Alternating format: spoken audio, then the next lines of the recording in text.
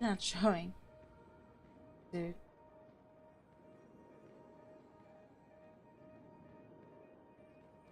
I do.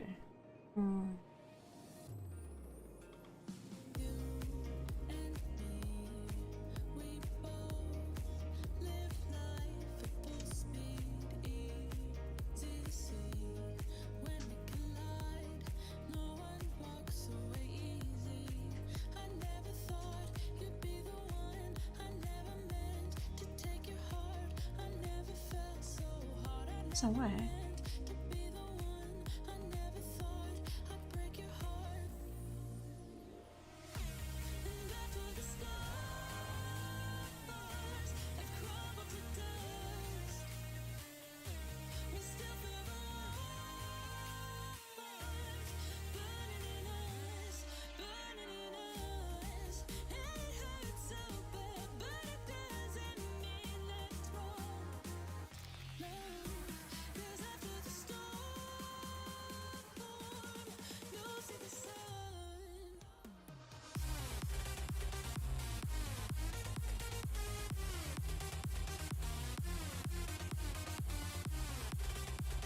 Maybe it's just me.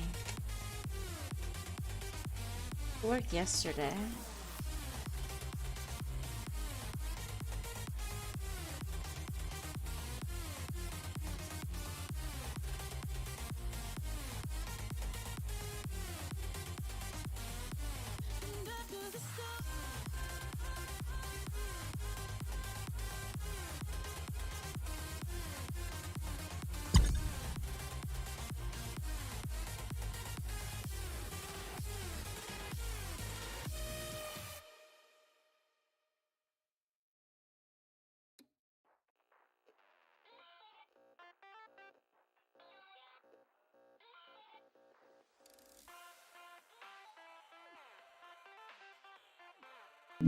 I hurt myself with loving.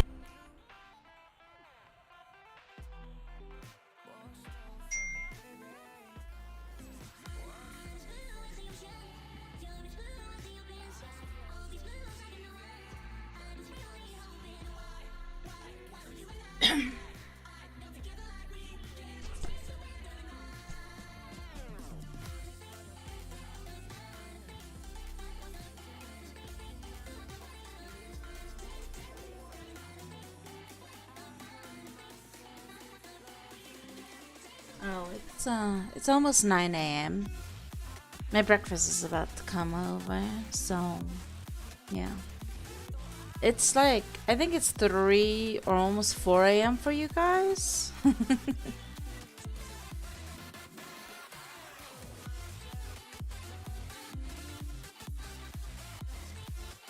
Oh, yeah, my order is here. I'm gonna be back, guys.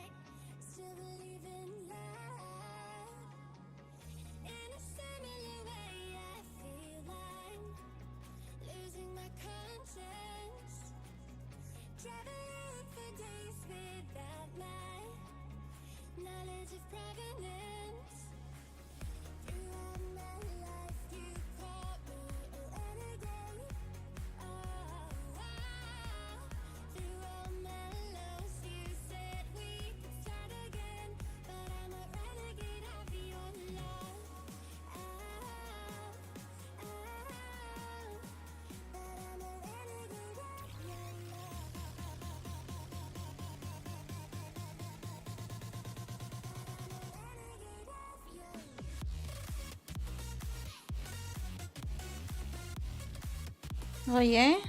6 a.m. for you? Yeah. No. Why are you still up? Did you even sleep? Or did you just stay up all night? I just got some Starbucks.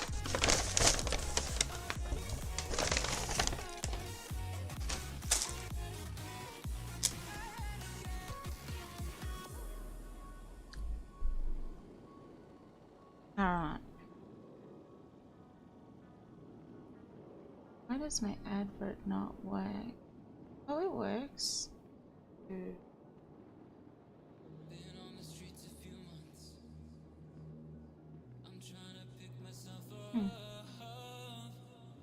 Yeah, it was just me, I guess.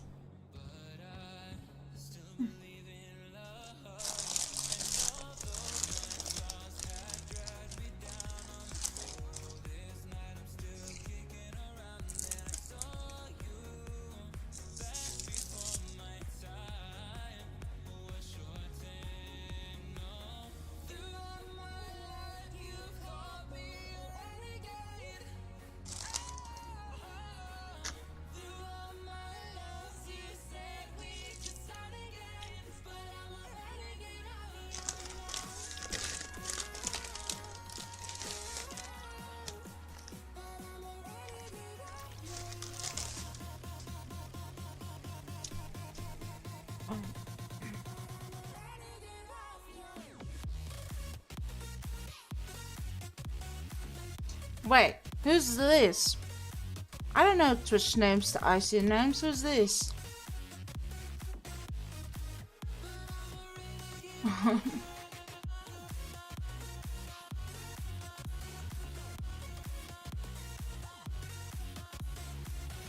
Oh, Hon, why didn't you come in yesterday? I literally gave you like I got you up to 13, my guy. You could have just made 2 sales by yourself to push yourself to reach KPI. Holy. Dude.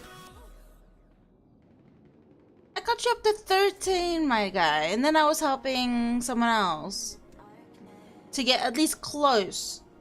So that they just needed a few sales. I'm not gonna give you all the way. Dude. It's already the new week.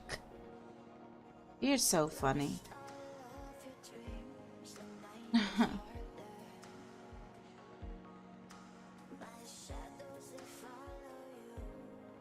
Excuse me, I'm also someone that's very busy. I deal with HR and PDM, HR and CMG. I am management in Valhalla. Okay. I have to do my flywheels KPI as well.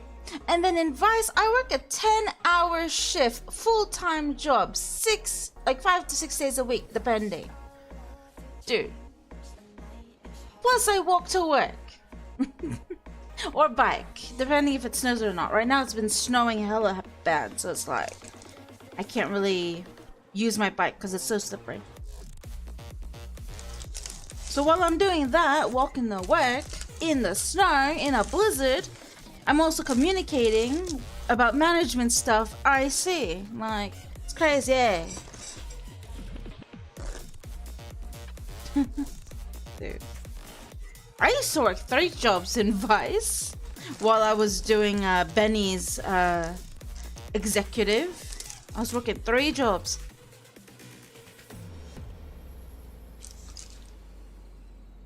You know what the KPI is like in Valhalla and CMG? Holy.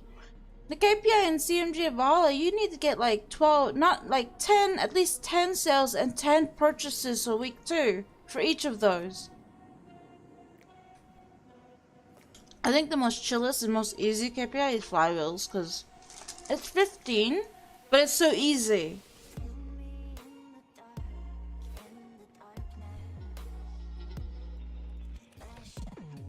Dude, I can't even stay up anymore. Not at my age.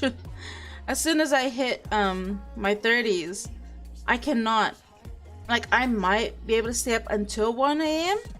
But that's my limit. I used, back then when I was in my mid-20s, like, I would stay up until 4 a.m. and go to work at 7. I used to do that. Now I can't go over 1 or 2. I mean, if I really stretch it, I can reach 3. But I am so dead, and I wake up with a headache the next day, which is not funny. It's really bad. Like, I got chronic headache for anything. But I make it a point to sleep when I feel really tired, because it'll just be bad news for me when I wake up. But yeah.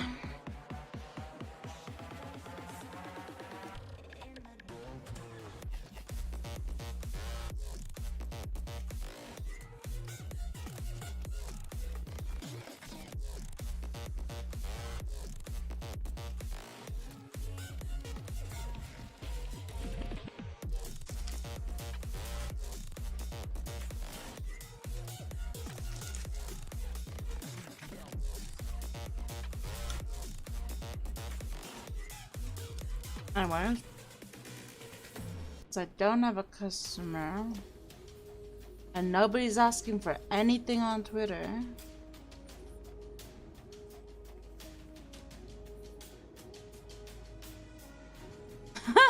Dude, that's so weird. Watching me in the toilet.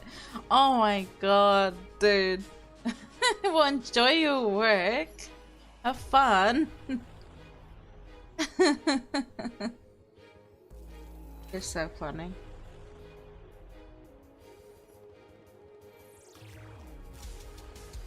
Alright, let's see.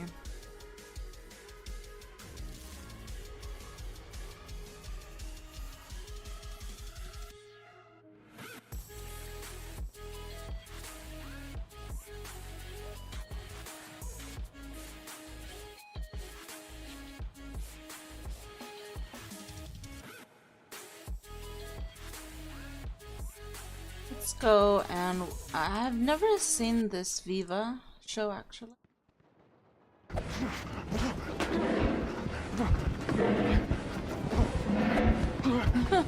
Dead by Daylight.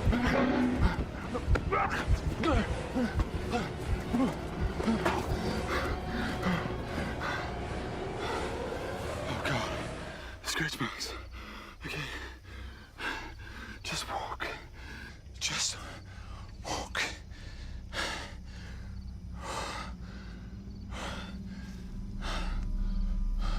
Dude.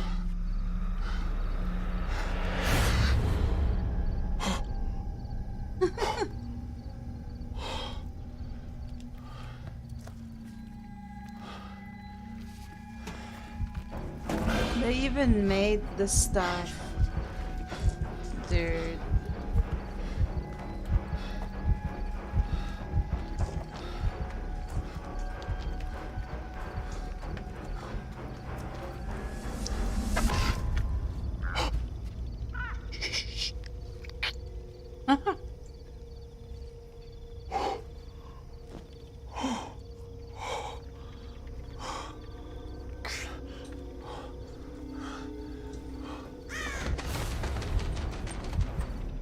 Yo, heads up, I saw the killer just behind me, so be careful. Thanks, man. I got you, boo!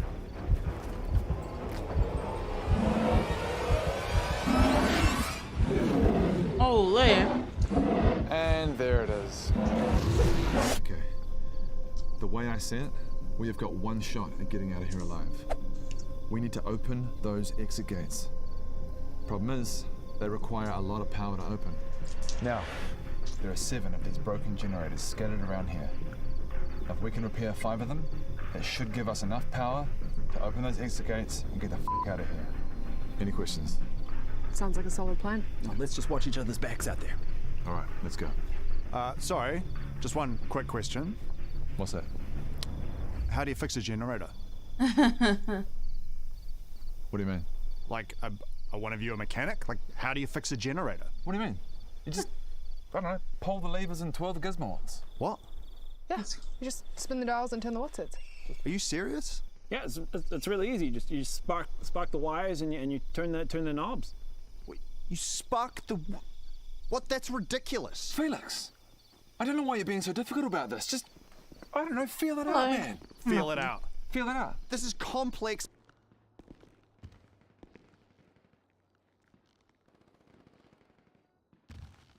Hello? Can you hear me? Yeah, I can hear you. What's up? Oh, it's on a hunt right now. A hunt? What do you mean Yeah, hunt? well, you know, any Danny's around that bash my car and try to get into it, I'm shooting them. Yeah, just yeah, I just got water right now. I feel so bad. You just But got hey, I what? mean, I said I just capped one. Yeah, it's. I'm looking for a specific one though. Oh, okay. For some reason, that one after I killed him, he started talking. He was definitely down. Oh, I don't know.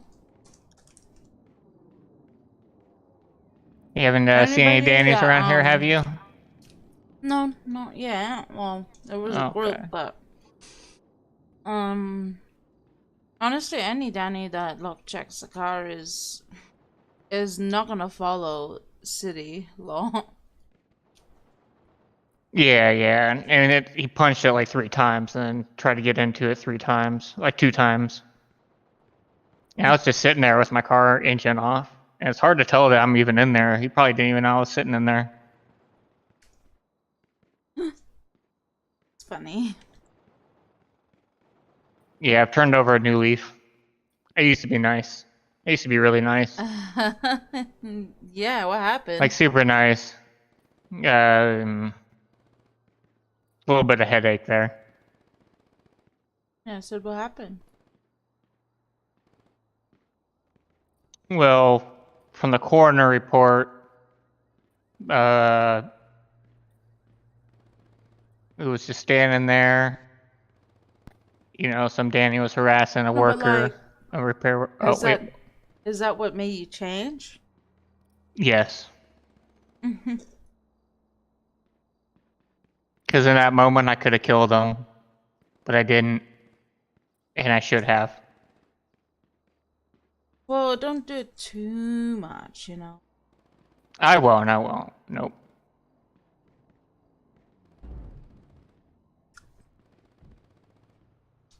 But I know the one I'm after is Oh. on right somewhere around here. Oh no, he's not after me, is he?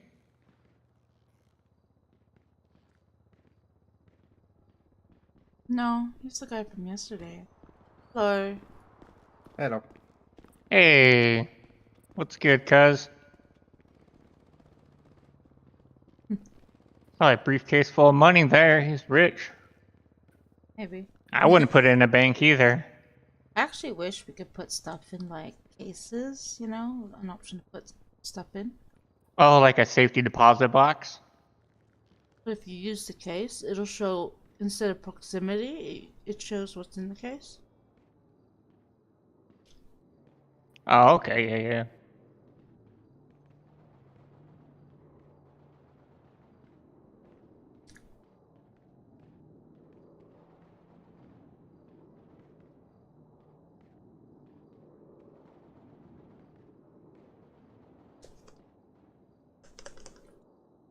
But yeah, I'm just chilling, doing about as usual, and waiting on customers, and watching something in my head.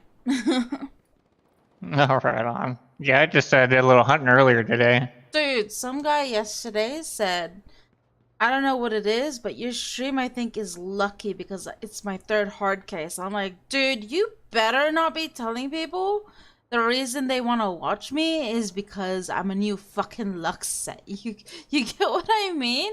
Oh, yeah, we're not even supposed to mention that kind of stuff. Huh?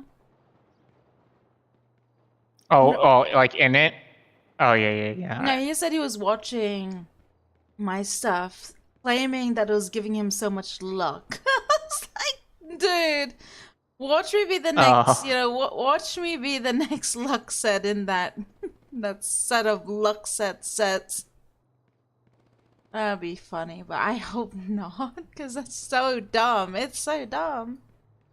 it doesn't work. I did 15 hours and nothing yet. Not a I mean, single. it depends on who and what.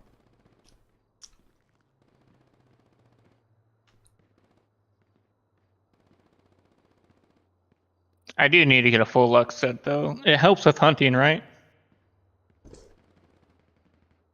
I just don't believe it. Yeah, I I don't think think it's it. all I think coincidence. it's You know yeah, why? I think, quantum physics. you know, what I think is because the luck set fills your pocket a little bit more, making it seem that you're getting more when you see the kgs. Oh, okay, I see. Yeah. So it just So should I just seems fill up my like. inventory with a bunch of random stuff and see if I get better luck?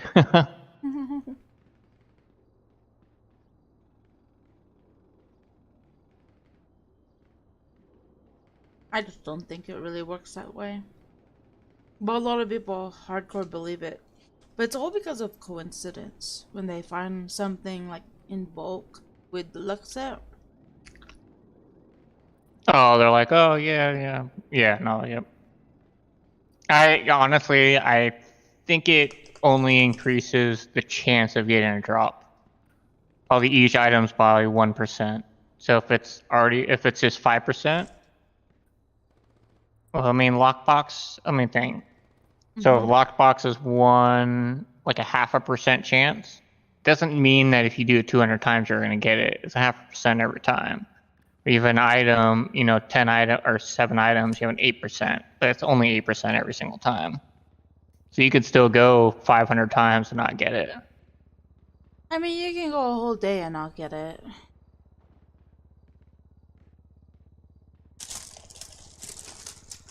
I mean, I really enjoyed hunting. It's a more guaranteed cash, I guess you could say. Yeah, that it is. As long as no rangers around, getting those, checking for cougars. I don't skin them though. I just carry this just in case.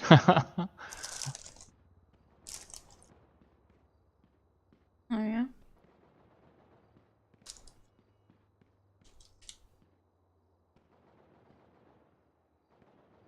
Because with the hunting rifle, like if you don't hit that cougar right, the first shot, he's gonna get you. So it's like might as well just have the ACP ready for him. That's why I use a crossbow. It's silent. It doesn't just, alert the rangers. And it's one shot kill. Oh, is it? I was wondering about that too. If I say I used the But crossbow on a deer people are and there was claiming rabbits around, people are oh, yeah, go. claiming that the rifle gives more pelt. I spent an hour with the rifle and only got 14. Try crossbow. It's very silent. It's one shot kill, no matter what. And it doesn't really disturb the surrounding animals. It'll disturb. Yeah, that's what I was whoever- wondering about. Yes, it won't disturb like an animal that's a little bit far away. Like I'm able to get 4 deer in a cluster with a crossbow because it didn't. Oh, disturb the really? rest. Okay. Yeah, I might have to do that then. I got a bunch of arrows saved up from diving too. Yeah.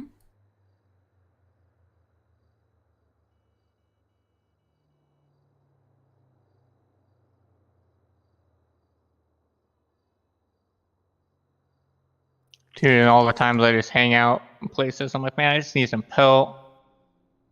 How many times I just chill at flywheels? I'm like, everybody's pelting there. Oh, I'm like, yeah. nah, I'm just hanging out. Great place, to. Some of the hot spots are good places to meet people and chill and Yeah. True. stay out of trouble.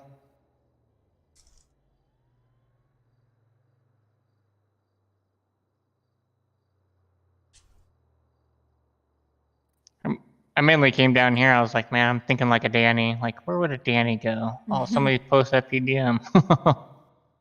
They might go down there. None yet.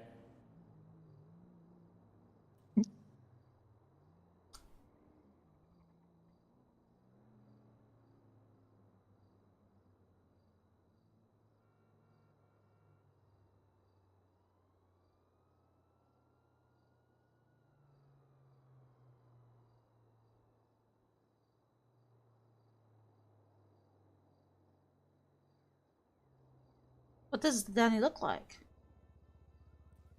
Right now, he's not wearing a shirt. He has some tattoos. He sounds like a 12-year-old. And he will just be super speedy in his speech. And, yeah, just the worst of the worst.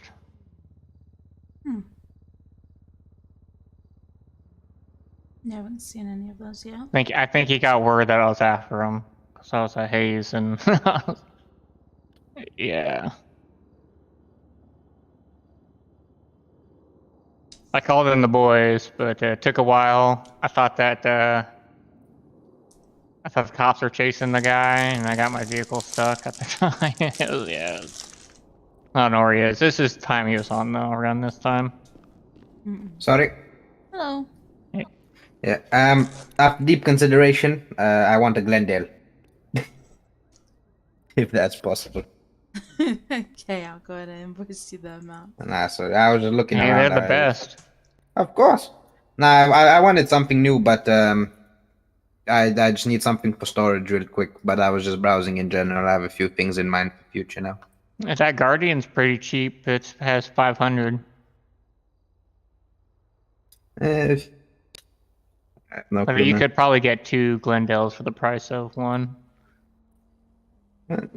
You know, yeah, it's better to get 2 Glendales in my opinion, man. It's just not good when you have to have so many Glendales in your garage, though. Yeah, I guess I'm right.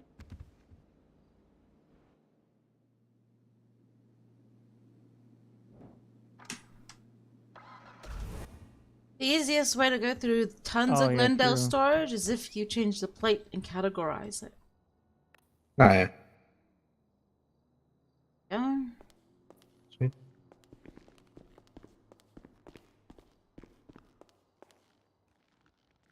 It's all yours. Do you want me Thank you. to put it away? Or... Yeah, put it away if you can, please. Alrighty.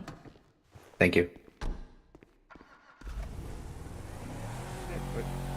Thank you, guys.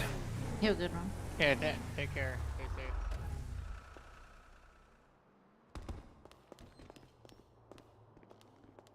So, do most Glendales come in gray? I would say so. It comes out gray most of the time. Oh, I have a white one. Yeah, they have different Yeah, I just colors wasn't for sure. it. Yeah.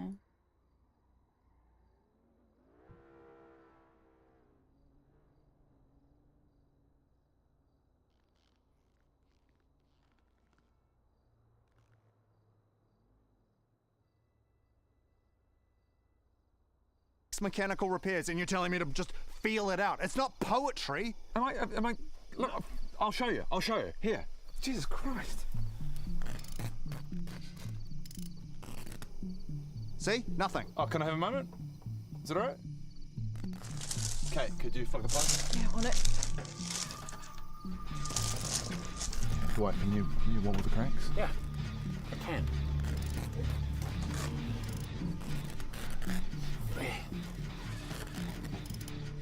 Alright, I'm gonna do my rounds. I'm gonna go check out LSC because they posted Well, don't like just stand 20 there, minutes Let's at ago. least bloody twirl the Watsits. He might yeah, be of there. course. The Watsits. Yeah. Where do we keep the Watsits again? Are they in here? Oh, here they are. Here's a Watsit. I'll just spin it, shall I? Yep. I'll just twist a Watsit. Yep. Whack a changy, and then flange a hoover stank.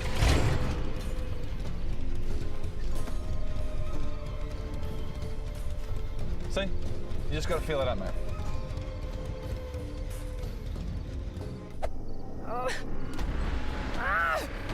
Holy, now that looks real.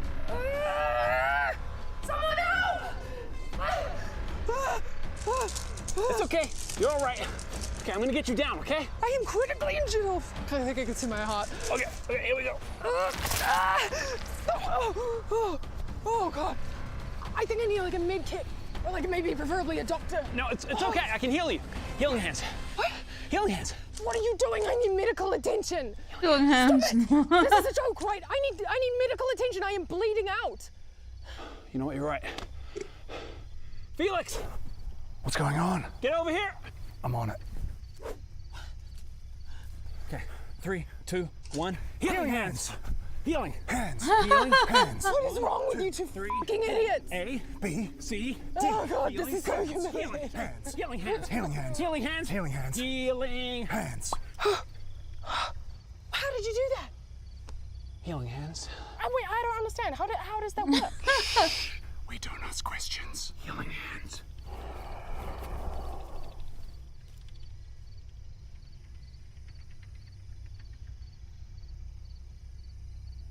Healing hands.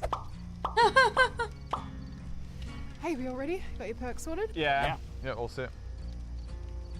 Hey guys. Huh? Who's that? Oh. Oh. Oh. That is the killer. Ah. Right there. Should we be worried about that? I mean, Yeah. no, I don't think so. I mean, he's just standing there, right? Yeah, I don't know, man. He is weirding me out. Hey, excuse me? Yeah, you. We can see you. Yeah, we're talking about you.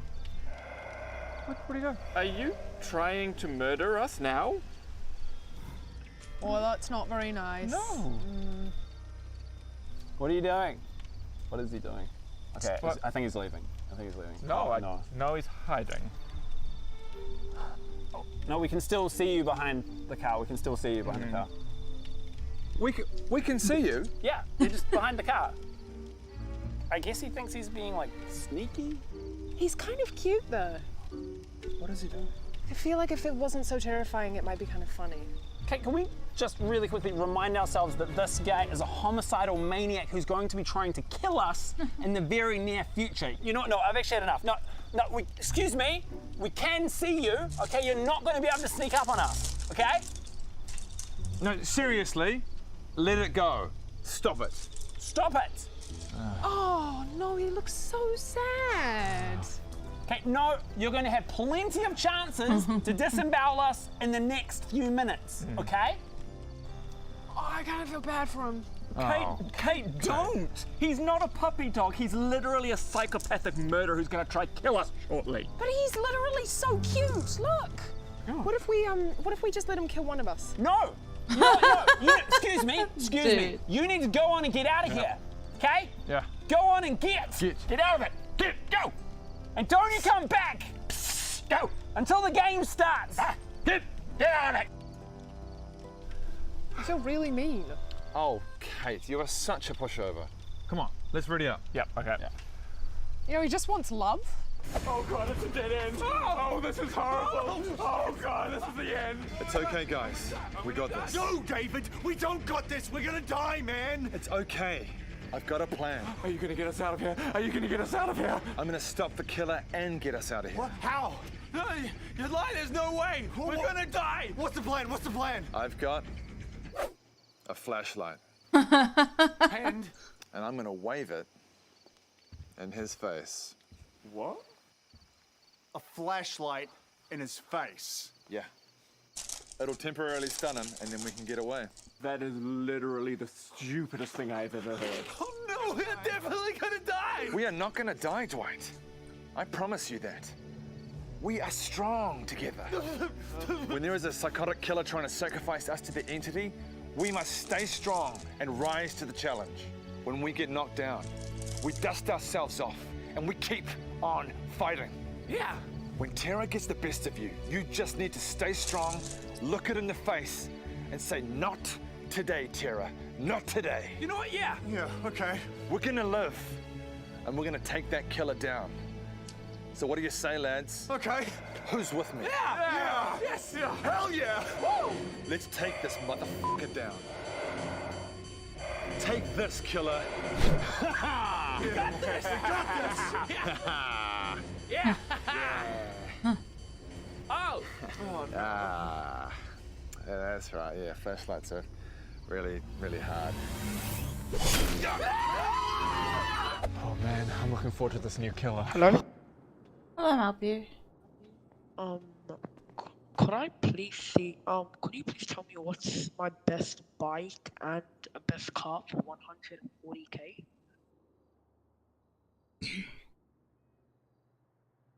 For the bike, are you trying to get an off-road one or? Off-road. I mean, to be honest, off-road or on-road, like anything that like runs the fastest is the best. So, I would say the most popular bike around the 140k would be the BF400. Yeah, I need that. That's what you were gonna say. How much is that for? Well, I could do the lowest, 138,750. Alright. And what about your best car for 140k? With the car, we're not totally sure on that price range because usually around that price range, it's usually storage cars that people go for. Storage cars? Yeah. Oh, alright. Alright, thank you though. Well, why do people always ask about price ranges with the best car in that price range? Like, can't you just know the popular cars, get the price, and try to work your way up it? Like, holy. Yeah. Yeah. Pack is going about. And they're coming here.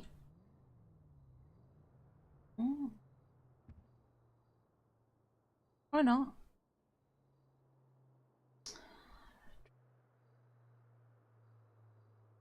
I want to get a Sea Sparrow. Sea Sparrow.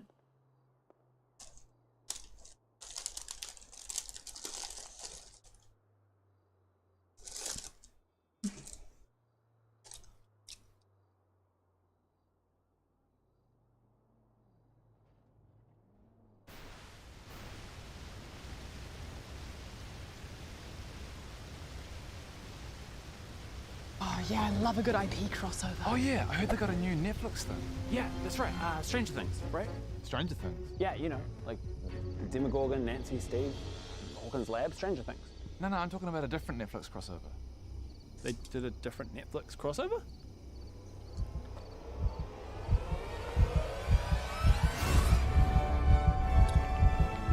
What the hell? Run. What? Why are you guys running? She's just a little old lady. It's not like she's got...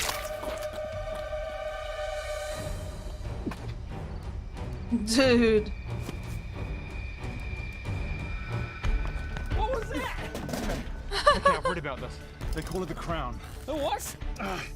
She's some sort of undead eldritch horror that stalks the earth. Okay, I don't need the law, man. Well, like, what are her abilities? How do we beat her? Okay, what we just witnessed was Regal Wave. It's like instant death.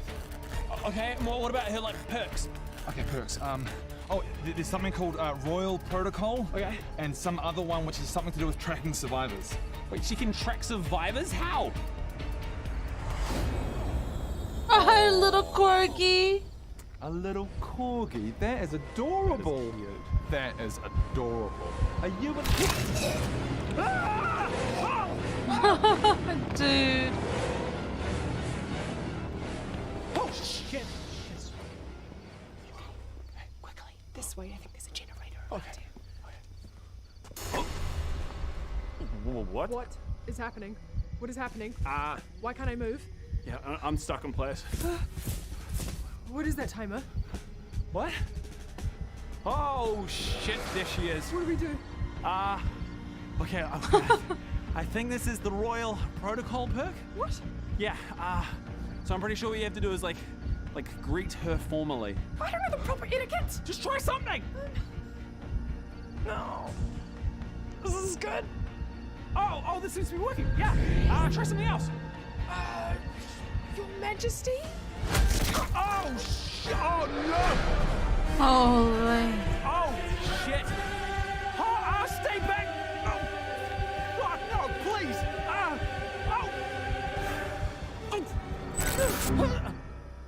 Huh? What? Wait, what just happened? Where did she go? I guess the license expired. The what? The license? IP isn't cheap, you know, especially from Netflix. Yeah, sure. Yeah. No.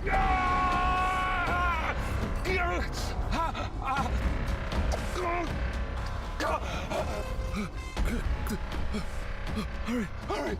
Hurry, I think he's gone. Oh, good man, I've got you. Okay, hurry. No, here we go. Hurry. Yeah. God. Oh, are you serious? Run. God.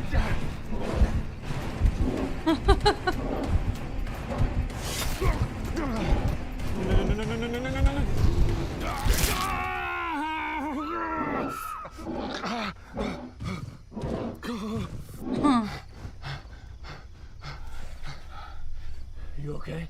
I'm okay, but I think he's tunneling me. He's definitely tunneling you. Here we go. Okay, let's get you healed up. Oh shit! What the hell? Run! Okay. No. Stop. You're tunneling me. No. I said stop. You're tunneling me. No. In fact, you know what? Guys, can you come out, please? Can everyone come out, please? What's up? Is everyone here? This trapper is tunneling me. He's been specifically targeting me every time I've been unhooked. Is that true? Have you been tunneling him? Yes, you have been tunneling me. 2 times now, you've come straight for me after I've been unhooked. I mean, what am I supposed to do? Look, I have to agree with David here. Both times I took him off the hook, you could have come after me. You could have come after me, but you went after David. Yeah, can I just say, I wasn't there, but I did notice David went down 2 times very quickly, which does suggest that you were tunneling him. Yeah, we're going to need you to be really honest with us, okay? Have you been tunneling him? And there it is. Wow. Yeah, it's killers like you that ruin this for everyone else. And do you know what? Can I ask you something else? And please, fucking be honest, okay? If we were to finish that last generator, are you running NOED? No, come on, mate. Be honest. Unbelievable. Wow. There it is. Oh my God. Unbelievable. Yeah. Speechless. You think you know a killer? I know. Yeah. You think you know a killer, right? Yeah, I'm you not think you can trust angry. them? I'm not angry, I'm just disappointed. Yeah. You You go know, into the disappointed, game man. thinking you get a proper killer, but You just want an ethical... Hey guys, we've got to hurry. The killer could be here any second. Oh God, I don't know if we can do this, guys. That's terrifying. Really? Okay, we can get out. Dude. Hey guys, what's that? Looks like a hatch of some sort. I've heard about those. Yeah, that's an alternative exit. Oh, screw doing generators. Let's escape through the hatch. Yeah. Come on, help me get it out. No, help! Yeah. It won't budge. Guys, forget about it. Let's just get out of here. How about we try breaking it open? Yeah, great. Oh, I'll try that. perfect. Okay. It's a creepy, rusted out hatch. Surely it's not a way out. You when Come you on, played got your this. first game? It's working. He's almost got it. Oh, what is that? Hey, nice. It's open. Yeah. Okay, Ace, jump in. What? Jump in quickly. We can escape. You want me to jump in there? Yeah, you get in really quick, and then we will follow you afterwards. You want me to jump in the creepy black void of a hatch with the ethereal smoke coming out of it? Yes. Quickly. No, you jump in. Look, mate. I know you're scared. We're scared too. But look, we'll protect you from the killer as you jump in. No. Because it's creepy as f. Where does it even go? Well, I mean, outside, obviously. Yeah. Oh, outside does it? It's a hatch in concrete. Where could it possibly go? Oh, guys, the killer is here. Well, hurry up. Go. No, get in the hole. Look, we don't have Jump in the hatch. time. No, I'm not getting in. He's can't get in the hole. Don't jump.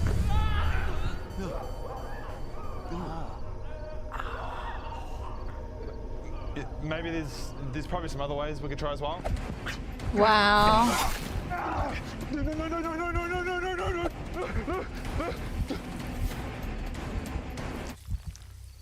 Okay.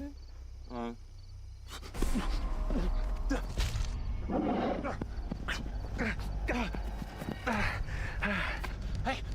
Right. Healing hands? Yeah. Healing hands. Yeah. All right. Yeah. Are you good? No, no, no. Oh, oh no! No, no, no!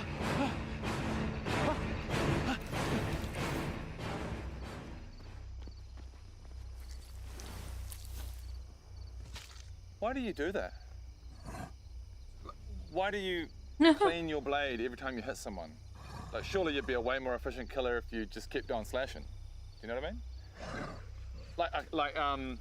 Dude, if talking you to the would killer. slash, and then you just go straight for another one. And that way the survivor doesn't have time to get away. Does that make sense? Not to tell you how to do your job, but just a little observation. So slash. No, and then don't do the cleaning. Just straight into another slash. Slash, yeah. Slash, slash. Yeah. That's it. Yeah. Yeah, you got it. I knew you could do it. Oh shit.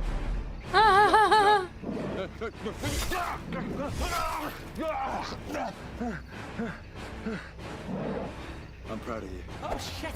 Oh Dude. shit! Oh shit! Oh! How are you getting on? How am I getting on? How am I getting on?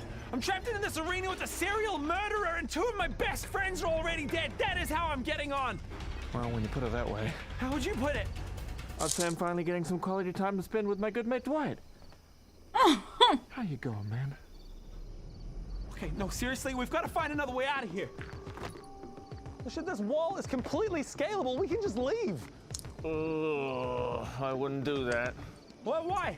Ooh, it doesn't seem safe. You could twist an ankle. Ace, what are you even talking about? Actually, there's a thistle bush over there. That would really hurt if you landed in that. Ace, we are trapped in here with a serial killer who has already killed two of our friends. Well, I'm just saying, better the devil you know. Okay, no, I don't have time for this. I'm jumping the wall now. Okay. We've only got 4 generators left. We are so close. We're almost free. Let's do it together. Ace, are you even listening to yourself? 4 generators, there's only 2 of us left alive. Yeah, so 2 for you, 2 for me. Pew, pew, pew, pew, and we're out. Ace, if we stay here, we are going to die. Okay, well, that aside, I just don't think this is scalable. It's like 4 feet high. Yeah, exactly. It's 4 feet high. It's physically impossible. Okay, no, Ace, I'm done with this conversation, okay? I'm gonna jump the wall now. Bye-bye.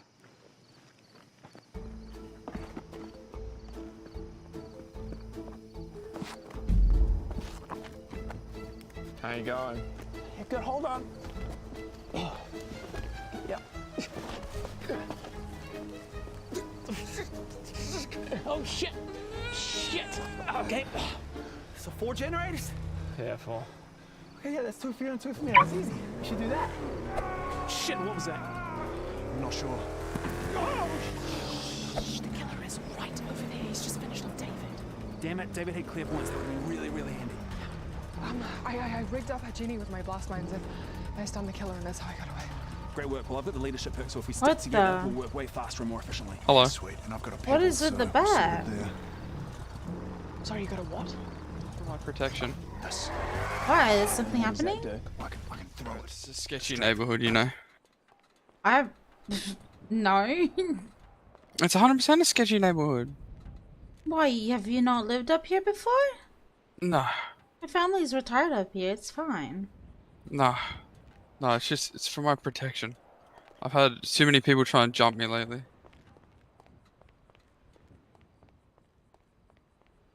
Well, that was random.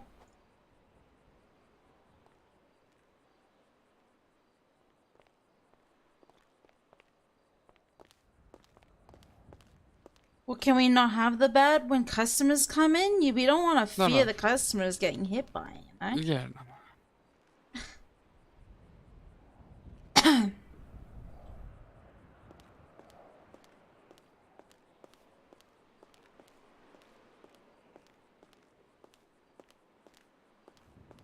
Oh my god. Ooh, oh my god. Cute. Oh, they're so cute. They're Chop so B1, we have business. cute. Dude, and they have a little pink bear on.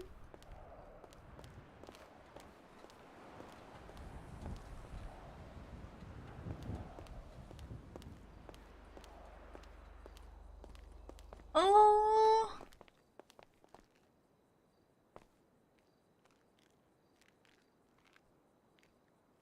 Where's your daddy? Mama. So cute.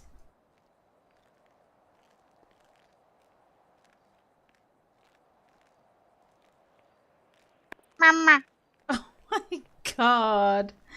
That is so cute. Oh, I want a child. Oh. Dude, the only way I'm gonna carry you is if you're knocked out. Yeah. Can I please get some uppies? I mean, I'd love to carry you. You're so cute. Can I pretty please get some uppies? Uppy. Whoa. Whoa. Uppies. Uppies, please.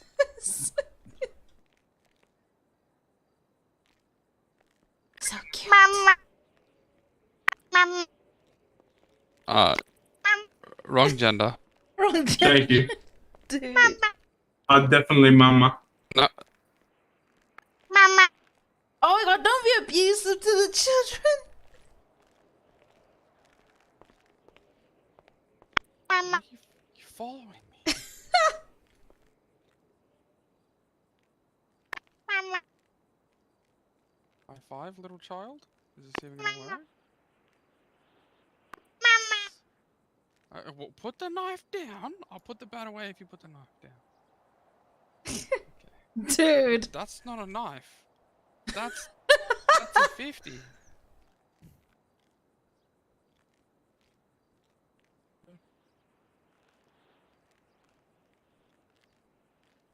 Dude, it's so funny. Oh my god, how are you such a bad influence? Why are you teaching these children weaponry and smoking? What? What? No, they drew I want the to gun. call social services. No, they drew the gun. I'm the victim here. Dude, Hang on, I'm pass us- going to call pass the stuff. social services. Dude. Fucking hey, let's go.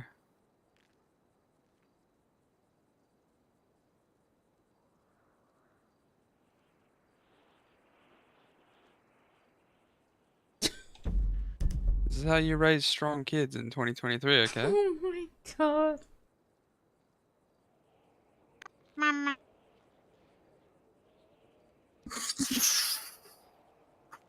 That's it. Get it all the way in those lungs.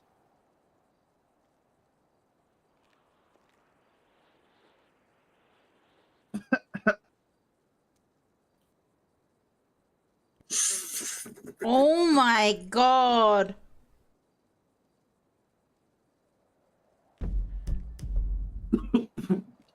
Dude. Tastes like fairy floss.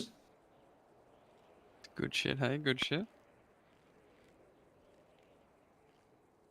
It's good shit. Yeah.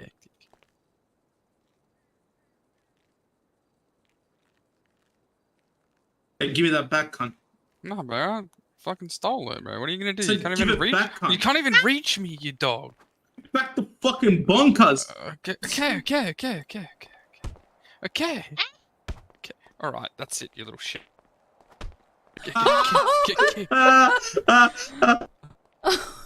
Mama. Dude, stop hitting children. Clearly the little shit started I'm gonna report you to social services. They fucking started it. It's called discipline. Dude, that's not discipline. That's abuse. Discipline. That's abuse. Kids these days are too soft, bro. They've got to learn. That's They've got to learn. abuse. Don't hide behind her. Oi, that's She can't abuse. help you.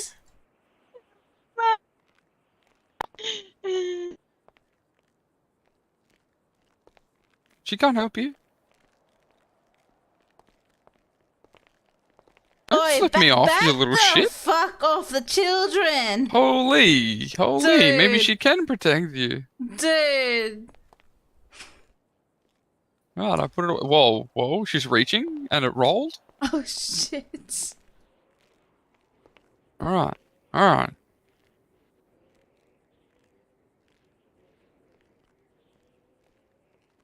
Alrighty, kids, you behave. Please don't crash the car. Oh my god. Okay, you're being held up. That's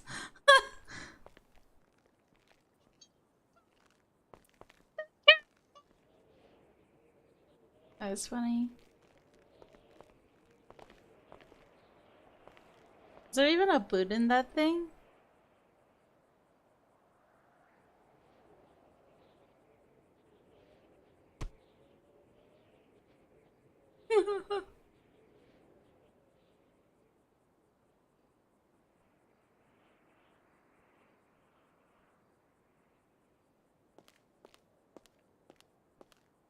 Dude, you can't punch them. Like it's kind of hot.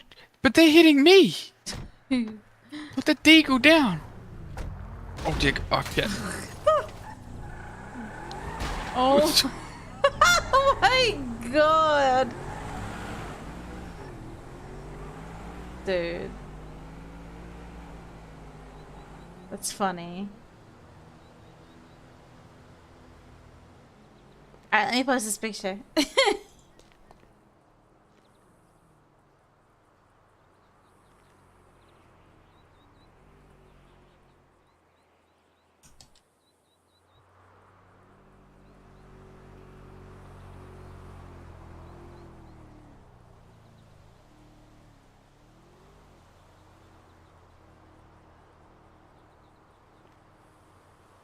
Let me see what you sent, Kevin.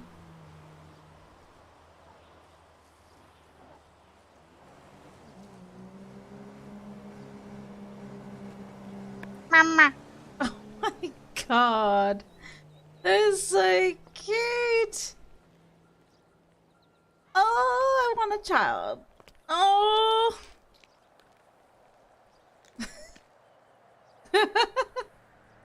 Dude.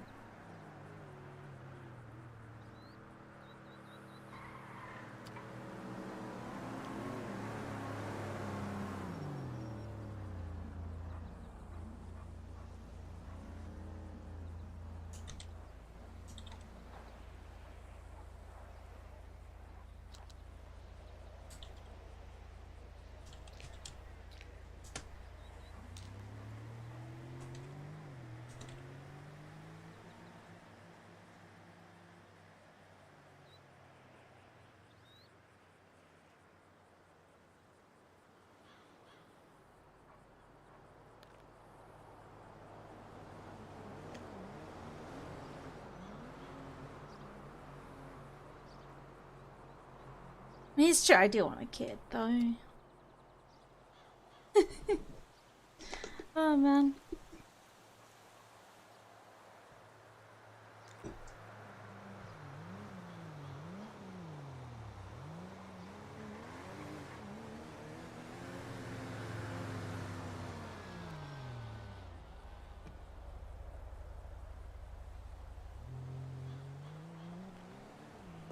I'm so confused.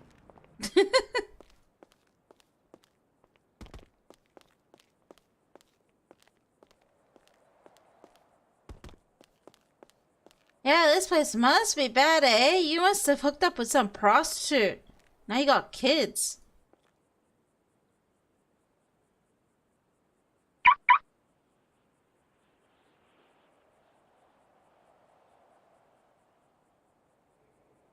As long as it's not the minions.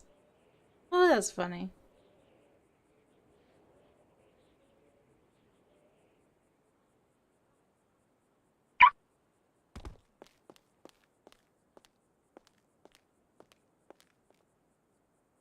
Did he leave?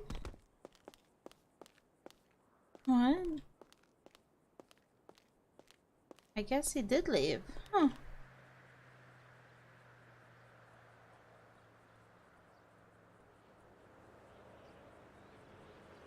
Chat. Me and Joe had full out war with one. Really? Dang.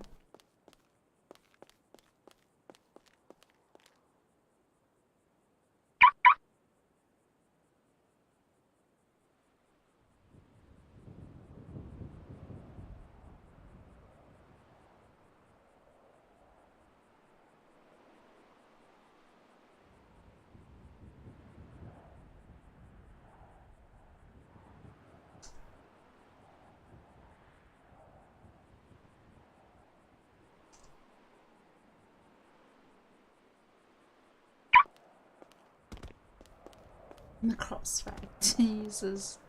That's funny.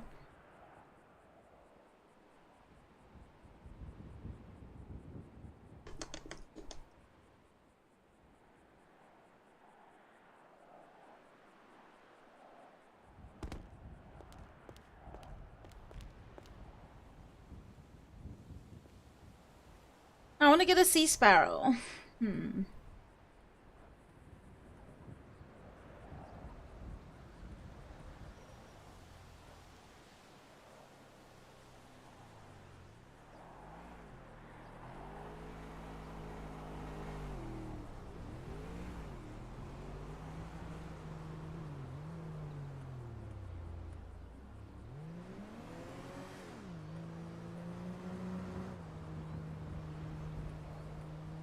What do you mean? Dude. Oh, someone's coming? No.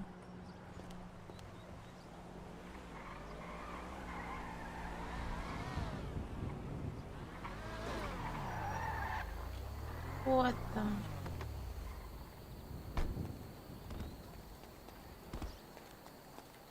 Yo. Oh.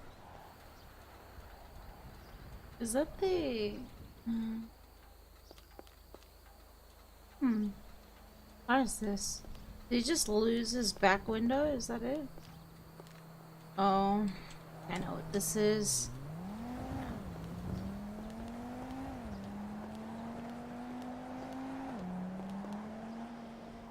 No, it's an Nexus.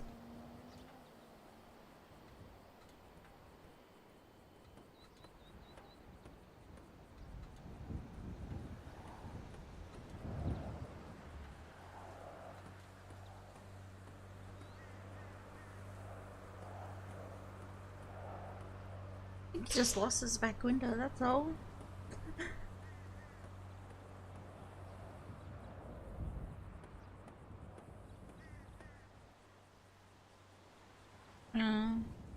Hey Kevin, I heard you were gonna get that house, the construction one.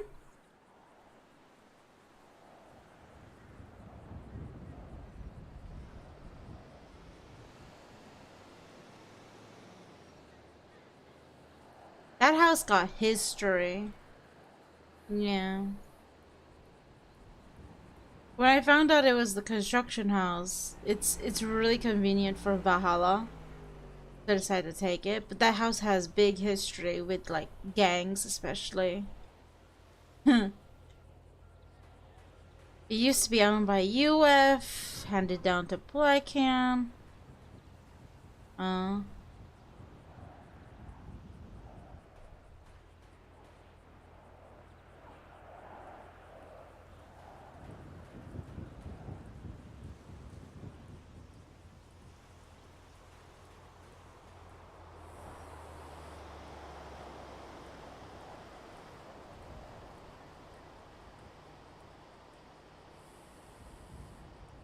Anyways, let's continue this while I wait for that guy. Okay, do it. Yeah. No, I can't do it whenever I want. Okay.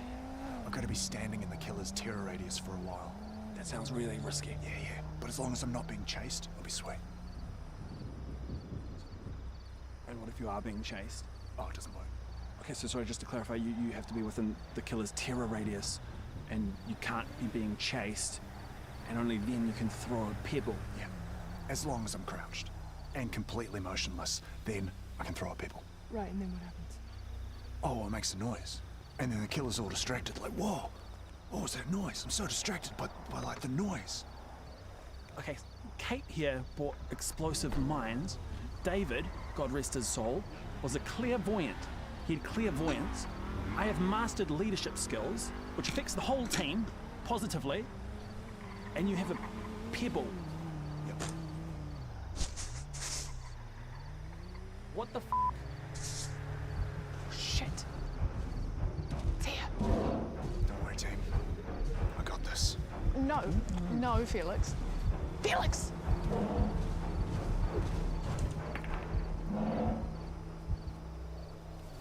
What'd I tell you?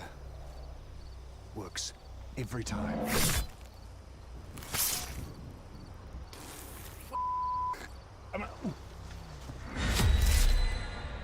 folks. I'm just hanging out. If you're hooked on this content and you're dying to see more, check us out on Patreon. The link is somewhere in this vicinity. Can someone get me down? No. Cool.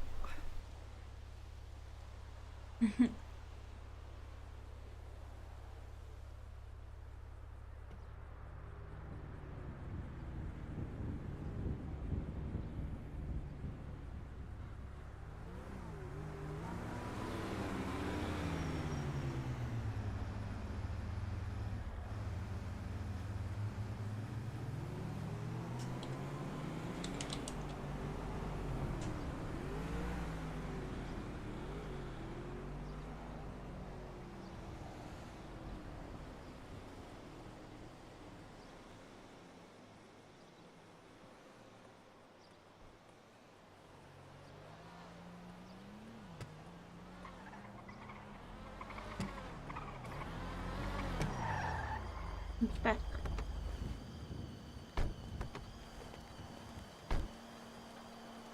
Hello.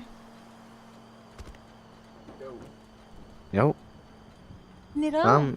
Yeah, I wanna sell this car. Let me check.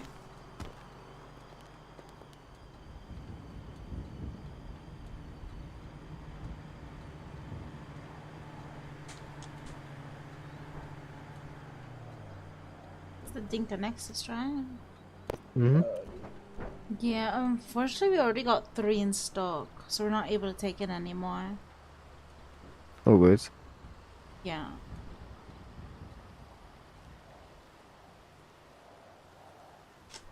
Do you work at CMG? No, I'm a Stella. I work at Valhalla. I've been here for 3 years. Fuck. It's a long time. Yeah. How much would it be just to sell it? Well, with Turbotrans engine and 20, you'd be looking at getting 216. Oh yeah. Yeah.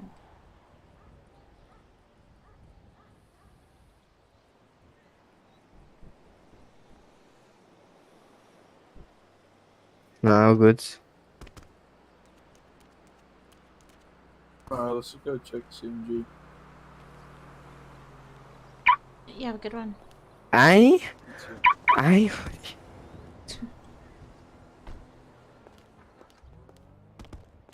Do I have enough to buy this Sparrow though? Dude, I've been spending the most I've been spending in a week. Holy, I've already spent what? 3.5, 4.5, 8 mil,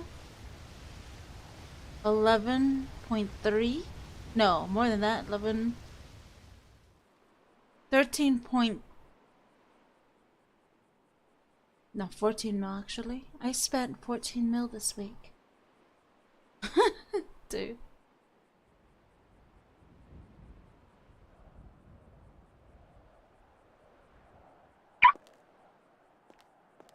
$14 mil. It's a lot. Then I've been saving for a long time as well. So yeah.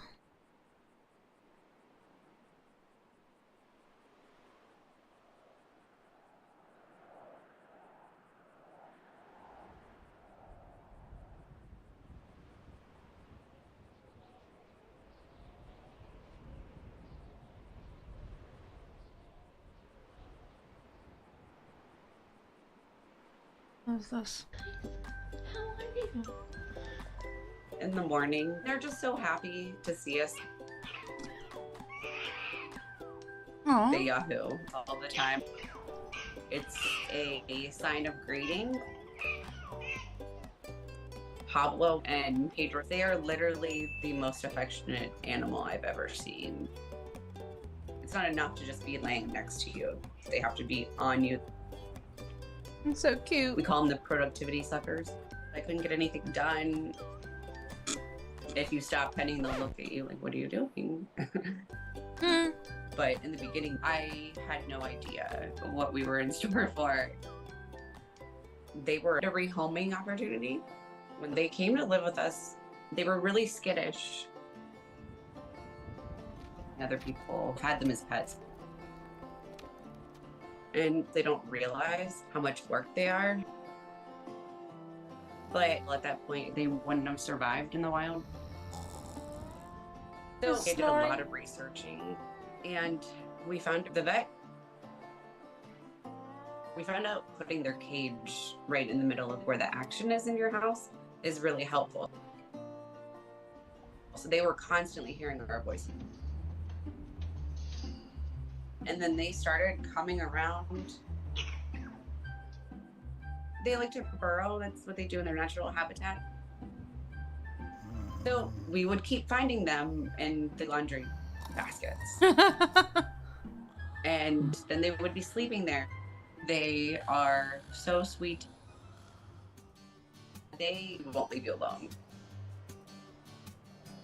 Aww. Pablo follows me around everywhere I go. He will actually physically chase me around. It's nonstop. Pedro loves to be under your feet. And he'll yahoo. That means that he wants me to come in. If I'm watching a movie or I'm homesick, they'll lay with me for the whole time I'm there. Oh, so I found so this hoodie cute. and I started putting them in there and they loved it. They would sleep in there as long as I would pet them occasionally. And oh, we were in love. They liked to go outside. We would take them on walks. On a leash. They smell the air, explore. That is cute. They're a lot of work and they're not for everybody.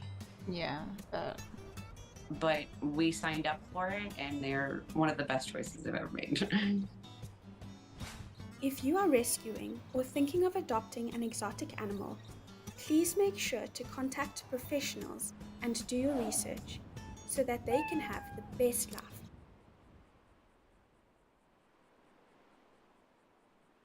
Possessiveness, stalking, and manipulation.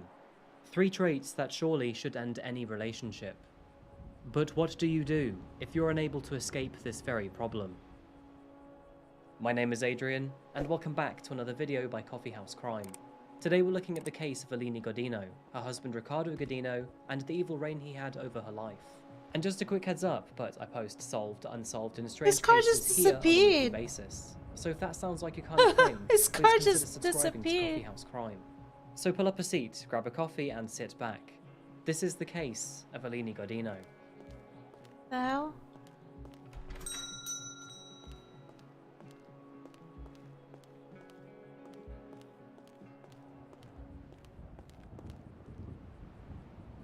Our case today will once again take us to England. But first, we must head down to the southern hemisphere, and more specifically, to the colourful country of Brazil. Hosting more than half of the Amazon rainforest, Brazil is also home to one of the most diverse and rich biomes on the planet, thus making it famous for its natural beauty. Like most countries in South America, Brazil does unfortunately have its own catalogue of issues. But that doesn't stop Brazilians being described as some of the warmest and most exuberant people on the planet. People from all over the world visit this country for its world-famous Carnival in Rio, often staying afterwards to enjoy Brazil's wide-open beaches, mountains, and rainforest. And living in the mountainous city of Belo Horizonte, we meet today's couple. Born in the year of 1979, Eleni Mendes grew up as the oldest of 4 siblings within a family that was struggling financially. This meant that Eleni had to grow up fast in order to help her mother with domestic responsibilities, as her father worked pretty much all the time. Eleni's father also suffered with alcoholism, and he would often take his wife out to bars and venues, which, in return, would leave the children all alone to fend for themselves. But being the oldest, Eleni took on a motherly role to her younger siblings. And being in a family plagued through alcoholism, she often took it upon herself to protect her brothers and sister. Fast forward to the year 2001, and Eleni was 22 years old, working in a clothing store to help keep her family afloat. And while working here, she met Ricardo Godino. He was 24 years old at the time, and he worked in the same store as a delivery boy. The two often met up after work, and over the next 2 years, they became closer, before finally beginning a relationship in 2003. Although Eleni grew up in a problematic house, she was extremely positive and hopeful as a person, and when she fell in love with Ricardo, she looked at her future with him with optimism.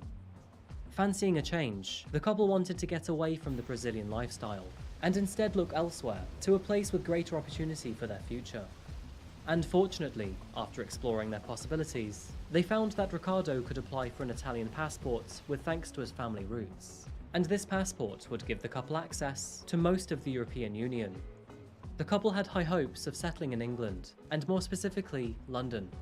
And so, using his connections, Ricardo forged a fake marriage certificate. Hello. Hey man. Can I help you? You wouldn't be able to give me a price, a max 100 Ford Raptor. I want to try sell one. Let me check. You're right. Raptor. 100. Is it this one outside? Yeah, sure is.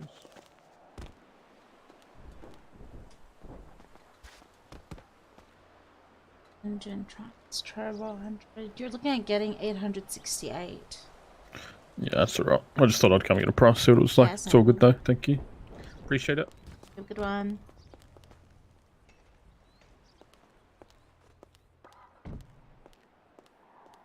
Might as well just stay outside.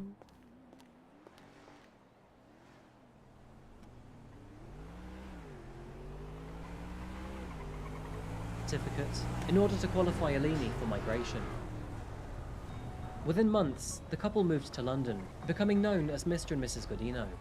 And soon after arriving, Eleni quickly gained work at a hostel in central London, most likely winning the position due to her kind, warm and welcoming nature. She helped to host many people from all over the world here, and she loved her job. It was in this job that Eleni met Vanessa, and with Vanessa also coming from Brazil, the two quickly formed a strong sister-like friendship, eventually becoming best friends. Moving on 4 years, both Eleni and Ricardo seemed to have settled in the UK relatively well. It was around this time that Eleni felt comfortable and ambitious enough to begin her own business, of course with Ricardo and Vanessa included. Her business idea was simple yet extremely effective. She wanted to bake Brazilian cakes for the London public. She would settle and specialise in birthday cakes, as they were very high in demand in her area. The Godinos made England their home, and not long after bringing their business into the world, they also welcomed their first child. Eleni was already happy, but becoming a mother elated her even further. However, unfortunately, their son was born with several health issues, and this in turn worried them, which of course was due to the nature of their unlawful immigration to the UK. So, later that year in 2008, commended, nice. Eleni and Ricardo decided it was best for them to move back to Brazil, mostly so their son could get the treatment he needed, all being away from any prying eyes or shady paperwork.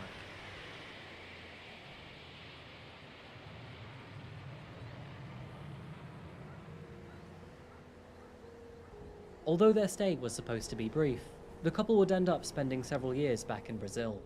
And during this time, Eleni gave birth to 2 more baby boys, the family growing healthily and, for the most part, happily. Eleni was in her element. Being a caring mother was what she had always wanted in life, and she assumed that parenthood was the same aspiration for Ricardo as well. But unfortunately, it seemed like the move back to Brazil was devastating for him. Upon returning, Ricardo would spiral into drug addiction, which obviously began to put strain on the relationship. And even more worryingly, it completely changed Ricardo's attitude toward Eleni. Eleni persevered through these struggles, but she did in fact worry that something bad would happen to Ricardo. After all, he was her partner and the father to their 3 children. But problems escalated when Ricardo began to abuse Eleni. And rightfully so, the two would split up, but only for a brief period. Eleni eventually accepted him back, but only if Ricardo promised to a clean and fresh start. You can probably guess that never happened. There had always been some form of abuse present throughout their relationship, but with the inclusion of drugs, it became much Someone's worse. driving And a as is jet common in abusive somewhere. relationships, Eleni stayed with Ricardo because of her children. She was worried what would happen to them and her if she left him. What the? Eleni eventually agreed to stay with Ricardo, but under one condition, that they move back to London. Put quite simply, Brazil was just not adequately supporting their growing family, and so Ricardo agreed. The family of 5 made their way back to England in 2014, a whole 6 years since originally leaving, and now they were back with an additional 2 members. Although they headed back to pursue better opportunities, Alini actually found it very difficult to find any work, as did Ricardo, and he was still taking drugs, and Alini was still being abused. Their move back to the UK wasn't what Alini had expected. Nevertheless, all friends that they left behind were elated to have them all back. Their long-term friend Vanessa and her husband even offered the family a place to stay until they got their feet off the ground. For the following 3 years, everything seemed normal from the outside. The couple cooked together, shared their care for the children, and also had cute pet names for each other. They even welcomed another addition to the family. It's a really good feeling when you get recognized for what you do. And so, the household in Epsom grew, with Alini, Ricardo, and their 4 children, along with Vanessa and her husband, residing under one roof. But behind closed doors, Ricardo was still abusing and manipulating Alini. And the veil over their housemate's eyes would finally fall on one night in 2018.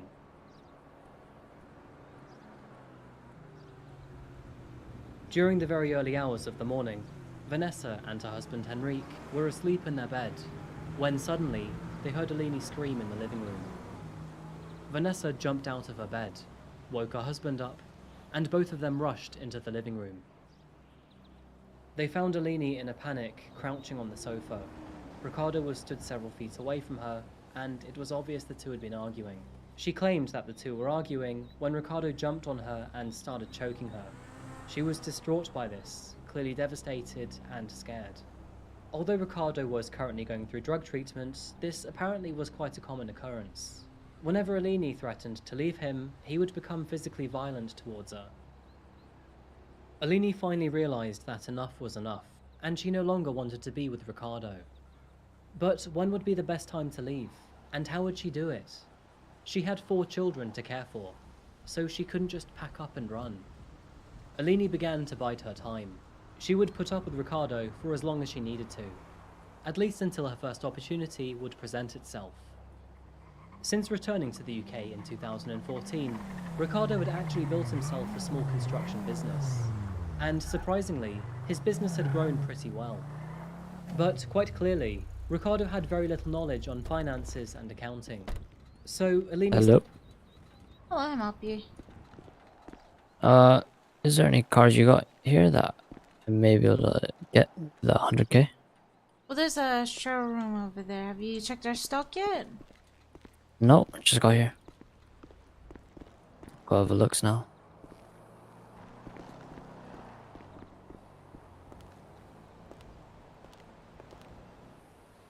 Danny. Why, do you recognize the Danny? Well, he doesn't... Like, they're not old Dannies. I mean, just because they ride those type of cars. But, you know, as long as they're civil, then it's fine.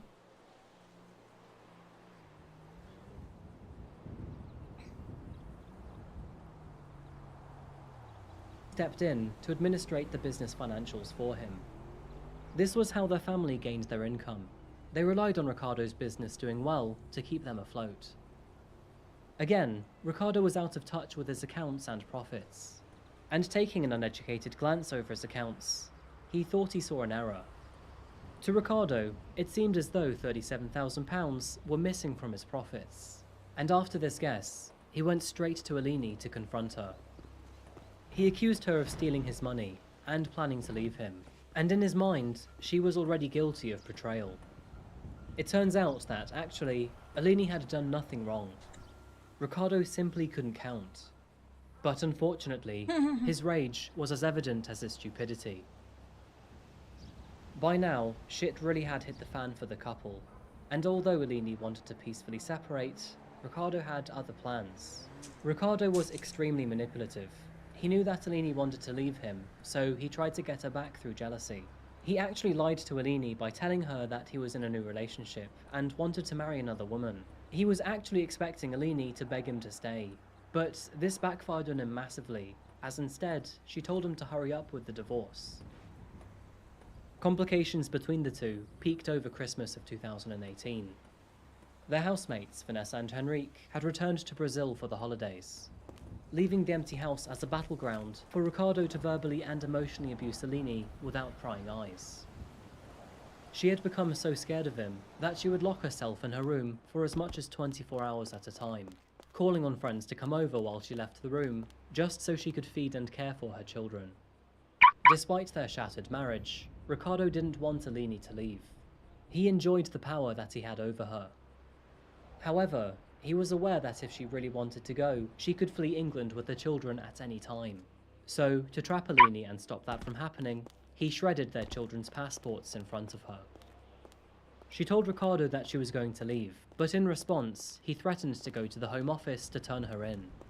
Since the couple had gained access to the country via a fake marriage certificate, he had a way to gain leverage over her and legally threaten her. But even this threat wasn't enough to stop her, as on the 27th of December 2018, she confided to the police, reporting that she feared for her life and for her children's safety. And thankfully, her concerns were taken seriously, as police provided Alini a safe house away from Ricardo. Alini's inner circle of friends also organised a private group chat on WhatsApp, as a means to support Alini should she ever need it. It was a pivotal moment in Alini's life. Some encouraging progress was finally being made. Alini slowly began to feel safer as she regained control to her life once again. However, very little did she know that Ricardo was scheming. After their separation, Ricardo found himself with a bunch of old stuff left by the family, and it's here that he stumbled across Alini's old SIM card. After putting it into his own phone, he realised that he had access to all of Alini's messages and emails, which were also connected to her current number. Ooh. And, more crucially, it gave Ricardo full access to Alini's WhatsApp support group. Without anyone even realising, he now had full awareness over Alini, and this was hidden in plain sight. He now knew of her plans, where she was going, what she was doing, what she was saying, and even what she was thinking through her messages. And even worse, he could now track Alini at all times using the Find My iPhone feature. Just by logging into Alini's iCloud, Ricardo could see where she was at any time of day. And this is where Ricardo's repertoire of abusive behaviour added stalking to the mix. He wasn't going to let her go peacefully. That's scary. In fact, over the next month, Ricardo would eventually track down Alini at her safe house. And after finding exactly where she lived, he attempted to break in twice, both times resulting in his arrest. Due to his arrest, Child Protective Services would eventually intervene, and as a direct result, Ricardo was only allowed to see his children under supervised circumstances. Ricardo would see this as a final breach to his power and ownership over Alini. If she exclusively had his children, then he had lost. He once again lost his temper, and he started to make threats against her life. Alini was urged by friends to take these messages to the police, but being one who wished to avoid conflict, she decided not to, and instead, she hoped that Ricardo would loosen up and move on. Alini was aware that she was in a very dangerous place with Ricardo, but nevertheless, she believed that he would never do anything in front of the children, so as long as she was with them, she was safe. She began to take her 3-year-old daughter everywhere she went, whether that was shopping, running errands, or even to pick up her older boys from school, despite childcare always being available. Every weekday, she would journey from her temporary housing in London out to the suburb of Epsom to take her young boys to school and back. And it was during this typical journey to school that Ricardo would one day snap.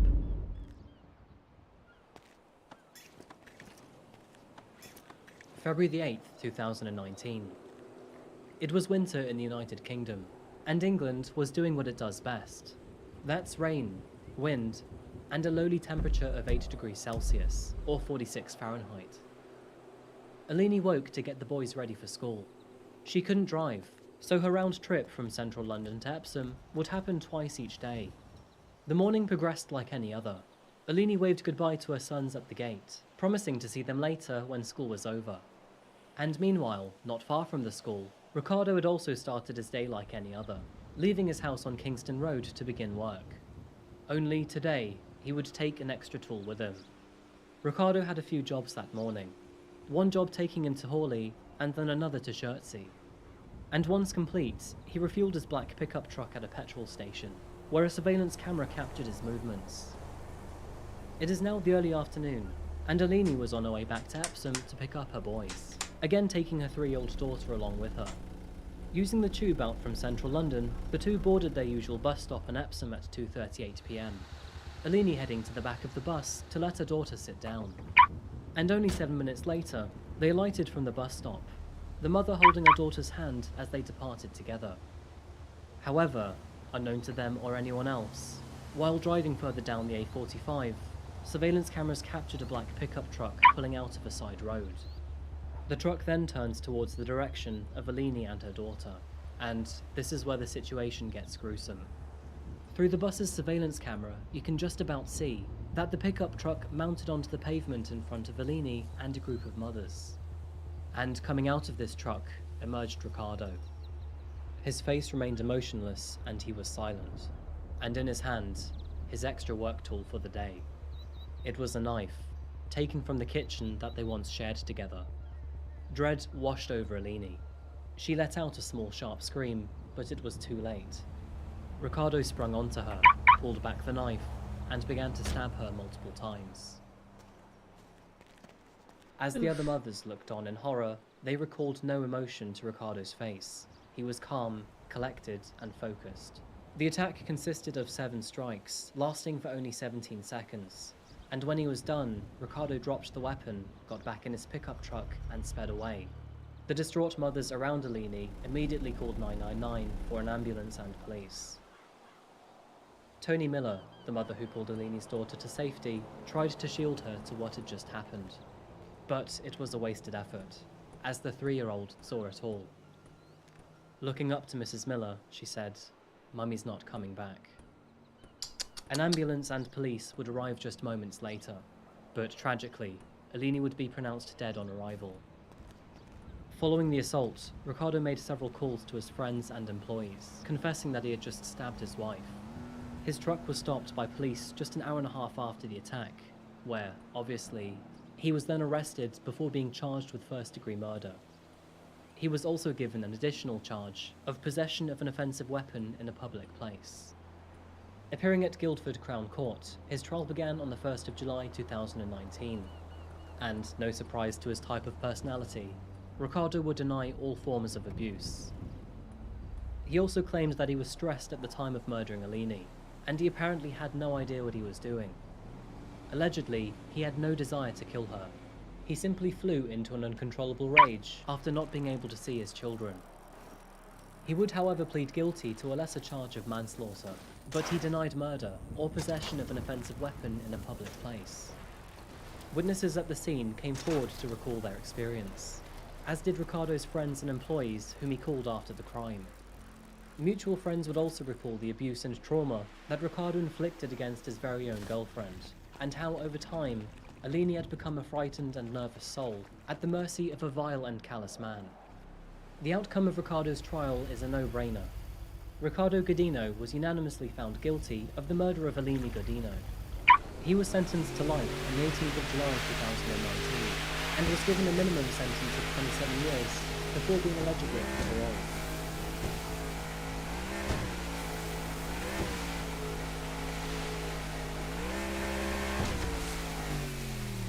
Ricardo's attack showed the very worst of humanity.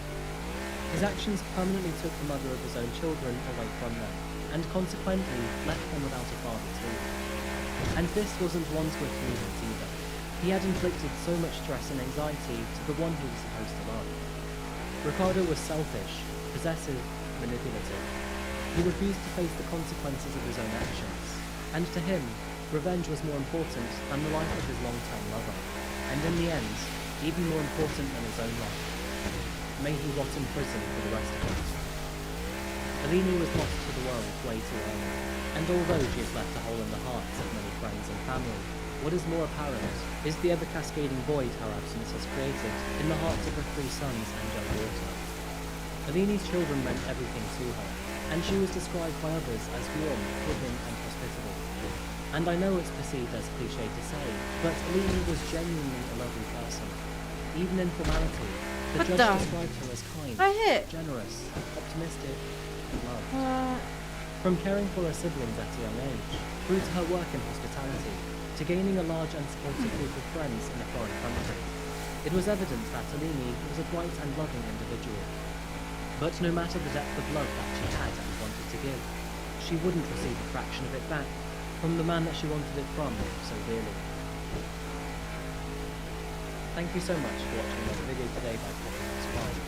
If you found this video interesting or learned something new today, then please remember to like the video and subscribe if you can. Another case in England, and another case centered around love and a poor excuse of the man. I think I'll be taking a break from England for a while, and I've got very different types of cases coming in the next few weeks, so look out for those. Thank you again for watching, folks, and I'll see you again real soon in the next one. Until that moment arrives though, look after each other. Goodbye.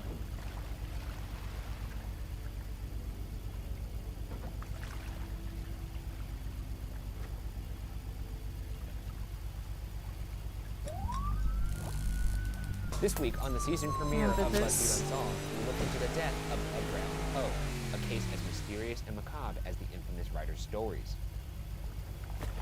Jesus. Season premiere. I'm enthusiastic. I don't know much about Edgar Allan Poe. I'm really bringing him in. Yeah, that's good, that's good. He wrote some fun yarns, a gloomy fella. Didn't know he had an untimely death, quite honestly. I don't know. Seems like a cool guy. They named a football team after him, sort of. They did. The Ravens. I didn't realize that until a few years ago. I was like, I don't think they named it after the Baltimore Ravens. They did not name it. Poe was from Baltimore. Are you kidding me? Whoa! Whoa! Wait, are you kidding me? That's crazy. That's the whole thing. Holy shit! I just thought they like Ravens. The Ravens is scary bird. It is. This is the second time we've talked about like a tortured artist type. It did some back in the day. Was Poe truly tortured? I'd say. He did kind of look the part. Yeah. He kind of looks like you're done. I don't hate to hear it.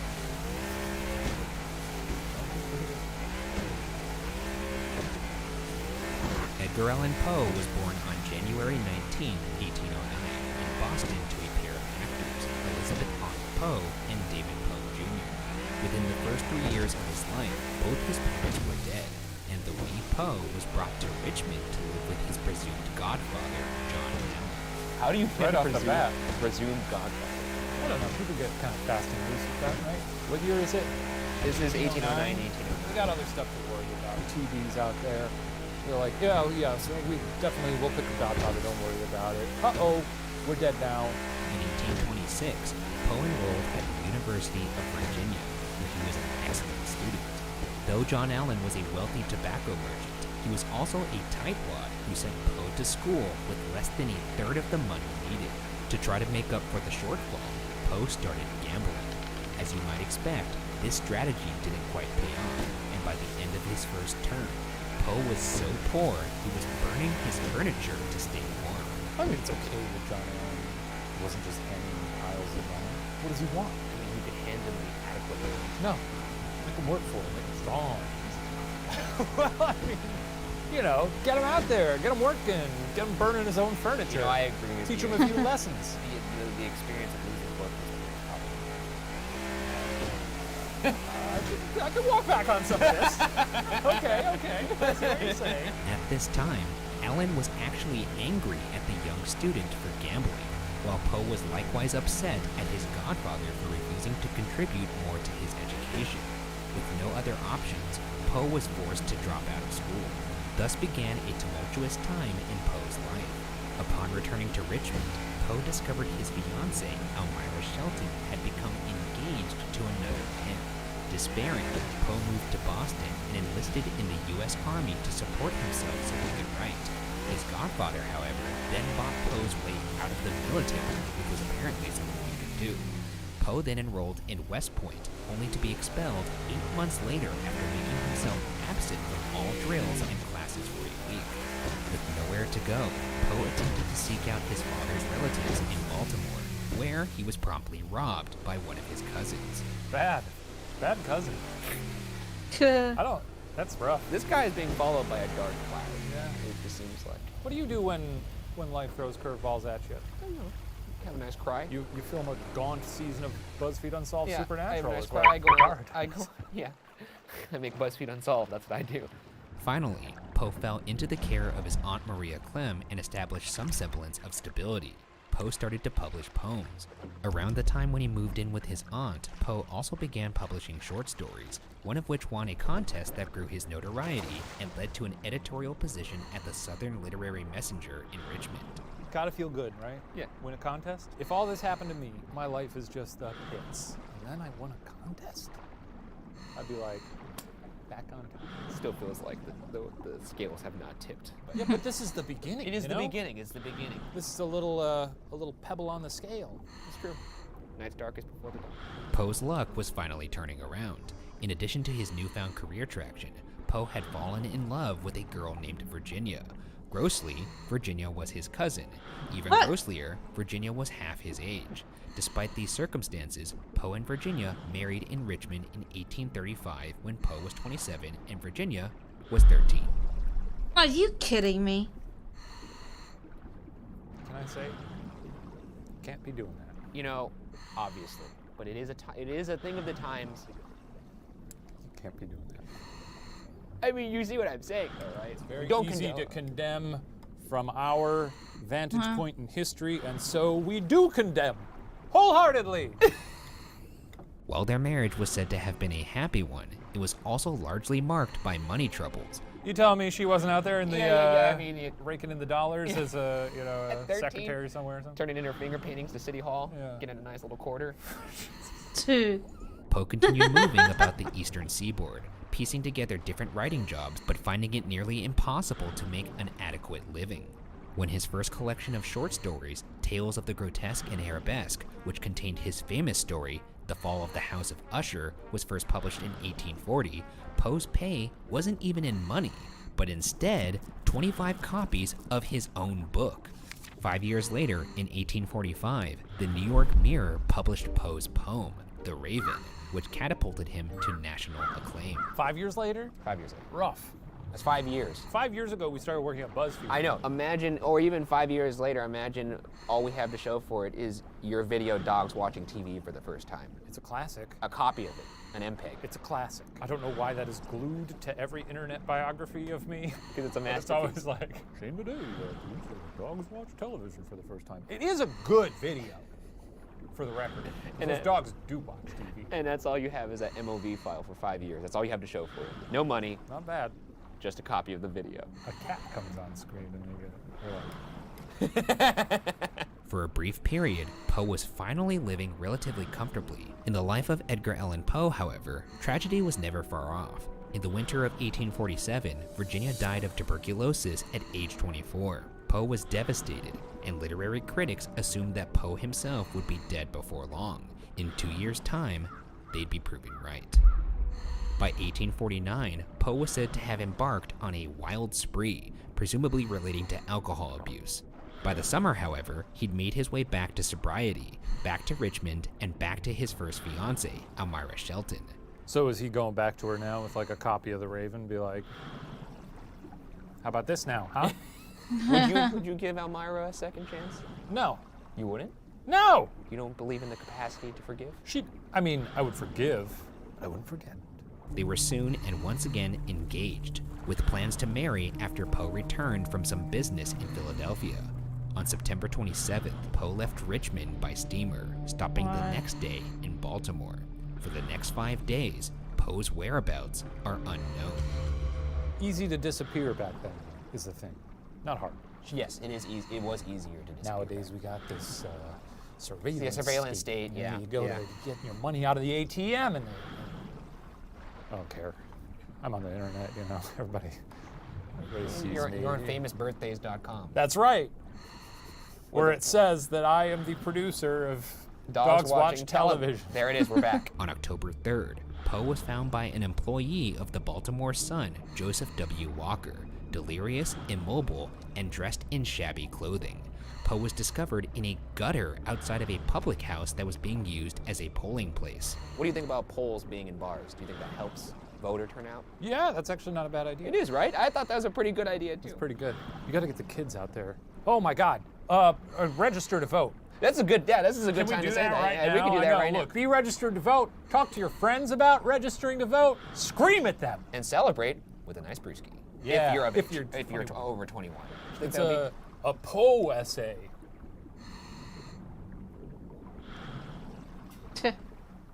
Rapping at death's chamber door, Poe was taken to Washington College Hospital that afternoon.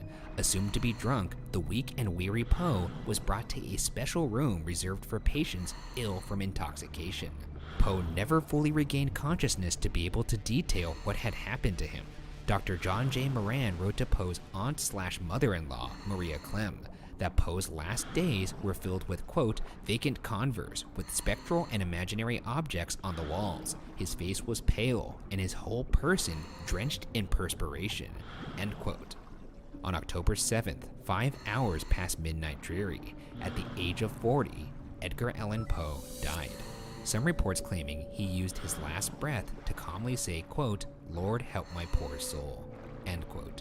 The official cause of death was phrenitis, or brain swelling. Poe was buried in a Baltimore graveyard 2 days later in an unmarked grave with little ceremony and nothing more. It's a sad story, and hopefully that doesn't happen to any of us or the people we care about. I would hate to sweat for that long. Which part? Not getting married or dying in a gutter? Or getting buried in an unmarked grave? All of the above? Sure. Yeah, all of them. Yeah. I mean, if you don't want to get married, live your life. If you maybe you don't have a significant other, it's not the end of the world. You know, find some hobbies. Just trying to make everybody feel good out there. With Poe unable to explain what happened while in the hospital and no autopsy ever performed, theories abound regarding what happened to the famous Gothic writer. Today, we're going to address some of the most interesting ones. So without further ado, let's get into the theories. Our first theory is that Edgar Allan Poe died of some alcohol-related syndrome, such as dipsomania, alcohol dehydrogenase, or delirium tremens. Poe had a problem with alcohol. Yeah. Sounds like it. Yeah.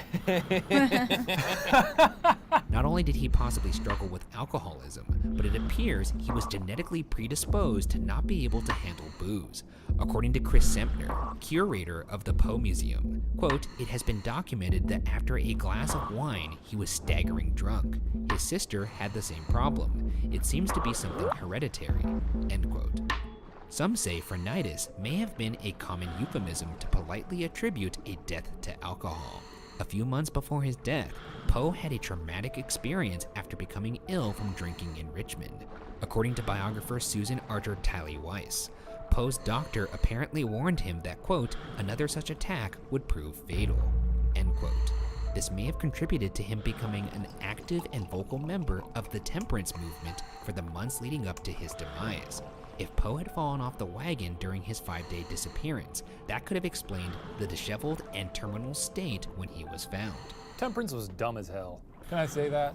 Why is that? You know, you gotta be, just because you don't like a chili boy here and there, you gotta go tell other people how to live their lives, you know? I don't like heroin. I don't think it's them What? getting on. What'd you say? What are you? Wait, what? I don't want. Why did when you I say put- I don't like heroin, that doesn't mean. Why did you have to Not point for that me. out? How much heroin have you done today? None. I don't. Who are you trying to convince you? I don't enjoy this joke. Our second theory is that Poe was fatally beaten, perhaps after drinking. Since Poe would become inebriated after only one drink, he would have been an easy target for ruffians.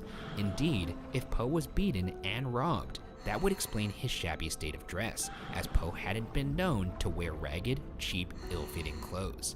There are even a couple theories that a potential beating would have been because of a woman. Biographer E. Oak Smith wrote in an 1867 article, quote, at the instigation of a woman who considered herself injured by him, Poe was cruelly beaten, blow upon blow, by a ruffian who knew of no better mode of avenging supposed injuries. It is well known that a brain fever followed, end quote. In author John Evangelist Walsh's book from 2000, he posited that the brothers of Poe's again fiancée, Elmira Shelton, drugged Poe with alcohol and beat him to death. According to Walsh, Shelton's 3 brothers had warned Poe against marrying their sister. Walsh suggests that Poe had made it to Philadelphia, where he was ambushed by Shelton's brothers. Poe would have then disguised himself in shabby clothing and gone into hiding. Walsh contends that when Poe tried to sneak back to Richmond, Shelton's brothers would have found him in Baltimore, beaten him, and drugged him with alcohol, knowing it would have made him deathly ill. This meek, well-dressed man who wears cloaks. If you wanted him dead, you didn't have to get it. He was like a weird little spindly man with a head the size of a pumpkin. You've seen it. Or maybe I'm just thinking of the Funko Pops. Would you not want him? Would I not want what? Poe as a brother-in-law. No, I wouldn't. He's a weird dour man. I would not beat him to death. I can't even imagine you throwing a punch. No, me neither. If I'm ever gonna throw a punch. I could only imagine you like backhanding somebody. No. like a lord. It would be mid-conversation, and I'd maybe set it up a little bit. Like there's a great line from the OC where Ryan, yes, the main character who's like from the rough and tumble parts of, yeah, he says, you know what I like about rich kids? And the rich kid says, he's like, he goes, nothing, and he walks away. That's what I do, baby. But I might kiss my fist first. I might be like, you know. So your only fight that you've ever imagined is you sucker punching someone? Yeah, I'm a sucker puncher, all right. I'm a coward, baby. This took a turn. I would punch and what I'd is run. happening? I'd run real fast. Oh my God! I got you. Then I'd get on a train and I'd move to a different city and I'd change my name. Our third theory is Edgar Allan Poe was the victim of cooping, a violent form of voter fraud that was extremely common in Baltimore at the time. Cooping was when gangs would kidnap a victim and force him to vote multiple times in a variety of disguises. Strange.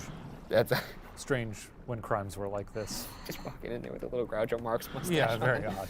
Yeah, it's weird. It's a weird time. Also, it's a crime, and yet these people need to have some sort of trunk full of disguises. Walking around with a carrot top trunk. Like hardened criminals be like, "We got you now. Put on this feather boa." Okay. Now the pink number. The pink. Put that one on. That one with the spaghetti straps. I like that. Could you audition those glasses? I don't know if the frame fits. On, off, glasses. You know what? Let's go with the other one. I was right the first time I overthought it. This was good. This was good character work for us. Let's keep going. This theory makes a lot of sense, as it explains why Poe was not in his normal clothes and why he was found outside of a polling place. During this time, voters were often given some alcohol after voting as a celebration. Because of Poe's genetic sensitivity to alcohol, if he had been forced to vote several times, thus having to drink multiple drinks, it could have explained the drunken stupor he was discovered in. Biographer J.H. Ingram during the late 1870s received several letters that caused him to believe this was how Poe met his demise. A member of the faculty at Johns Hopkins, William Hand Brown, wrote Ingram saying, quote, "The general belief here is that Poe was seized by one of these gangs, cooped, stupefied with liquor, dragged out and voted, and then turned adrift to die," end quote. If you're gonna kidnap someone to coop them, yes, wouldn't you want to? I don't know how recognizable he was, but maybe don't pick Edgar a Allan famous Poe. author. Yeah, I don't think these people were beating up Edgar Allan Poe, and then one of them stopped midway and was like, "Wait a second, this dude wrote The Raven." This guy wrote Fall of the House of Usher. Haven't you guys ever read that? It's incredible. It's a beautiful story. You know what? I'm sorry, man. Get up. We love your prose. Yeah. We're sorry about We're this. really good. We'll take it easy. I don't think that's what happened. I think it was just, he was a guy. Yeah, okay. Our final theory is that Edgar Allan Poe died as the result of a brain tumor, which could have explained his odd behavior in the days leading up to his death. Though Poe was buried in an unmarked grave 2 days after he died, 26 years later, a statue was erected to honor his gravesite, during which his coffin was dug up so his remains could be exhumed. I use the term honor loosely, as the marker lists his birthday as January 20th, the day after Poe was actually born. They tried to remedy their mistake from before with the unmarked grave, and then they beefed it real hard. Beefed it, literally etching it in stone. You don't want to double check that? I guess not. Imagine if your headstone said like, Ryan Bergara, loving wife. Sure. You wouldn't care? Yeah, I mean, I'm dead, so. Yeah, I mean, you know my outlook on things. It's like, whatever. Leave me in the street for the dogs to pick at my bones. That's another thing too. I've always wondered with graves, like when people leave things at the grave, like flowers or even like food or things that they liked. Yeah. If you die, isn't your grave like one of the last places you want to go check out? I mean, that's where your body is. Maybe your spirit was. I mean, Dia de los Muertos. It's like the Cemeteries become like a fun. That is true. I saw Coco. It's just I don't want to hang out at a cemetery if I'm coming back to Earth. But the cemetery should be a happy place. Let's make them happy places. I'm just saying that most times ghosts haunt the house that they were in or where they died. They don't or go wherever's convenient for the story. Yeah, I know. Understandably, Poe's coffin and corpse were in terrible condition. As workers tried to move the coffin, it fell apart, spilling Poe's remains. This guy can't catch a break. This is comical at this point. Like it's what you get for marrying your 13-year-old cousin. Jesus, man, you can't say that. I can't say that. I can't say that. I don't know if that's fair. You can't say that. I don't think it's fair. How dare you judge him for marrying his 13-year-old cousin? It was historically accepted at the time. I don't care. I judge thee. I can say that without condoning it. I judge. Workers noted that there was a mass rolling around inside the poet's skull. At the time, news articles reported it was Poe's brain, quote, dried and hardened in the skull, end quote, claiming, quote, the cerebral mass evidenced no sign of disintegration or decay, though, of course, it is somewhat diminished, end quote. So what happens to the brain? I mean, that's gnarly, man. I do not think the brain hardens into a funny little ball. I don't think that's what happens. Wouldn't it be funny if a funny little mouse came out? I guess. What the hell? However, if there truly was a mass remaining in Poe's skull, it is unlikely to have been his brain. Soft brain tissue would have been some of the first to decay after Poe's death. It is much more likely any mass would have been a tumor, which could have calcified and hardened after the death. Expert testimony also suggests Poe had been told earlier in his life by a doctor that he believed Poe had a lesion on his brain that explained his adverse reaction to alcohol.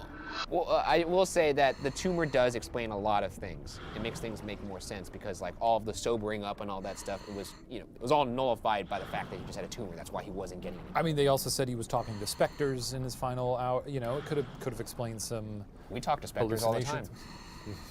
Could explain some hallucinations or things that might not actually be there. Well, his hallucinations weren't caught on camera. His what? His hallucinations weren't caught on camera. Hallucinations? You idiot. This is not the season to talk about ghosts. Also, fuck you.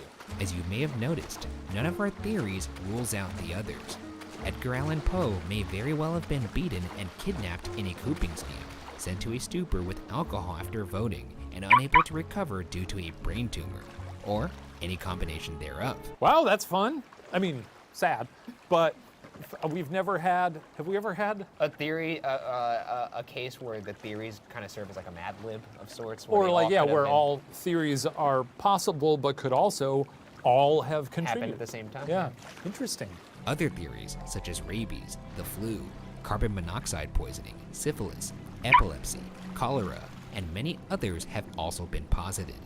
Though Poe was beginning to attract the literary credit he deserved, he could not have known the impact his gothic tales of the macabre and mysterious would have, or that an annual prize for excellence in mystery, the Edgar Award, would be named after him, cementing his legacy evermore.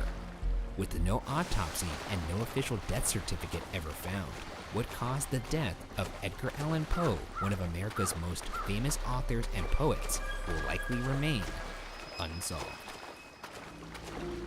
I will say the clothes thing does make me kind of give a little bit more credence to the pooping theory, in the sense that that involved disguises. Though you could also say the clothes were the result of getting into a drunk altercation and people robbing him. But also, who's keeping tabs on which clothes he owns? Well, it was that. Maybe he had some raggedy ones that he never wore that often and was like, oh, I'll take these traveling. I feel like if you showed up to work one day in raggedy, ill-fitting clothes, well, actually, that would be kind of conducive to who you are right now. Because, I mean, you said yourself, your goal in your 30s is to look weird. It is. So actually, that was a bad example. But anybody else that's normal, it would be weird if they all of a sudden showed up in things that didn't make sense. I'm different. I guess it's just unsolved. I guess so.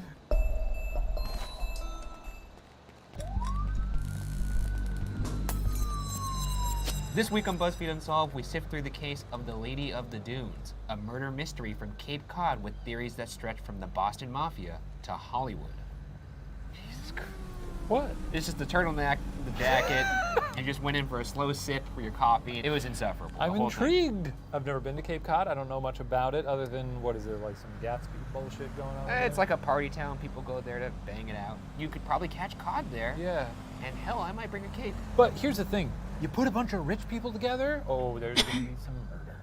All rich people are murderers. What's fancy coming from you and your silk? Be right back.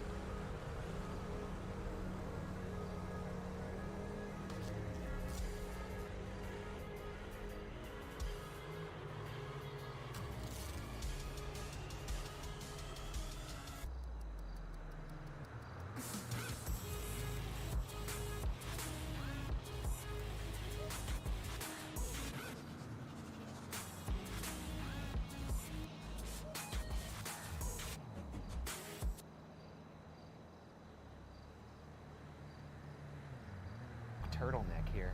$11 on Amazon.com. Anyway, yes, safe to say all rich people are murderers. I don't think that's what this case is Okay, about, nor do agree I to think disagree. that's a factual statement. Agree to disagree. Okay. Yep. Drink your coffee. Drink it. Go ahead. Oh, you son of a... All right, Leo, let's just get into this. On July 26, 1974, 12-year-old Leslie Metcalf was returning from the beach in Provincetown, Massachusetts with her family in the late afternoon. A local dog had followed them, and when it took off barking, Leslie decided to run ahead of her parents and follow. First off, got any guesses what that dog was barking at? I don't know. I don't like dogs. I was running for exercise, and a rotten Dalmatian jumped right up against a fence and started growling for no reason, just because I was passing. I'm a nice man. Well, they do hate squirrels. Do you think he thought there was a little bushy squirrel tail on it? No, it was dark out. I worry about this. If I ever have kids, them running away, then you see parents with their kids on leashes, and you're like, well, that's wrong. Yeah. But the more I think about it, I'm like, maybe put your kids on a leash. Spent that whole time, didn't even answer the question. What was the dog barking at? That was incredible. Anything. Dogs bark at All right, anything. that would have been an acceptable... Dogs bark at mailman. Dogs bark at a bird in a tree. Anything would have been an acceptable answer. You'd be a horrible contestant on Family Feud. In the dunes at Race Point Beach, amongst the scrub pines a mile east of a ranger station, Leslie discovered the decomposing body of a naked woman, approximately 5 feet, 6.5 inches tall, 145 pounds, between 20 and 40 years old, lying on one side of a beach towel, with her head on top of a folded pair of jeans and a blue bandana. It's estimated the body had been lying there anywhere from 10 days to 3 weeks before being discovered. Her head had been crushed on the left side, and she had been almost entirely decapitated. While no weapons were found, it's believed that something akin to a military entrenching tool was used to nearly sever the head. Also noticeably absent from the corpse were the victim's hands, presumably removed to avoid identification via fingerprints. Well, that's a lot. I will say that when you look at the details of the crime scene, it would seem that this was done by somebody who wasn't, I guess, like an amateur. Also insane that it had been there for 10 days to 3 weeks. It's a long time. The body goes through some stuff. But even from beyond that, like beyond the state of the body when you find it, 10 days to 3 weeks is a long time for it not to be discovered. But out there on the dunes, man? It's wide, it's expansive, though it is only a mile away from the ranger station. It would suggest that maybe the killer is a little bit more ballsy than let on. Or they just know that the ranger is a doofus who's not good at their job. The violent state in which the body was left obviously suggested murder, and with no apparent sign of a struggle at the time, authorities believed that the unidentified victim would have known her murderer. Some of the only evidence of another person being around were size 10 footprints that indicated a heavy person who was running, and Provincetown Police Chief Jimmy Meads said the killer likely drove the victim to the dune in a four-wheel drive sand vehicle to sunbathe. It's interesting to me that the footprints lasted that long. Could have also been someone who just stumbled upon the body and was like, you know what? We run into this a lot, I don't know though. about this. If you saw a body, would you call it? Yes, I would. You have to, right? I would, Yeah. but I can understand where if so you got a warrant, maybe you didn't pay your taxes, you stumble upon a body, you don't want to You invite have to any of that. repair? It's probably No. safer to walk away sometimes. You do usually paint yourself as suspect number one when you're calling something. Yeah. Which isn't that fair. So you stumble upon this body. What's your tone when you tell them? Hey, how's it going? I just, Well, you can't sell too much panic in the voice. How's it going? I found a body out on the beach. We should probably, you should come out here and pick it up. Send out the paddy wagon. Send out your boys. My kids play on this beach. Oh, I didn't know you had kids in this. Were you lying about that to them? Because that's... Oh shit, would I be? You're lying now. Oh, now they have that on tape. My kids play on this beach. And now those cuffs are gonna be on my wrists in probably a day's time. Yeah. Shit. I just got arrested. This is why people don't call it in. I just got arrested.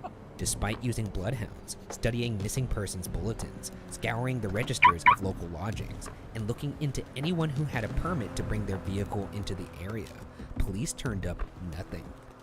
Margie Childs, a Provincetown local, noted in 2019 that the fact that no one could identify the Lady of the Dunes in the tight-knit community was very strange. In their attempt to ID the victim, police turned to the victim's extensive dental work, worth thousands of dollars at the time, and noted to be of New York style. Details of the dental work were sent to every dentist in Massachusetts, published in 2 dental journals, and distributed to organizations like the FBI and Interpol. No one came forward recognizing the work. So they can't identify the victim. They looked at the dental work, which is, I guess, of New York style. Some Big Apple choppers. As a Chicago guy, more into deep dish dental. You have that like in your notes app last night. Nailed it. Weird. So no one even in the community is missing. So no, yep. So. Good. So no one in the community is even missing. No. Now the dental work is interesting to me because that is a fair amount of work being done. So obviously this person is not somebody that just wandered in off the street. When they say New York dentistry, I have no idea what the hell that just means fancy. Like this was clearly done by, you know, not your country bumpkin dentist. I have no idea. My dad's a dentist himself. Never heard him refer to California dentistry. The body was exhumed in 1980, so blood samples could be taken and an approximation of the victim's face could be molded from the skull. Photos of the resulting bust were sent around the country in the hopes that someone would recognize it. No identification resulted. 20 years later, in 2000, the body was exhumed again, when a bone fragment was taken to test a potential lead. That again turned up nothing. In 2013, the body was exhumed for a 3rd time to obtain even more DNA. Still, nothing has produced a positive identity for the Lady of the Dunes. This has been hanging over the community for decades. Yeah, they did 3 exhumations. Exhumations? That's a word, right? Yeah. They did 3 of them. And still, after That's a all lot. that, for that to produce no kind of DNA evidence of like who this person is, it's kind of insane to me because 1974 is not that long ago. No. You would think that DNA would be fresh enough that you could figure out this person's identity. Oh, just also weird that nobody's like, hey, I don't know where my friend is. Which makes you think this person could be off-graded insults. With an unidentified murderer and an unidentified corpse, it's time to launch into theories. Why Our is my first boat theory drifting is about away? the victim's identity frick? and comes from the Tumblr of Joe Hill, the son of Stephen King. Is this the first time Tumblr has played This is into... the first time Tumblr has made an appearance. The Tumblr crowd is such a vocal fan base of our show. They're very supportive of Unsolved. They always have been. That being said, I'm pretty sure this Tumblr user is not. But I could be wrong. He's the son of Stephen King, so maybe. Well, I'll tell you, if anyone knows horror, it's going to be the son of Stephen King. Hill's interest in the Lady of the Dunes was sparked after reading Deborah Halber's book, The Skeleton Crew, How Amateur Sleuths Are Solving America's Coldest Cases. About an hour into a 40th anniversary screening of Steven Spielberg's classic film Jaws, Hill spotted an extra with a face that looked eerily familiar. The face reminded him of the composite drawings of the Lady of the Dunes. The extra appears in jeans and a blue bandana, the same clothing found with the Lady of the Dunes. While this may at first sound like a simple coincidence of wardrobe, Jaws was filmed on the Cape during the summer of 1974, meaning the scene in question may have been filmed weeks or days before her death. An Entertainment Weekly reporter contacted Universal about the identity of the extra, but they could not locate a record, and the casting director had already died. Hill admits his theory could be bogus, but says, quote, "If nothing else, it's a pretty good little ghost story," end quote. That's some good lore. It does look similar to the composite. It would potentially explain her being an outsider. Steven Spielberg shows up in town, it's going to attract people from out of town that want to be a part of the magic. He wasn't a big director at that point, so the security around that probably wasn't as, stringent. Yeah. Also, kind of crazy that that set was so loosey-goosey that they don't even have notes of the names of all the extras. I wonder if that's because it was just such a long, drawn-out debacle that they just sort of, a lot of that got lost in the shuffle. Or she did truly sneak onto the set. Yeah. And when they were shooting, just walked into the shot. Also, it fits the timeline, fits the location. She kind of looks like the person. Frankly, Joe Hill, I think you've done it. Yeah. Let's just end the episode. Well, we can't. Okay, let's move on then. For our next theory, we move from movie monster to real-life mobster, Whitey Bulger. Whitey Bulger, you may recall, was the infamous Boston mob leader who was beaten to death in prison while serving 2 life sentences for 11 convicted murders, and it's widely thought he was responsible for many more. In 2015, a woman named Sandra Lee, who suggested her family was close with Bulger at the time of the murder, and even called him Uncle Jimmy, told a reporter that the Lady of the Dunes bore a striking resemblance to one of Whitey's alleged murders. In particular, Lee believes the method of disposal and attempts to avoid identification of the body are strikingly similar to the murder of Debbie Davis. In Davis's case, the victim's teeth were removed, presumably in an attempt to avoid identification. Hello. Hello? Yeah, I'll help you. I want to buy a briefcase. What does it have inside? Oh, well, we don't know. It's random. I only have 136k. Like.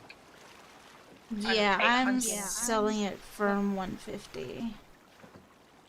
Could you do 130 for me if you don't mind? Yeah, I'm sorry. These briefcases and hard cases are quite difficult to find. That's why I'm doing firm offers. Like, no offers, just firm price. So you won't do like 10k less, 14k less? No, it's 150.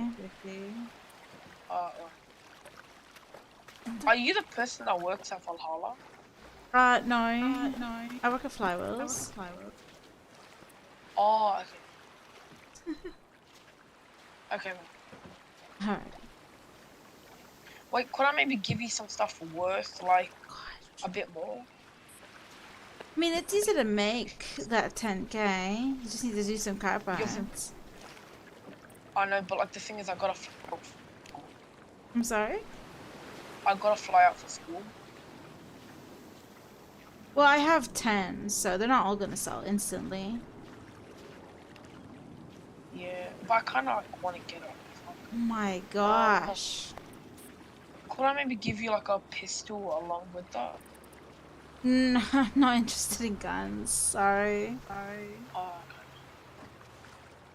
So what should I do? Just car parts? I mean, car parts would be, like, if that's the easiest way to make money for you. Yeah. Okay, cause I don't know any other way. Yeah.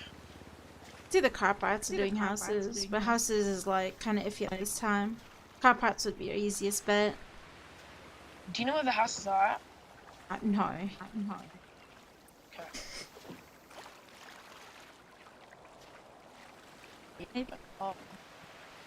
Anything else? Or?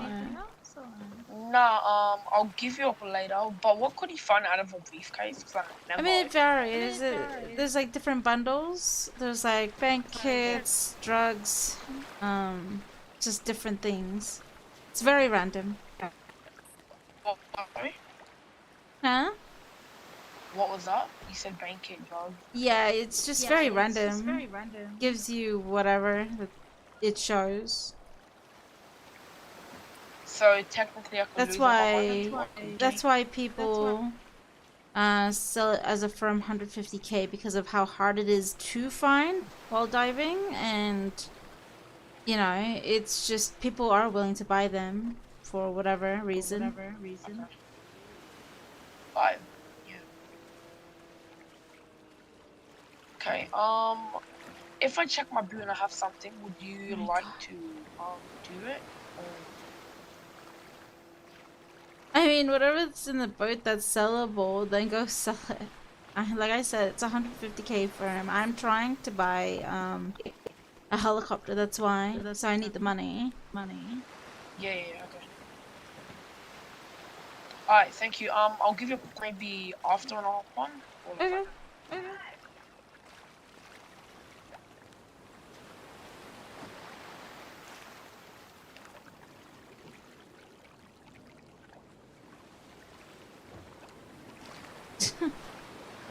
This guy doesn't even know what a briefcase is, I think. I don't know. So we'll see. Just gonna put in this boot for now.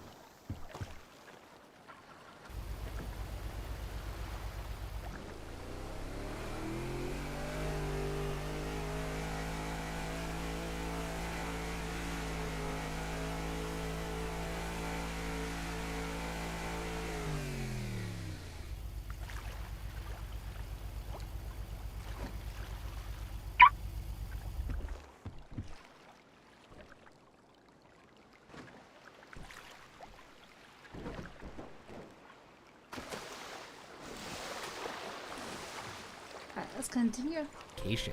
Davis was strangled to death, and the Lady of the Dunes showed signs of strangulation. Davis's hands, however, were not removed, and the Lady of the Dunes' teeth were left in place. Bulger has never been officially associated with the case as a subject.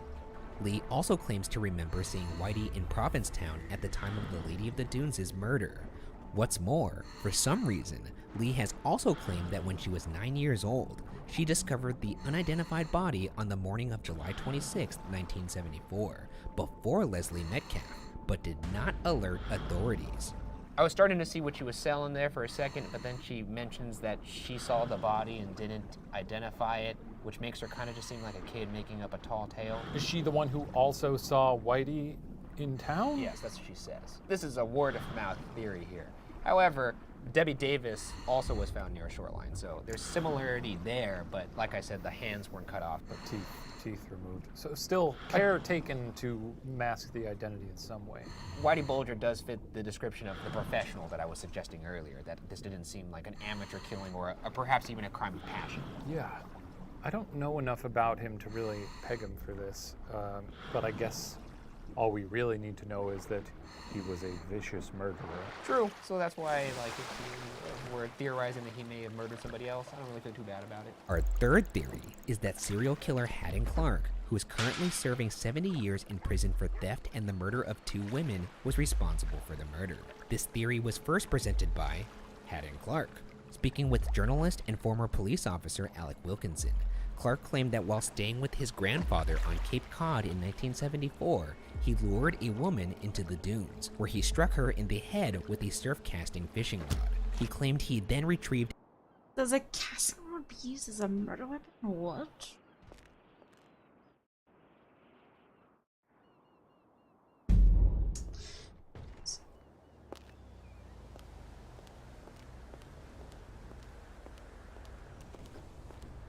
Hello, I'm help you. Hello. Turns out my mate didn't end up wanting the car. Do you mind if I sell it back? Do you mind if I sell the car back to you? Just give me a moment. Which car was it? The 34, I believe, was max 20. Oh, yeah, Minus brake. Let me check.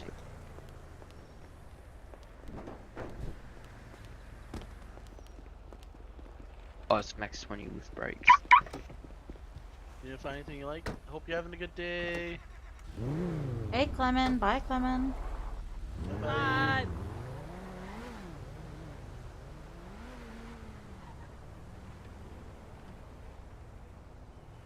Oh yeah, that Mustang, I've been loving that Mustang. Hell yeah. I got up to 290 down the freeway. So everything, including, we're offering 432 for it. Hey, I'll do that. I don't mind. I have one page of sale vehicle for Vina, and then bank number no.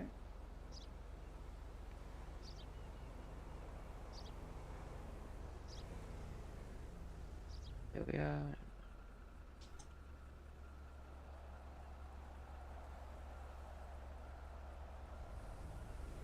Let me just grab your funds, alright? Yep.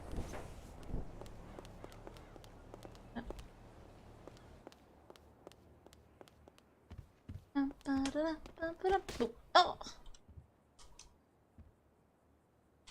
Two.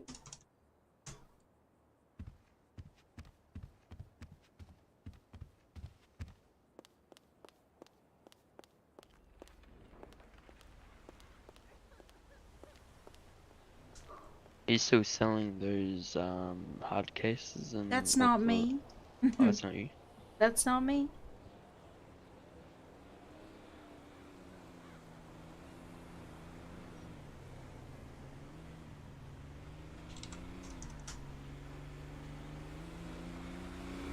Did you get that?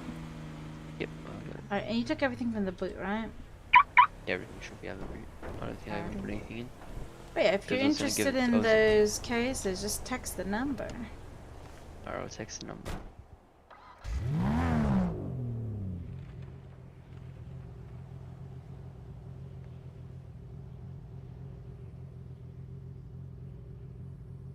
Did you need anything else other than?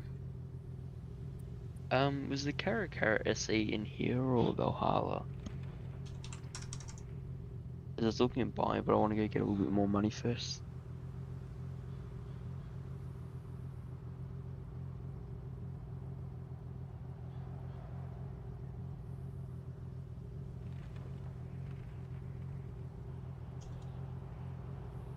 No, we don't have a car. Oh, that's alright. Alrighty.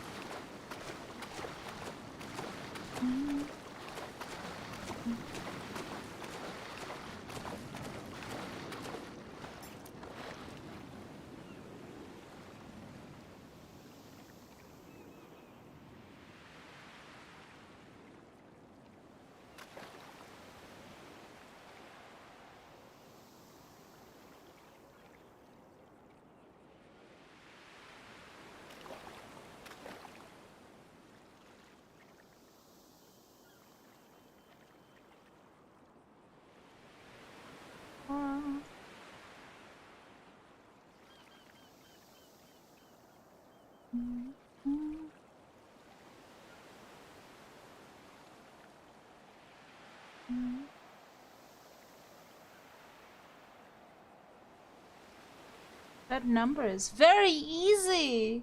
Look at 8. 1, 2. It's like quad 1 and 7. So 811, 117. Dude got some easy numbers. A saw from his truck and removed her hands, using some of her fingers as fishing bait and burying the hands elsewhere. Casting doubt on Clark's claims is the fact that the details he provided about the murder were featured in newspaper articles. Clark also has a history of claiming involvement in other murders. Wait, that I should never open checked these out. oysters. Bullshit. What a liar. Yeah. Don't even give him the satisfaction. Nah. We should just move to the next. Yeah. Let's just swipe away. Go to hell, dude. Our final theory holds that the Lady of the Dunes was herself a criminal. The fact that her hands were removed could suggest that the murderer knew the victim's fingerprints would be on file somewhere. This led authorities to suspect the lady could be Rory Jean Kessinger. Kessinger had a criminal history of bank robberies and attempting to shoot police, including once in a hospital with the officer's own gun. When the Lady of the Dunes was discovered, Kessinger had recently escaped from Plymouth County Jail, just across Cape Cod Bay from Provincetown. While awaiting trial, someone was able to get Kessinger a hacksaw blade, which she used to free herself. In classic escapee fashion, she used tethered bed sheets to rappel out of a window and was met by a car that drove her away. I'm a guard at the prison. Yeah. I'm supposed to be making sure nobody gets out. I'm up there on the little tower. I swing the spotlight because I go to the ocean. I see a woman crawling down the side of the building. I go to sound the alarm, and then suddenly I put it down. I'm so impressed with this. Hello. Yeah. Are you selling birthdays? Huh? Are you selling birthdays? Yes, I am. How much for it? 150k firm. Oh yeah. Yeah, I'll take it. Take how many? Oh, just one. Oh yeah, I'll be at the second Yeah. pier. The Black Boat pier. I'm not sure. Can you send me a ping? Yeah, I could. Just give me a moment. Oh. Alrighty. Hello. You're the one here for the Hello. briefcase, right? Let me just send this guy a thing.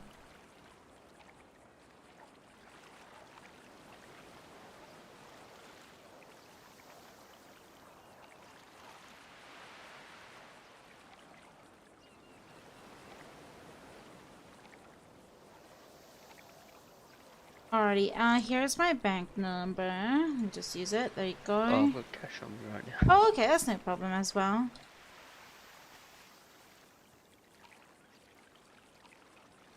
There you go. There you go, on the floor. We're doing business. Yeah, enjoy. And good luck. Hopefully.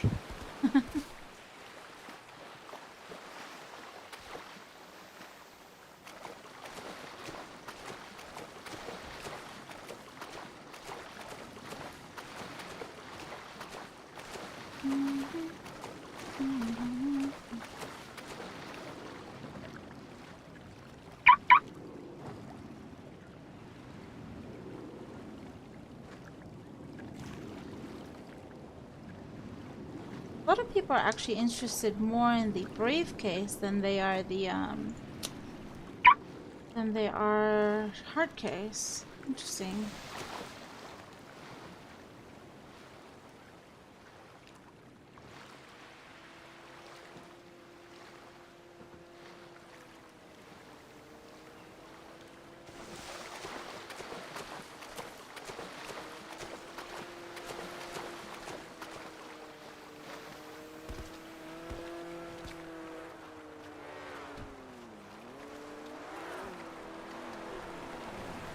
Hello again. Hello. Are you the one here for Yeah, that just- briefcase? Sure am. Alrighty. You got a bank right to There you go. Ah, lovely. Looks like everyone's interested in a briefcase and a hard case. I like the luck. I prefer it over fucking casino gambling. Yeah.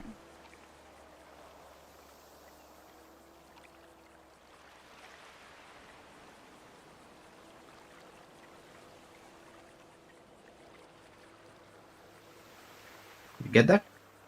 I did. Here you go. Lovely. Thank you. If you have fucking 10 of these, I want to get whatever luck set you're using. Holy shit. Oh no, I don't use luck sets. What, you just find them? Just yeah. It's like I've been hoarding them for quite a few days already. Ah, I see. Yeah. I was about to say, if you're pulling these out of the ocean, what the I've fuck? been collecting them for quite a few. I just decided to sell them now. Nah, you're all good. But thank you very much. I'm gonna go open this, and if I get opium, I'm gonna shoot myself. Don't do that. Well, that's the risk. Fucking opium, always. Yeah, I'm at Thank the you. pier. I'm down here at the pier. Oh. Are you up I'm there? at the car. Oh, Yeah. you're at the car park? Yeah. Yeah, I see.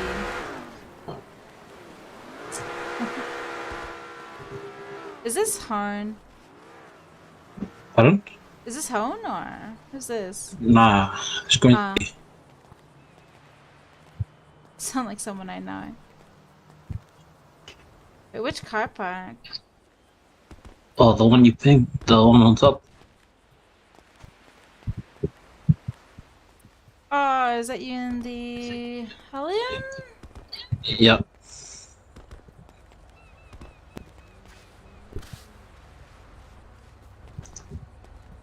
Hello. Well. Or should I drop the cash first? Oh, you want the cat? Okay, you got cash. Go ahead. Yeah.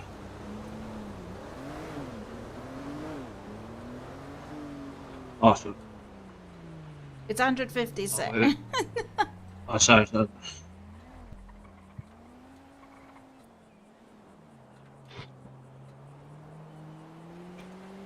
Oh, yeah, that. Oh, that's too much. Oh, wait.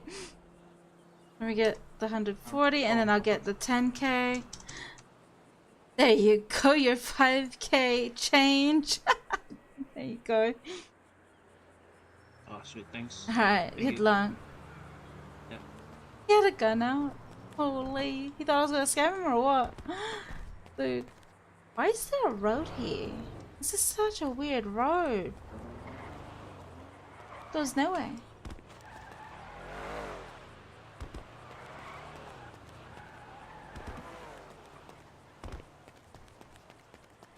People be bringing cash.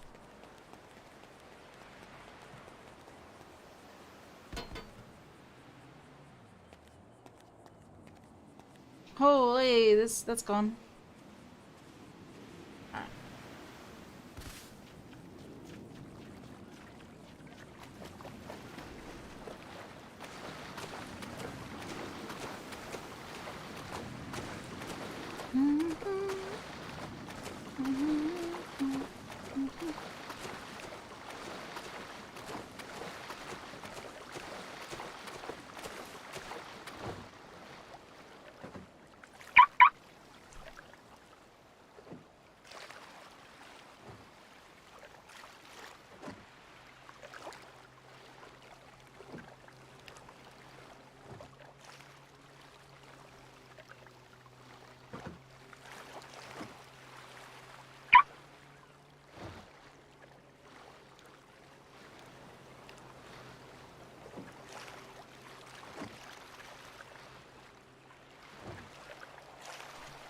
Okay.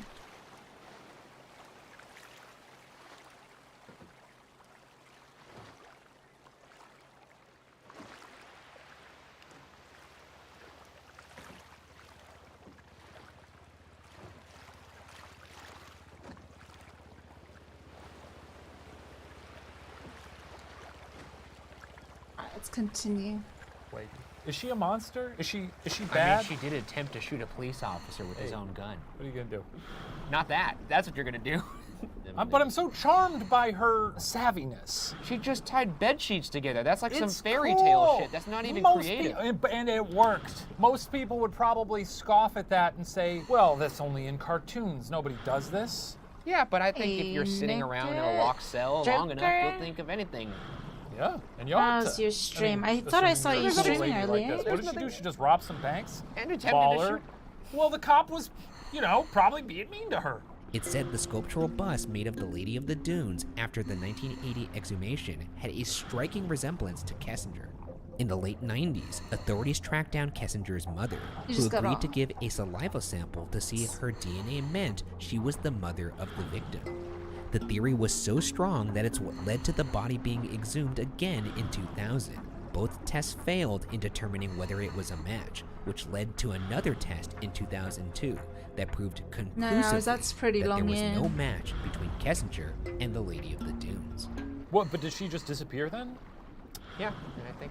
So she may be. I mean, that's mission accomplished for someone She who may be escapes out there. prison. You She know? actually may be watching this video and hearing me lavish praise upon This her. is the first theory that we've had that has, I guess, a somewhat happy ending. Because Maybe. if you escape prison, the goal is to not be caught. Yeah. And if we found out the Lady of the Dunes was her, she got got. Yeah, if you're watching this episode, don't be tweeting like, that lady's so cool, because then the law's going to remember, like, oh yeah, she escaped. Yeah, They're that's going to be true. going after her, so just...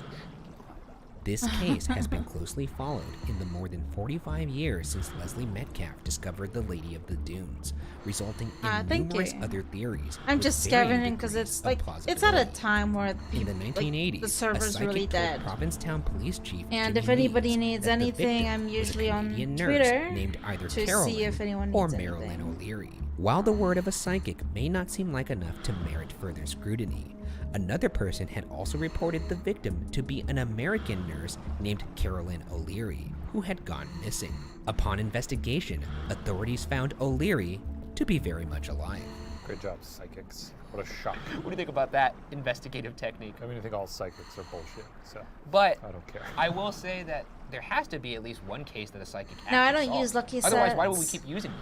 No one's using them. I think they're just like... I've been in "You the must city believe me," way and then too some long dipshit enough at to the know station that is these like, luck "I sets believe are you based before off you go." of Despite superstition over 4 and decades of dead coincidence ends, because investigations continue. you According know, to journalist Mary Ann I've, Bragg, like, after 3 exhumations, back then authorities when currently it was have the only the skull, dream catchers ribs, and not left all scapula, this the right bullshit scapula, a rest tissue of these sample stuff. of a leg, Like, and hair samples an in admin their said possession. if he had the Chief officials are looking code into a new to method for predict identifying luck, the body using he DNA wouldn't have evidence given it and to a free technology. city. It would have DAs been, from you California know, who sold. worked on the He would have Golden sold State it. Killer That would case, have made him a which lot was of money finally solved based using off of luck. genealogy records, have been Even the brought over to casino look is into all the about case.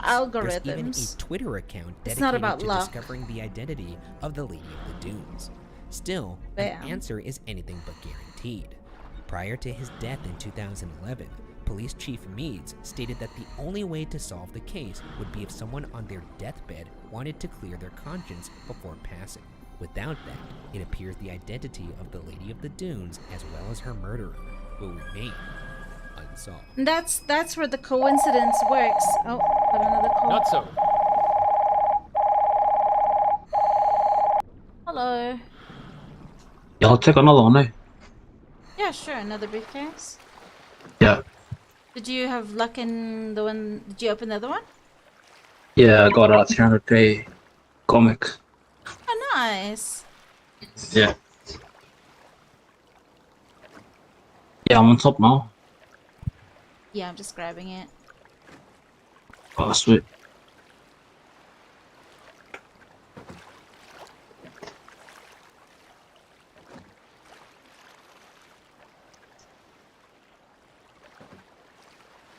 You got a frickin' 300k comic?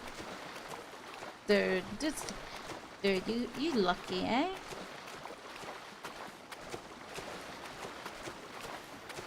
I think you hung up already.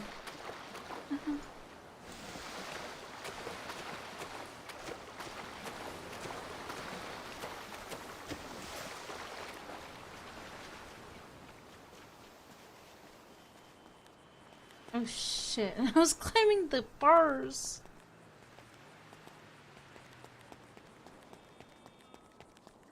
Can I jump from here? I think I can jump from here. Whoa, yeah, I can jump from here. Dude, this road is useless right here. Is it cash again, or did you want to do mobile? Oh, yeah, cash. Okay, yeah, no problem.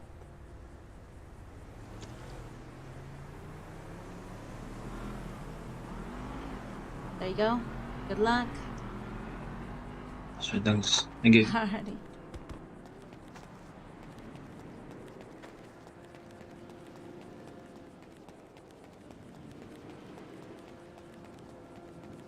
Oh yeah, I bought my boat like three some years ago when the boat dealer was owned by Gov. So I was able to get the color changed to pink back then.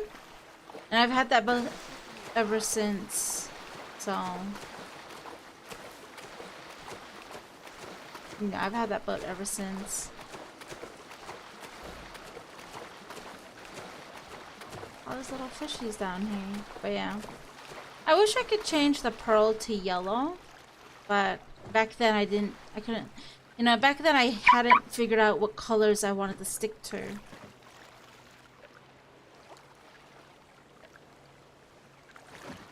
About 6 briefcases left. And 4 hard cases still. But yeah.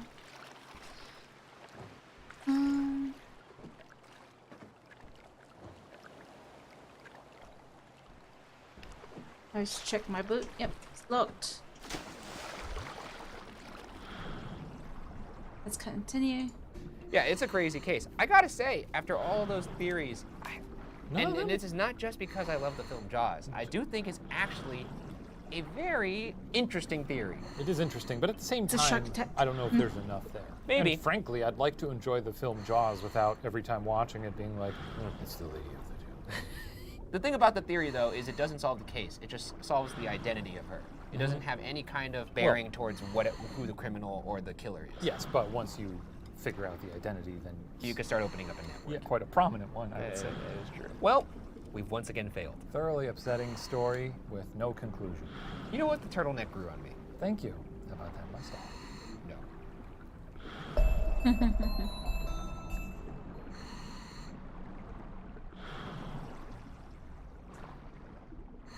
Let me check it. Huh?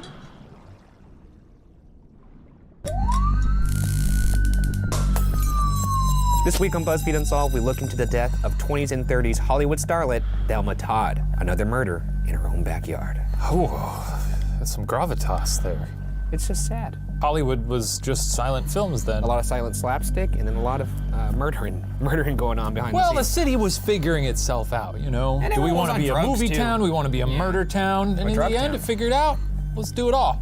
20s and 30s crime, you got the old 20s and 30s mustache on your face. Shall we jump into the case file? Let's do it. Let's get into it. In 1906, Thelma Alice Todd was born in Lawrence, Massachusetts. She trained to become a school teacher while doing some modeling on the side, and in 1925 won the title of Miss Massachusetts. After her win, Paramount Pictures signed Todd to a 1-year contract that set her Hollywood career in motion. Over the next decade, Todd made a name for herself as a talented comedic actress, playing leads in films with the Marx Brothers, Laurel and Hardy, and Zazu Pitts. Her rise in Hollywood, however, was no walk in the park. One of Todd's early contracts involved a clause that specified her weight at the time of signing, 122 pounds, and that if she gained more than 3 or lost more than 6 pounds from that mark, the contract could be terminated. What? Hollywood's concern with her weight resulted in Todd becoming addicted to diet pills. Not good. It's bad. Don't do it. Don't just eat. Body positivity. I got it out there. Hey. Nailed it. Hey, love your body every day. Wake up, smile. That's right. Wink at yourself in the mirror. Grow a mustache if you gotta. Between 1932 and 1934, Todd was married to agent Pat DeSico, a union which could hardly be described as happy. When Todd filed for divorce, she cited the reason as, quote, grievous mental and physical suffering, end quote. Todd also found herself fighting against typical Hollywood casting couch situations, even at the threat of being blacklisted. She refused to entertain producers at parties and was outspoken about her experiences. Nevertheless, Todd was known as a fun-loving party girl, extremely popular in the LA social circuit, carrying on multiple love affairs with men, and often overheard ordering her signature drink, 3 fingers of rye. 3 fingers of rye, that's a lot. Holy moly. I drink 3 fingers of rye. I'm on the roof. Good morning. Fiddling? Sure. Just for context, Yeah. That's now whiskey. You know, I like whiskey, but I'm not drinking 3 Fingers of Rye. I mean, I'm not drinking 3 Fingers of Rye. I feel like you are. I'm drinking 10 Fingers, baby. Every time we go out to a bar, Ryan's like, give me a pint glass full of whiskey. Yeah, that's a hell of a signature drink. Yeah, you know what? That's good bourbon. She was known for elevating the typical dumb blonde stereotype in her films, often playing independent women, rare in early Hollywood shorts at the time.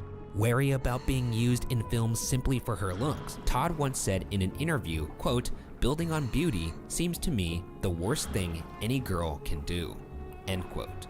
Seems like a cool lady. I would have liked to party with her and maybe have one of her signature I'm drinks. actually just realizing that this sucks because this episode's about her, so this cool lady is, Yeah, it's gonna end not well. Forgot what we were doing. Forgot what show we were on. I've recalled and now I'm sad. You know, I'll say this about this lady. She was obviously a beautiful woman, did not want to rest on that, as evidenced by what I just said, but also she was able to do things her way without getting blacklisted, which is also admirable because sometimes, especially back then and even now, when you were a woman, it would be taken out on you and it didn't happen for her, so that's actually pretty goddamn cool. Acting was not Todd's only pursuit. In 1934, Todd opened the successful restaurant Thelma Todd's Sidewalk Cafe on the Pacific Coast Highway. Her business partners in the venture were director and producer Roland West, with whom Todd had been having an on-again, off-again affair for the past 3 years, and silent film actress Jewel Carmen, who was also Roland West's wife. They had a little love triangle. Oh, saucy. And then they thought, let's open up a restaurant.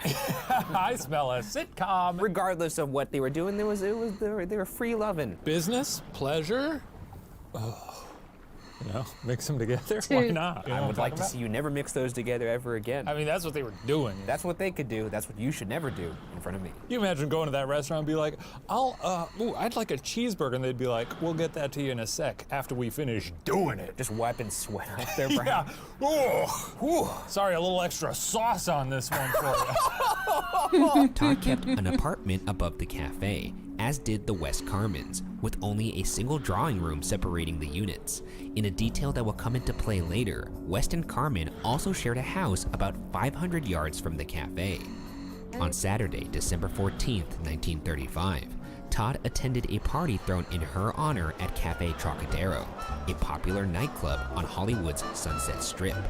Attendees said Todd seemed to be having a great time at the party, sipping brandy and champagne, and at one point betting some friends a free dinner that they wouldn't visit her restaurant the next day. I love free food. I do too. Tastes very free every time. Yeah. And that's the best. I'd eat free food off of, well, never mind, I don't want to get into it. I love free food. Roland West had asked Todd to be home by 2 a.m., and at 1:50 a.m., Todd asked famous theater manager Sid Grauman to call West and inform him she'd be leaving soon. Regardless, Todd stayed at the party until around 3:15 a.m. Todd's chauffeur, Ernest Peters, dropped the starlet off at the roadside cafe sometime between 3 a.m. and 4:20 a.m. Sunday, the friends Todd had bet wouldn't show up came to collect their free dinners. Though no one had seen Todd at the restaurant, the friends nevertheless enjoyed a comped meal. The next day, December 16th, Todd's maid, Mae Whitehead, began her morning routine, which included getting Todd's Lincoln Phaeton ready from Roland West's home and bringing it down to Todd at the apartment above the cafe. When Whitehead opened the garage, she found the body of Thelma Todd, slumped over the steering wheel with a broken nose and 2 cracked ribs.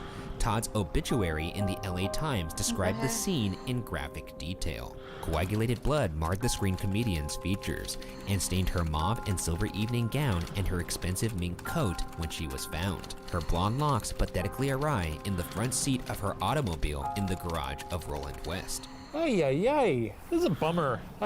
She seemed like I was having fun with her. In her honor, maybe we could try and figure out what happened to her. Or maybe do a fun little screening? A little marathon? Or we could try and figure out what happened to her, because that's what we're here to do.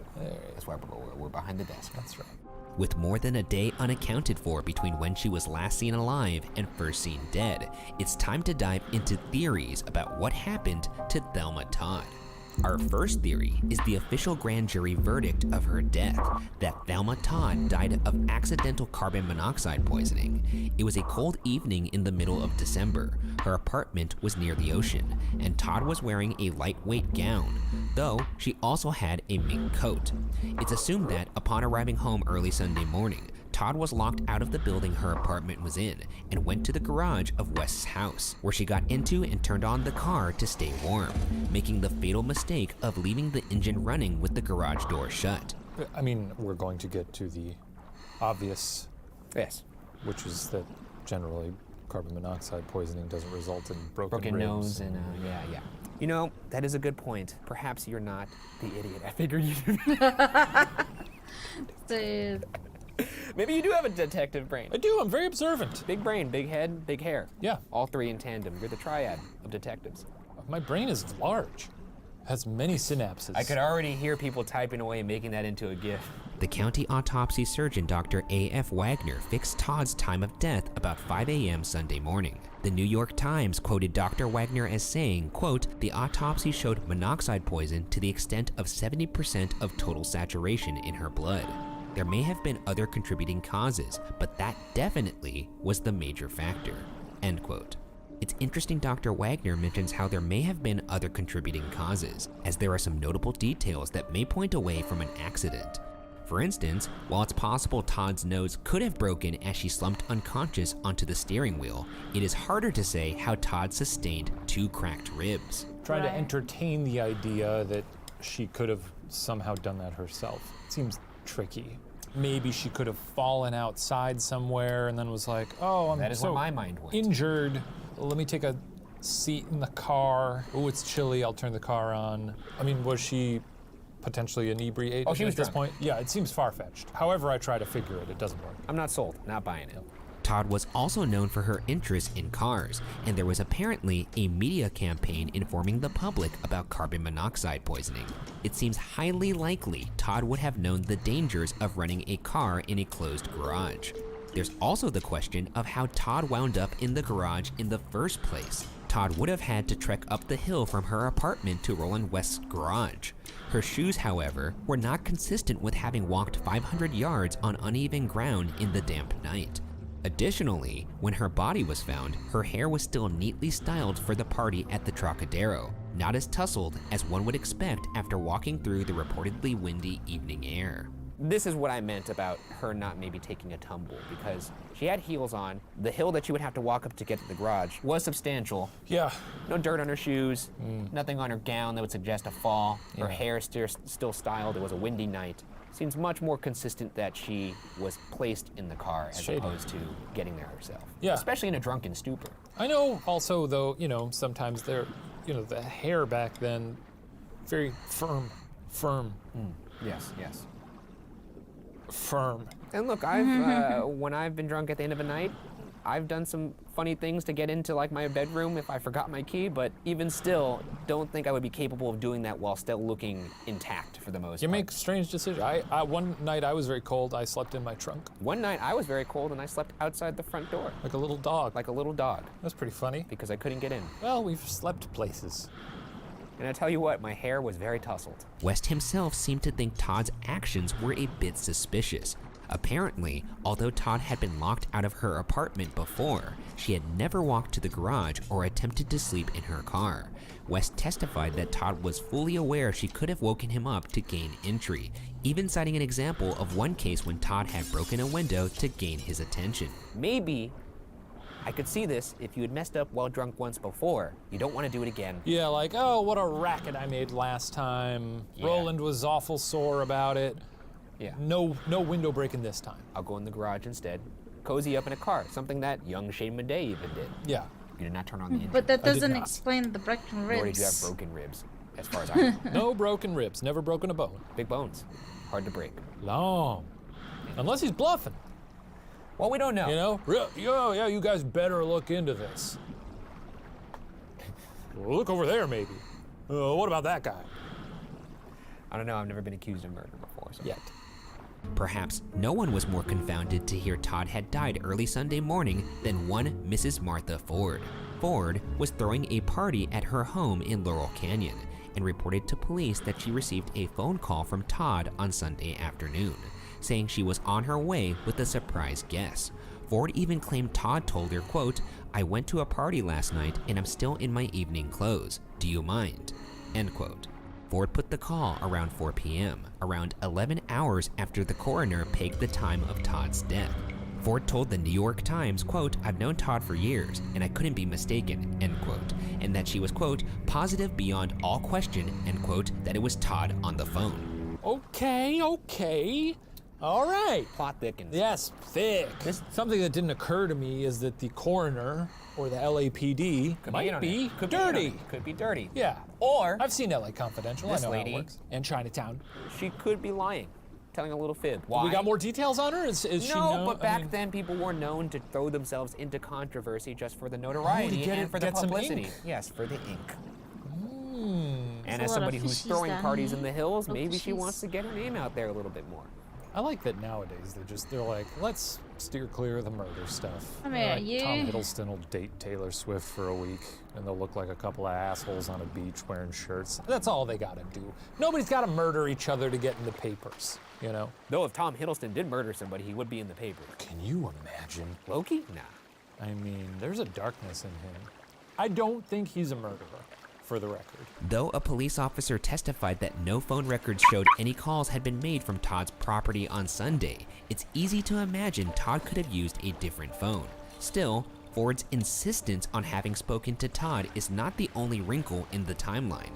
Todd's autopsy found peas and carrots in the starlet's stomach, neither of which had been served at the Trocadero party. The peas had just started to digest at the time of her death, which could suggest Todd had been picked up again after being dropped off by Peters, taken to eat somewhere else, and then taken back to West's garage to die. I cannot imagine.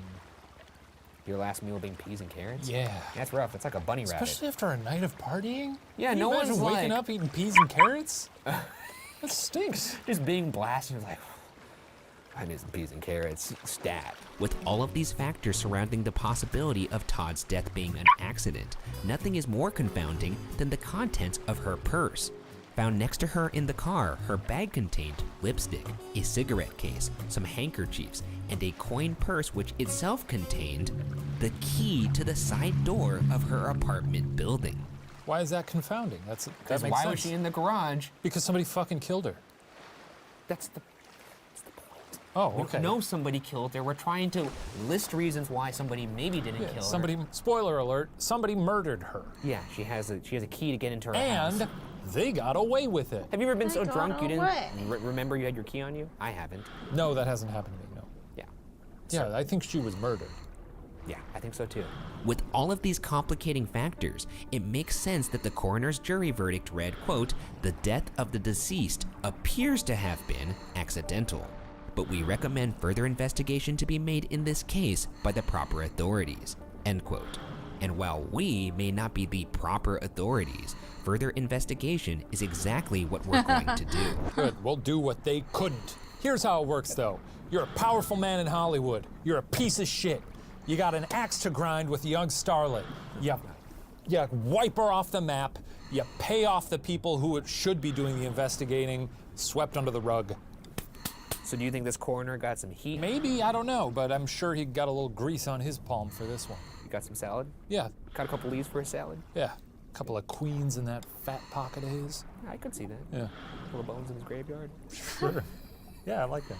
Our next theory is that Thelma Todd intentionally killed herself in the garage of her lover. In addition to her having the key to her apartment building with her when she died, her chauffeur said Todd was unusually quiet as he drove her home that night. He reported that she did not ask him to escort her to her door as she usually did.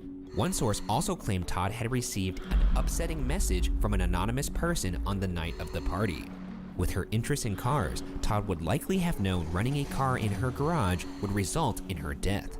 This theory is, however, admittedly thin, and her actions had not aligned with self-destructive behavior around the time of her death.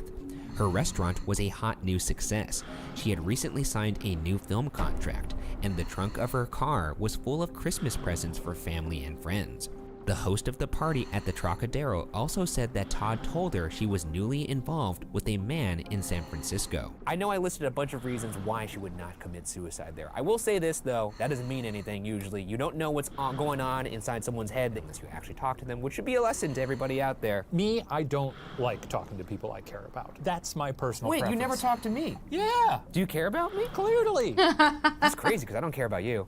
Dude. Our third theory is, of course, that Thelma Todd was murdered.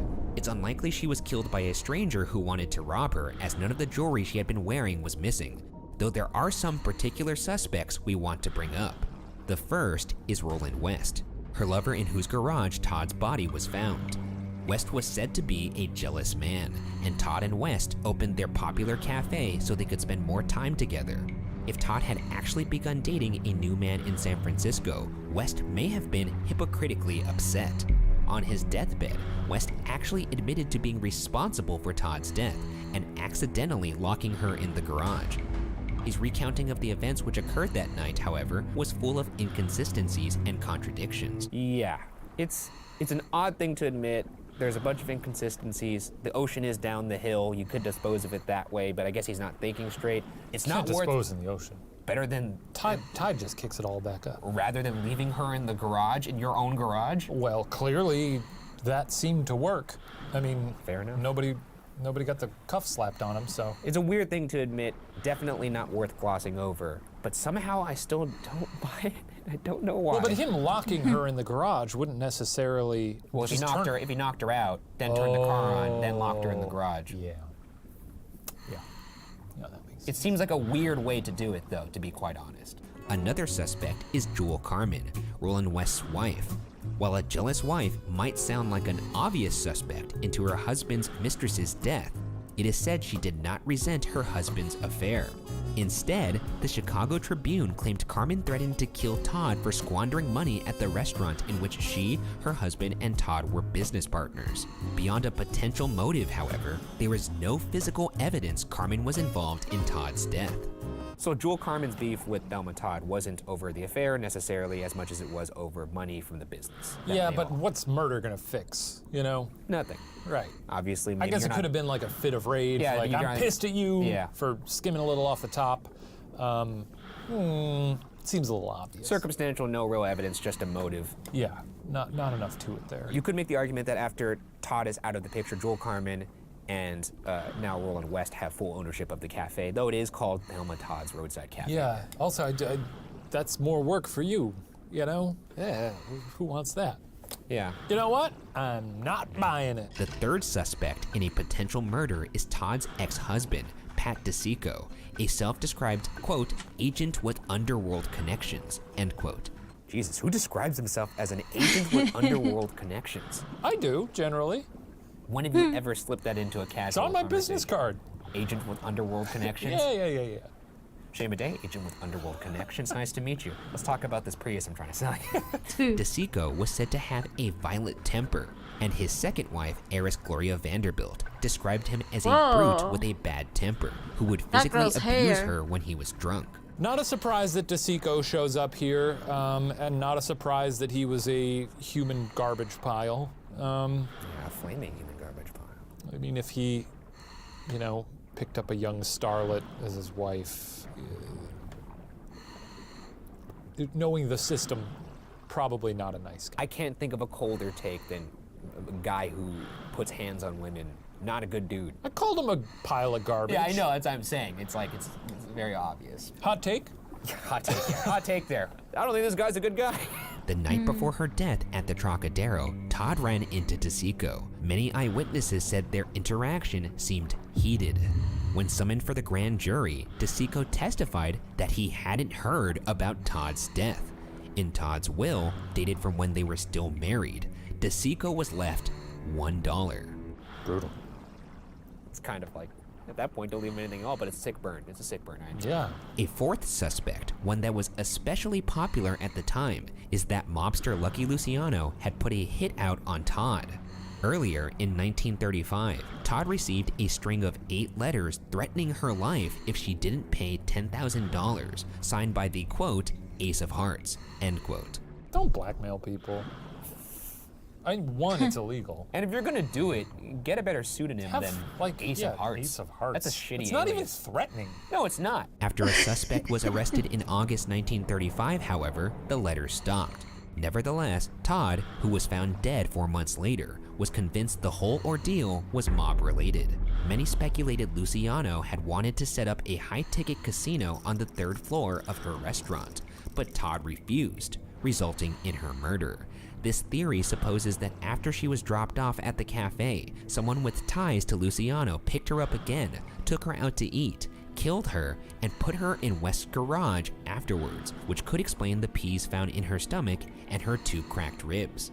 While it appears Luciano left Los Angeles abruptly shortly after Todd's death, never to return, it should be noted that this entire theory is merely speculation. In reality, there is no evidence that Todd and Luciano ever actually met.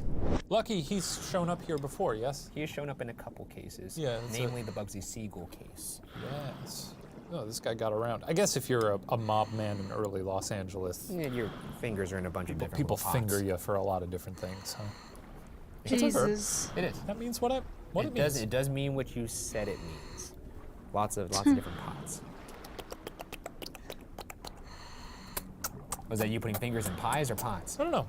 Gone at age 29, Thelma Todd was in the midst of a successful Hollywood career, tragically cut short. While her death was officially ruled an accident, there are enough suspicious incongruencies in her final hours to keep her story alive these more than 80 years later. Whether accident, suicide, or murder, what actually happened to the starlet that night after leaving the Sunset Strip remains unsolved.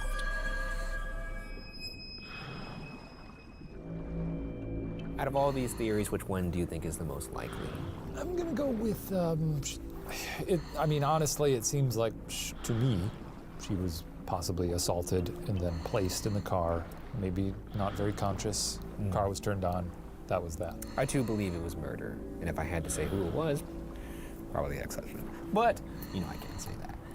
Seems pretty cut and dry. Tough to end a sad episode, huh? It was an untimely end to an otherwise very cool lady. Yeah. And I guess we'll just leave it at that. R.I.P.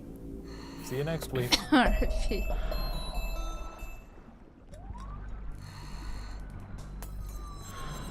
This week on BuzzFeed Unsolved, we tap into a mystery that you, the unsolved masses, have often requested. Bella in the Witch Elm. You think we're not listening to you out there? We're listening. We always got our ears open. I'd rather do this than someone who's like, hey, my aunt disappeared. Wouldn't it be fun to look into that? Yeah, can you boys get on the case and crack a couple funny jokes about Marge? By the way, I have this on my head because my hair's too long and I don't know what to do anymore. So Sure. I just tied it up like a little present. Incredibly respectful. That's I'm usually simpler. We did that in reverse. Should you open the case file? It does. Let me do that. Give me that before you hurt yourself. On April 18, 1943, 4 teenage boys from Birmingham, England were marching through Hagley Wood searching for food. World War II was raging across Europe, and due to rationing, Bob Farmer, Robert Hart, Fred Payne, and Thomas Willits were on the lookout for bird nests that might have some free eggs. Fun to hunt for eggs with your boys.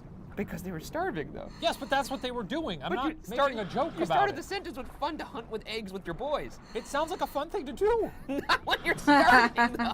Let's say you're not starving. Still fun to go out in the woods and hunt for things with your boys. I suppose, yeah. One of the boys split off to look in the stump of an old wych elm tree. When he peered through the tangled branches, a round, white object caught his eye. The young man had not discovered an egg, however, but a human skull. One of the boys used a stick to remove the skull from the tree. Before leaving the scene, the skull was replaced, and it said the boys vowed never to speak of it again. By the next day, one of the boys squealed to his father, who in turn alerted police. Do you think... How would you react, actually? I'm curious. I was actually going to say, here's how I would react. Oh, dude! Like that. To a human skull? Probably. You wouldn't go, zoinks, let's get home! Because that's better? Zoinks? I would drop it, I'd scream, and I'd run straight to my mother. It doesn't shock me, actually, now. I don't know why I was shocked by you not being alarmed by you. It's different, though, when it's a skull, because it's like, well, it's just a funny skeleton. It's a funny bone man. It was a human's head. It was. Now imagine a skeleton with hair coming out of it. How scary that is. You ever think about that? Does hair go through the skull, or does it come from the top? Absolutely not. How does Do it you start? understand anything about science? How does where does hair start? Do you think it starts in the brain, Ryan? Yeah, it starts in the brain. Goes It through the goes skull. to the brain. Wait, what? No, but what part of the epidermal layer is it on? Like, is it just like? I don't know, but it's above the bone. Then why is it sometimes on the skull? What are you talking? Because it's connected to the skin that is connected to the No, skull. but the skin is gone. Is what I'm saying, and I've heard that sometimes the hair is stuck into the skull. That's not true. Does hair grow through the skull? One of the boys, Thomas Willits, accompanied police back to the stump, located just 35 yards from Hagley Wood Lane. Authorities found a tree approximately 5 to 6 feet tall, with an opening that tapered down, getting as narrow as 17 inches in diameter at one point. Investigators gathered the skull and other bones from the tree, as well as some bones found in the surrounding area, believed to have been scattered by foxes and squirrels. I wouldn't bother. Jesus Christ. It's bones! It's a fucking person. They were bones. They're bones bones now. by now. You're bones now. I am bones now, but there's a lot of me around. When I am bones, if you find me somewhere, You want me to use your carry femur on. as a frisbee or something? Or Sure. A boomerang? Give a it to a bonerang? dog. I'm not going to do that with your bones. I'll bequeath my bones to someone else. You strike me as a cremated. I am a do whatever the hell you want kind of guy. Jesus Christ. I did see a video of a sky burial, and I love that, where they put your body out in a field and they kind of chop you up into fillets, and then a bunch of giant vultures come and eat you. I had a much different image in my head. Or like you put me in a cannon and just shoot me at the sun or Just put something? you in a plane and just throw you out the plane. That actually sounds pretty baller too. Someone chilling on like a inner tube in their pool, and all of a sudden just Shane Madej's corpse rains from A the rocket sky. into the ground. Ruins Like mine. God shot me out of a gun. Forensic scientist Professor J.M. Webster was then able to partially reconstruct the skeleton of a woman between 25 and 40 years old, most likely closer to 35. The bones showed no signs of disease or violence, though a large piece of taffeta had been stuffed into the mouth, leading to a suspicion of asphyxiation as a possible cause of death. A probable description of the woman was released to the public, describing a woman just 5 feet tall, with light brown hair, dressed in a striped dark blue and mustard-colored cardigan and a mustard-colored skirt. One blue shoe, size 5.5, was found outside of the tree. Inside the trunk was its matching partner, as well as a cheap rolled gold wedding ring. It was believed the woman had been dead for at least 18 months. Suicide as a possible cause of death was ruled out due to the peculiar shape of the tree. Webster said, quote, "I cannot imagine a person getting into the tree voluntarily. Even a small person like this could not have got in without doing herself a considerable amount of tearing," end quote. What a verdict. Yeah. I think someone murdered her. This lady couldn't have shoved herself in that tree. I think someone else did. Case closed. But who put her in there is the question. And also the question, if someone were to have, say, murdered her, you would have to do it almost immediately before rigor mortis set in. Either that, or they waited till complete decomposition and then shoved the bones in. But I don't think that's the case either. That's a long wait for complete decomposition. Do you ever think about how weird it is to like, okay, so you pick up a body, right? You're picking it up. When Are you talking about when it decomposes? No, when it's fully a skeleton. How strange that sensation would be to pick up what used to be a body, but now it's just fully bones. It's a full skeleton. Yeah, but I don't think the skeletons. Do they stay together? No, I don't think so. I don't think it's like a Hall of like a Fame. Merry Melodies cartoon. Playing the ribs like a So xylophone. like a xylophone. This episode is called Ryan Does Not Know a Lot About Human Physiology. Police rooted through records of missing women, but turned up nothing. After releasing the probable description of the woman, calls came in from around the area, but none of the leads produced a match. An inquest jury found a verdict of, quote, "murder by some person or persons unknown," end quote. On May 4th, a report was published in the Birmingham Daily Gazette, calling for dentists to come forward who may recognize some distinctive features in the woman's teeth. In her lower jaw, her front teeth overlapped, and a tooth was missing from the right side, likely pulled by a dentist within a year of the woman's death. Still, no identity could be given to the remains. Your dad ever help out on a case? No, and I'm just starting to wonder how useful are dentists when it comes to these cases. It seems like every time we call in a dentist, I got nothing. Those are teeth, all right. In March of 1944, an empty building in Birmingham was graffitied in chalk.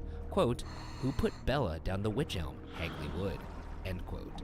It had been almost a year since the body was found, though this was the first time she was given a name. The words appeared too high up on the wall to be attributed to boys pulling a prank, and police were intrigued. After discovering this graffiti, another report came in to authorities about a house on Hayden Hill Road that had similarly been vandalized months prior with the words, quote, "Who put Lubella down the witch elm?" End quote. Because the graffiti was all in the same handwriting, and because the tags all spelled witch correctly, police believed a lone countryman was responsible. Anyone who knew of a Bella who had gone missing were asked to alert police. What is this person accomplishing by doing this? Raising hell, you know? Getting people talking about Creating hysteria? Yeah, also probably putting pressure on the investigation. Do you think this is someone trying to pressure the investigation to get closed, or you think this is a killer mocking the police? Which one do you lean towards? I lean toward the former. I feel like someone is just stirring the pot. I actually think it's someone mocking the police, like a Zodiac of sorts. Then why wouldn't you just put, "I put Bella in the witch elm"? Because who put Bella in the witch elm? Me. No, I'm saying that's like more provocative. I feel like more provocative is, I put Bella in the witch elm. You imagine that's how they solve the case. They're at a town hall meeting and they're like, "Who put Bella in the witch elm?" And someone goes, "Me!" It was me! In August of 1944, the writings began to appear again. Quote, "Hagley Wood Lubella was opposite Rose and Crown, Hasbury," end quote, was found written both in nearby Halesowen and Wolverhampton. Again, the handwriting appeared to match the previous vandalism. Still, no one could turn up records of any Lubella or Bella that matched the body found. In 1953, 9 years after the last graffiti of note appeared, police finally found their witch elm Banksy, though it turned out the authorities had been barking up the wrong tree. The county's detective superintendent remarked, quote, "It was the work of a crank who we are satisfied knew nothing and had nothing to do with the case. So it seems that Bella wasn't even Bella after all," end quote. So just a funster. Just a funster. We live in a quiet town. Most exciting thing that's happened in the past decade is that we found bones in a tree. Why don't you do anything else that's not as disrespectful? Well, I'm saying there's a big bone commotion, and that's fun, and then it dies down, and everyone stops talking about the bones. You're going to work, nothing exciting is happening. Well, it sure would be fun if everyone got in a tizzy about them bones again. Right about the bones all. Well, why don't you do something else, like crop circles? Well, they do that all there, too, so... That's what I'm saying. You could do something that's fun like that. Crop circles are a lot of work. With police stumped, it's time to examine some theories. Our first theory was one advanced by police early, that the mystery woman's death occurred during one of the war's air raids. Upon hearing air raid sirens, the woman may have sought safety in the woods. Police suppose the woman may have been attacked and gagged, perhaps dying accidentally as a result, and then stuffed into the elm. Her family would have then assumed she died in the raid and not alerted any authorities. However, this theory fails to explain how the woman got in the tree and who was responsible. One thing about the air raid could be the actual sirens going off would then cover any screaming. True. Air raids are scary. Growing up in Illinois, you get those tornado sirens every now and then. Knowing you, I'm surprised you wouldn't just walk out into the open with your arms spread wide, just screaming, "Take me" at the sky. Not for tornadoes. I've seen Twister, yes. It's strange when your life is just interrupted by a large noise that everybody else can also hear. There's no excuses, you know? It's like, well, I guess me and everyone in this neighborhood and county have to hide now. Time to hide, everybody! A spookier theory, detailed in a 1950 article in the Birmingham Daily Gazette and harbored by Egyptologist Dr. Margaret Murray, posits that the woman may have been a human sacrifice. Murray stated she believed there were, quote, "still remnants of witchcraft in isolated parts of Great Britain," end quote. According to Murray, quote, "the sacrifices are carried out by people who still believe in a religion practiced in Britain before Christianity, whom we call devil worshippers. They still practice black magic.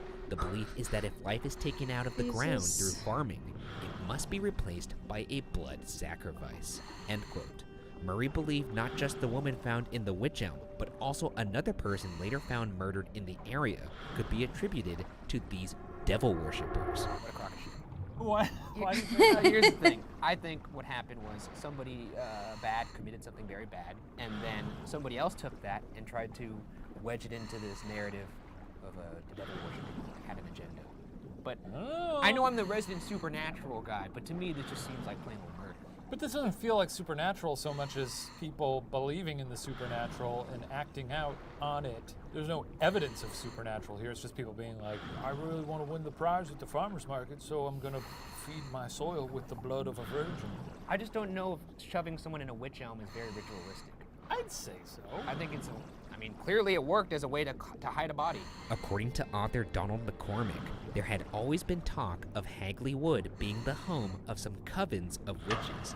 He even pointed to an ancient tradition of trapping a witch's spirit inside a hollow tree, using it as a sort of prison to prevent her from causing any further trouble in the world. There were indications that the tree in which the body was found had, before the body was placed inside, been occasionally trimmed, which stunted its growth. You gotta plant one of these trees. That's what you took from that? Yeah, I guess. It'd be fun to have people over and be like, see that? I swear to God, I thought you were going to say it'd be fun to have people in a tree. And I got really It'd scared. be fun to have people over and stuff them into my witch elm. To my witch prison. Though there isn't much physical evidence that occult rites are to blame for Bella's death, one man did turn to alternative methods in an attempt to unearth some answers. Late one night in January 1954, Mr. George Elwell, a British Railways official and spare time inventor, went for a walk in Hagley Wood, pausing at the infamous witch elm. After, quote, assimilating to the atmosphere, end quote, Elwell returned home and decided to place himself in a hypnotic trance using a blinking car headlamp and a mirror and recording the results. He's sitting in front of his car headlight in his driveway, saying this aloud?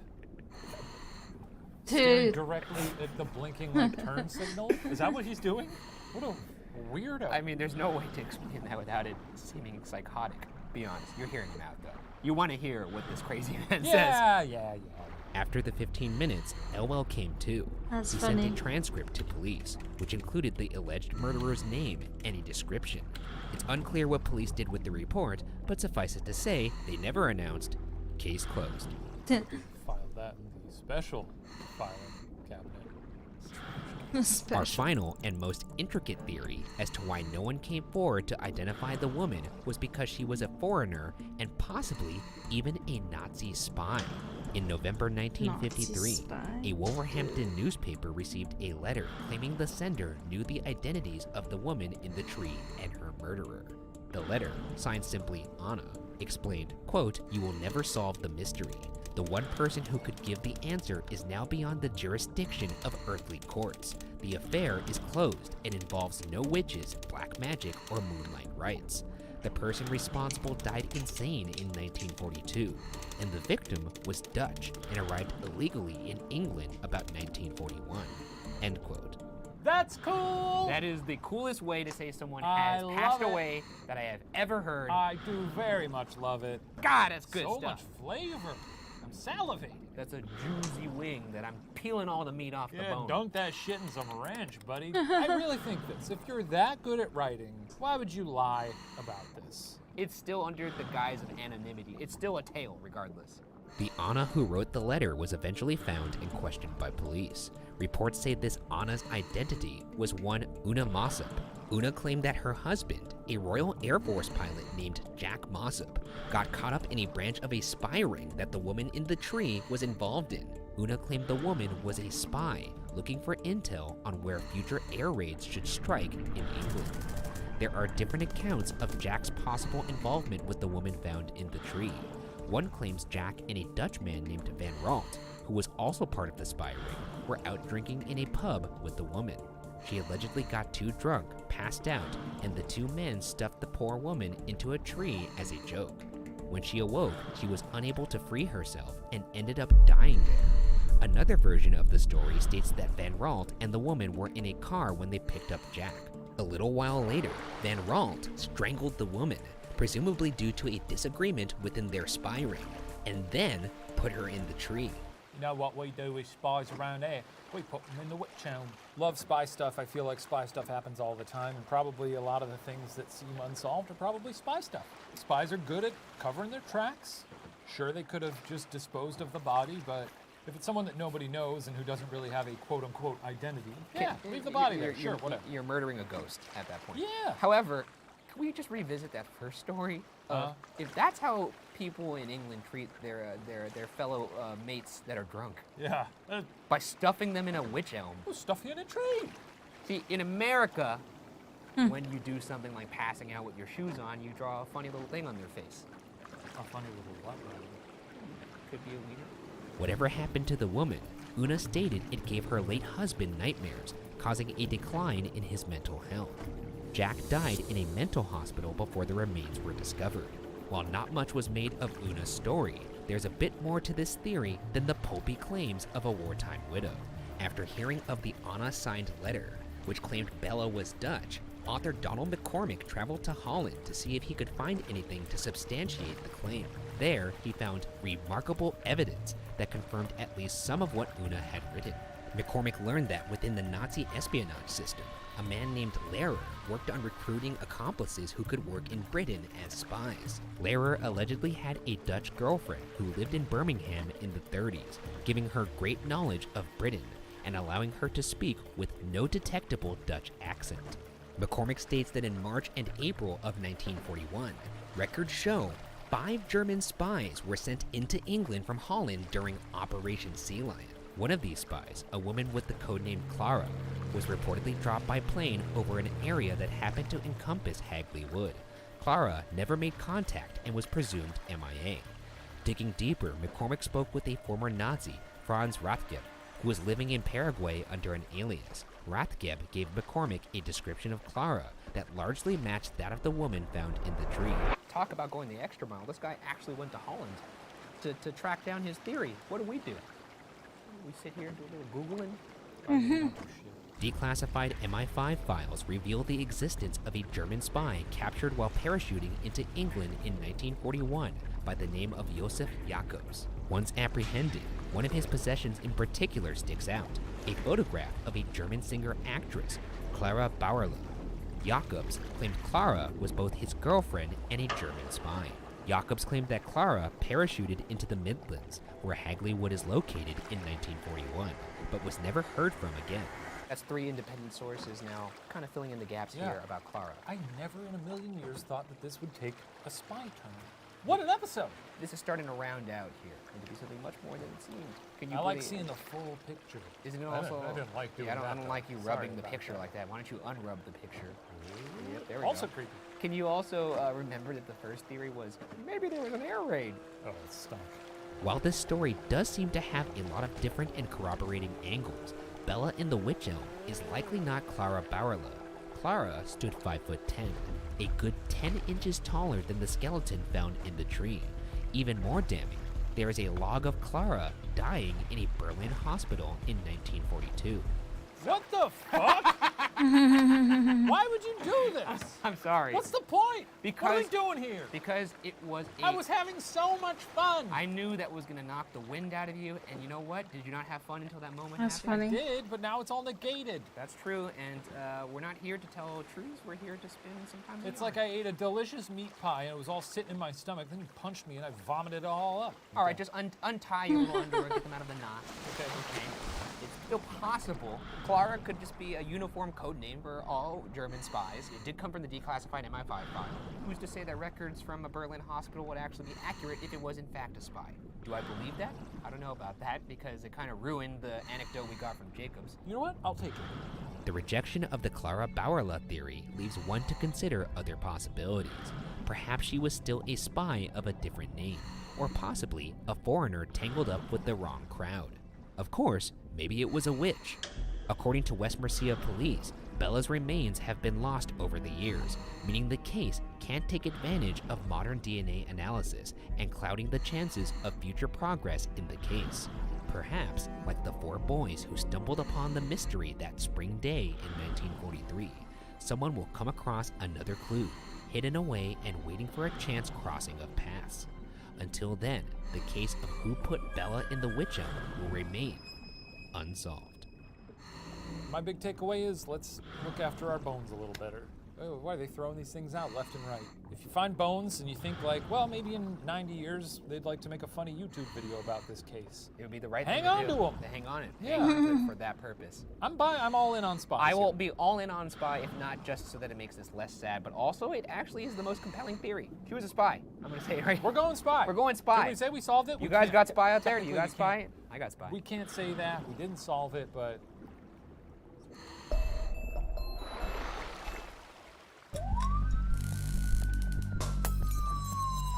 This week on BuzzFeed Unsolved, we're taking a look at the murder of Marilyn Shepard, a homicide case that broke a quiet suburban town wide open and became the basis for a major Hollywood blockbuster. Jurassic Park. Stupid. I don't know. What's it? What movie is it? I could tell. Can you tell me? Would that give too much away? I know you know the movie, so I can't tell you what it is because then you're just gonna know. There's gonna be a point in the script where you're gonna be like, oh! That film. That film, starring... You can put in the actor's name. Interesting. This is not gonna become a, is it this movie guessing game? It may. That aside, I will say one thing interesting about this case is it's the first case we've ever covered where there's actually a conviction. Oh! So, that being said, let's get into it. Good tease. On February 21st, 1945, Dr. Samuel Shepard and Marilyn Reese were married and settled near Lake Erie, Ohio. 2 years later, they had their first and only child, affectionately nicknamed Chip. Revolutionary Road. Oh yes, you're guessing. 2 sentences in, huh? Yeah. Does anybody even die in that film? Maybe. I don't remember. You don't even, you just Maybe people get married in it. Sam was a respected neurosurgeon, and the attractive couple was believed to have a happy marriage. Their small suburban community was the kind where all their neighbors were friends, and maybe a little too friendly. On July 3rd, 1954, the Shepards hosted their neighbors for dinner, drinks, and a movie. Just after midnight, Sam fell asleep on the couch, and Marilyn said her goodbyes to the guests. What transpired in the next few hours has been the source of intense scrutiny and is still a mystery. At about 5:40 a.m. on July 4th, Mayor Spencer Hoke, a close friend of the Shepards, awoke to a phone call from Sam saying, quote, "My God, Spence, get over here quick. I think they have killed Marilyn," end quote. Hoke and his wife Esther raced to the house to find Sam shirtless in his study, holding his neck, seemingly in a state of shock. They called the police and first responders arrived by 6 a.m. He falls asleep. Yes. But then he's calling the cops. He doesn't call the cops, he calls the mayor. That's kind of cool. Calls Skip the cops, call the mayor. I mean, I guess it's a small town. What the hell's the mayor gonna do? I'd love to know the mayor. From the police report, Marilyn's body was found lying upwards, her face turned toward the door, beaten beyond recognition. She had over 20 gashes curved deep into her face and scalp. Blood covered the sheets, and the walls were dripping with heavy spatter. Her pajamas were partially removed, leaving her exposed. Eventually, the autopsy determined Marilyn's time of death was, quote, about 4:30 a.m., end quote. It also, sadly, revealed that Marilyn had been 4 months pregnant with her second child, also a boy. According to Shepard, he had been asleep downstairs when he heard Marilyn shout his name. He ran up to the bedroom to find Marilyn being attacked by a, quote, white form, end quote. They fought, but Sam was hit on the back of his neck and knocked out.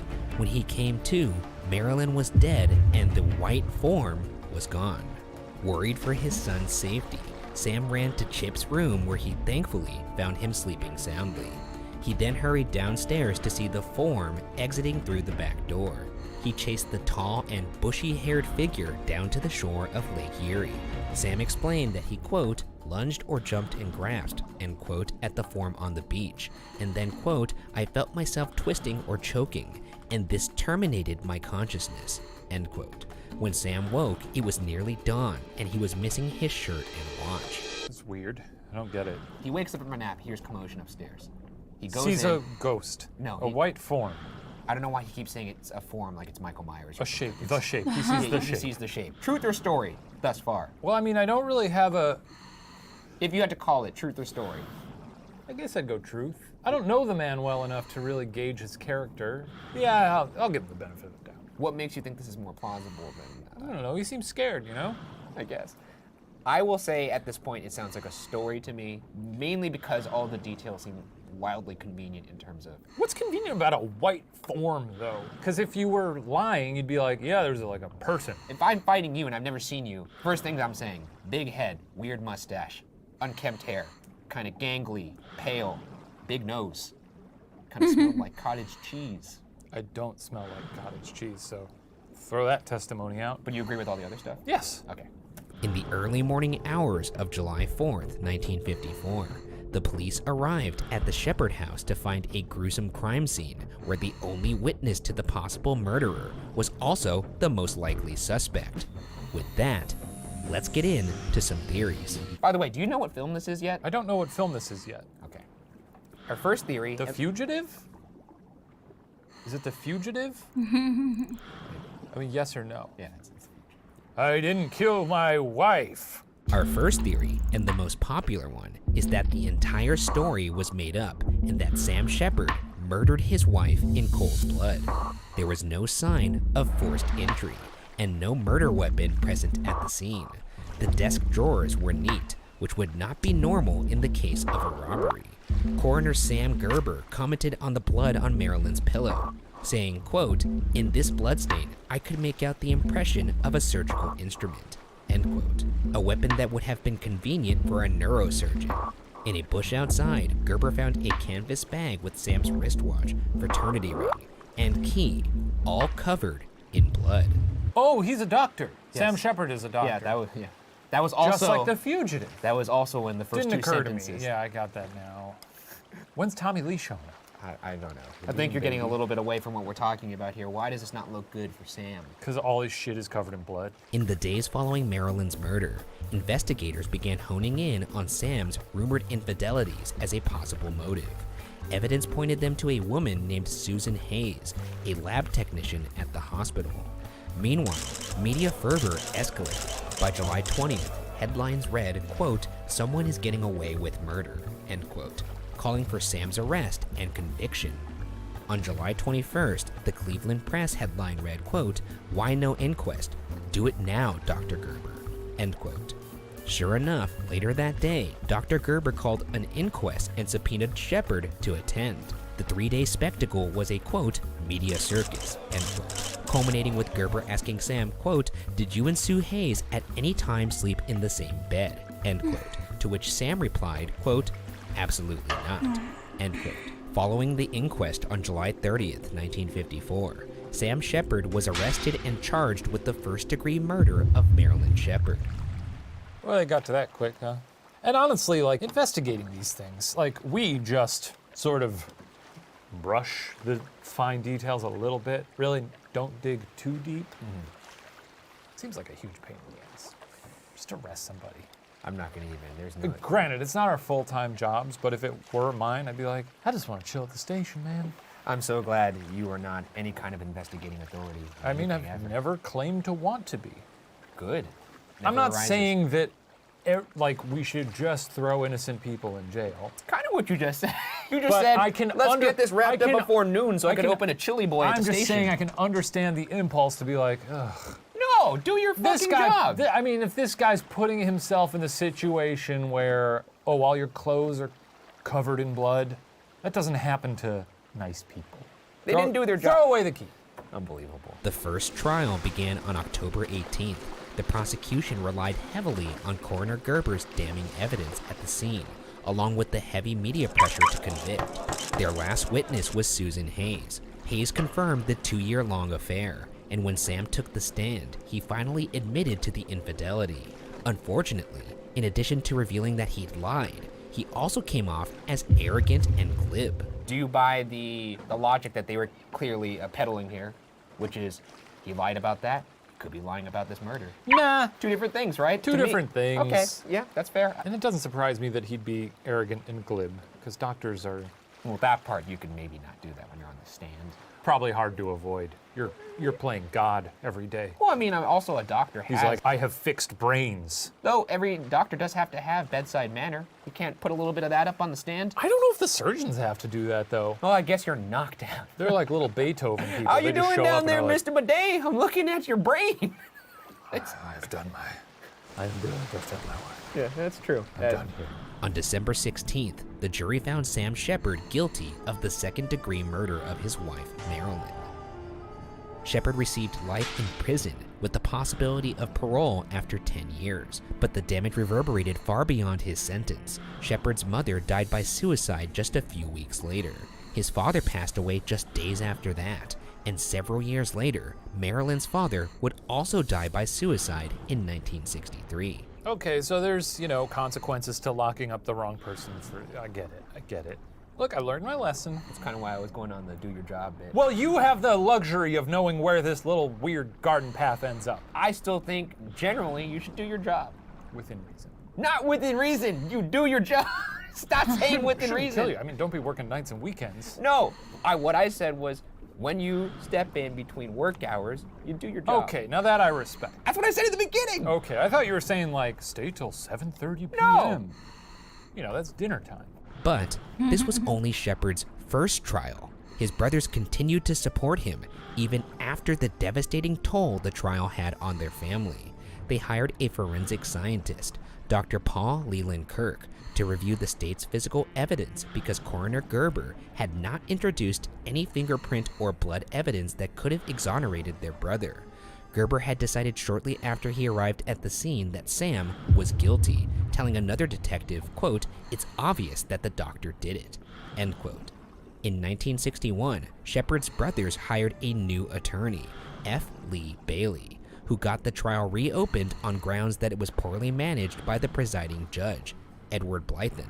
Bailey argued that Judge Blythen denied Shepard's defense motion to move the trial out of Cleveland, where there was no chance of a fair trial due to the biased press coverage, because he was seeking re-election, and used the spectacle for his own gain. You're this man. I am this man. You're a doctor. Ryan Bergara is a doctor. Look at me, Ryan B. a doctor. You've murdered your wife. Oh. Would your brother, Jake, nice guy. Can we go back to the doctor part? You're a doctor. What does my diploma look like? I don't know, but it's spattered with blood. Is it framed nicely? Where is it in my den? Yeah, it's in your den. Sick. Okay, go back. Go. Next to your wife's bleeding body. Okay. Because you've murdered her. Jesus Christ. I didn't murder her, though. Didn't you? I didn't. I don't care. You're such a idiot. We got him there. Popular syndicated columnist Dorothy Kilgallen, who covered the original trial, confessed years later that she had an unethical private conversation with Judge Blythen, in which he told her he saw the case as, quote, open and shut, end quote, and, quote, he's guilty as hell, end quote. Had she reported this at the time, Blythen would have been removed from the case. Sounds like a person who should be presiding over this murder case. Yeah, very unbiased judge. The most unjudgely thing I've ever heard, the most unhonorable thing I've ever heard. That's crazy. Shouldn't be doing that as a judge. Yeah, I think you should go in there and hear him out, at the very least. He's the guy that's like, we got Applebee's in 12. Yeah, he's me. We got to get out of here. That dude's guilty as hell. I got he's some me as a judge. Yeah, that's Shane Madej as a judge. By July 15th, 1964, Bailey's petition that Judge Blythen failed to shield the jury from media, making them biased, was granted. The court called Shepard's trial a, quote, mockery of justice, end quote, and ordered his release. Shepard's retrial began on October 24th, 1966. Once on the stand, forensic scientist Dr. Kirk analyzed that the blood splatter would have covered the murderer in the victim's blood, but Sam only had one spot on his pants. Kirk also determined that much of the splatter came from the backswing of the weapon, indicating the murderer had used their left hand, but Sam was right-handed. He also noted that Marilyn's teeth were found underneath her body, meaning that she had likely broken them while biting her attacker. Sam had no bite marks or open wounds when he was examined at the hospital. But the most damning evidence was when Kirk revealed the largest blood spot found on the closet door didn't match Marilyn or Sam's, so was likely from a third party entirely. Forensic science is crazy to me. Yeah. Also not fun. I know people have a passion for these things, but gosh, imagine going home and being like, well, how was your day? How was my day? I don't know, it was great. I found some teeth under a lady. Yeah, or I covered a knife in fake blood and I went like this to see where it would fly. That actually sounds pretty fun. You know, they leave bodies decomposing out in the field. That's how they know. I mean, it's fascinating stuff. They leave bodies out and they just let them decompose, and based on how those look after a certain, that's how they like date how long bodies have been decomposing. Isn't that incredible? Didn't you say you wanted your body to be left in the field when you die? It's called a sky burial, and I want the vultures to eat me. I still think dropping you out of a plane and seeing where you land is funnier. That's funny too. Do whatever the hell you want. Just me at a red light, trying to change the radio station, just yeah, sure. right on the roof of my car. Yeah. Holy shit! It's a noodle man. Which leads us to our second theory. Our second theory is that Sam Shepard was telling the truth, and his wife was murdered by a, quote, bushy-haired white form, end quote. Beyond Sam's statement, as many as 3 witnesses testified to seeing someone matching that description. Richard and Betty Knitter told the police they saw such a man near the Shepherd's home around 3:30 to 4 o'clock a.m. on the morning of the murder, which lines up with Marilyn's time of death at around 4:30 a.m. Just really quickly, I don't know why it didn't occur to me till now. What are Richard and Betty Knitter doing up at 3:30 and 4 o'clock in the morning? They have the presence of mind while doing that to look out the window. Maybe they're freaks, man. Looks like a bushy-haired white form. Maybe they're like freaks. Or they're like Maybe they're against like, the window, yeah, and they're yeah, like, yeah, look that's at what the I'm neighborhood, saying. Yeah, look yeah, at the neighborhood yeah, while yeah. we do it. What the Who's that guy? fuck? I don't know. And just right back to sweat time. Wrinkle. You know what I'm talking about? I'm talking about sex. I just know from my own personal experience, when I hear a bump in the night, my immediate reaction is not to go to the You window. go, ooh! No, what happens is... phantom has entered my home! Yeah, that's exactly what I talk exactly like that. Boop, boop, boop. Hello, is this 911? And I have a cartoon phone, too. The devil is here! Send God! They described him as, quote, white, between 32 and 42 years of age, wide nose, bushy crew-cut hair, light auburn in color, bushy eyebrows, long sideburns, end quote. This was enough detail to provide a forensic sketch. Sounds like Kramer. No, nor do If I. that's the last face I saw before leaving this earthly coil, I wouldn't like it. The presence of the bushy-haired man was substantiated in Shepard's first trial by medical professionals who attested to the seriousness of the injuries he sustained fighting Marilyn's attacker. A nurse testified that Sam's, quote, feet were all shriveled up, as if they had been in water a long time, end quote, consistent with Sam's story that he got knocked out on the shore. A radiologist said Sam's x-ray revealed a probable fracture of his second cervical vertebra. 2 other doctors said there was no way to fake his neck spasms or the swelling at the base of his skull. Yeah, it's not like he could have committed to the craft, knocked himself out in the back of the head, and then put his feet in a bucket of water or something like that. I mean, he could have knocked himself out by the lake, but... Oh yeah? That Nice. feels like an insane amount It's too much! But it was Sam Shepard's son, Chip, who would provide a name to a bushy-haired face. He had spent years trying to solve his mother's murder, and he believed that the blood belonged to Richard Eberling. Richard Eberling had been the Shepherd's handyman Is for it a in time the, did and you had submit it? intimate knowledge of the house's layout, including an obscure basement entrance. Additionally, he had been found in possession of 2 stolen cocktail rings that had belonged to Marilyn Shepard. However,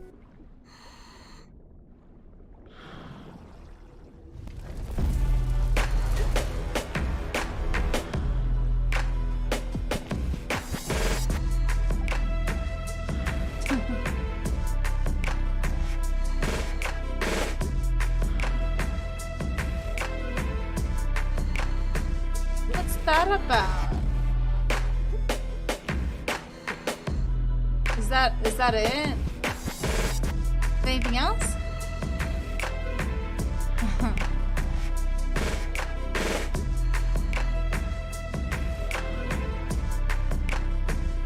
Jeez.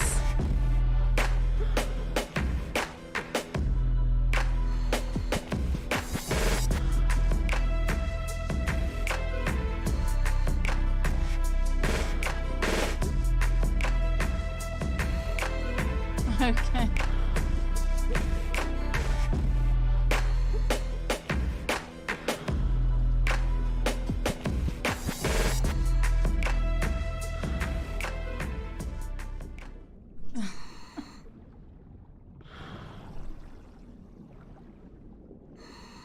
When questioned about the murder, he passed a polygraph test where he denied killing Marilyn, which cleared him of being investigated further.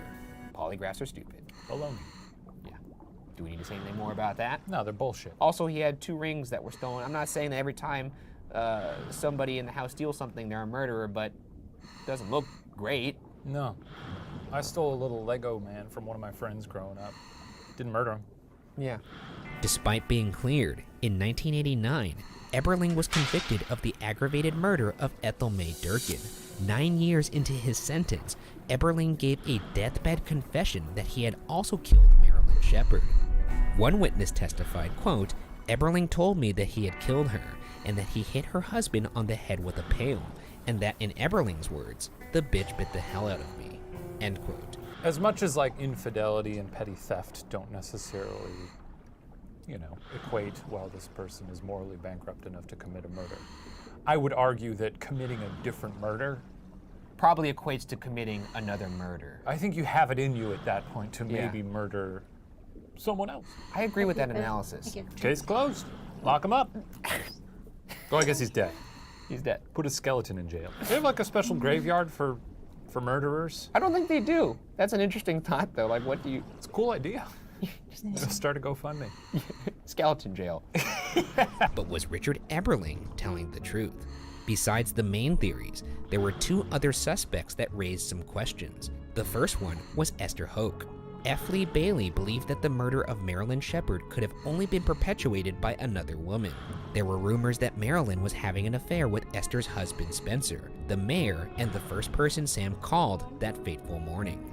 Bailey said of Hoke's motive and means, quote, "One possible motive is feminine jealous hatred, sparked to action by some event disturbing to the killer.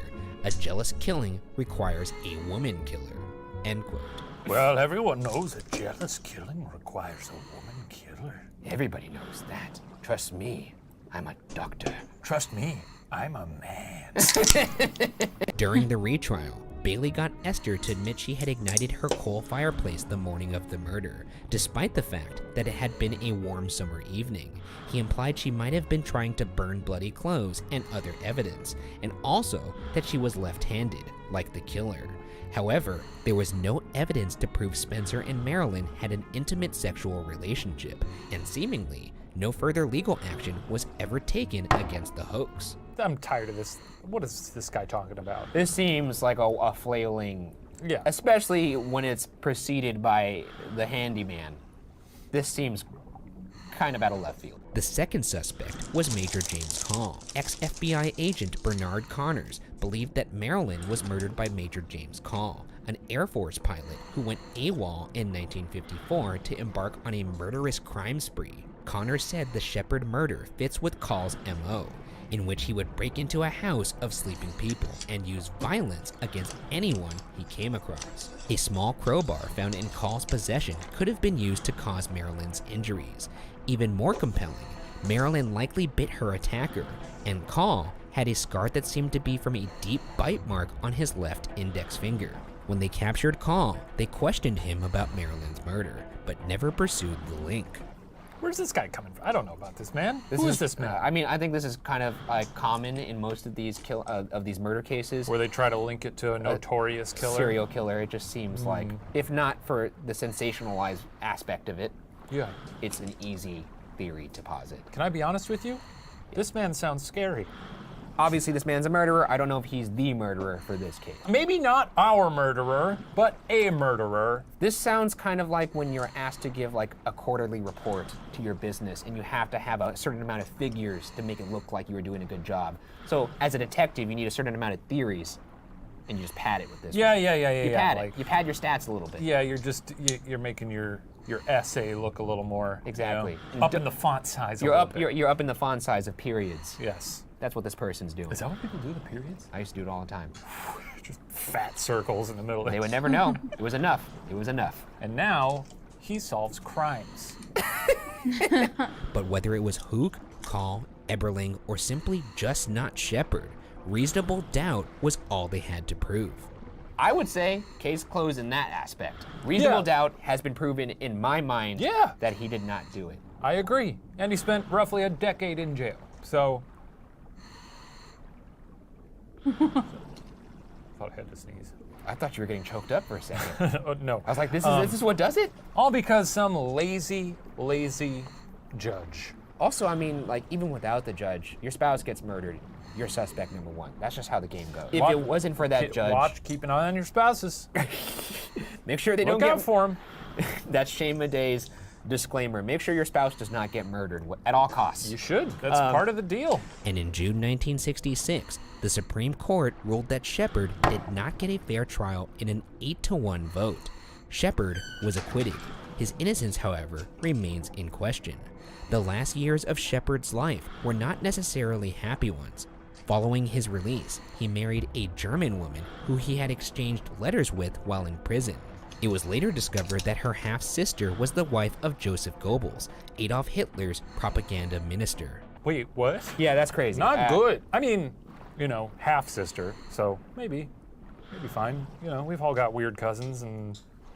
I mean, it doesn't mean that she's a bad person. That's right. Like, we got bad apples in our families. I'm sure they're out there. Like, if my brother went on a murder spree, I'm not a murderer. No, you're a nice guy. Thanks, man. Yeah. I think you're a nice guy, too. Also, for the record, I don't think Jake would go on a murder spree. And I don't think Scott would go on a murder spree. We have great brothers. What about us? Would you go on no, a murder spree? I wouldn't go on a murder spree. Neither would I. Okay, so we're good. Shepard had his medical license reinstated, then soon revoked after 2 patients died in surgery. His German bride divorced him, and he became a professional wrestler, working under the name Killer. I'm happy for him. I will normally it's not. Cool that he became a wrestler. I think that kind of makes up for it. You think that's a normal pivot you see? Neurosurgeon to wrestler? How many neurosurgeons? It's not normal. That's why I kind of applaud it. You don't become a wrestler because you don't love wrestling. I suppose, but to me it's as weird as if you became a pro wrestler after we do this. Now I kind of want to see a sequel to The Fugitive. Holy shit, man. He also ended up marrying the 19-year-old daughter of his wrestling manager. At 46 years old, he died from liver failure after many years of alcohol abuse and depression. It's certainly one of the stranger 6-year arcs I've ever seen. It's a sad arc that has weird, interesting details in it. While not guilty, Sam Shepard was never really proven innocent. The court of public opinion, bolstered by the ongoing media frenzy surrounding his wife's murder, made finding the truth impossible. Shepard's release was more about the mismanagement of the trial, rather than the actual evidence in his defense. But one thing is for certain. In the early morning hours of the 4th of July, 1954, Marilyn Shepard was brutally murdered. And the truth of who killed her will remain unsolved. What a doozy. Good one, Ryan. It's crazy. You know, that is an important thing to note. As crazy as the circus was that surrounded Sam Shepard, lost in it sometimes is the fact that Marilyn Shepard was murdered. Obviously, that's a tragedy. And tacking on to that, it's a tragedy what happened to Sam Shepard if he in fact did not do it. Yeah. So what I'm gonna do is I'm gonna cling on to the memory of him being a pro wrestler. I was gonna say, because it makes me happy. All of these stories are awful and miserable, and I walk away from them feeling sad, and I don't enjoy hearing them.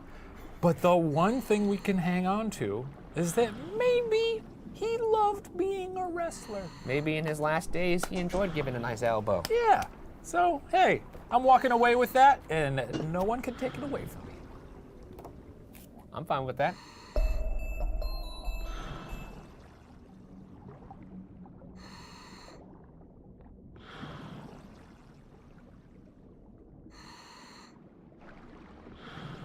So many bigs! This week, for the season finale of BuzzFeed Unsolved True Crime, and in celebration of our 100th episode, we pay respect to our own history by revisiting the first case ever Dude, covered. there's so many bigs! 100 episodes. That's right. What a journey. So many bigs! Yeah! Of dusting off old cases. And this is the first case. It is, and one that I was not here for, one that I was deeply fascinated with even before this show began, so I'm very excited to hear it now. The first time we looked at this case, Brent was still alive, and, you know, we didn't really go over the case in the way that we traditionally do in this show. We didn't really present any theories, it was very much a brief. We're gonna take a little bit more of a robust look at the case at large, go into some theories, and try and crack open this cold case with a little bit more I guess of a what the hell is it? Magnifying glass?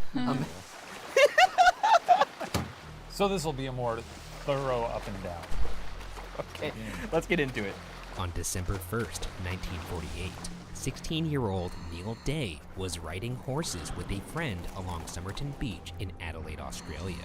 I didn't want to jump into Adelaide, the story Australia. quickly, but I did want to say it sounds fun to ride horses on the beach with a friend. I rode a horse one time, I think it was in Hawaii. I had a horse whose nickname was Crazy. That was actually his name. And then he went rogue and then tried to buck me off and ran into a little creek. What happened to you? I'd like to think I survived. Uh-oh. What if I just started fading away right now? What if your world just started dissolving into vapor? Oh, like I was being hypnotized by Mysterio? Yeah, you're Bruce Willis at the end of The Sixth Sense, and like it all just. Wait a minute. It just cuts to a montage of a bunch of times where it's obvious I've been dead. I suddenly remember all of my bones breaking. My mother screams. Your mother was with you? Yes. When they passed the body of a man lying in the sand, the friends didn't pay much attention, thinking the man was simply napping on the beach. When they came back to find the man in the exact same position, they discovered he was actually dead. The man was clean-shaven, wearing a dry and neatly pressed suit and tie. Oddly, all of the tags of his clothes had been removed, and he was found with no belongings or form of identification. His fingerprints were not in any database, and no one came forward to identify the man. Spy. Probably. Why do you immediately go spy? Well, I don't know. How robust are fingerprint databases at this point? Like nowadays, they get everybody's little fingerprints when they're a baby? In the first episode, I actually posited, I believed that every baby was fingerprinted when they were born, and therefore their fingerprints were in a database. I don't know if that's actually in place now. Either way, I don't know if they did that to this man. Obviously, they didn't because there was no identifying mark. Or he had them burned off like that machine they have in Men in Black. Men in Black. Which always looks so goddamn painful. I feel like we've referenced that on this show before, We have. but hey, 100th episode, no rules. Callback, baby. My mom I also know said that the scanner thing at the grocery store, she said if I put my fingers on it, it would erase my Your fingerprints. mom's funny as hell. She once took a wig, put it hanging out of the washing machine, and told me my mom had been abducted and that my real mom was stuck in the washing machine and I could go look for proof. And then she showed me the washing machine and I saw the wig sticking out and I cried. Your mom's the funniest lady I've ever met. A postmortem revealed the man had a strikingly enlarged spleen and internal bleeding in his stomach and liver. There were no indications of violence and no traces of poison. Symptoms of poisoning such as vomiting, diarrhea, or convulsions were also not present. The coroner also found a pasty in his stomach. In the official publication of the investigation, the coroner wrote, quote, "I am unable to say who the deceased was. I am unable to say how he died or what was the cause of death," end quote. I wouldn't say this guy blew it. He's examining an alien spy corpse. You think it's an alien? Is that one of the theories? No, it's not, but I'm just saying it's a very, I can't think straight. I'm gonna take this off, because... Are you toasty? It's season Why finale. Are you wearing this? I don't know.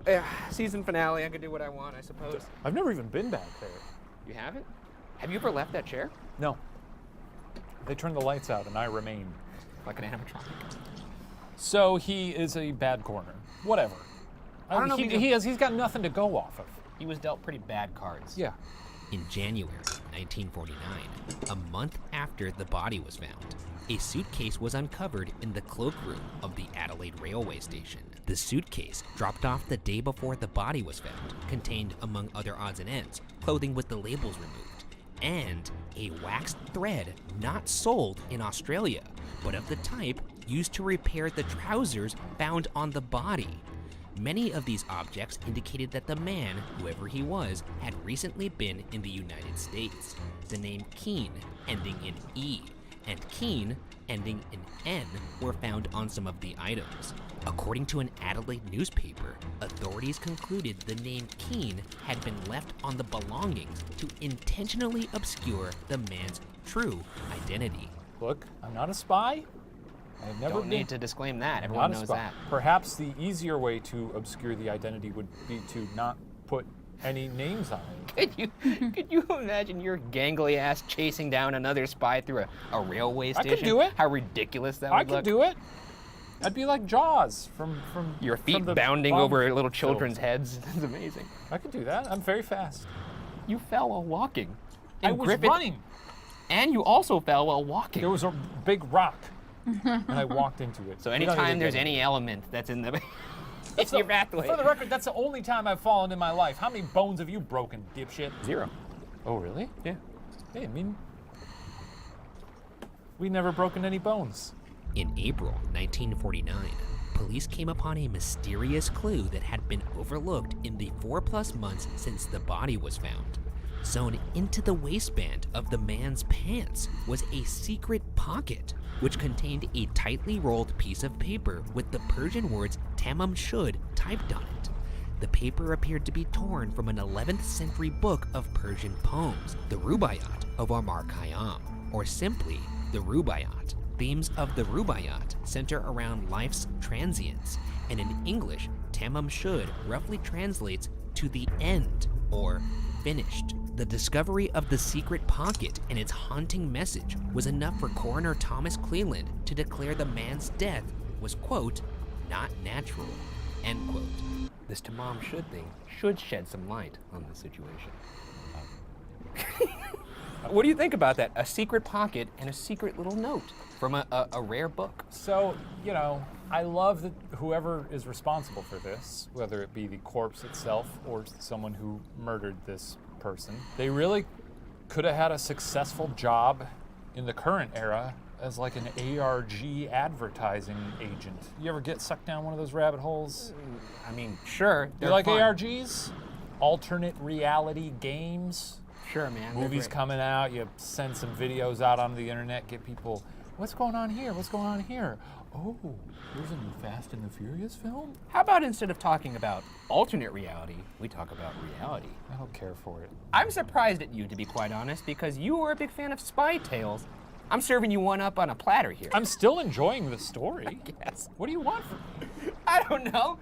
Just like maybe Yahoo! maybe some insight into what it may mean. We don't know. But it's a we book. never know. Yeah, I know. We're 100 episodes.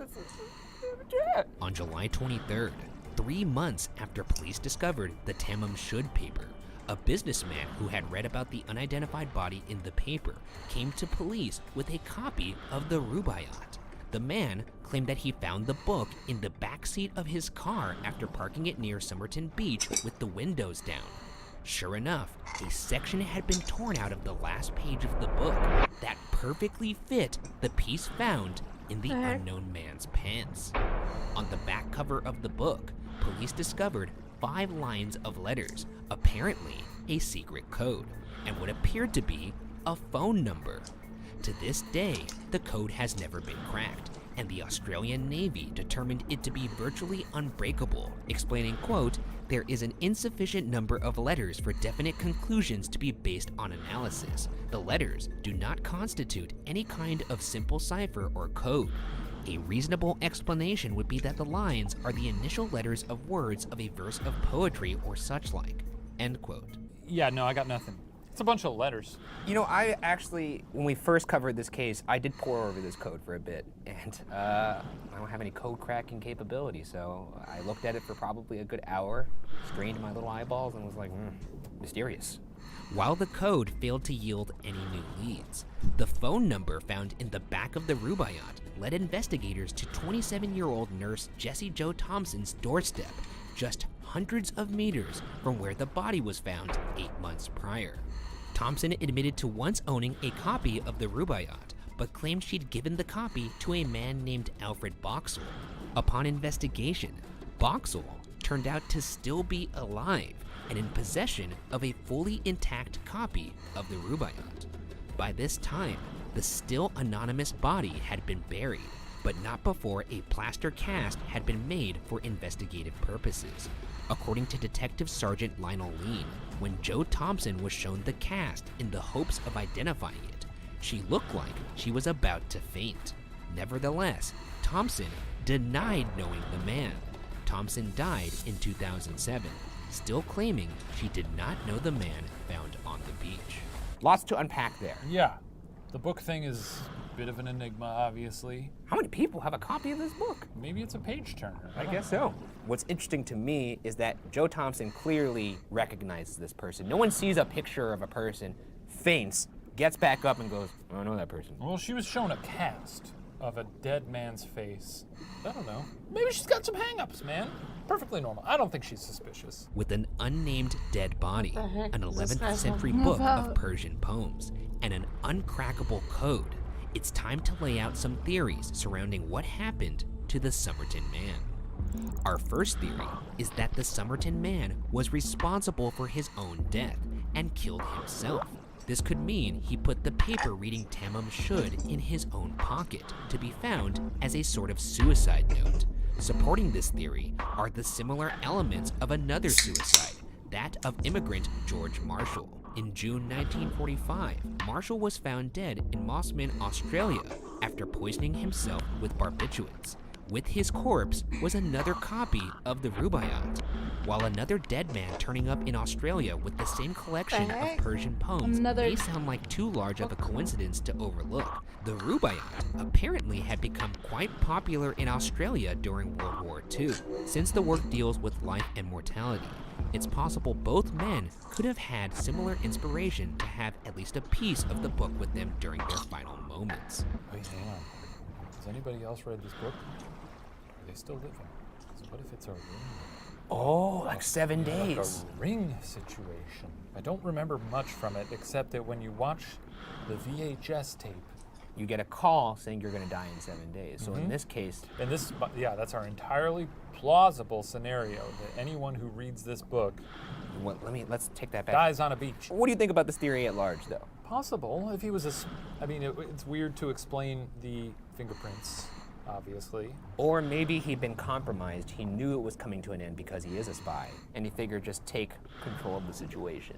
That's maybe I could see that. I don't know. I don't know if this is the strongest theory to me. Yeah. Our next theory is that the man was murdered by Russian spies. The body was found at the dawn of the Cold War, and paranoia about Soviet spies loomed large. A few months before the discovery of the corpse, a Soviet embassy spy ring had been uncovered in Canberra, Australia. A statement given in 1959 by a man who was on Somerton Beach the night the unidentified man died claims to have seen, quote, a man carrying another on his shoulder near the water's edge, end quote. In 2013, a theory came out that Jo Thompson, the woman whose phone number was found in the back of that copy of the Rubaiyat, may have been a Soviet spy. The woman who publicly suggested this theory was none other than Kate Thompson, Jo Thompson's daughter. In a 60 Minutes interview, Kate Thompson said her mother had, quote, a dark side, a very strong dark side. She said to me she knew who he was, but she wasn't going to let that out of the bag, so to speak. There's always that fear that I've thought that maybe she was responsible for his death, end quote. Yeah, that would be hard to wrap my head around. Though my mom did pretend that she was abducted by. But your mom's not a murderer. My mom is not. If your mom's a murderer, she's the nicest murderer I've ever met. Yeah, she's a regular Norman Bates. Everyone thought he was the nicest guy.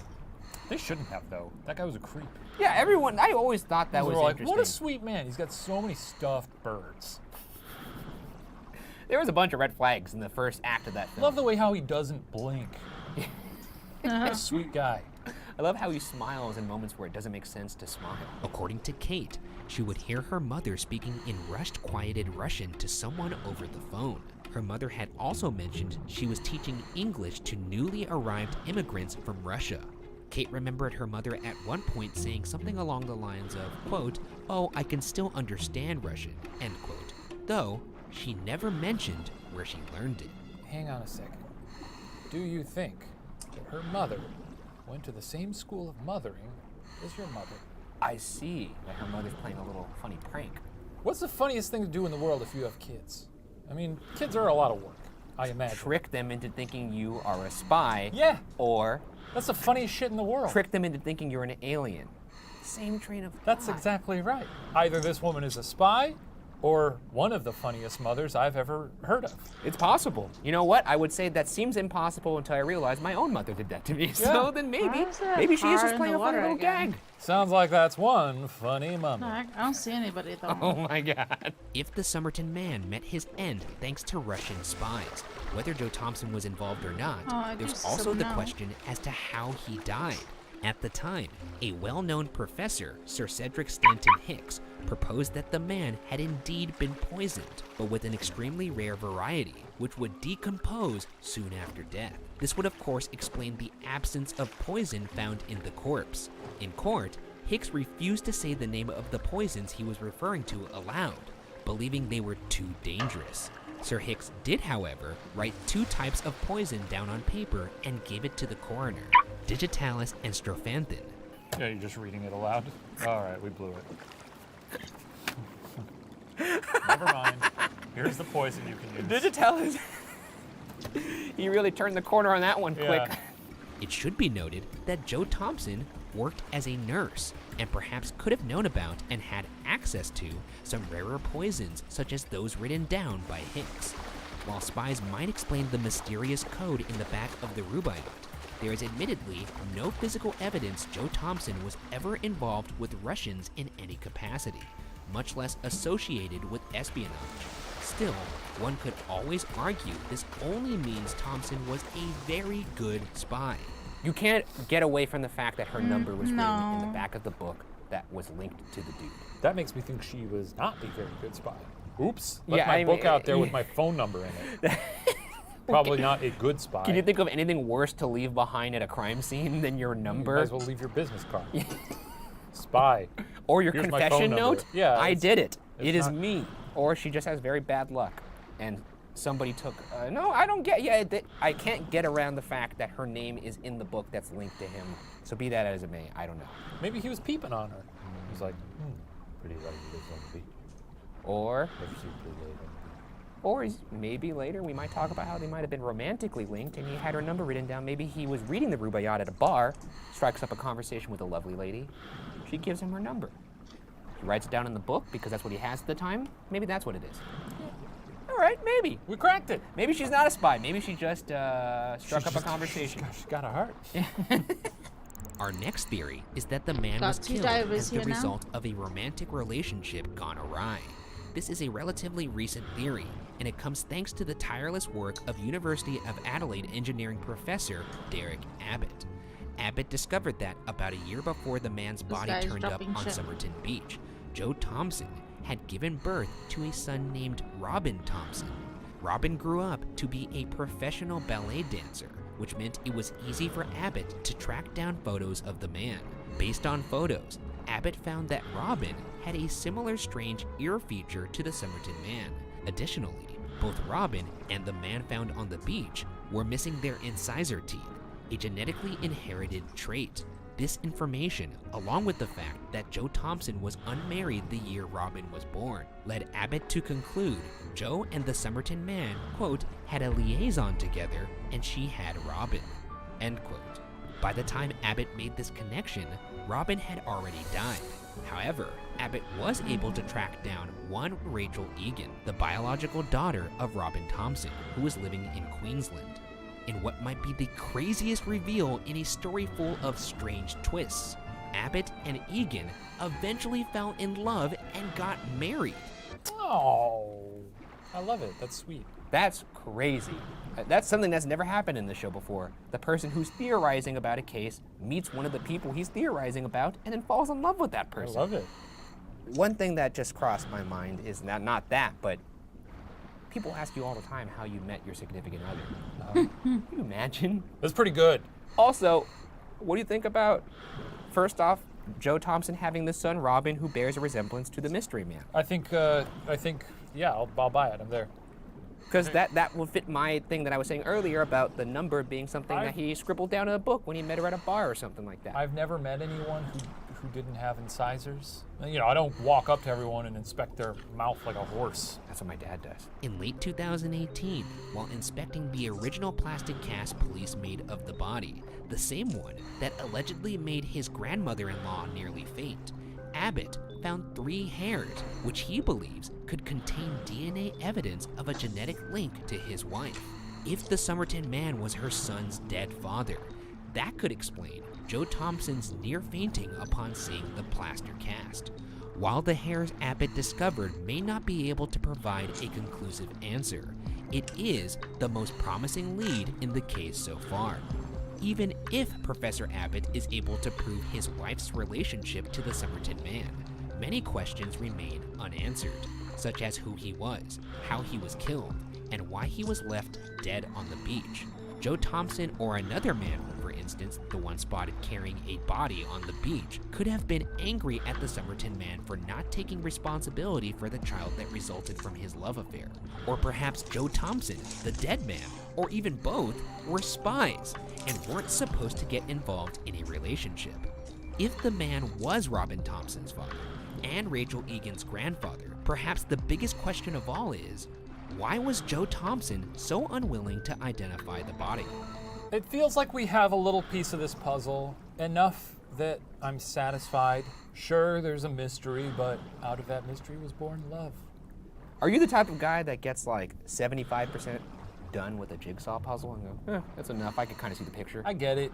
Yeah. Kind of looks like the box. We could walk away from this, I mean, right? You're never gonna finish the whole thing anyway. There's I'm gonna go. Usually a piece missing or something. Most frustrating thing in the world. Why bother? Yeah, whatever. It's been over 71 years since two friends riding horses along the Australian beach came upon a dead man lying in the sand. Despite decades of effort and no shortage of cryptic clues, the man's identity, his killer's identity, and the way the man died are all still unknown. Perhaps new DNA evidence and the steady march of time will finally provide some answers to the many questions surrounding this case. But for now, the mystery of the Somerton man remains unsolved. I feel like both he and Joe Thompson may have been spies. Yeah, that'd be cool. And that is the reason why she could not say the identity of the man, because it would both compromise her and him and their resulting family. That is my theory, and I'm sticking to it. I mean, it's highly probable because spies, you know, it's probably easier to love another spy. Here's a question at large that encompasses the whole series. If you, Shane Madej, disappeared under mysterious circumstances, or you died and we didn't know how it happened, would you want people to know how it happened? No. Not for your loved ones? You know, I'd prefer that they knew what happened, but I'm gonna tell them right now, don't worry about it. Obviously, as a living person, I care about my loved ones. I want them to be safe. If I disappear, if I'm still alive, you know, I'll pop out there eventually. I'll show up somewhere and be like, hey, here I am. Sorry about that. Just chilling in Costa Rica, sucking on coconuts. But if I disappear for sure and you don't see me, I'm dead, 100%. Don't worry about it. All right. Maybe I got that sky burial I've always been hoping for. You know? What about you? Of course I'd want people to know what happened to me, not for me, but because it would drive, I know, my mom insane to not know what happened. Yeah, of course it'd be tough for the loved ones, and I sympathize. It's not on me to look into your disappearance, though, right? I can just... I would hope you would. I'm not qualified. I'd look into your disappearance. Very kind of you. Huge waste of time. Well, that does it for this season. I guess we'll see you guys for some ghost hunting in Supernatural. Another incredible season of many, many questions and zero answers.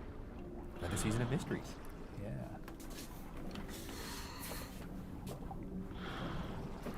Oh, almost forgot my coat.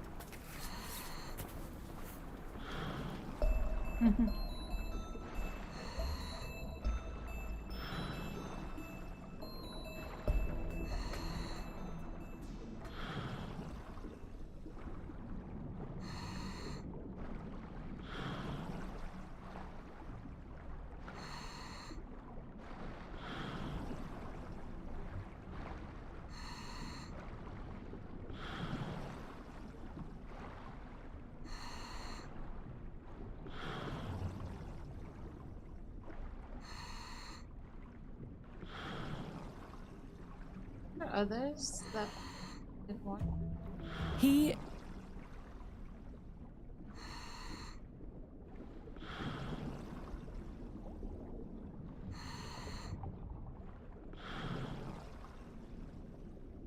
Story behind. Oh, they got those as well. Okay.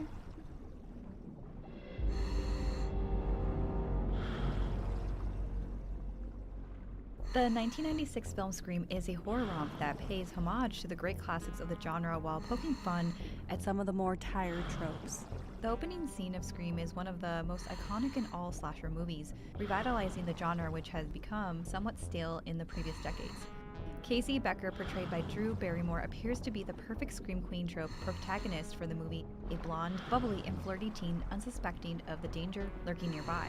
She begins her innocent conversation with a stranger on the phone without a hint of suspicion or worry, casually cooking stovetop popcorn and chatting about her love of scary movies, specifically Halloween. The script of the film describes her as no more than 16, a friendly face with innocent eyes. While Scream is firmly cemented in the 90s pulp culture with its iconic imagery and the expertly balanced fear and laughter it induces, the real-life inspiration for the film is nothing but a tragic and horrific event. While writing the script for Scream, screenwriter Kevin Williamson was partially inspired by the terrifying acts of the Gainesville Ripper, who took the lives of 5 young students in Florida over the course of a few days in August 1990. Like the killer in Scream, the Gainesville Ripper tended to target young female students and used a knife as his weapon of choice and had an unknown motive. The lives taken by the Gainesville Ripper, unlike in Scream, were very much real.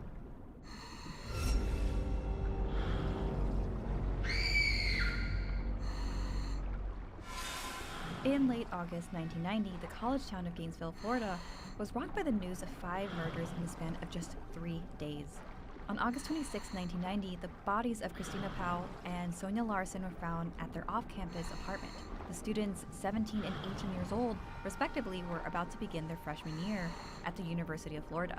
When their parents were unable to get a hold of them, shortly after a move-in, a member of a building management and police officer entered the apartment when no one answered and found the bodies of both students. They were both found on beds, with Larson in a peculiar position, with her feet on the ground and her hair fanned out behind her on the bed. They were both stabbed to death, and Powell had been raped and mutilated. The following day, another victim was found. 18-year-old Krista Hoyt was a student at Santa Fe Community College and worked at the Alachua County Sheriff's Office. Officers were sent to her apartment after she failed to show up for a shift. There, they discovered that she too had been stabbed to death, raped, and even decapitated. Like Larson, her body seemed to be posed. She was in a seated position with her feet on the ground and her upper body slumped forward. The next morning, the final 2 victims were found. High school friends Tracy Paulus and Manuel Taboda, both 23-year-old undergrad students, were found in the apartment they shared. Again, both were stabbed to death, and Paulus had been raped and was posed on the living room floor. The news of these 5 deaths rocked the town of Gainesville. The typical excitement of a new school year, as students reunite with friends or begin a new chapter, was replaced with fear as students made their way to and from classes, always looking over their shoulders, locking their doors tight, and hoping they weren't next. This fear, unlike the fictional Scream, was very much real and very warranted. One of the police's first suspects was an 18-year-old man named Ed Humphrey. They had received several tips from the public that he might be involved. He was arrested on August 31st on unrelated charges of assaulting his grandmother, and a $1 million bond was placed on him. However, some, including the ACLU, questioned the police's conduct in detaining Humphrey with such a high bail for an assault charge.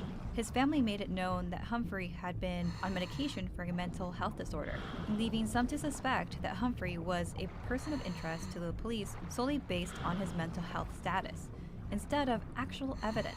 Semen found at some of the scenes was analyzed with primitive DNA technology, which informed investigators that the killer's blood type was B. This left them with a bit of a problem, as Humphrey's blood type was A.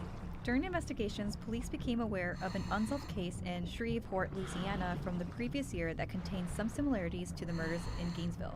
On November 4th, 1989, 3 people from the Grissom family were all brutally murdered in William Grissom's home. 55-year-old William himself, his 24-year-old daughter, Julie, and 8-year-old Sean, who was Julie's nephew and William's grandson, were all stabbed to death. Their bodies were found a few days later during a welfare check. In addition to the same type of murder weapon, there were a couple of other similarities between cases. As with some of the women in Gainesville, Julie was also raped, and vinegar had been applied to her body in a similar fashion as soap had been applied to 2 of the Gainesville victims. Investigators were also able to determine the blood type of the Shreveport perpetrator, type B. Shortly after this discovery, a woman from Shreveport called Crime Stoppers in November 1990 after hearing about the Gainesville murders and gave them the name Danny Rowling. She remembered her husband telling her that Rowling, an acquaintance of theirs, was trouble and had a penchant for stabbing people, but she didn't want to believe he was capable of the Grissom murders. However, When she heard the news of the murders in Florida, she had to say something. When investigators looked into Rolling, they found that he had multiple run-ins with the law in the past for armed robberies in several states. Once police discovered Rolling's rap sheet, they soon realized that he might have been responsible for a bank robbery which occurred the same day Krista Hoyt's body was discovered, less than a mile away from her home. On the night of the robbery, a police officer noticed a man around a wooded area and followed him to a campsite, but the man took off before apprehension. At the campsite, the officer found a bag of dyed cash from the robbery, along with a gun, a screwdriver, and a cassette player with a tape in it, which was all taken into evidence. Police initially made no connection to the murders, as there was a gun at the site, but all the victims had been stabbed. For some reason, no one listened to the cassette tape upon collection. If they had, they may have found their suspect much sooner, as the recorded man's voice stated his full name, Danny Harold Rolling. When police finally listened to the cassette tape, Rolling had already been arrested for another robbery at a supermarket in Marion County. They were then able to determine Rolling's blood type, which was type B. He was charged on November 15, 1991 with 5 counts of first-degree murder, 1 for each of the Gainesville murders. Before standing trial, he was sent to Florida State Prison for federal bank robbery charges. While there, he told another inmate highly detailed information about the murders and eventually confessed to investigators that he committed the Gainesville murders. However, Rolling would not confess to the Shreveport murders during questioning.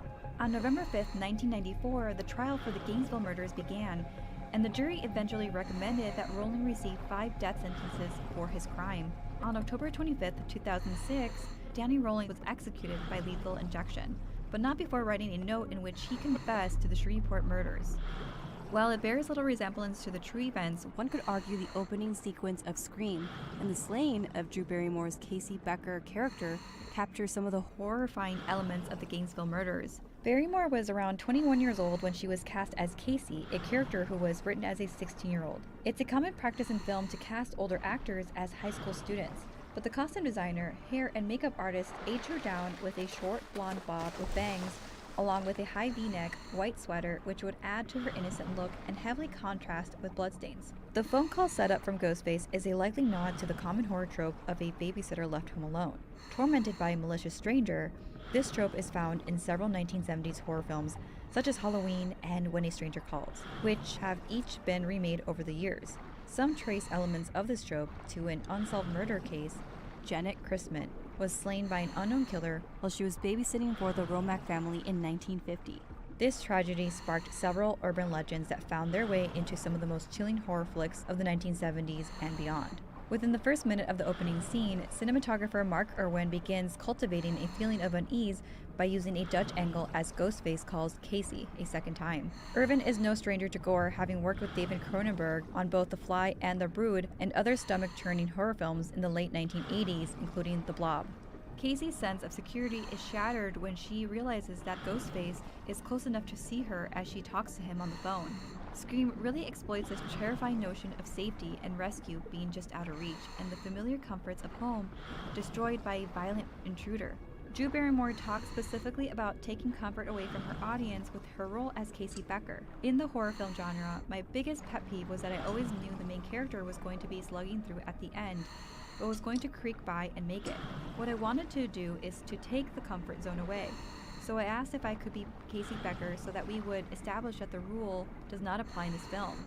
The seemingly main character of the film being brutally killed off within the first 12 minutes of the movie was a creative false start that would not only throw the expectations of the viewers, but set the stage for the character Sidney Prescott to emerge as the heroine. The Gainesville Murders is a heartbreaking and horrendous real event that inspired a truly innovative horror film. The imaginative film skillfully entertains us with its self-awareness of horror cliches, unexpected twists, and a heavy dose of humor. But the film is just that. Imagine forget that the victims of the Gainesville Ripper, however, were very real, and their tragic loss of life is still felt to this day.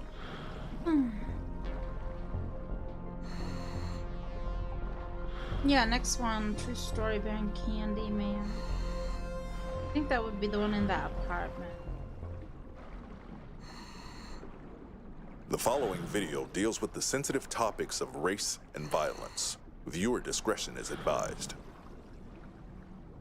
Candyman, Candyman, Candyman, Candyman. As stated in the 1992 film, no one ever got past 4. as saying his name a 5th time would summon a vengeful, hook-wielding serial murderer. Though possibly just an urban legend, the real-life connections of Candyman are in many cases far more horrifying than a scary movie.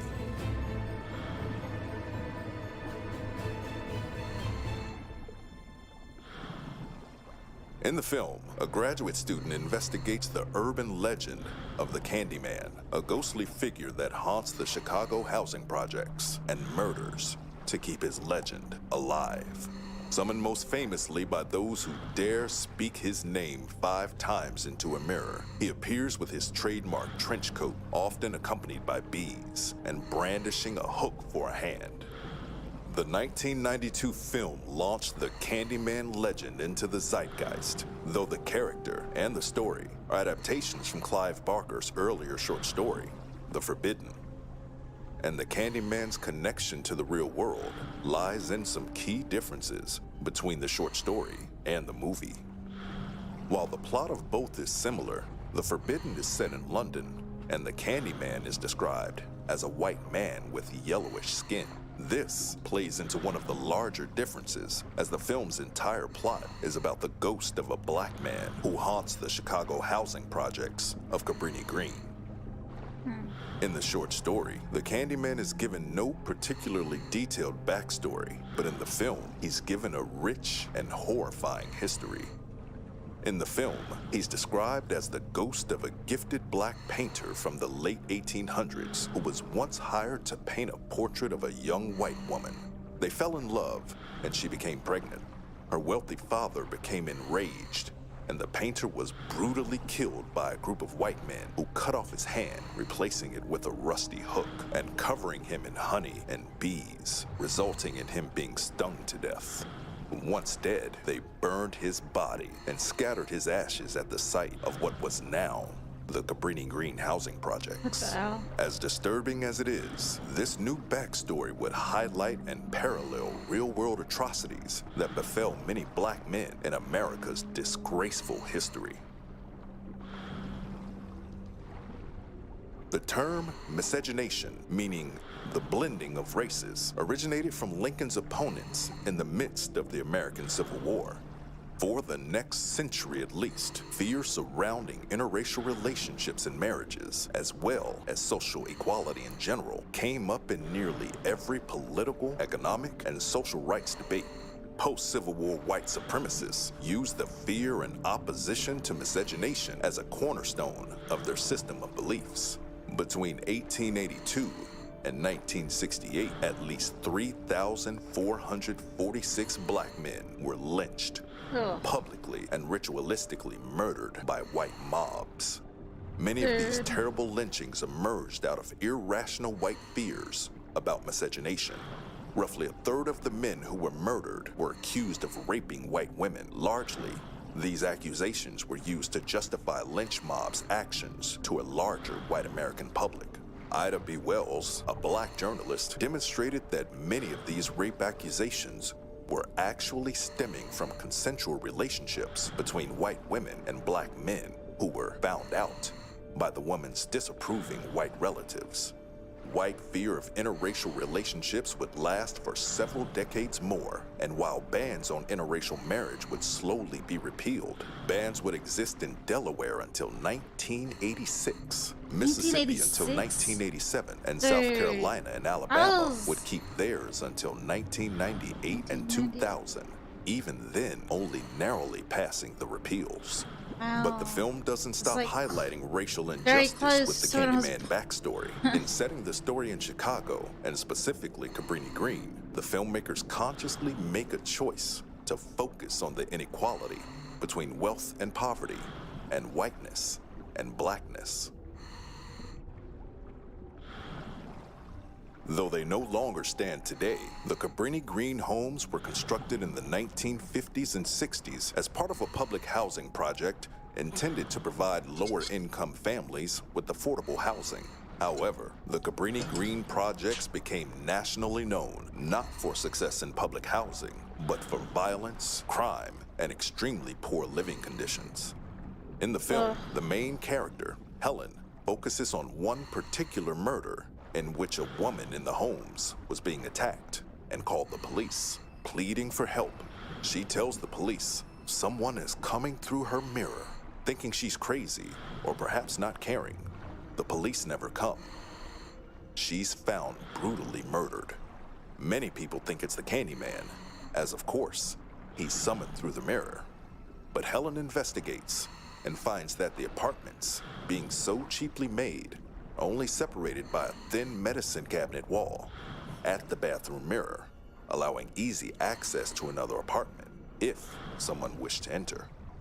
While filmmakers don't reference a real-life inspiration for this story, in 2014, an article in the Chicago Reader drew a parallel between this piece in the movie and the real-life murder of Ruthie McCoy. Ruthie McCoy was a resident at the ABLA apartment complex. McCoy suffered from extreme paranoia, and according to the Chicago Reader, the building itself and its location did little to help calm her. According to McCoy's relatives, signs of mental illness became apparent in McCoy when she was in her early 20s, though the exact nature of her illness was unknown.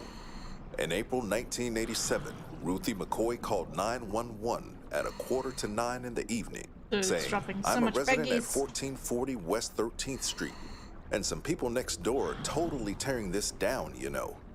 Another call came into the police concerning McCoy's apartment at 9:02 that evening, from a woman saying she had heard gunshots coming from the apartment. Around 10 minutes after 9, 4 officers arrived on the scene at McCoy's apartment. They called for McCoy, but there was no answer. With no way to enter the apartment, the police decided not to break the door down and instead left the scene at 9:48 p.m. The next evening, a woman named Deborah Lassie, who was neighbors with McCoy, called the police. Lassie told the police that McCoy would normally stop by her apartment on the way out every morning, but hadn't stopped by all day. Some police, accompanied by a few security guards, visited the home again. Once again, they knocked, but got no answer. Police were discouraged by the security officers from breaking down the door. One saying the tenant could possibly sue if a police officer broke in. And once again, the police left without answers.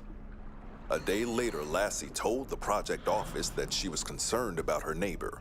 A project official arrived at McCoy's apartment around 1 p.m. with a carpenter, who drilled through the door's lock. Inside, they found McCoy in her bedroom. She was lying on her side in a pool of blood. She had been shot 4 times. According to the story determined by detectives, McCoy's assailants removed the cabinet in the apartment next to McCoy's, broke through McCoy's cabinets, and climbed through the wall into her apartment. The Chicago Reader article's author, journalist Steve Bagheera, is the one who suggested that the McCoy murder inspired the 1992 Candyman movie, though this claim has not been confirmed by the writer-director, Bernard Rose. However, the parallel is hard to ignore, especially when you consider the fact that the real-life event happened to a Ruthie McCoy, while in the film, the victim's name was Ruthie Jean, and the neighbor's character is named Anne Marie McCoy. On the whole, the film is also an exploration into urban legends, how they enter our consciousness, and how they persist as modern folklore. The tale of the Candyman is perceived as an urban legend co-opted by ruling gangs of Cabrini Green to commit crimes and instill fear into those that live in and step near the houses. The Candyman himself states that he must commit these acts of violence, shedding innocent blood, to continue to exist, because without the stories, I am nothing. The film also references urban legends like the alligators in the sewer's tale, among others. This is no doubt in keeping with Clive Barker's original themes. While there isn't much information about the origin of the hook hand trope in folklore and scary stories, it's been used in storytelling, especially as a descriptor for villains. One particularly popular tale involving this trope is that of the Hook Man, which was very popular among teens around 1959 and continued to be throughout the 1960s. The legend says that the Hooked Man kills innocent people, mostly young couples, who are out at night. Additionally, it's been interpreted many times since, such as in the 1997 horror movie, I Know What You Did Last Summer, and in Alvin Schwartz's Scary Stories to Tell in the Dark. The theme of urban legends is continued in the Candyman's ability to be summoned simply by saying his name into a mirror. This is, of course, more famously utilized in the case of Bloody Mary, which has many different origins and can be found in folklore in many different countries. Similarly, the ritual is performed by saying Bloody Mary's name into the mirror several times, which is supposed to result in seeing a face in the mirror. Folklorist Janet Langlois postulates that the significant utilization of a mirror in the ritual reinforces the social valuation of women through appearance. Therefore, the mirror may also already be considered a source of anxiety for many women, especially young girls on the verge of puberty, which many people believe is the purpose of horror films, as well as urban legends in general, to shine a light and even prey on the underlying fears we already may have, and often, as a result, comment on the society in which they are born. Of course, the forbidden is born from this, and Candyman is both aware of this and expertly continues this tradition. Giving the film a favorable review at the time, film critic Roger Ebert profoundly states that urban legends tap our deepest fears, and one of the most subterranean involves the call for help that is laughed at or ignored. As Steve Bagheera observed in his article for the Chicago Reader, Ebert may not have realized that, in the projects, it was hardly a deep fear that the calls for help would be neglected. It was simply expected.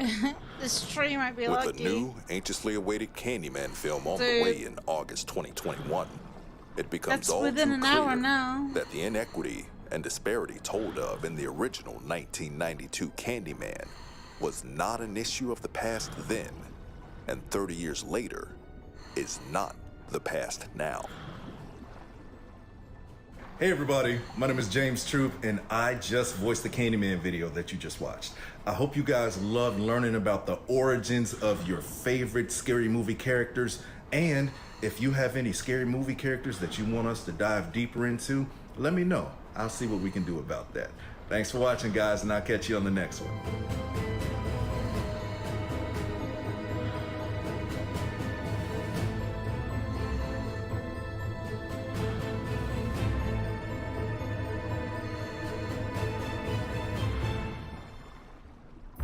Hours of lawless mayhem in which everyone is allowed to do whatever they want without any consequences may initially feel tantalizing and exciting. But once the reality of the situation sinks in, you're more likely to be terrified. Since 2013, the Purge franchise has built an intricate and fascinating fictional universe which leaves us on the edge of our seats, while adeptly weaving in commentary on race, class, and violence in both the cinematic and real-life America. Unsurprisingly, the franchise was inspired by life in modern-day America, but there are some similarities between the anarchic knight and the ancient world that may surprise you. The true story behind The Purge. Creator James DeMonaco has stated in interviews that his first initial inspiration for the original film occurred when he was involved in a road rage incident. One night, he and his wife were driving in Brooklyn when they were cut off by a man who appeared to be drunk. DeMonaco got into a fight with the man, and the two wrestled each other to the ground until the police showed up. After the altercation, DeMonaco and his wife were still furious that this reckless person had nearly killed them. In a moment of rage, his wife made a comment that would go on to inspire a lucrative film franchise. Wouldn't it be great if we could have one free one a year? DeMonico is clear to state that what his wife said while she was seeing red was not a nice statement. They were both incredibly amped up by the idiocracy of the drunk men they had just encountered. Nevertheless, DeMonico immediately knew what she meant, and the sentiment would stick with him. In addition to this initial inspiration, DeMonico has discussed his lifelong fear of guns and the terror the gun violence epidemic reigns over the US every day. He told Den of Geek, America itself becomes the canvas. Instead of the haunted house, the canvas is America. We don't need ghosts or vampires anymore when we're just killing each other, you know?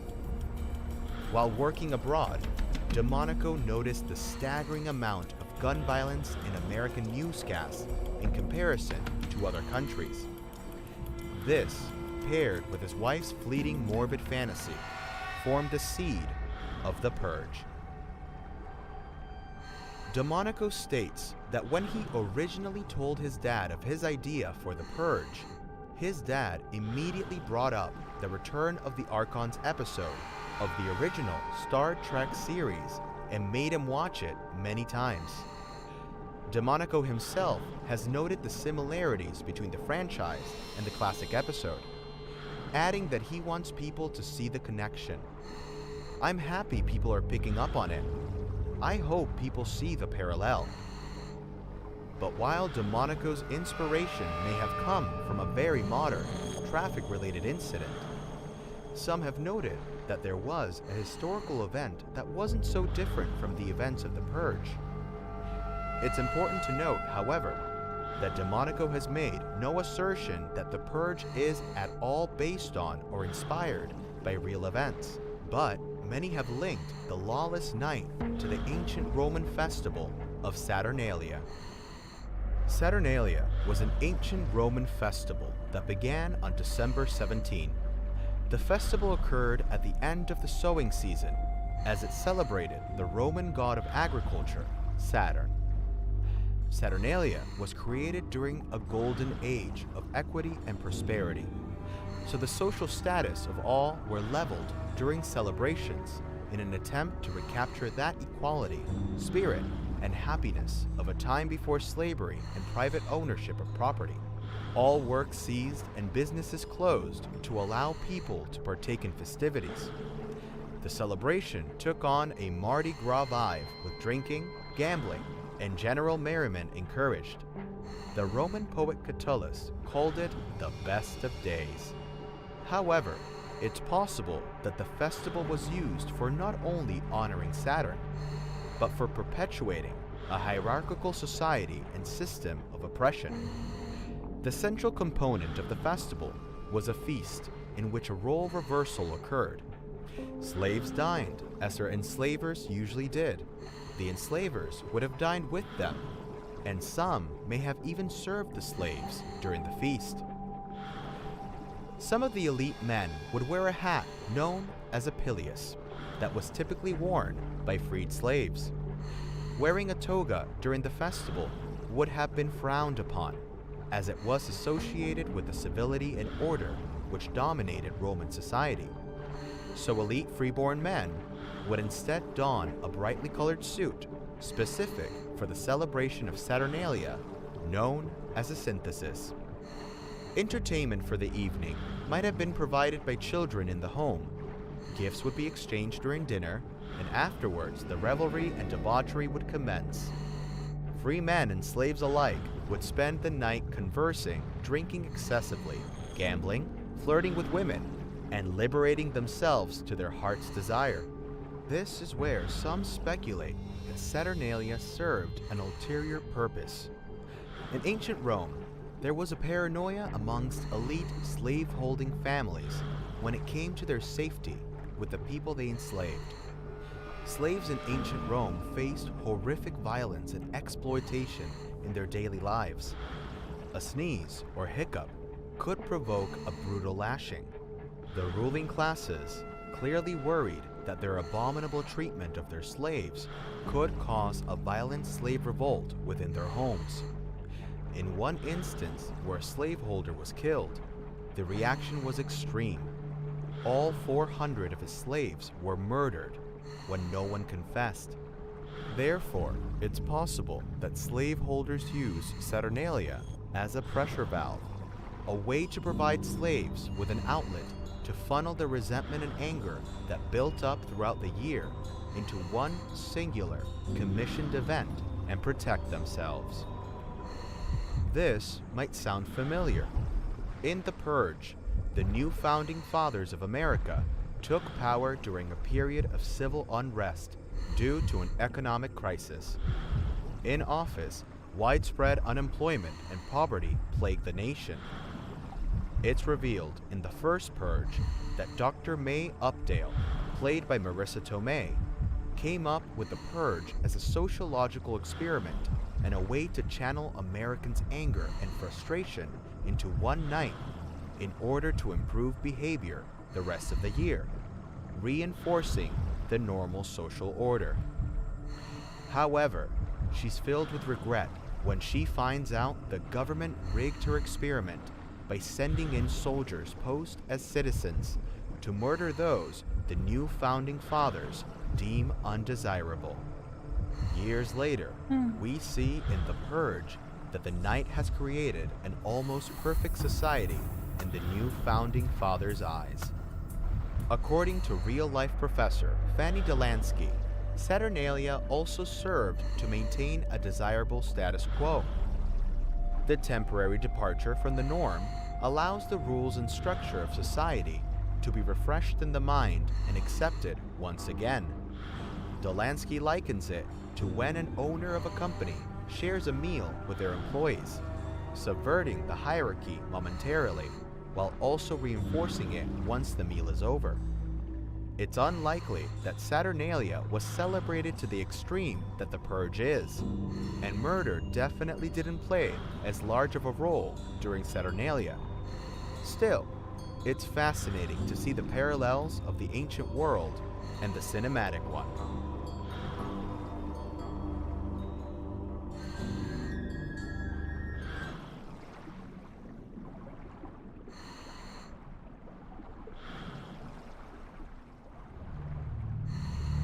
On a cold night in 1974, a writer and his wife checked into the Stanley Hotel in Estes Park, Colorado. The resort was on the brink of closing for the winter season, and the couple were the only guests staying at the hotel.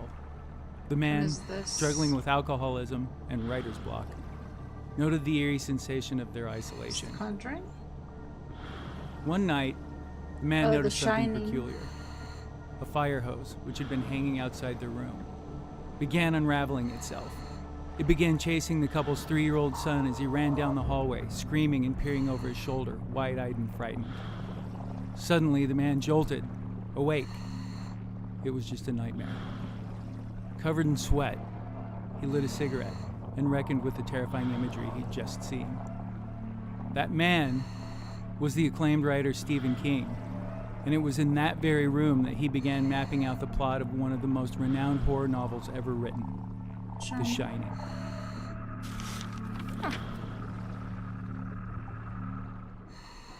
Sting.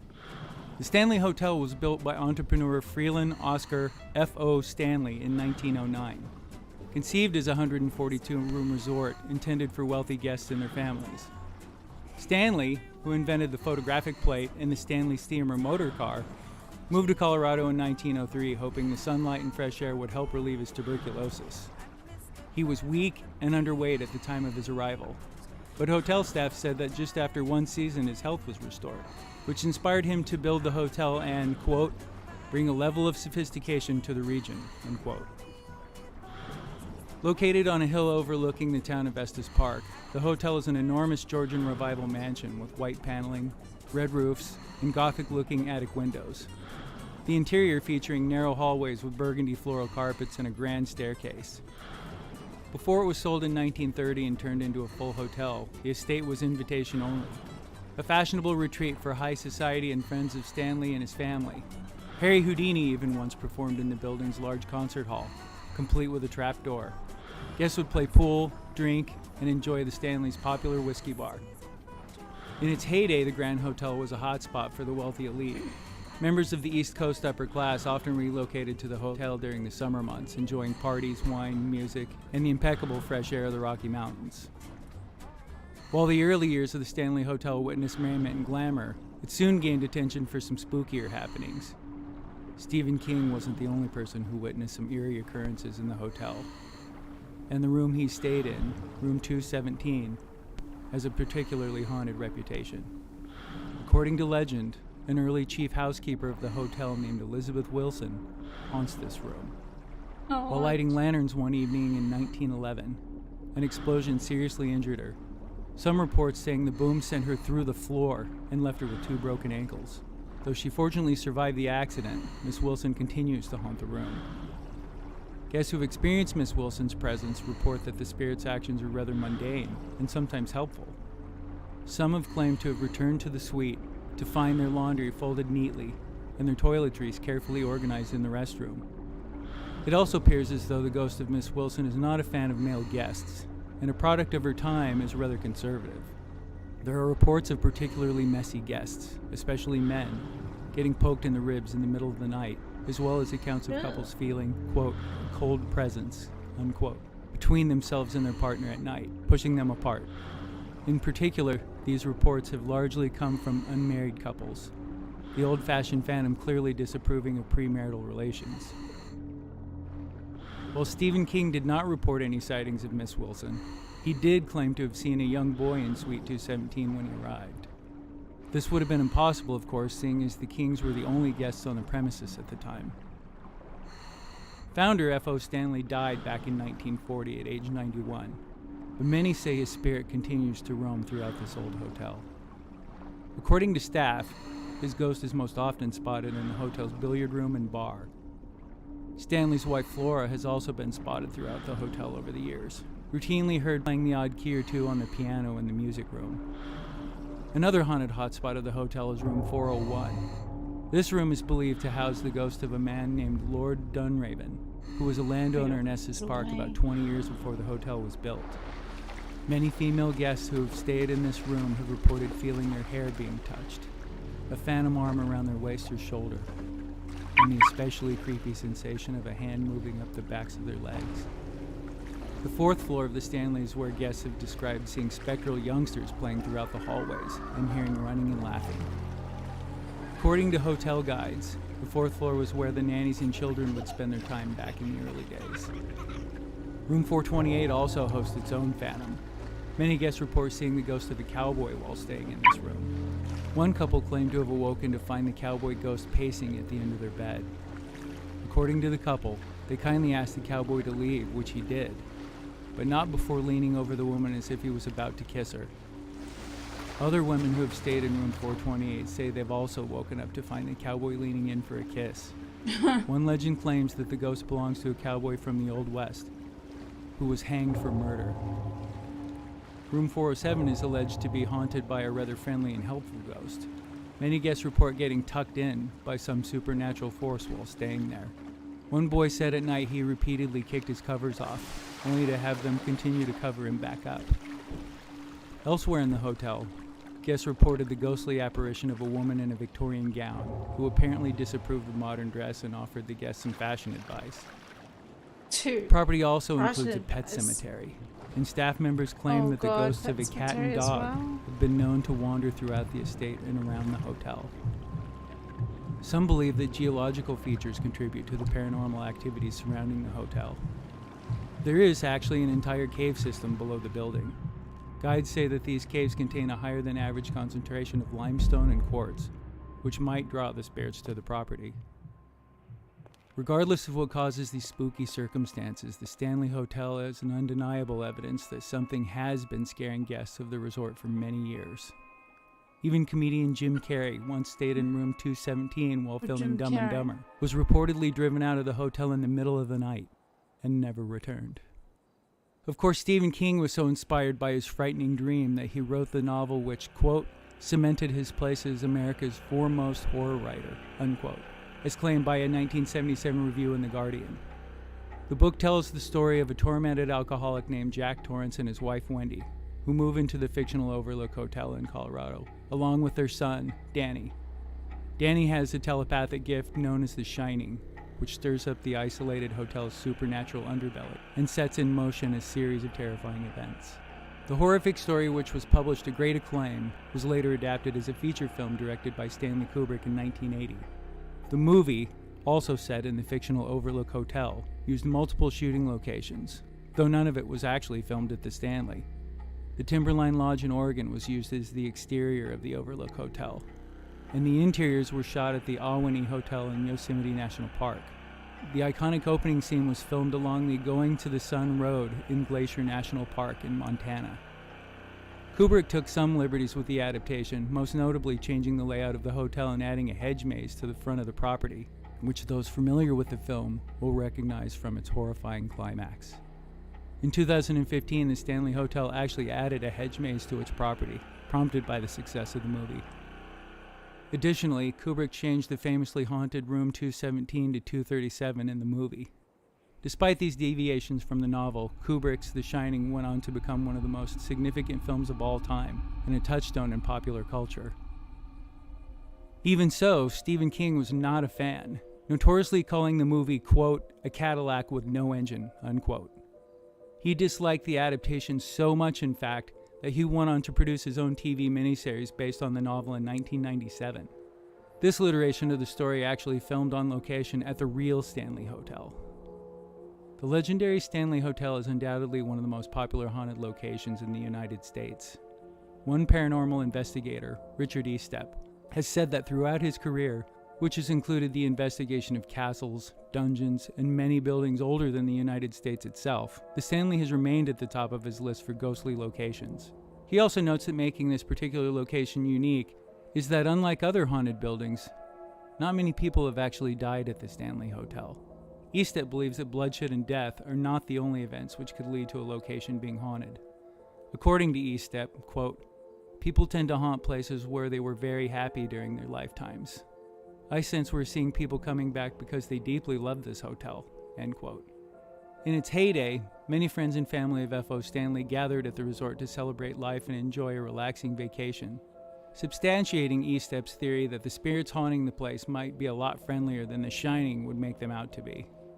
To this day, the Stanley remains in operation, and is a successful tourist destination thanks to its stunning panoramic views of the Rockies, its place in popular culture due to The Shining, and of course, its famous ghostly encounters.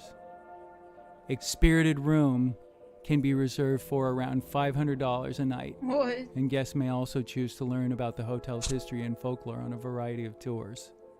And while the spirits who haunt the resort might be a tad friendlier than most, the question still remains. Would you stay at the Stanley Hotel? I don't know. Honestly. If I was with a group of friends, maybe. But dude, if my group of friends were checking out, dude, I'm checking out too.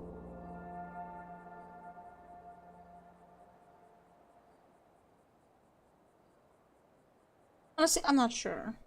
In the opening chapter of his book, Catch Me If You Can, legendary con artist Frank Abagnale Jr. writes, I was a millionaire twice over and a half again before I was 21. I stole every nickel of it and blew the bulk of the bundle on fine threads, gourmet foods, luxurious lodgings, fantastic foxes, fine wheels, and other sensual goodies. Shortly after the book's release in 1980, Steven Spielberg bought the rights, and in 2002, after many years in production limbo, he finally released the Oscar-nominated film adaptation starring Academy Award winners Leonardo DiCaprio as the impish young Abagnale, and Tom Hanks as the FBI agent determined to catch him. Many have called it one of Spielberg's most underrated films. But how much of the fantastical tale changed for the big screen? We are here to tell you what really happened.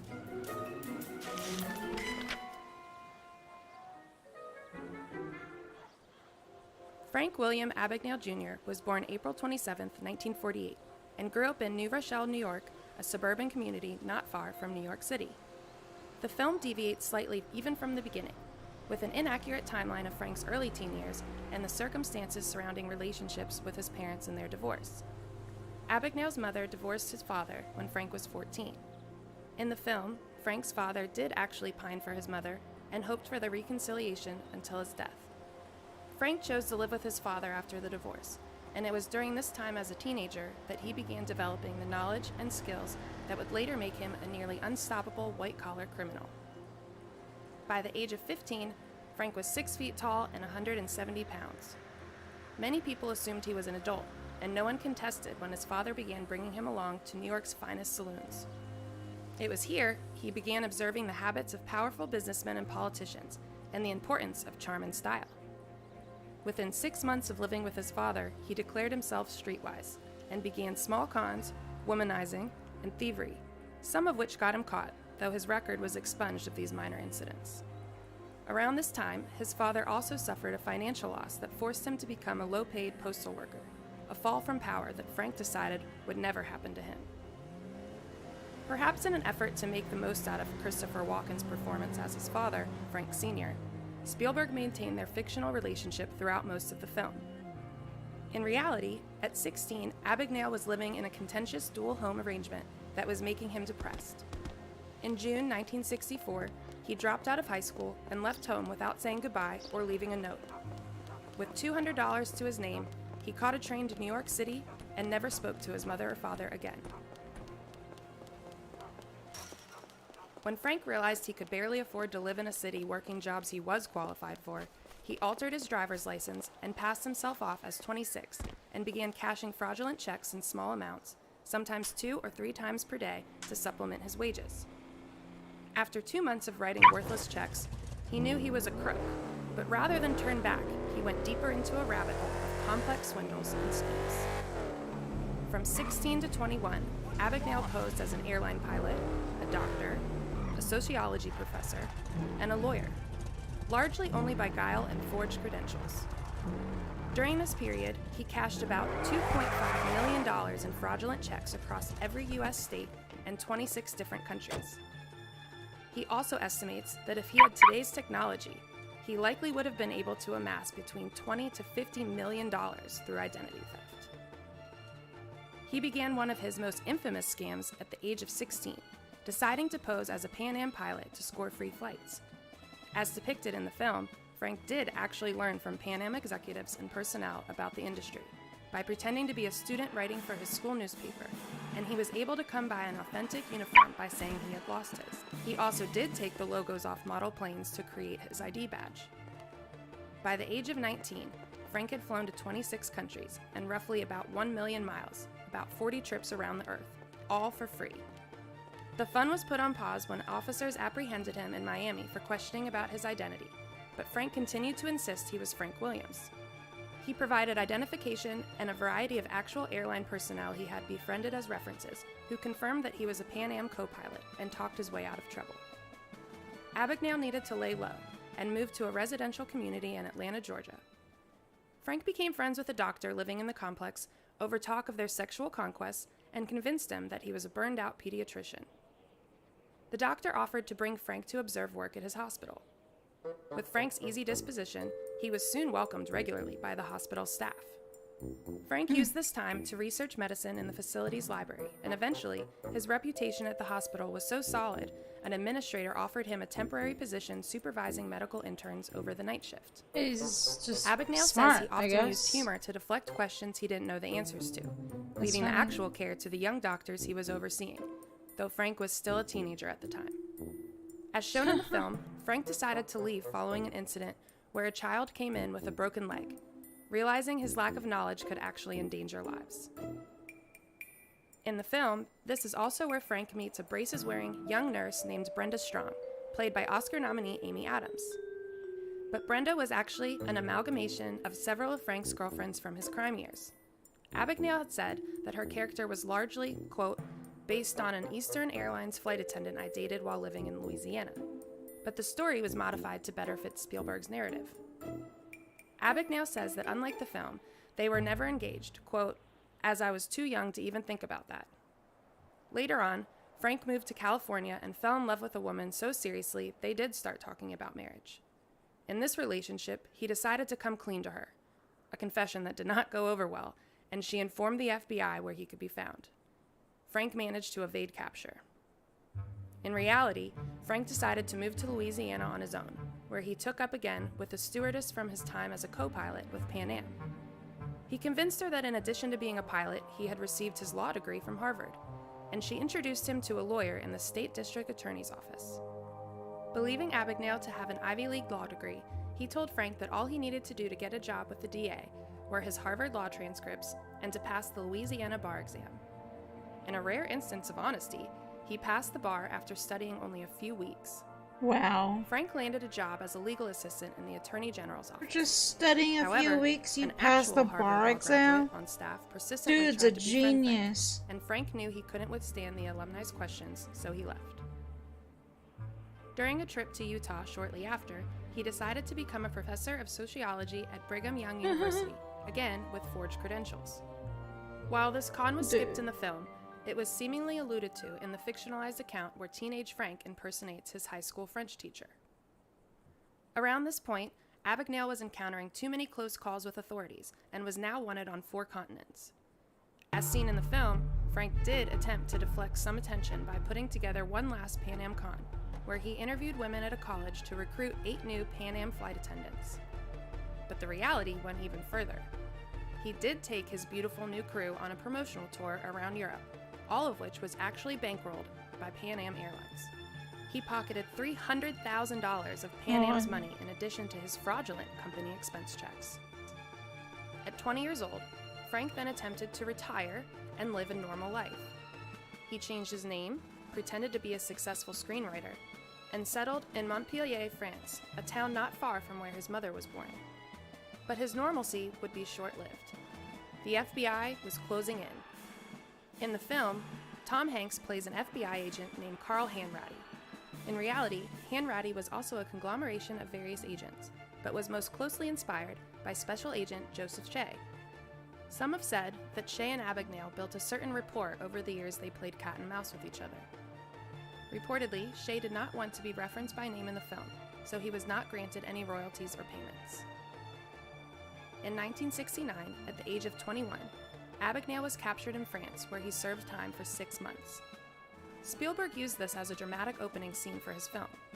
However, unlike the film, neither the FBI or Special Agent Shea had any part in his capture. Rather, it's said that Abagnale had been reported to the French police by another woman he used to date. Ironically, the real Frank Abagnale Jr. made a cameo appearance in the film during the scene of his apprehension, as one of the French police officers escorting him away. Abagnale said he did not want to appear in the film, but that production insisted upon it. In one of the most exciting scenes of the film, when Frank and Special Agent Hanratty arrive in New York from his European deportation, Frank manages to escape through a plane toilet. And while this may seem like a wild Hollywood dramatization, Abagnale did actually escape the plane while on the runway, through the kitchen galley. Spielberg also took creative license with what happens next. The film shows Frank running to his mother's house where he sees her happy life with her new family, and then is brought to jail to serve out his sentence. In reality, he managed to evade capture for several weeks before finally being apprehended at the Montreal airport. Frank was sent to a federal detention center in Atlanta to await his trial, where he attempted one of the most hilarious escapes in the annals of prison history. Upon his arrival, many of the guards assumed Frank was a prison inspector, in part because of special treatment he received during his stay. Frank took advantage of the misperception and enlisted Jean Sebring, a still loyal girlfriend living in Atlanta, to help carry out his plans. He made sure she had saved a business card of the FBI agent who had visited her in previous investigations. He then had Sebring impersonate a magazine writer and set up an interview with an actual police inspector to acquire the inspector's business card. She took the FBI agent's card to a local printer, posing as the agent's daughter, and told the shop she wanted to surprise him with 500 new cards with his new telephone numbers on them as a gift. They reprinted the cards without question. The new numbers were for 2 payphones inside an Atlanta mall. Sebring gave the police inspector's card and the reprinted version of the FBI agent's card to Abagnale at her next visitation. All it took were those 2 business cards to convince the prison guards and their lieutenant that Frank was indeed a prison inspector. He then said he had urgent business he needed to discuss with the FBI, and ready with the forged FBI card with the new phone numbers to call, the prison dialed the payphones, where Sebring was ready to intercept, pretending to be the agent's secretary. Abagnale made a show of saying that he had information that was too sensitive to deliver except in person, convincing the staff that the FBI agent would come to the prison. Sebring picked him up and they drove off. Frank got on a Greyhound bus and once again made his escape. Abagnale was on the run for a month until he was eventually captured in New York City outside the Waldorf Astoria Hotel. 2 plainclothes detectives were eating hot dogs on the street when one noticed and recognized Frank and yelled, "Hey, Frank!" Abagnale responded to the name and turned around. He tried vehemently to take it back and deny the identity, but was arrested and in FBI custody the next day. Abagnale pleaded guilty to all known and unknown crimes he'd committed and was sentenced to 12 years to be served in federal prison in 1971. That's funny. 5 years into his sentence, Abagnale was released under the condition he assisted with FBI cases and taught agents his unique skills. He was now 26 years old, meaning the entirety of his crime spree and prison time transpired within the span of a decade. So he Like showed the all movie his depicts, tricks to the Special FBI. Agent Joseph Shea, his loving nemesis, did suggest Frank's early release and brought him to work at the FBI without pay. When Frank published his book in 1980, he used the moniker Sean O'Reilly to represent Shea to protect his identity. The pair not only worked together as colleagues, but it is said they also became unlikely friends for the rest of their lives. Frank went on to establish a secure document consulting company, Abagnale & Associates, and continues to use his expertise in preventing fraud. Abagnale met his wife while on an undercover assignment for the FBI and had 3 sons. Of all of his unbelievable feats, Abagnale has said in his life, quote, "My proudest moment was probably when my oldest boy finished law school and went on to become an FBI agent. It was just beyond my imagination that, with my background, my own son would become an FBI agent." He has since revealed that the book, which was authored largely by a co-writer who interviewed him, was over-dramatized and exaggerated, and that it was just telling a story and not writing my biography. So how much more of the movie stayed true to the real Frank Abagnale? We might never know, but the verified claims we do have show he was one of the greatest known criminal minds of all time. Yeah, he's a genius as a teen. Dude.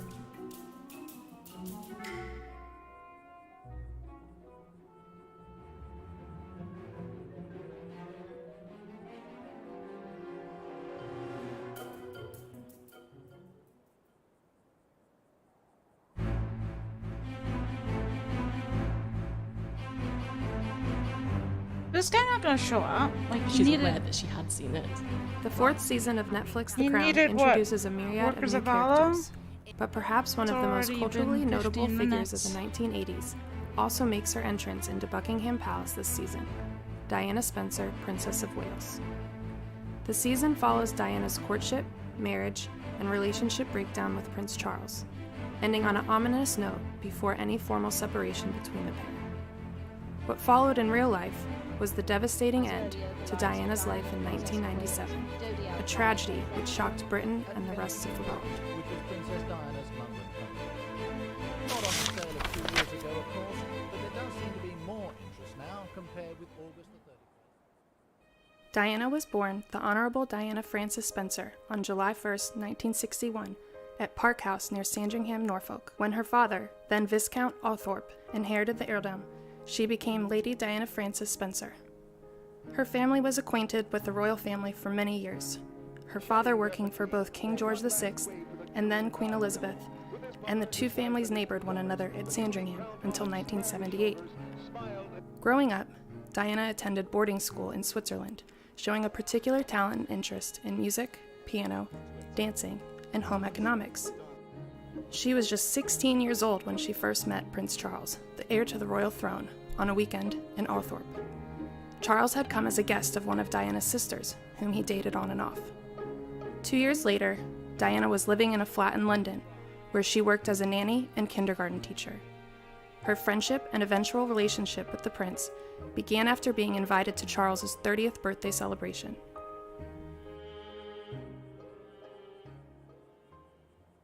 It wasn't long before cracks in the relationship started to form. In an interview held after their engagement was announced in February 1981, a reporter asked the couple if they were in love. Charles gave a baffling response. Whatever love means. And I suppose in love. Of course. Whatever in love means. Diana revealed That's later awkward. that she had been traumatized by this moment. That's awkward. The young Awkward. woman was quickly thrust into the limelight and fame of the royal family, moved out of her flat, and moved into Buckingham Palace shortly after her engagement. Here, she became incredibly lonely, according to a royal biographer, Ingrid Seward. Most days, she swam, worked on plans for the wedding, and took dance and exercise classes. Aside from this, she reportedly sat around, bored, and alone. Regardless, the wedding took place at St. Paul's Cathedral on July 29, 1981, just 3 weeks after Diana's 20th birthday. The ceremony drew an estimated global television and radio audience of around 1 billion, while hundreds of thousands of others lined the streets from Buckingham Palace to the cathedral that day. The Archbishop who presided over the ceremony dubbed the wedding the stuff of which fairy tales are made. What awaited Diana, however, was regrettably nowhere near fairy tale fodder. Later, Diana would recall that she and the prince had met all of 13 times before getting married. It was shortly after moving into the palace that Diana began struggling with an eating disorder.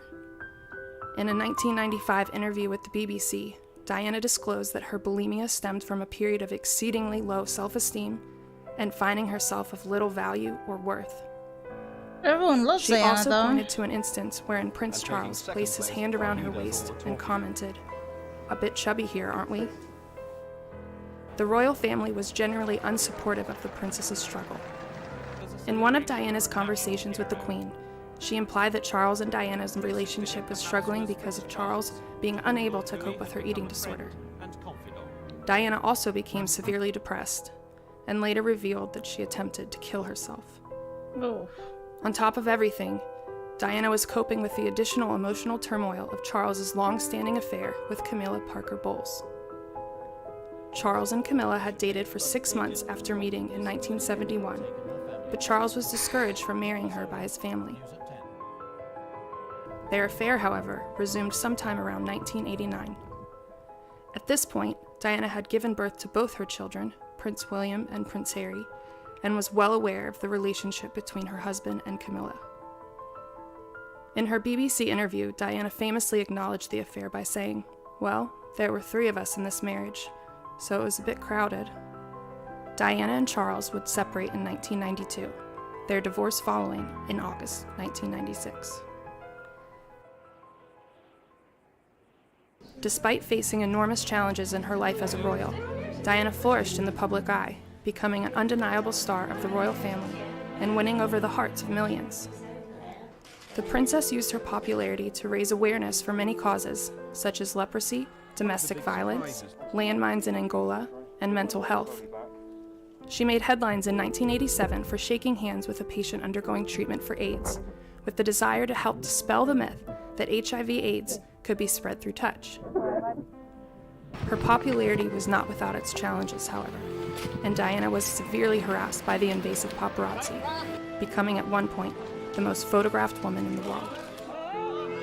According to Prime Minister Tony Blair's former advisor, people felt a kinship to the princess, which led to a deeply emotional reaction from the whole country following her unexpected death. In August 1997, a year after her divorce from Charles, Diana went on holiday with her partner, Ahmad Dodi Fayed. The two vacationed on the French Riviera for 10 days, then traveled to Paris, where they would meet their disastrous fate. On Saturday, August 30th, Diana and Dodi dined at the private salon in the Ritz Hotel, leaving a few minutes after midnight, presumably to travel to a private estate owned by the Fayeds. A Mercedes-Benz awaited the pair, and they were accompanied by Diana's bodyguard. Accounts of that night state the car reached around 70 miles per hour before approaching the entrance of the Pont de la Mare tunnel, where the posted speed limit was only 30 miles per hour. The driver, Henry Paul, lost control of the vehicle, colliding with a pillar in the center of the highway. Dodie and Paul were pronounced dead at the scene, while Diana was rushed to the PT Salpêtrière Hospital, still alive. She had suffered a concussion, a broken arm and cut thigh, as well as massive chest injuries. Doctors operated for 2 hours, but failed to get the princess's heart to beat properly again. Diana never regained consciousness and passed away from internal bleeding in the early hours of August 31st, 1997. In 2019, Britain's top forensic pathologist, Dr. Richard Shepherd, revealed that the death was caused by an extremely small and badly placed tear in a vein of Diana's lung, an injury so rare that Dr. Shepherd claimed to never have seen another case of this throughout his career. It was also revealed that should she and Dodie have been wearing seatbelts, the possibility of them surviving the crash could have been much more likely. Diana's bodyguard, the only passenger in the car who was restrained by a seatbelt, was also the only one to survive the crash. On the Monday following the crash, French authorities revealed that driver Henry Paul, who had also been acting head of security at the Ritz Hotel, had a blood alcohol content 3 times higher than the legal limit. What the heck? Additionally, many eyewitnesses stated that the Mercedes had been followed closely by paparazzi on motorcycles and in other cars, pursuing the possibility of photographing Diana and Dodie together. According to one motorcycle driver following Diana that night, many paparazzi at the scene did not help the victims after the accident, instead taking photographs of the crash. According to the New York Times, 9 of the photographers present at the scene were charged with manslaughter, but were not found guilty. I mean, why would you just keep It taking took Queen pictures? Elizabeth Yeah, 5 days before Yeah, you're a publicly frickin' acknowledging story, but- Diana's death. Diana's funeral took place on September 2nd, 1997. 2.5 billion viewers tuned in Rather to their watch the story than procession, save lives. greatly exceeding the number of those who watched her royal wedding 16 years earlier.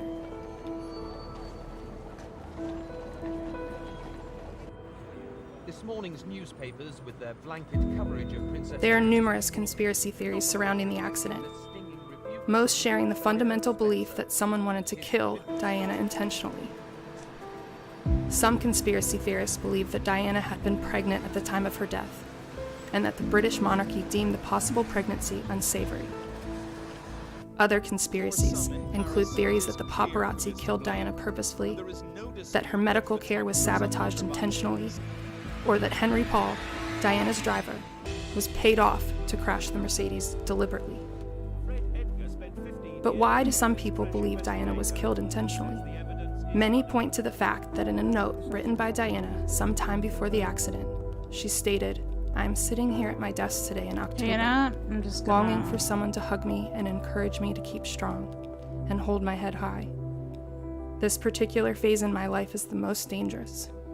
My husband is planning an accident in my car, brake failure and serious head injury in order to make the path clear for Charles to marry." Many of the conspiracies were so convincing and widespread that the British Metropolitan Police were forced to launch Operation Paget, an inquiry to determine whether any theories could have been true. The operation lasted years and cost millions of pounds, examining 175 theories in total, ultimately finding that each was without any foundation or basis in reality, and concluding the death was, after all, merely a tragic accident.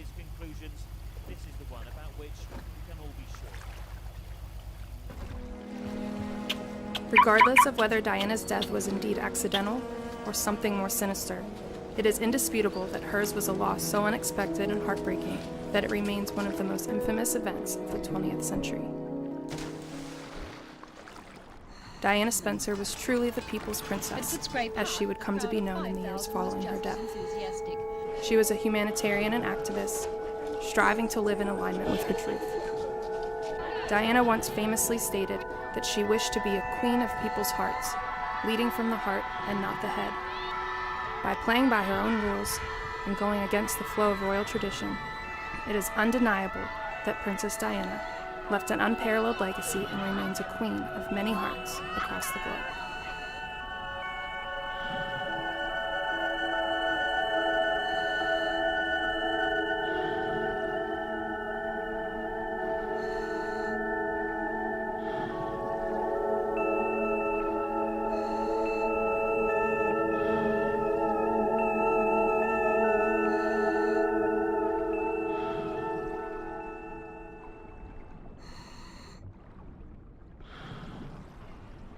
When Quentin Tarantino's Once Upon a Time in Hollywood premiered at the 72nd Annual Cannes Film Festival in May of 2019, it was prefaced with a fairly unconventional introduction. After conferring with the director, the festival's artistic director got on stage and implored that the audience keep the ending of the film to themselves. Once Upon a Time in Hollywood is a fictionalized reimagining of the summer leading up to the tragic Tate LaBianca murders of August 1969. The film follows the fictional washed-up actor Rick Dalton and his trusty stuntman Cliff Booth, who find themselves accidentally entangled in the lives of real-life actress Sharon Tate and historically infamous cult leader Charles Manson. Those familiar with the film probably agree that it is best enjoyed spoiler-free, as Tarantino's ninth feature certainly takes viewers by surprise, regardless of one's insight into the real story that is intertwined within the plot. For those who have yet to see the film, its twists and turns may come as a shock, especially after knowing the history of what really happened in Hollywood in the summer of 1969.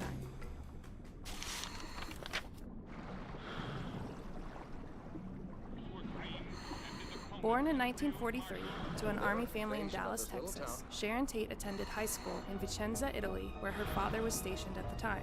In addition to being a popular cheerleader and being crowned prom queen, Tate worked on film sets as an extra and other small roles during this time. There she met and began dating a popular actor at the time, who agreed to introduce Tate to his agent should she ever pursue a career in Hollywood. Tate arrived in Los Angeles in early 1962, supporting herself with graduation money and a savings bond. She met with her then boyfriend's agent, who agreed to help find work. She eventually landed a 7-year contract, and her dreams of becoming a star were set in motion. At just 20 years old, Tate was still largely inexperienced and agreed to immerse herself in acting and singing lessons while also working out at the gym daily, being coached on how to walk, talk, dress, and even what type of car to drive. The That actress is was later so quoted as saying, old. "You must remember that I was shy and bashful when I reached Hollywood. I didn't smoke or anything. I only had just enough money to get by."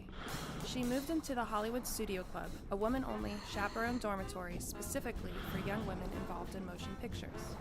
In October 1963, Tate received her first speaking role as the secretary on a popular television show, The Beverly Hillbillies.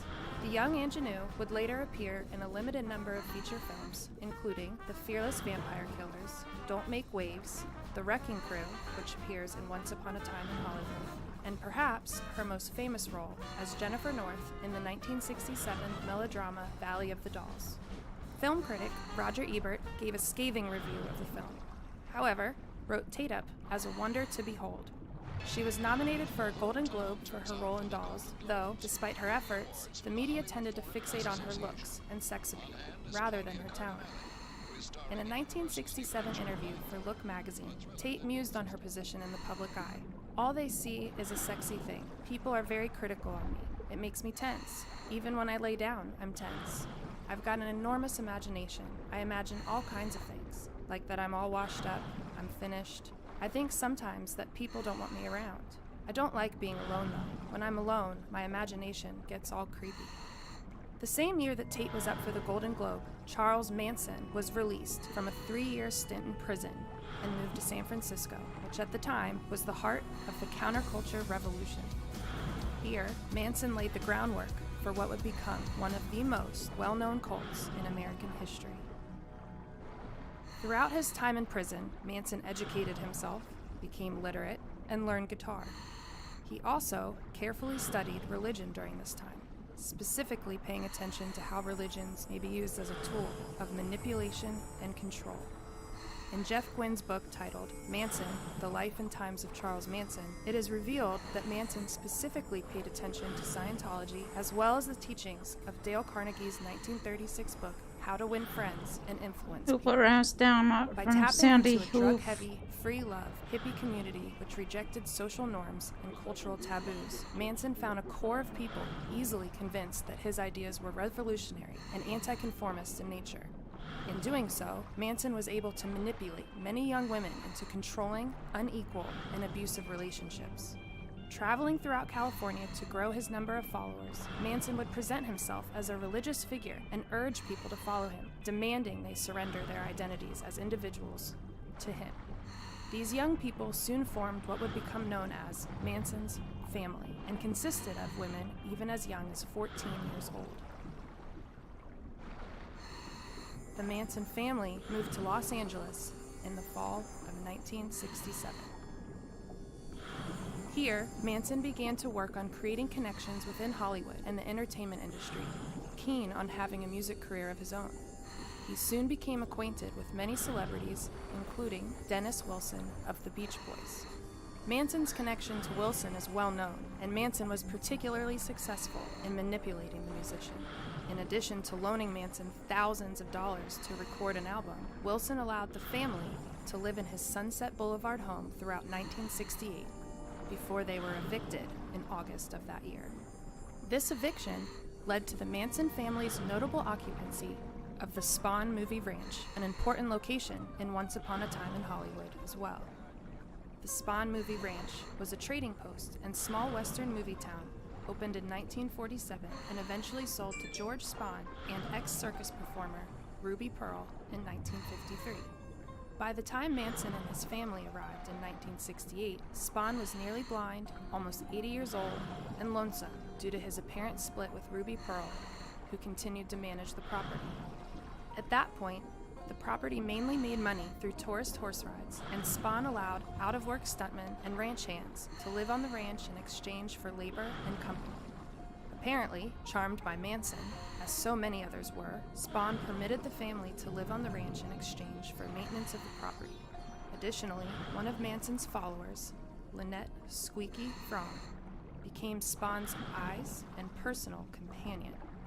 It was here that Manson began indoctrinating his followers by facilitating mandatory acid trips, orgies, and hypnotic and repetitive lectures. What the heck? At this point, the family consisted of around 13 women and 5 men. According to Vincent Bugliosi, eventual Manson prosecutor and author of the book Helter Skelter, the location of Spawn Ranch was key to Manson's control. There were no newspapers at Spawn Ranch, no clocks. Cut off from the rest of society, he created in this timeless land a tight little society of his own with its own value system. It was holistic, complete, and totally at odds with the world outside. One of Manson's followers, Leslie Van Houten, would later recall, "I became saturated in acid and had no sense of where those who were not part of the psychedelic reality came from. I had no perspective or sense that I was no longer in control of my mind." Within this acid-soaked, mind-controlling environment, Manson repeatedly gave lectures to his followers outlining Helter Skelter, which was essentially a race war Manson was determined to start, with the name taken from the Beatles' White Album song. Manson's profoundly troubled, deeply racist vision was for the black population to begin fighting the white population, leading to an Armageddon-level apocalypse. He claimed to have found a hole in the desert where he and his followers would hide as the war ensued. He posited that the black population would be victorious, though eventually unable to properly govern themselves. The family, he claimed, would emerge from underground and ride through the desert in dune buggies, eventually ruling over the rest of the world. Ultimately, this delusion led to the fateful night of August 9th, when Sharon Tate and 4 others were murdered in Tate's Hollywood home. What the heck? Manson proclaimed that Helter Skelter should begin on the night of August 8th, 1969. His inherent racism had led him to believe that it was the family's business to frame black people for the murders of rich white people, convinced that this would antagonize the white population enough to start a race war. Manson notably hated the Black Panthers in particular, and had left panther symbols at the sites of previous crimes committed by the family in order to frame the political organization. Black Panthers? That evening, Manson commanded followers Susan Atkins, Charles Tex Watson, Linda Kasabian, and Patricia Krenwinkel to follow all of Tex's orders that night after dinner. The 4 borrowed ranch hands' car, but before they left, Manson stopped them, telling them to leave a sign. You girls know what to write. Something witchy. Earlier that day, Sharon Tate received a long-distance phone call from her new husband, film director Roman Polanski, at their rented home at 10050 Cielo Drive in Benedict Canyon. The two had married in 1968, and Tate had recently returned to LA from Europe after shooting on location for the movie The 13 Chairs. Polanski had remained behind in London, scouting movie locations, and the couple reportedly argued over the phone about his delayed return. According to some sources, Tate was planning a birthday party for her husband just 10 days later, on August 18th. She was also in the last trimester of her pregnancy, just weeks away from giving birth to her first child. Later that day, Tate had lunch by her pool with friends Joanna Patet and Barbara Lewis, with whom she spoke to excitedly about becoming a mother.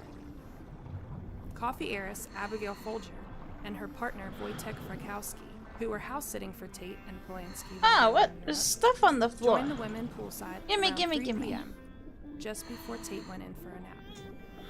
Around 6 p.m., Tate, Folger, Dude, who's and Frykowski dropping all were this? joined by Jay Sebring, a popular celebrity hairstylist and one of Tate's closest friends, an ex-boyfriend. Dude. Some accounts report that the group went out for dinner at El Coyote Restaurant on Beverly Boulevard and returned to the house around 10 p.m. 10 years later, the United Press International reported that the summer evening was so quiet you could almost hear the sound of ice rattling and cocktail shakers in homes way down the canyon. Why do But people in the keep early putting hours of cars in August the 9th, freaking ocean? 1969, Manson's followers, Atkins, Watson, Kasabian, and Krenwinkel, climbed over the Cielo Drive driveway gate, leading them to commit one of the most gruesome and notorious massacres in Hollywood's history. Housekeeper Winifred Chapman arrived at Cielo Drive the following morning to discover a grisly scene, alerting police immediately. 3 bodies were found outside, and 2 inside the home. 18-year-old Steve Parent was found dead in the driver's seat of a Rambler in the home's driveway. He had reportedly come to Cielo Drive to visit the property's caretaker. He was shot 4 times. Oof. Wojtek Frykowski and Abigail Folger were both found on the lawn.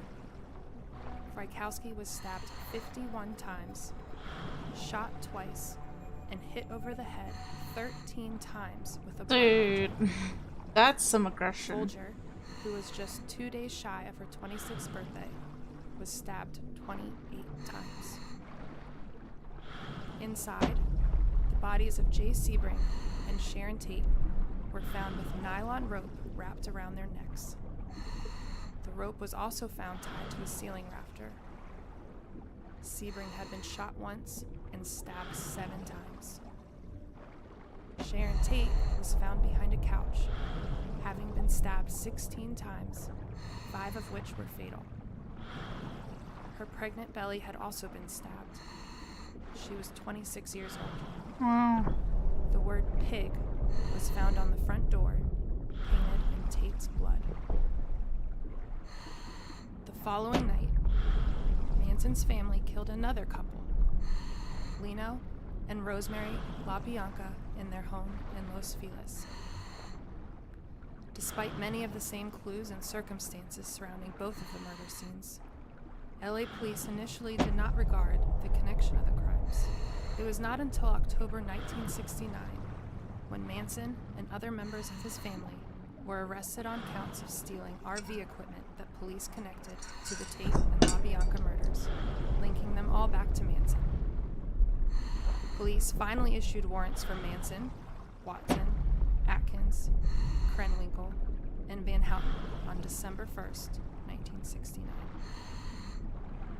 The highly sensationalized 1971 trial, characterized by Manson's outbursts and outside protests by other members of his family, eventually led to Charles Manson being convicted on 7 counts of first-degree murder, for the Tate LaBianca killings, as well as 2 additional convictions for previous murders.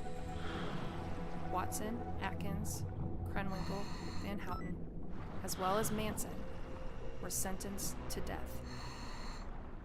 The next year, these sentences were changed to life in prison as the state of California abolished the death penalty.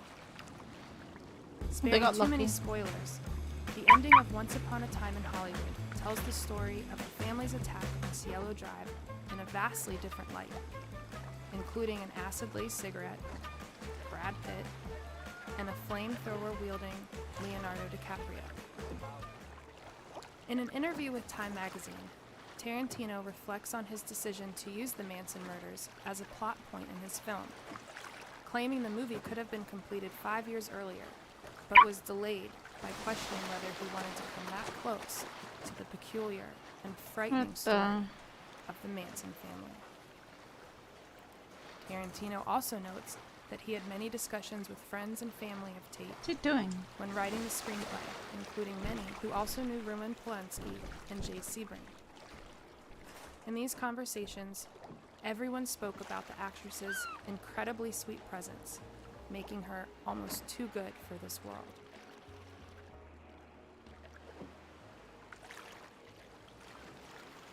While the film focuses more on the relationship between fictional characters Rick Dalton and Cliff Booth, and the real events of Sharon Tate's life only weave in by means of coincidence, Tarantino's aim seems to be asking, what if, when it comes to the events of the summer of '69, honoring the actress's life and those of the other victims as ones lost?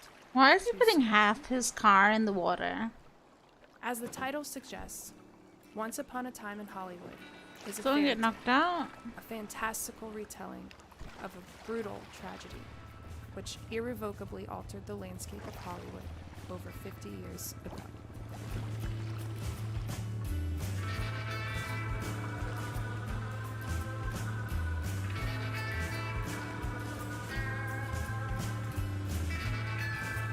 What the hell?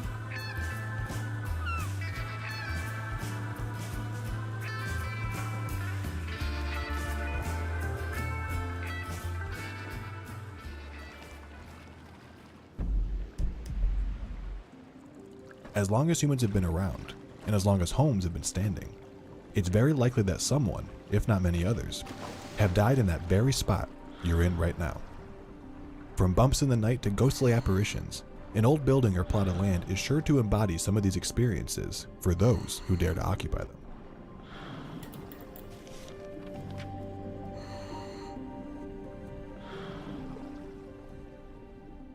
The Haunting of Hill House was authored by Shirley Jackson and published in 1959.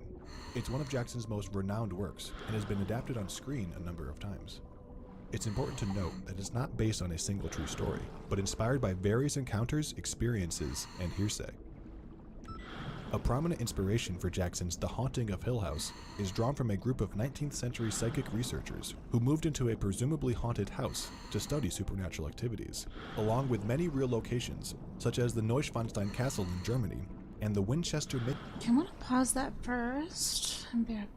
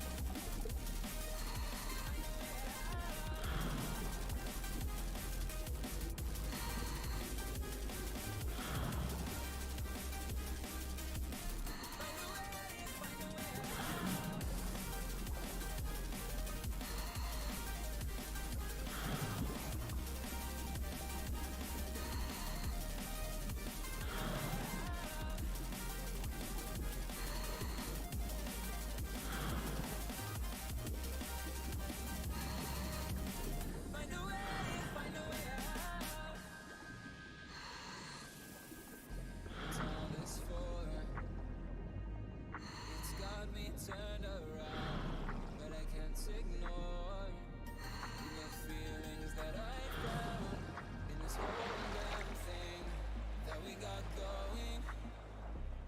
You hold the strings without me knowing.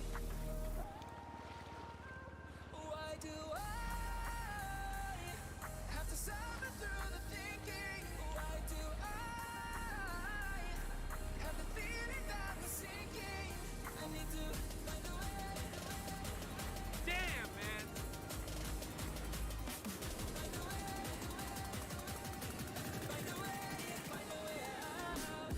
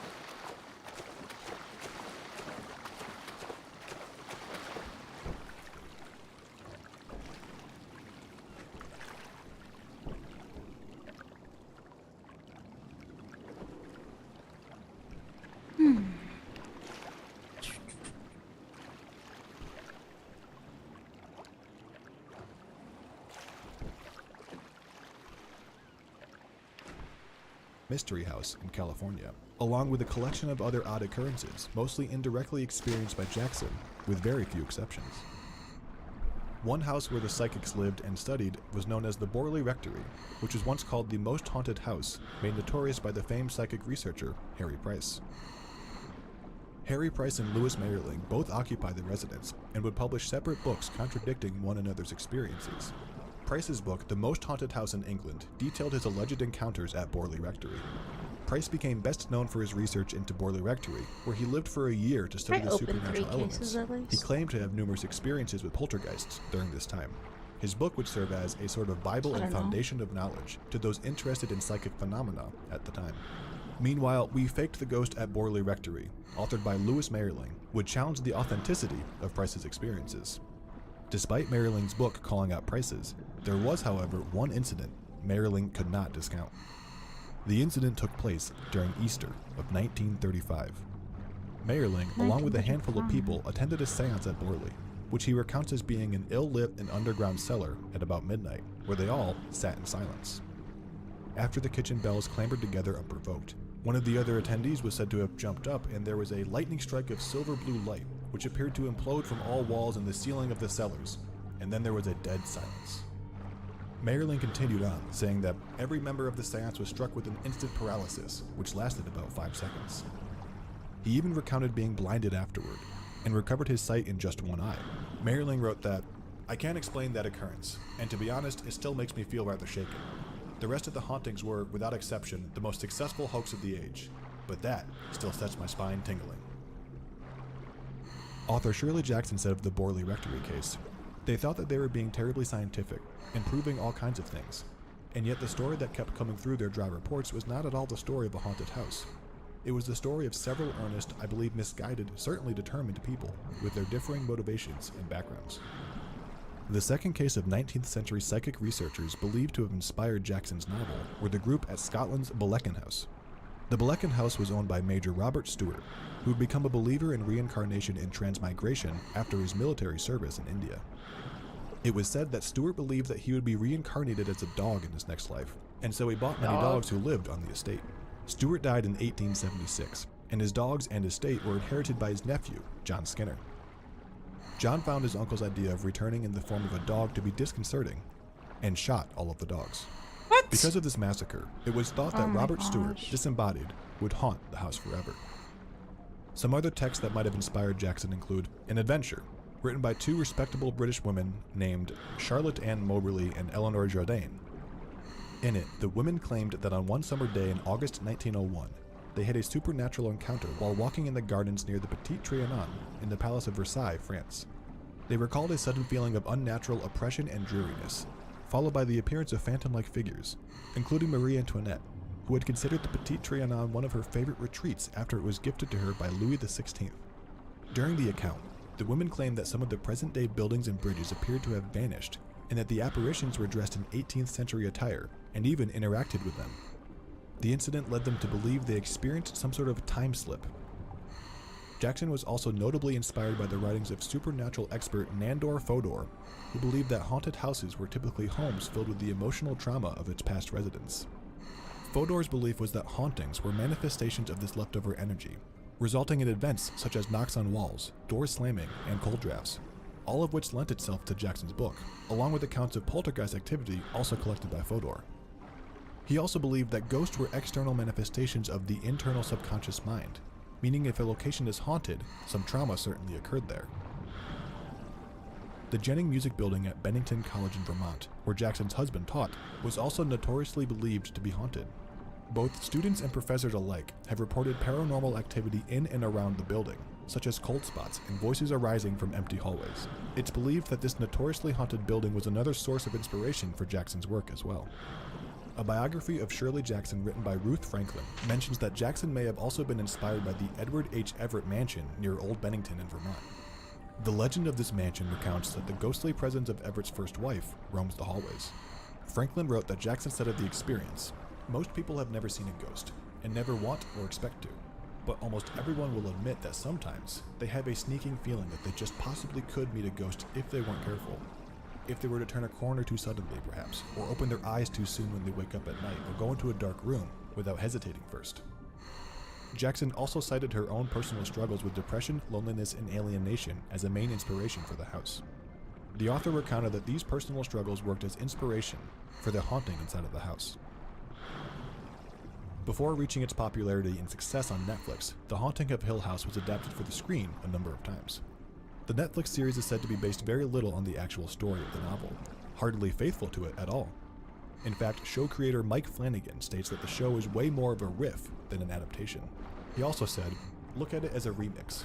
It was more interesting to break down the book and pull out the characters and the themes and individual moments and pieces of prose even that had really stuck with me, and try to rearrange it." As Flanagan notes, there are clear themes borrowed from the book and a few homages sprinkled in, but the actual story is altered quite a bit in the show. In Shirley Jackson's novel, the reader follows a group of strangers who accept an invitation to investigate an alleged haunted house as part of an experiment to prove the supernatural is real.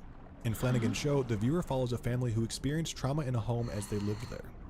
While a lot was altered, such as turning the characters from strangers to family members, some of the original characters' essence and traits made the transition from book to screen. For example, in the novel, Hugh Crane was the man who actually built the Hill House in the late 19th century, but in the show, he purchased the house and moved his family in while renovating it. Many of the other characters went from strangers of different walks of life to siblings. In the novel, Theodora, or Theo, is part of the group investigating the house with Dr. Montague, the man who brought the group together in hopes of proving the existence of the supernatural. Theo is also an artist who experiences ESP, extrasensory perception. In the show, she is one of the 5 Crane children, who could sense monsters as a child and becomes a psychologist. Also in the show, Luke and Eleanor, aka Nell, are twins who saw ghosts as children. As an adult, Luke is a recovering drug addict, while Nell is haunted by the death of her husband, whom she felt was killed by the bent neck lady, a ghost who's been haunting her since childhood. In the book, Luke is the heir to Hill House and is one of the volunteers who shows up for Dr. Montague's investigation. As for Nell, she recently lost her mother after spending over a decade caring for her, just before joining the other strangers at Hill House. Nell is seen as a central focus in both the show and novel, and seems to have the strongest connection with the house. The other 2 siblings, Shirley and Stephen, only exist in the show and are not in the book. It is likely that the addition of the character Shirley is a nod to author Shirley Jackson herself. What's up? It's I also found noted 2 that Stephen hard is seen cases reading in one of an Jackson's hour. book, The Lottery, as a child. Shirley is a funeral home director, and Stephen is an author who's writing the success of his novel of the same name, The Haunting of Hill House, which recounts his childhood haunting experiences in the Crane family's Hill House home. His expose creates a strain between the siblings as they're left feeling exploited by the publication. Apart from Dr. Montague making an appearance as a therapist in one episode, it's also said that Stephen is a nod to Dr. Montague in terms of character. The show is narrated by Stephen, who narrates a passage from the opening paragraph of Jackson's actual novel. Other characters from the novel that also made it to the show are the Dudleys, who remained faithful in their role from the book as the caretakers of the home. That says you and Mr. Dudley come with the house. Houses like this one require a staff. While the show has mostly altered the story, there are subtle nods likely recognizable to fans of the book. Other small moments and themes from the books include cold spots felt throughout the house, pounding sounds coming from the walls, and the raining stones. The Cup of Stars is another crossover from text to screen. In the book, Eleanor, or Nell, encounters a girl who refuses to drink out of anything but her cup of stars. In the show, she sees a cup of stars during a tea party, to which Mrs. Dudley tells her to insist on her own cup of stars, ultimately expressing the same sentiment Eleanor had while watching the girl in the novel. Use your cup of stars. Insist on your cup of stars. Once they've trapped you into being like everyone else, you'll never see your cup of stars again. In the show, Olivia, Mrs. Crane, tells Luke, her son, of a cottage she saw while on a drive with her grandmother. She then fantasizes about the life she would have had there. This is taken directly from Eleanor's experience in the book. Olivia also says to Luke that she almost named him Robin, a nod to part of Eleanor's fantasy of having a Robin. In one of the scenes, Theo feels a non-human hand grab her hand, which also happened to Eleanor in the novel. A line from Shakespeare's Twelfth Night, "Journeys end in lovers' meeting," is repeated throughout the novel and makes a small appearance in the show on the lid of a watch. And finally, 2 prominent deaths in the novel also make their way into the show as well. But don't worry, we'll spare you the spoilers. Okay, fine, just one hint. It involves the staircase. There are surely countless other similarities, but alas, the show is only partly inspired by the book. Whether fact or fiction, all stories evolve in one way or another over the course of time, sometimes inadvertently, other times intentionally. With The Haunting of Hill House, it seems the various stories it derived from have gone through a number of filters to become The Haunting of Hill House we know today. Even still, it hits all the right scary spots.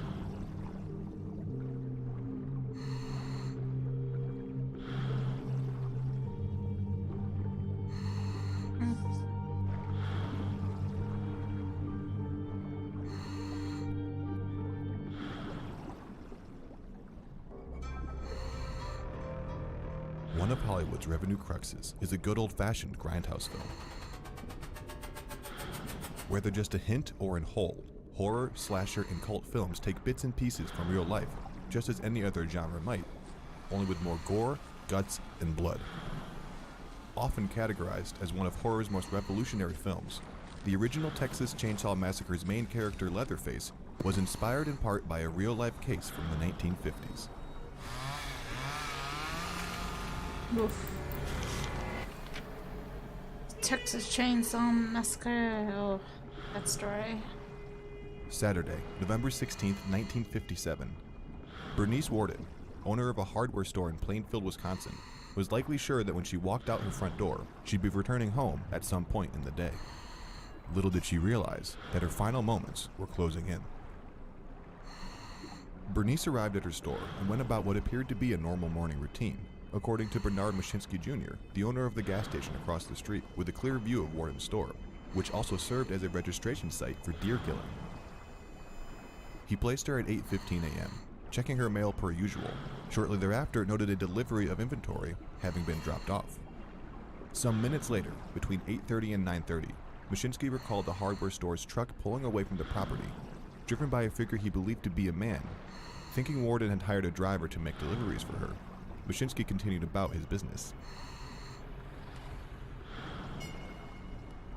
He later went across the street to Warden's store, only to find the front door was locked. He noticed that Bernice left the lights on, but being that it was opening day for hunting season, business was generally slow, and Mashinsky chalked it up to Bernice just closing early for that reason. That evening, Bernice's son Frank, who had been out hunting all day, stopped by Mashinsky's gas station on his way home to inquire about a hunting contest. As they chatted, Mashinsky mentioned to Frank that his mother had closed the store early, but that the lights were left on. Frank, who also happened to be a deputy sheriff, was immediately concerned, as he knew his mother had planned on staying at the store all day. He quickly went to investigate. With his training, he secured the scene, and to his horror, was a trail of blood leading towards the back of the store. Not only was Bernice missing, but the cash register was also gone. While searching for clues, one man immediately came to mind, one who's been frequenting the store as of late, who was also just there the night before, inquiring about antifreeze, even striking up a conversation with Frank, asking him if he'd be out hunting on this very day, to which Frank confirmed.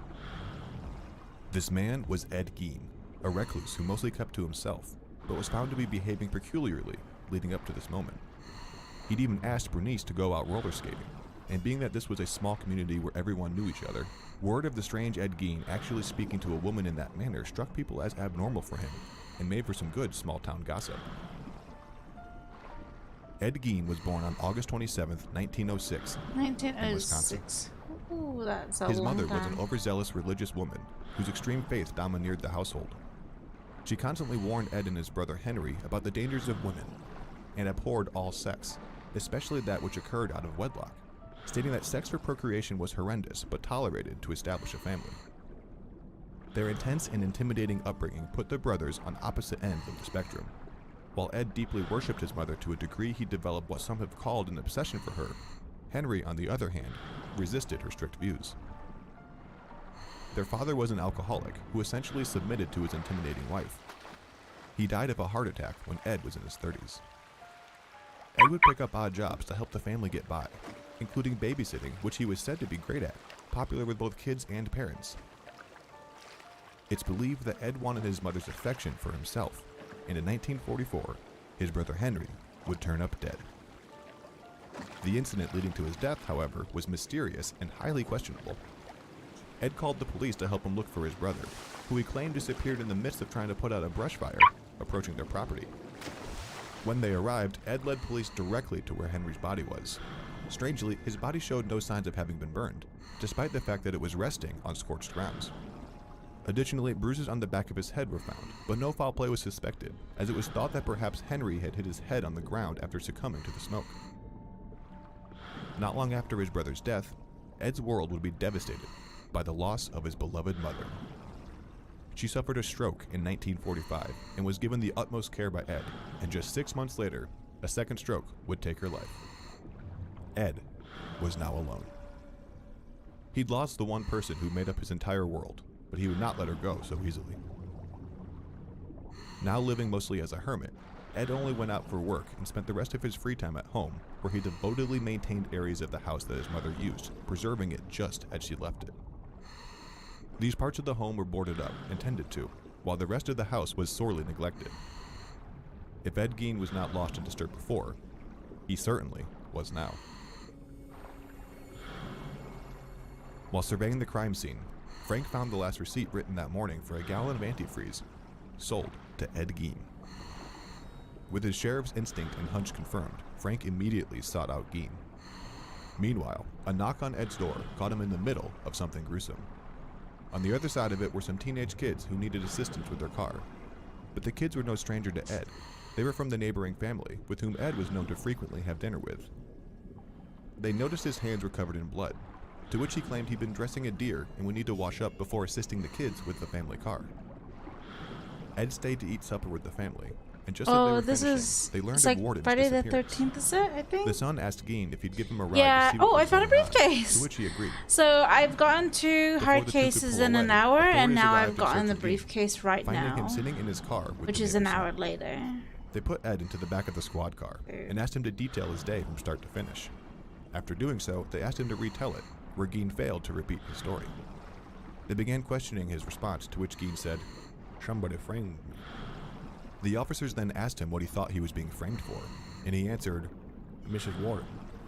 They pushed for more answers, asking Gein about what happened to Mrs. Warden and what Yeah. he thought he was wanted for. His response was something only the perpetrator would have known, as the public only knew that Mrs. Warden had gone missing at this point. Gein incriminated himself with, "She's dead, ain't she?" While Gein was taken into custody, officers inspected his property, and what they found was an extremely grisly scene. The body of Mrs. Warden was in an attached shed, hung up by her ankles, decapitated, and cut open like a deer. Her head was found in a burlap sack, and her heart near the stove in a plastic bag. Mrs. Warden's body was among several other human remains found on the property. In addition, they found a refrigerator on Gein's property that was filled with human organs, which some have further theorized that he stored to cook and eat. The other bodies that were discovered were found in unthinkable ways, as everyday objects. They found furniture fashioned from human skin and body parts, such as wastebaskets, lampshades, shade pole made of lips, even a chair with fat still attached to it used as the seat, among other things. But that wasn't all. Skulls were fashioned as bedposts, and various body parts such as noses, lips, fingernails, and a box with parts of female genitals were also discovered. Oh my. And if that wasn't disturbing enough, they also found skin suits consisting of leggings, a top with breasts, and 9 masks made of women's facial skin. An autopsy would later reveal that Mrs. Warden had been shot in the back of the head with a .22 caliber gun and mutilated after death. After being brutally questioned for days, Gein finally confessed to the murder of Mrs. Warden, claiming that it was an accident. Gein noted that he would go in and out of a daze and would often snap out of it before anything seriously damaging could happen, and that he didn't remember much of the murder as it occurred while in this daze. With the number of bodies found in his property, it would appear that Gein was a serial killer. However, he claimed that the other bodies were collected from fresh graves between the years of 1947 and 1952. Gein frequently read the obituaries and further explained that he visited cemeteries about 40 times during that period, but always in a daze.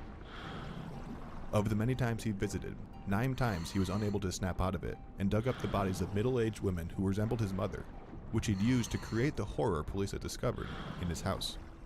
Several graves were dug up where either parts or entire bodies were missing, confirming Gein's story. It is said that he also stole his mother's corpse after it was buried. Some have said he apparently had the hope to literally crawl into her skin. It's also said that he claimed to wear the body parts and dance around That outside is in the moonlight. disturbing, Chainsaw Massacre.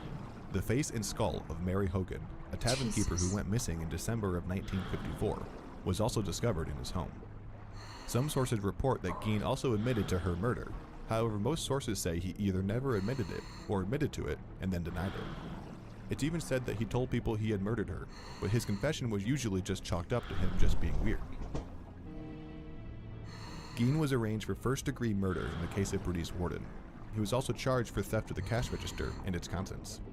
Gein pleaded not guilty by reasons of insanity and was diagnosed with schizophrenia, deeming him unfit to stand trial. He was first sent to Central State Hospital for the Criminally Insane and later transferred to a different hospital. Strangely, after this trial, his house was destroyed in a fire. Arson was suspected but not confirmed. His car, which had been used to transport bodies, was sold to a carnival sideshow. And in 1968, after 10 years of being hospitalized, Gein was finally deemed fit to stand trial for the murder of Bernice Worden, where he continued to plead not guilty for the reason of insanity. He waived his right to a trial by jury, leaving his fate solely in the hands of the judge. The trial was made up of two parts. The first was to determine if Gein was guilty of the murder, and the second was to determine if he was sane or not at the time of the murder. During his testimony, Gein claimed that a rifle he was inspecting at Worden's hardware store accidentally went off, killing Bernice. Gein was deemed insane at the time of the murder, and was ultimately found guilty. In a press conference shortly after his trial, he blamed his behavior on his upbringing. He was never charged with the murder of Mary Hogan or any of the grave robberies. He was sent back to Central State Hospital for the Criminally Insane, where he petitioned for release in the 1970s, but was denied. Ed Gein would remain there until July 26, 1984, when he died of respiratory failure due to lung cancer at the age of 77. So how was this horrendous ordeal the inspiration for the Texas Chainsaw Massacre, you might ask? While Leatherface is a fully fictional character, there are elements of the story and persona that were loosely inspired by Ed Gein's real-life crimes.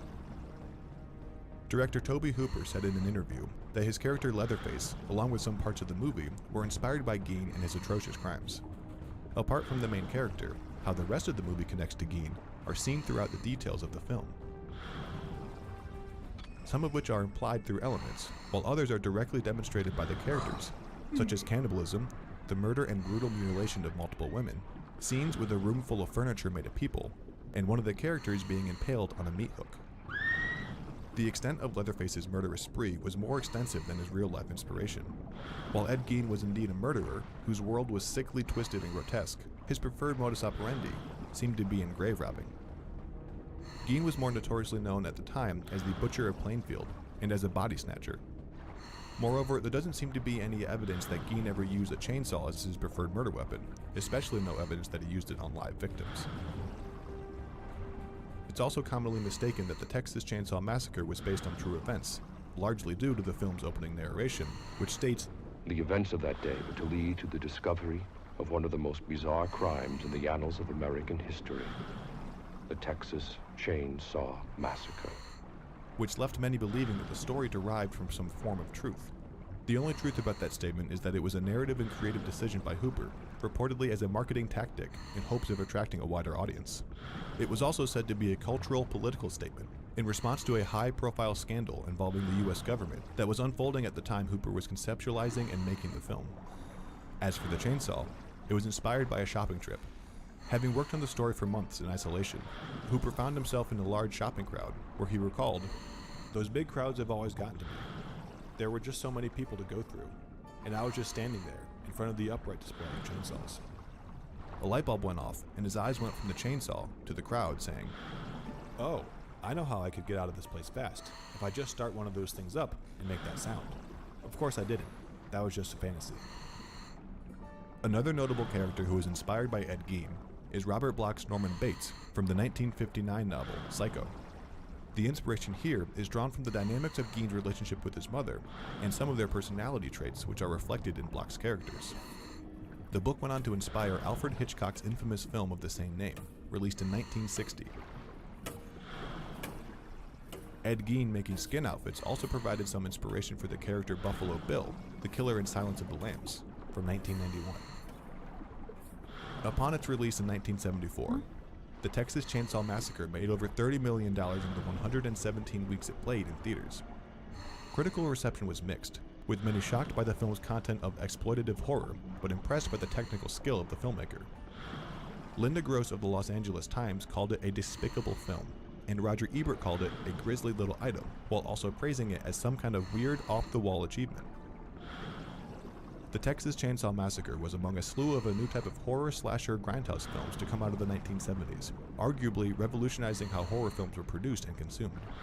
These low-budget films are eventually what led to the now billion-dollar industry of horror cinema and a key portion of Hollywood's economy, producing some of Hollywood's most notorious auteur filmmakers, such as Brian De Palma, Wes Craven, John Carpenter, and of course, Tobe Hooper. The popular website Screen Rant ranks 1974's version as the best among the Texas Chainsaw Massacre franchise, saying that no matter how many reboots and sequels to Hooper's original films are made, nothing will ever come close to his 1974 fever dream. No matter the genre, stories all derive from somewhere. So the next time you're reading your favorite novel or watching your favorite movie, ask yourself, where did this idea come from?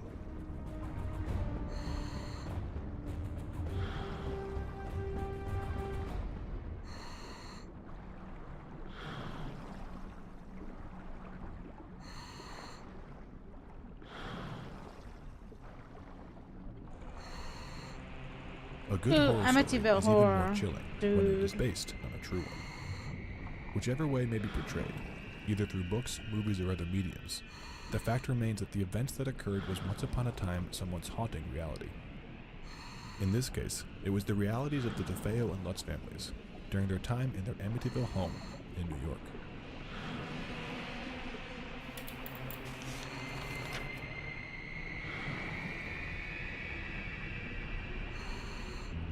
In the autumn of 1974, a family of 7 would suddenly be reduced to just one surviving member. The one who committed the crime. Before that fateful night, the DeFeos weren't exactly a happy household, with rumors of Ronald Sr. being hostile, abusive, overbearing, and dominant. His way of fathering is believed to have caused Ronald Jr., also known as Butch, develop into a troubled young adult. The DeFeos owned an auto body shop where Butch was employed, but he would often spend his time at bars instead of at work. Butch eventually became addicted to drugs and alcohol, which led him to become violent towards his family. An incident had occurred where he reportedly pulled a gun on his father, and there were other times where he would physically lash out at his family. In the early hours of November 13th, 1974, Ronald Butch DeFeo Jr. snapped. With rifle in hand, Butch went from room to room, murdering his family members one by one as they slept. One of the peculiar things about this incident is that while the murdering unfolded within an estimated 15-minute time span, the way the bodies were found showed no signs of struggle. In addition, the sounds of gunshots oddly did not wake any of the other family members, or at least it didn't draw them on the bed. The bodies were found all face down on their beds, as though they'd been positioned that way. To add to the strangeness, the rifle reportedly had no silencer, and aside from the family dog barking, none of the neighbors reported hearing even a single gunshot going off that night. After horrifically murdering his own family, Butch took a bath, got dressed for work, and eventually reported the murder, claiming he discovered the grisly scene after arriving home from his job. He went so far as to propose that it was the work of a mafia hitman accompanied by 2 accomplices. He said that they showed up at his house that morning, put a gun to his head, and forced him to kill his family members. His alibi wouldn't last long under scrutiny, where DeFeo eventually broke under pressure, admitting to the murders. He later showed police where he had discarded the rifle and the bloodstained clothes. In his confession, he stated, "Once I started, I just couldn't stop. It went so fast." It was said that Ronald Jr. was hearing voices that influenced him to carry out the murders. However, the prosecutors had a psychiatrist argue against that, who had diagnosed Ronald with antisocial personality disorder, meaning that Ronald hadn't actually been hearing voices, nor had he been possessed by another personality. He just thought that the killing of his family Just watching, was not scavenging, and looking at my phone stuff as DeFeo well. was convicted by a jury for 6 counts of murder and sentenced to 6 consecutive life terms, which he is still serving at the Sullivan Correctional Facility in New York. I'm hoping There is to still a God I theory get that a another second killer was case. also present, but never 3 caught. cases in a day would be awesome. Just a little over a year following the mass murder of the DeFeo family, the DeFeo residence on Ocean Boulevard would become the dream home for a new family, the Lutzes. With the Amityville home riddled in its gruesome past, one can't help but wonder about the possibility of a residual energy lingering on the property, haunting the ground it was trapped on. But one wouldn't have to wonder for very long before the Lutzes would come forth with their alleged not-so-housewarming stories. After house hunting for what seemed like forever, George and Kathy Lutz finally came across a listing for what they didn't realize at the time was the DeFeo home. They decided to check it out, and while the house was over their original budget of $30,000 to $50,000, they, for some reason, found themselves drawn to the attractive, hip-roofed colonial house with 6 bedrooms, a heated pool, and a large boathouse on the Amityville River. And despite being informed about the house's murderous past, the Lutzes fell in love with the home and decided it would be theirs. They purchased it at the bargain price of $80,000 and never once considered the house to be uninhabitable due to its past. And similarly to the Hollywood portrayal, Kills his whole family? Doesn't that bother you? Sure, but they felt that. houses don't have memories. But the Lutz's dream home would quickly become one of a nightmare. The events that soon followed would eventually be known to the public through the work of author Jay Anson, who wrote and captured the events in his infamous book, The Amityville Horror. Prior to moving into the house, George Lutz was an active businessman, but immediately after moving in, he underwent a sudden personality change, becoming sluggardly, chilled, and cranky.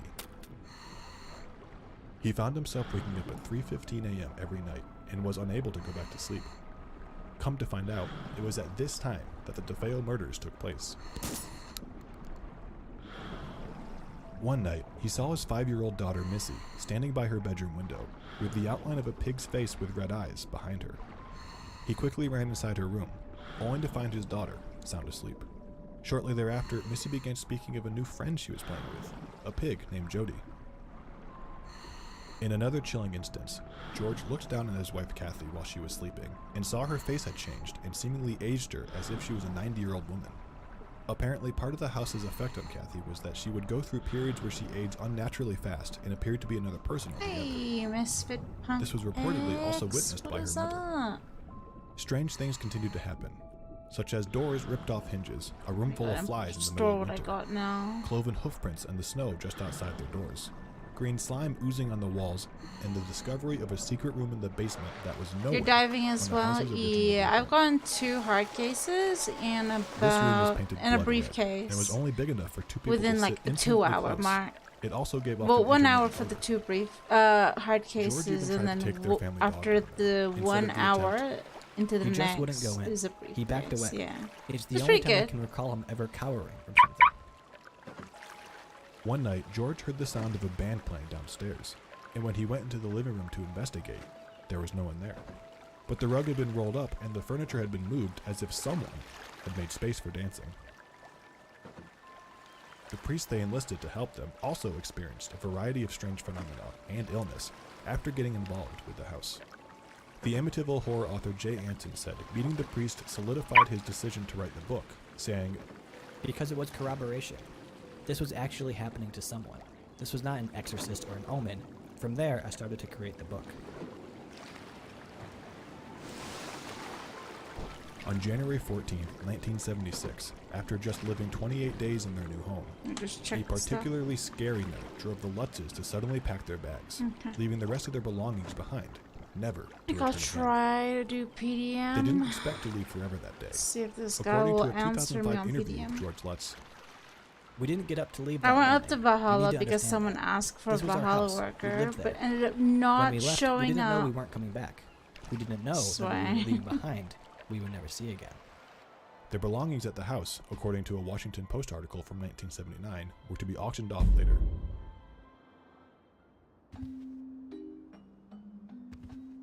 The Lutzes shared What the the fuck's supernatural going on phenomena that they outside? experienced in their time living in the Amityville house with Anson, who eventually turned their true story into an instant bestseller in 1977. The LA Times hailed it. What's going on outside? Let me just put in. You taking a picture of that female? What?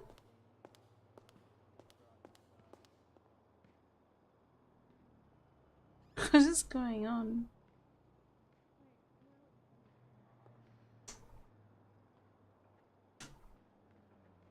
Why are they taking a picture?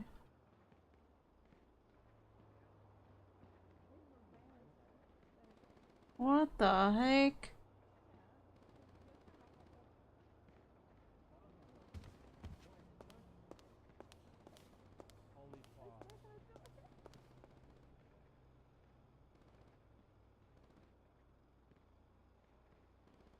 Please give me one of these photos. I'll give you one now.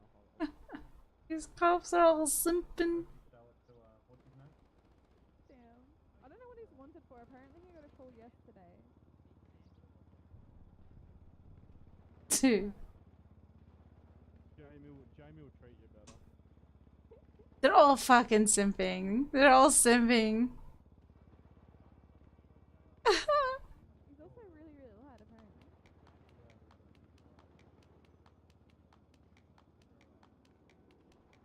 No.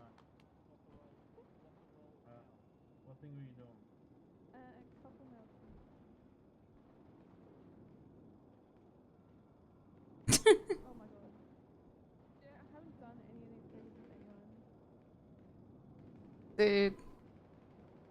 That other way, yeah.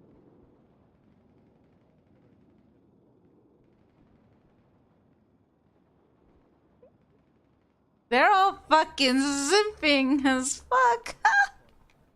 Sorry, don't move, don't move. I'm gonna see if I can just slightly.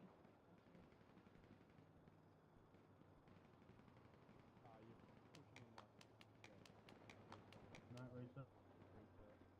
Which way do I need to get closer? Slightly more to your right.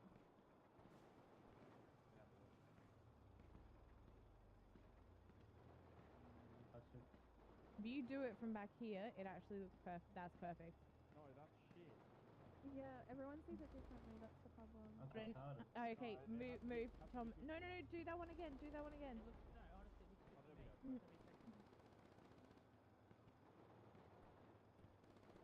This is fucking gorgeous. Wait, you still like thank you.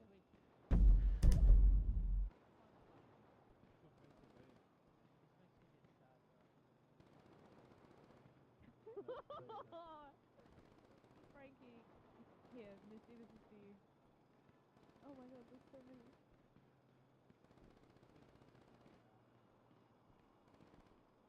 This is good ones for you. One with all of them and then one with him. Just save it.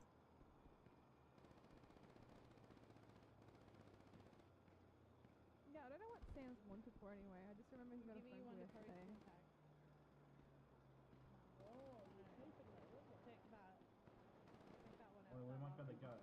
We got a hit. No, it's fine. Good. I gave her one. Wait, is this the good one? Oh, I Check forgot that the good last one. one I just gave you. Could be a good one.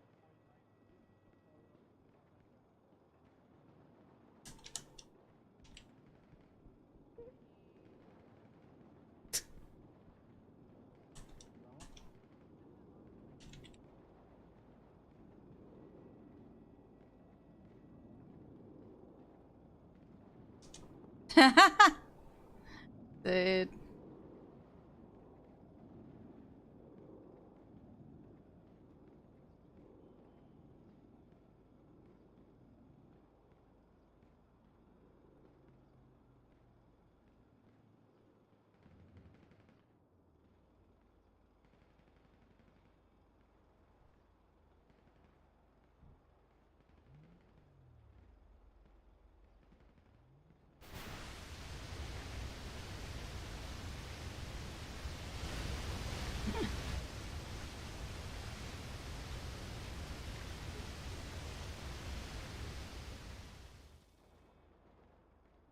I don't have enough money in my bank to pay the rego yet.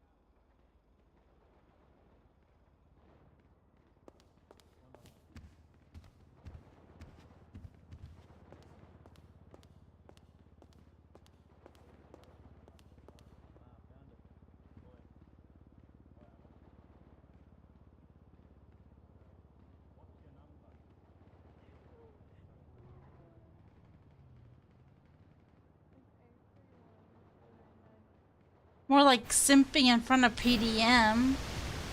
Dude.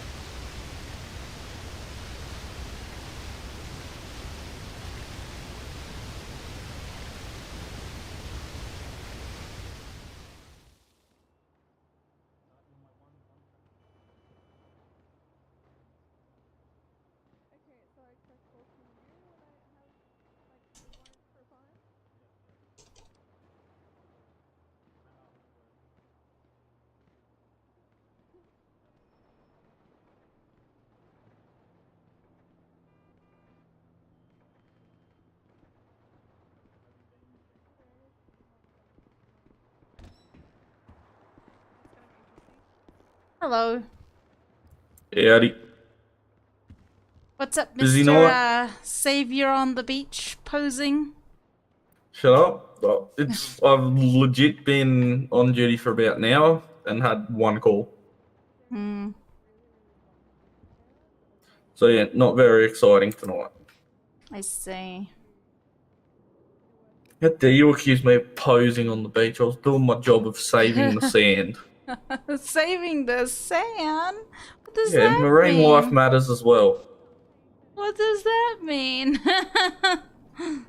Sand lives matter. Okay, you need to get checked up, I think. Dude. When did you go into EMS? What? I've been EMS for ages. I don't remember. Oh. Off. Anyways. I gave your sister a medical certificate. Ah. Okay.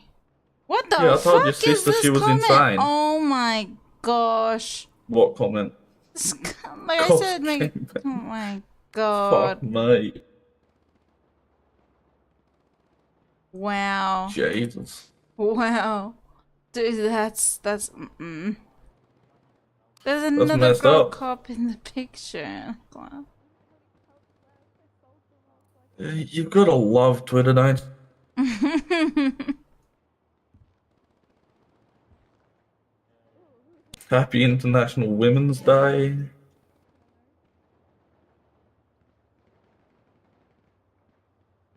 More like cops simping a woman in front of PDM. Oh yeah, that was simping hard when I rocked up. Oh, you're the only number in my phone. Dude.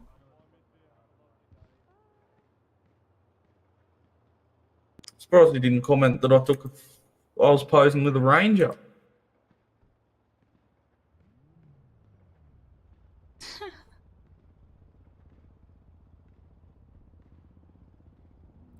Fuck that. While you were up in Plato, you were right to grab that Sonora freeway call as well. Cheers, man. I'm not driving the hell out to fucking Plato for a fucking car accident. What? Is it a vehicle fire? You'll get extra money for that No, one. it's not a vehicle fire. It's just a vehicle accident. Okay. Yeah, how do you know about the paychecks of lovely EMS, little Miss I sell cars all day? I mean, I hear a lot of stories from everyone. I got a lot of connections, my dude. Oh, yeah? Especially when EMS be like, I need to get out of here, vehicle fire, 10K paycheck, running away. Dude. Yep. I've seen about a total of, how many was there? About 20 EMS at one call. Wow, that's quite a bit.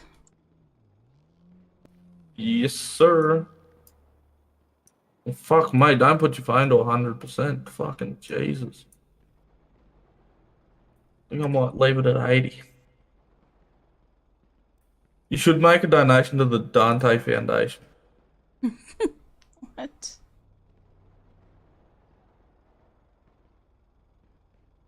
Well, being an EMS takes a very strong mental toll on one. You Yeah, see well, some you very get gory shit. paid more than everyone. Nah. Oh, I think you need to donate. Hello, how may I help you? Hello. Oh, wait. Could you tell me how to put my shirt on? Yeah, flex your alt muscle. Think on your clothing menu. Dude, what? And then you press shirt, mate. There you go. No, yeah, I got my. Or you alright. can think /shirt. Oh, okay. I have a bit more money now. Oh, you're here to buy a car, mate. I can do you that. No, can I What's buy your price range, mate? Can I buy your car? Oh, no, mate. Oh, I don't think you can afford that. But How much would your car be? Oh, about 50 mil, mate. 50 mil? Yeah, mate. Can I also get the? Can I get the sirens with that? Can I get the Because it's from sirens the with that? government and not your pocket. Oh, okay. It'd be funny fake pulling people over. You know. It's a fucking fire vehicle, not a cop car. You No, can't but pull people over. people would still pull over. They've done it in other cities. Well, our city's kind of different, but okay. Oh yeah, okay. No. Oh. Anyways, did This you guy need just- any other help or? No. I've come to buy a car. Alright, I got 350k this time. Mhm. Not 200. Hey, big spender. But you're making fun of me, mate. No. What car All did you power want to to you, get? bro. Why do you ever? Are you a grave digger, sir? Mm-hmm. Are you a grave digger? You got a. I buried the shovel bodies for on you, later, mate. mate, to chew on the bones. Are you sure he's not a gold digger? God. I mean, it could be. I mean, look at those Jordans. Okay, so. Are did you making fun of me now? No, I'm I like your glasses though, bud. Oh, thanks, mate. No, wait, that's the exact same glasses as mine. Oh, they are. So who knows what car they're buying?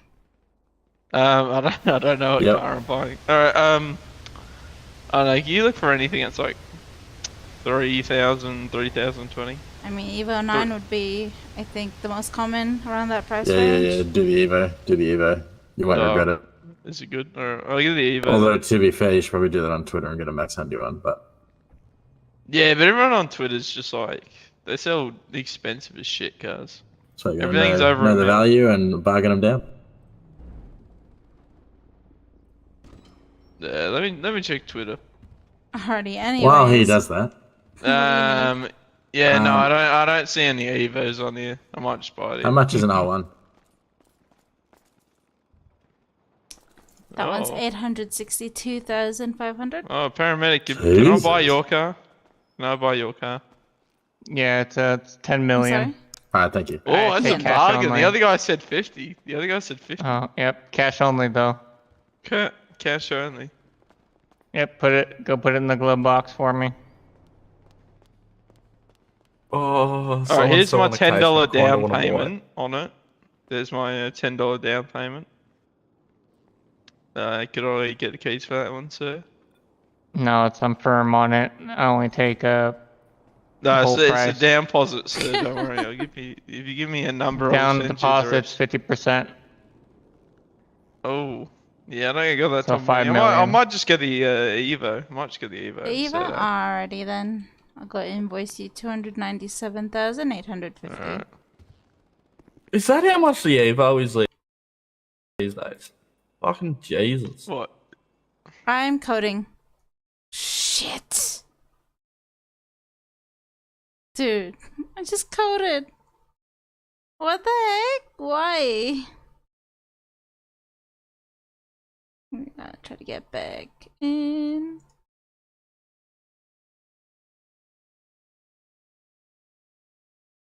Oh gosh.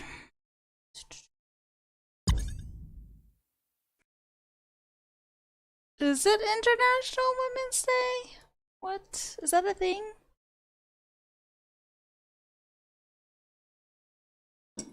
Interesting.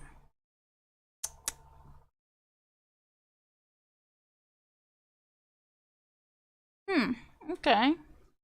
I just know it's my day off.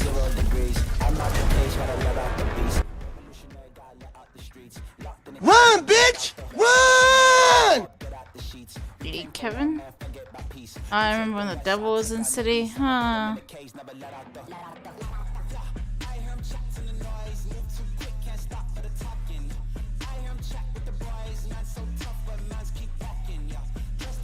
Hey.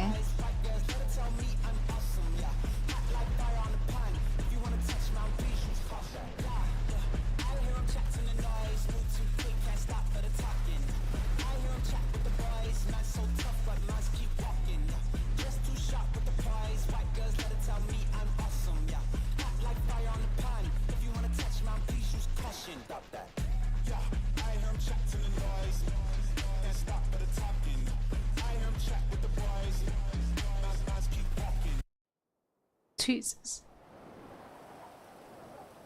It's just, yeah.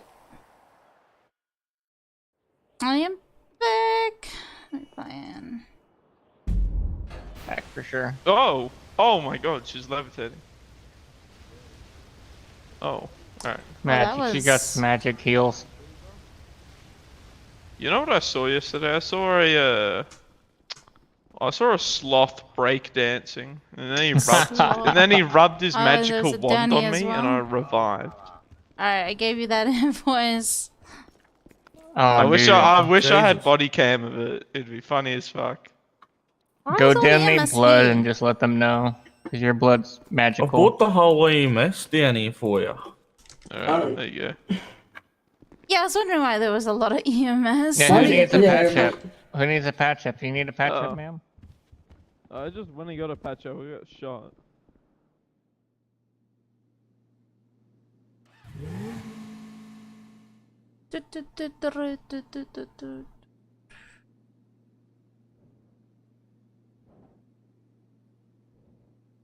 Mitsubishi Evo.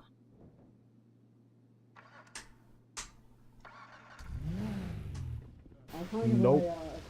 Yeah. No, sir, I'll give it back. Is that guy having a heart attack?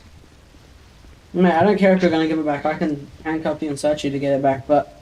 Oh, okay, I just can't give it I'll just go away. buy one then. Oh, you just hit me in the head. Yeah, they're cheap. Yeah, I'll take the keys for I that spent all thing. my cash on this Paint car, it mate. nice and just put a nice ambulance decal on there for me. Oh, can you put some sirens on there for me? Alright, thank you. Wait, why'd you just buy this on EMS, cousin? Yeah, give me the EMS decals. I want the sirens, please. Oh. 10 million. I'm gonna try and drive out of here, right? Yeah. I'm gonna drive out of here. 525 plus whatever the fuck wants to come to court. Excuse me, sir. Don't run in my vehicle. Oi, you. Oh, there's a call. Snap. It's super rare, super random from the PDM. There's only 3 cars that is easily attainable, but like other than that, Yanklins are usually from Gov or Yanklin tickets that they made. Hello. What the? How may I help you? Actually, I went through the list and I picked out some cars that I liked, and I just wanted to go through them, and you could tell me the prices. Yeah, which ones? I just want to write it down. I have like a wish list of ones I want to get for myself. Yeah, and what are they? It's kind of a long list. There's like 8 or 10 of them. Is that okay? That's fine.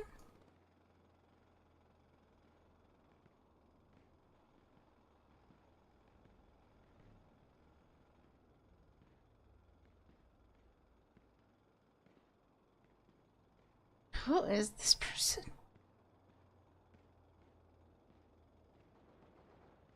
You got your list ready?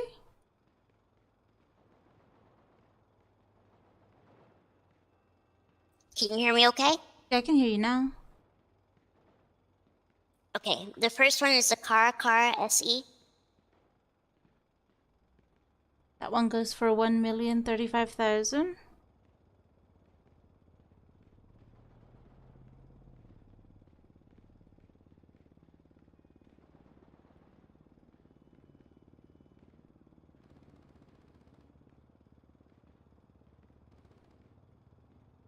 What's the next one?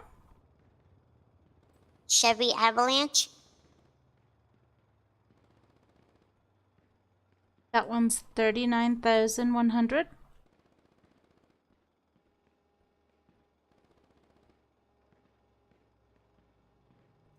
Ford Focus RS 2017.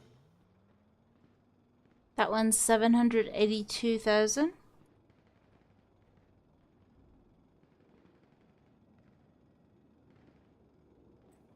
The Ford Raptor.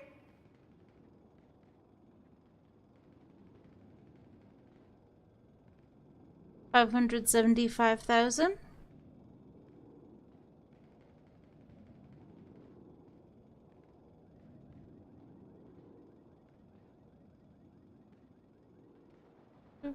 Did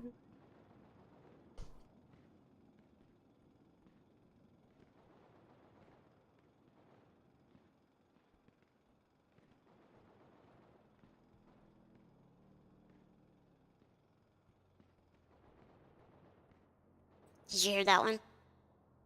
Oh, did you not hear me? It's 575 for the Raptor. Okay. Okay. And then the Honda Civic Type R 2018. That one's 241,500.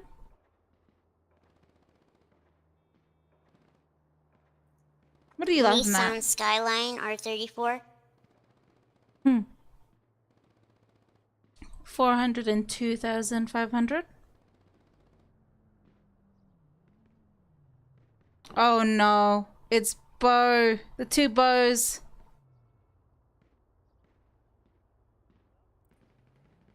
Nissan Titan 2017. 215,625.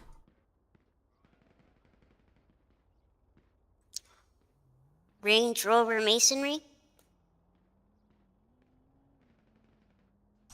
Why is it awkward? Why is it awkward? 603,750. I just saw Bo's car outside. The Veyron pink The one. Tesla Type S.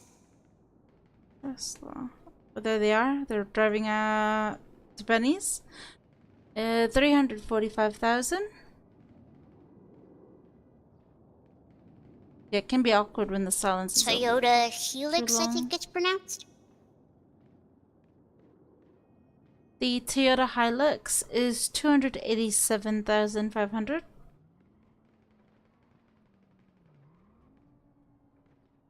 Oh,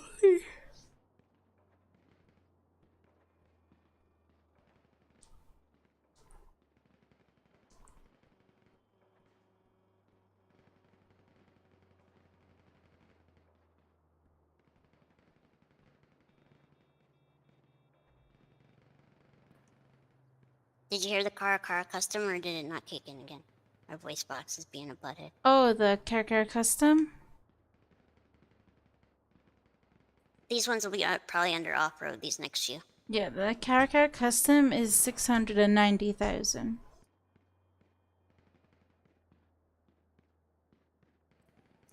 The Vapid Contender.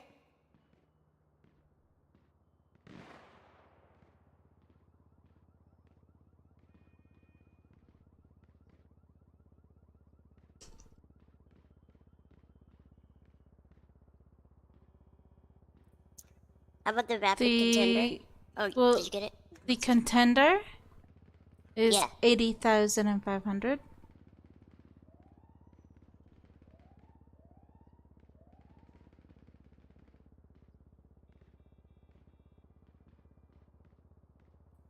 The Karen Everon.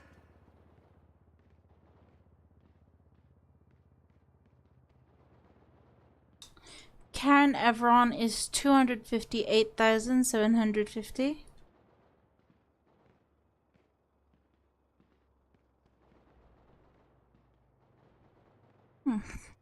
The last one is Sand King. The 2-door, 4-door? The 4-door. I believe they're both, the 2-door and the 4-door, 63,250.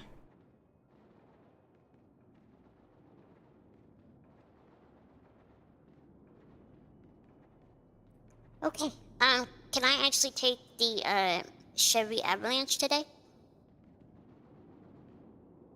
Yeah, that's no problem. Do you happen to have an ID on you? Yes, I do. How do I give it to you? It's in my wallet. So in your wallet, just remove the document, and then in your pocket, just right-click and show. It should show above your, as if you're Okay. putting it up, yeah.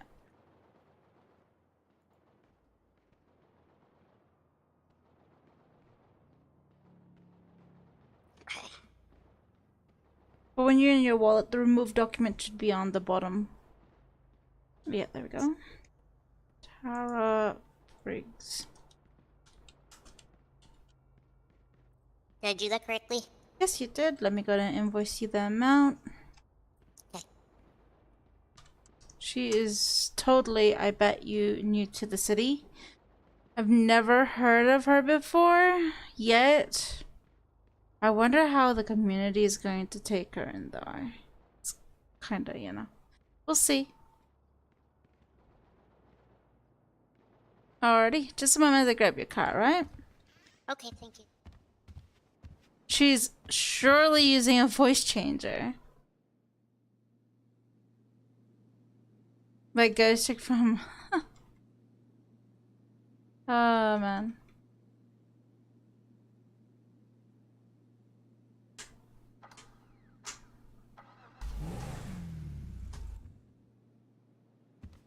Would you like to drive out today with it, or would you like me to store it at a garage? I'll drive out with it. Yeah, no problem. Here we go.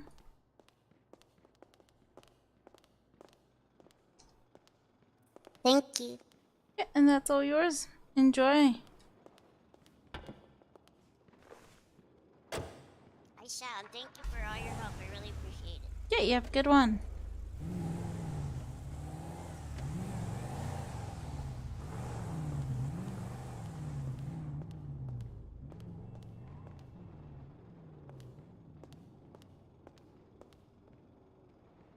Well, at least they were super polite. That's all that matters to me.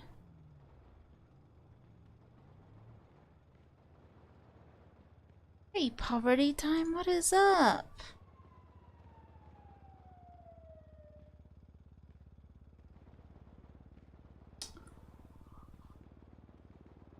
I'm at the moment at PDM after doing diving for like how many hours?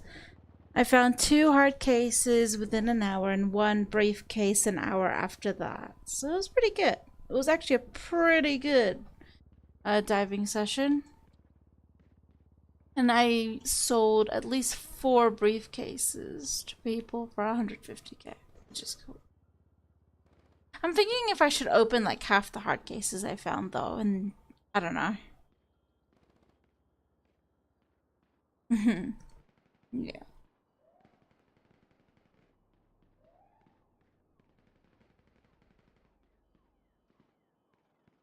Oh gosh, there are flood warnings in my area.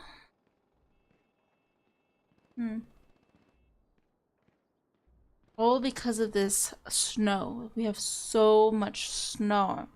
This winter storm. And it's gonna be snowing like on and off this whole week. And I'm like, no. We still got snow that's on the pavement. Regardless, it's quite sunny today. But yeah. Anything on Twitter? Wanna buy Max when you're 1?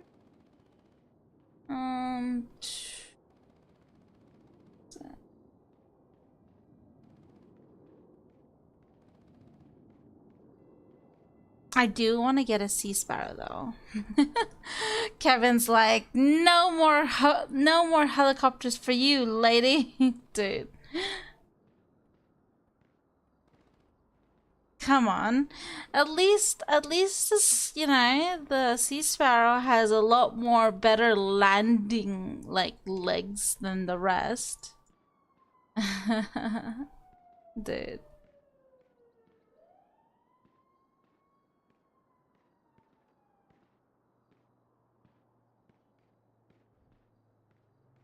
Anyways. Oh, there they go again. Have they been in city this whole time? I wonder what they've been doing. They're so cute though. One was like, Mama. I was like, dude. Oh, who's this guy? It's definitely not a local.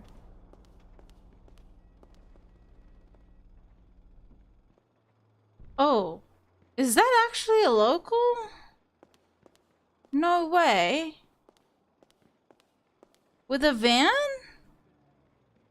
I've never seen a local drive. Oh, yeah, I've never seen a local drive a van into the lot before. It'd always be like some other car.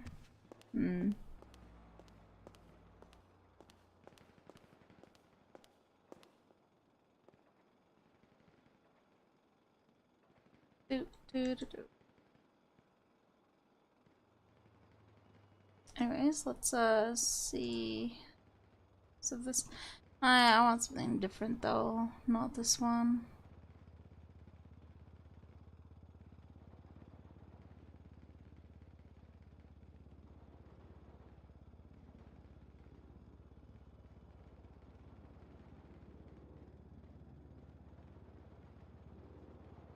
My main character would be Raven.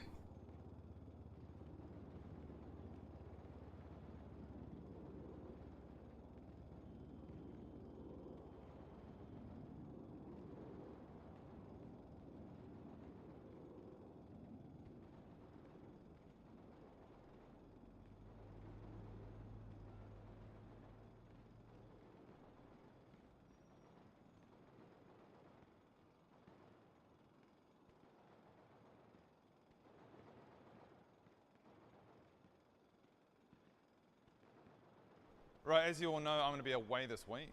Oh, that's a shame. Where are you going? Oh, I'm actually after. Can you shut the fuck up, Adam? Anyway, this place would cease to function. Name says anyway, it all. not to worry, Yeah. I've arranged for a replacement manager from head office. Ron, are you serious? Yes, I'm serious. My Please, other without a manager, this place would probably be characters on are fire by the usually time I got just back. work buddies. Anyway, can I introduce you to Brinley? Hi guys. Hey. Brinley, welcome. Thank you. Brinley, this is Allie, Alan, and Adam. Oh, so nice to meet you guys. Nice to meet you. As Hello. Ron said, I'm Brinley, but you can just call me Bryn. Hi, Bryn. Hello. Oh, I'm really looking forward to hanging out this week. Hopefully you can show me the ropes. Yeah, happy to help. Let me know if you have any questions about anything. Oh, that's so sweet. Thank you so much. She seems quite nice. Yeah. Oh, what was that whispering there? Oh, nothing. Uh-oh. Looks like people are keeping secrets. We can't have that, can we, Rowan? No, we can't, actually, Brinley. Awkward. Looks like someone's getting a pay cut. Yeah, a little pay cut there. Sorry, I don't think you can do that. Can't I? I'm pretty sure you can. Rowan, last time I checked, I thought we could give them pay cuts. What do you think? Well, yeah, last time I checked. Are you guys the managers or are we the managers? I'm being totally serious. I'm not trying to be a dick or anything. Are you guys the managers? You guys are the managers. Wow, it's like Rowan's exactly. female Yeah, part, yeah. like We're the managers and you're the low like the female version of Rowan. Okay, well, I'm gonna get back on with my job. So.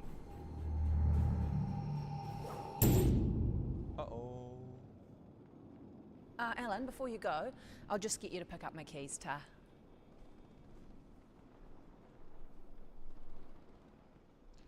What? Just pick up my keys, Ta. Fair enough.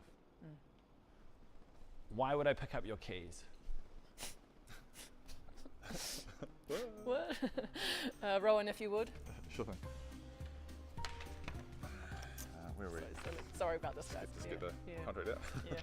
There we are. It's, Okay, clause so 11.1. it is 11.1. Yeah, Yes, great. it is. I'll remember Very that. good memory. Actually. Okay. Employee agrees that if a replacement manager is on duty, Alan must pick up their keys. Oh. That is ridiculous. Well. Is it though? Because it does say it. Yeah, right it there, does. Yeah. in the 11.1. contract. Okay, fine. I will pick up your keys so I can return to my job. Thank you. Not that hard. Thank you.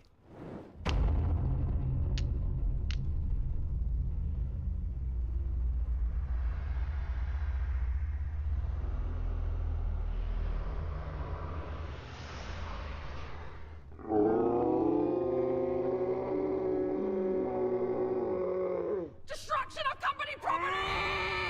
Oh my God! I'm gonna punch you so bad, but I can't. Hold me back. Hold me back. Hold me back. He's not worth it. He's not worth it. I want to punch you so bad. No, he's not worth it. What is going on? You can't trust these red shirt peasants. you can't. You can't. Insolence. Yeah. Exactly. Insolence. Do you have no respect I don't for think company that's- property? I don't. Fuck me. Jeez, I am. Whoa. Watch yourself. Brilliant. Last time I checked, are we the creators and other viewers? I think they are, Rowan. Yeah. So I think they should subscribe. I think they should too. Yeah, and maybe check out the videos. Yeah, I think they should. Yeah, I think they should. Yeah. Yeah. Thank you. It's in the contract. It's so it's a new contract. Yeah, it's in the contract. You should sign that.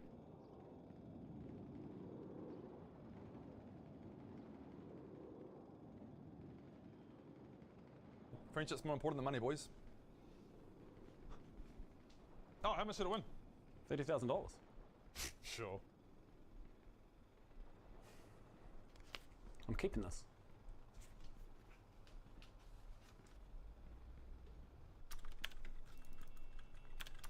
I'm happy to serve you. Or I can help you. Oh, I'm available as well. Or me. I'm here. Or maybe... my checkout is open. I am free and ready to serve. Come on. Come on over here.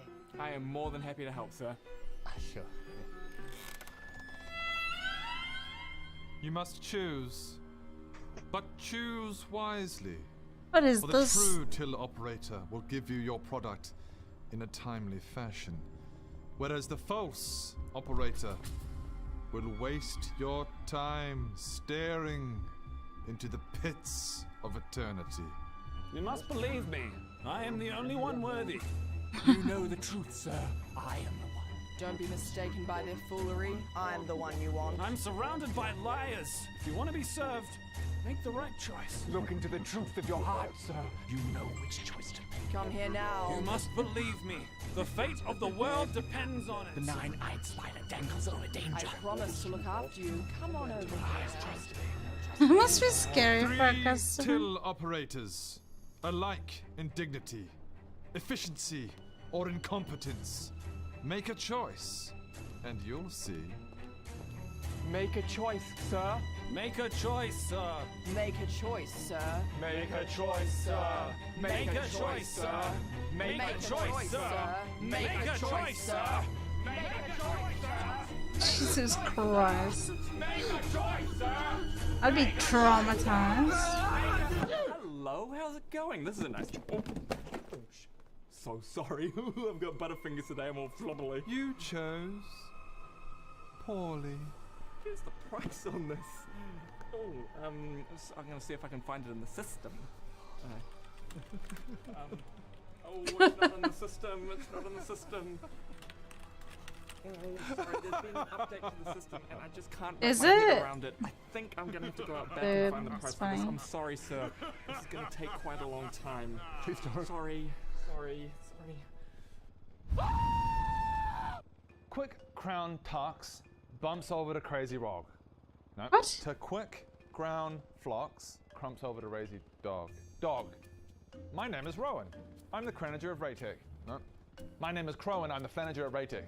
Okay, just fly. The quick crown cross from Rowan, what are you doing? Do you ever forget how to greet sometimes? What? Do you ever forget how to creak sometimes? How to speak sometimes? Ron, what are you saying? Do you ever forget how to seek sometimes? Do you forget? Like you forget? Ron, are you asking me whether I forget how to speak sometimes? Yeah. Like you just wake up and you just frag a tomato bean. You're like, I frag a tomato bean. Are you being serious? Honestly, now that you're thinking about it, I bet you dance a chukau. You France a rukau. Rowan, you are free and bequiculous.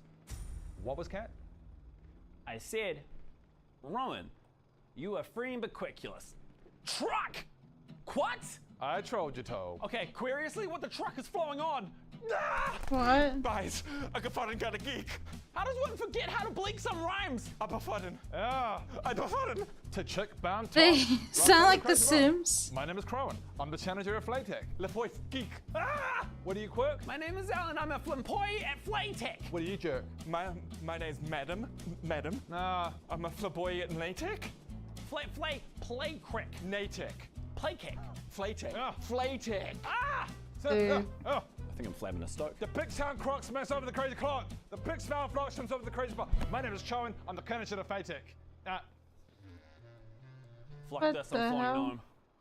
Okay, and so just to reiterate, if anyone with a vaguely Eastern European accent calls, then I don't work here anymore, okay?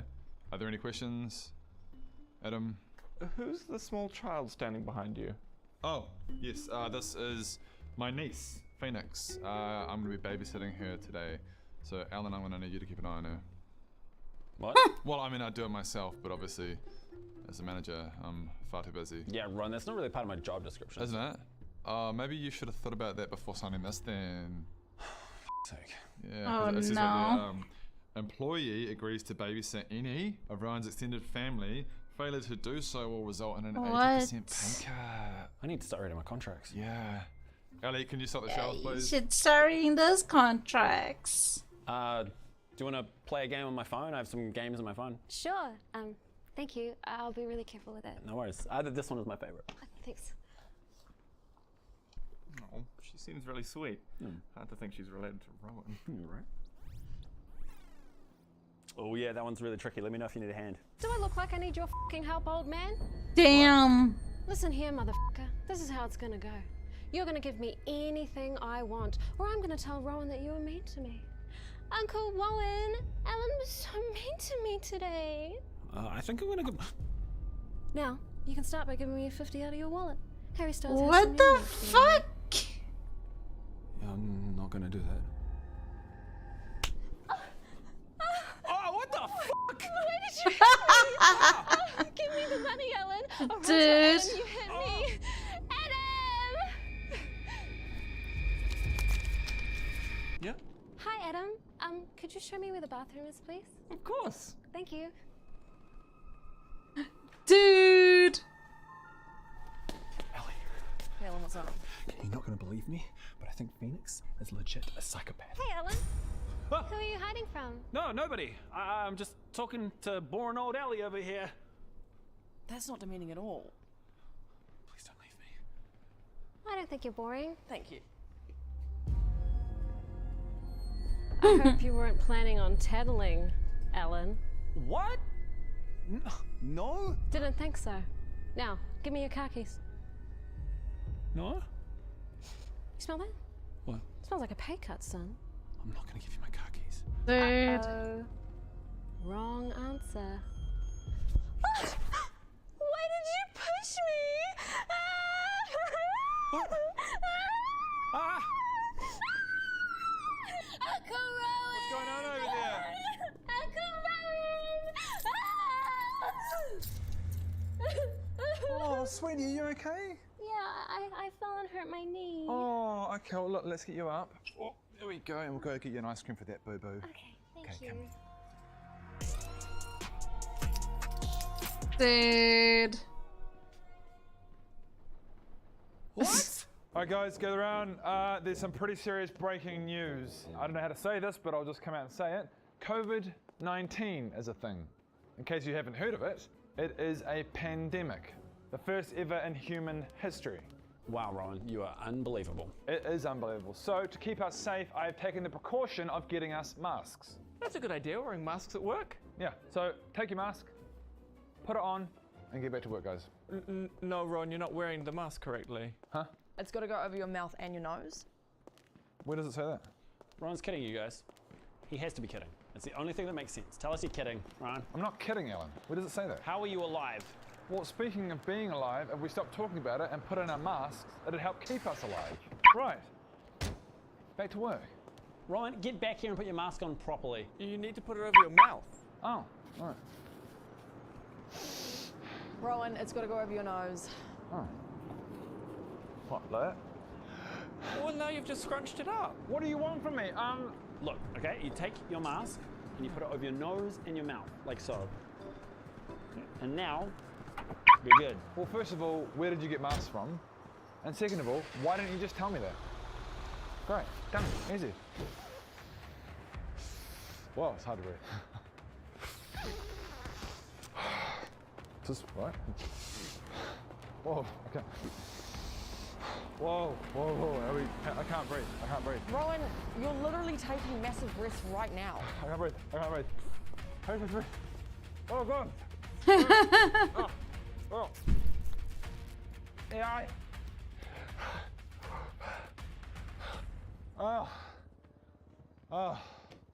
my God, that's so much better, I can breathe. I recommend giving yourself a breathing hole, okay? Much better. Dude. Yeah.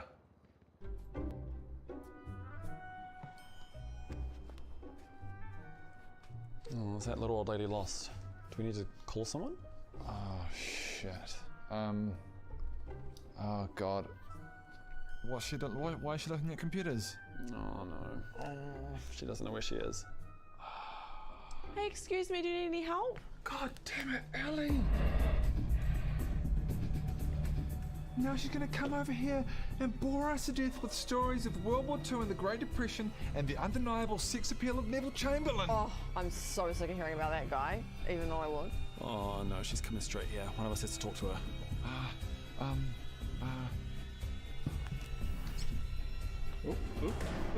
Oh, hello, dear. Hello.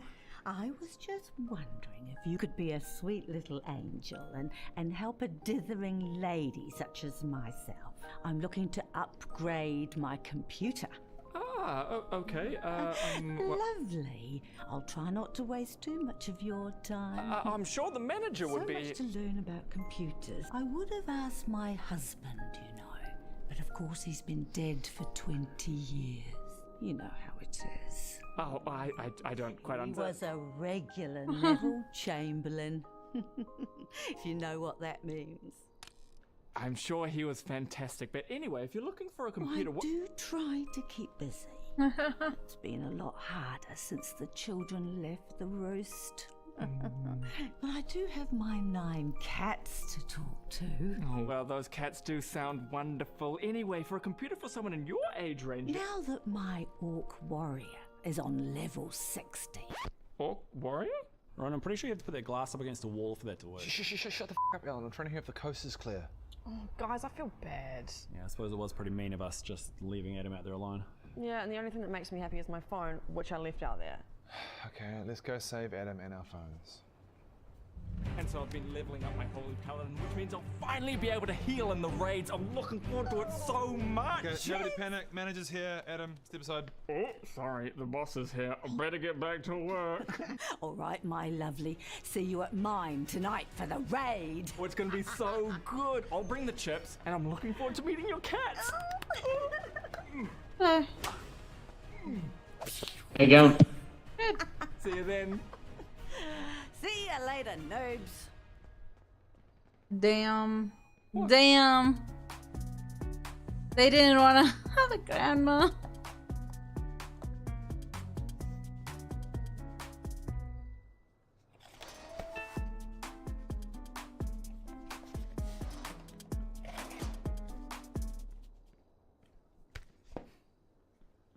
Hey, Ellie, have you seen my pen?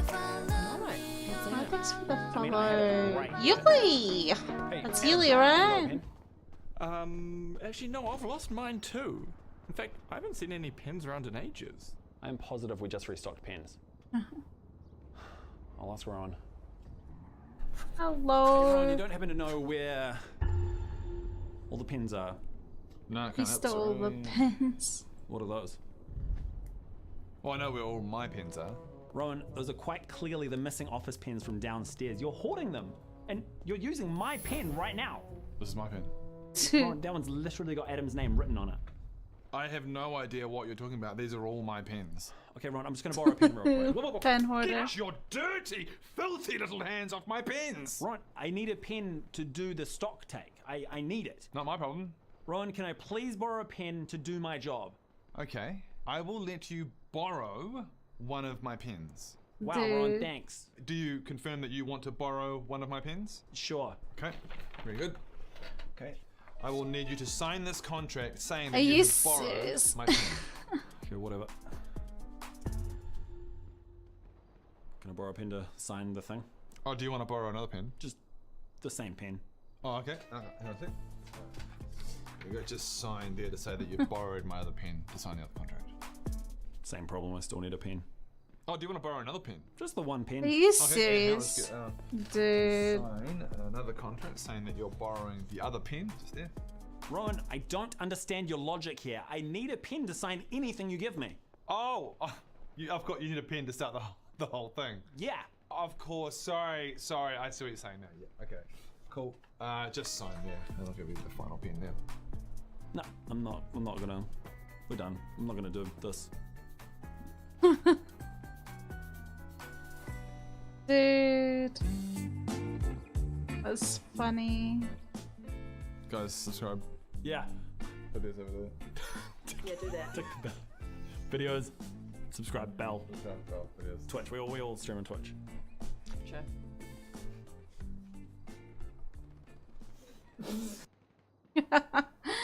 Dude, that's funny. Heart of the gaming community. For gamers. By gamers.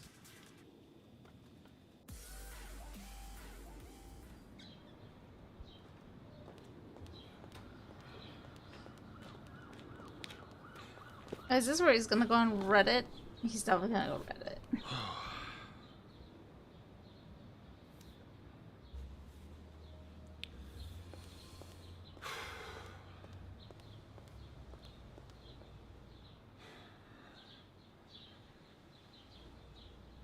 Yeah. Alright, we got.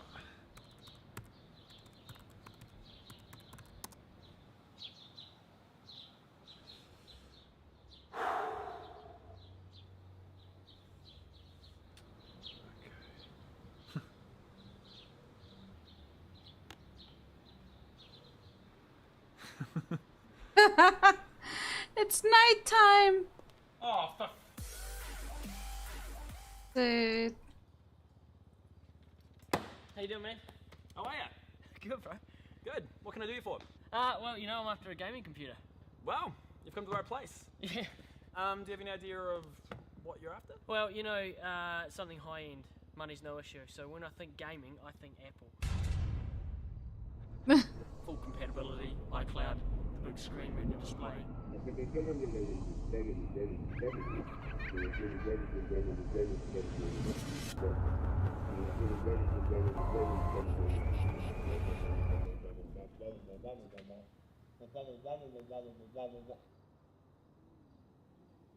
Were you just making those sounds?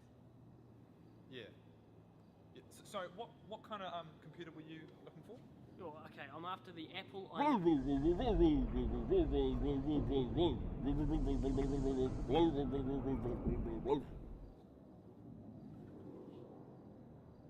Get out.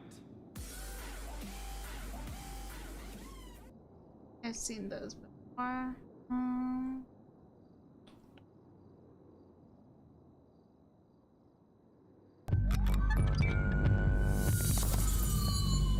This week on BuzzFeed Unsolved, we cover the Axeman Killer of New Orleans, one of the strangest serial killer cases I've ever read.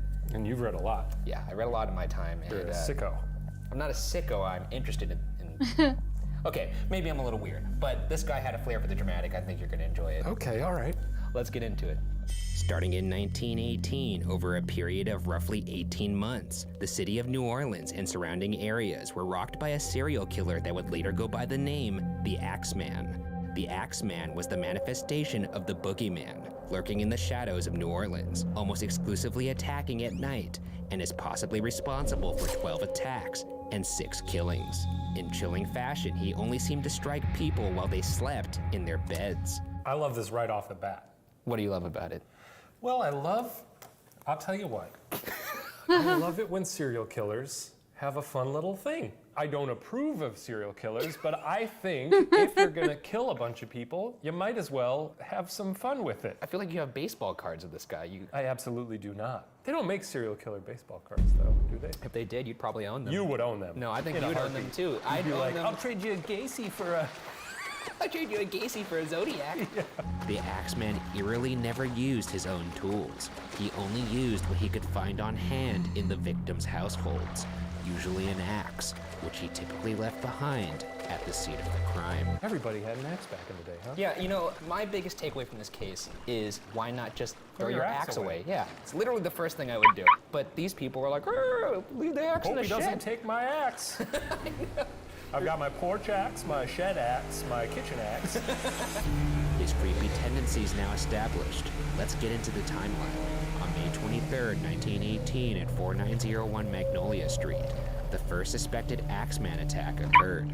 Catherine and Joseph Maggio were struck violently by an axe, a straight razor used on their throats. Wait, he hit him with the axe and then cut their throats? I don't know.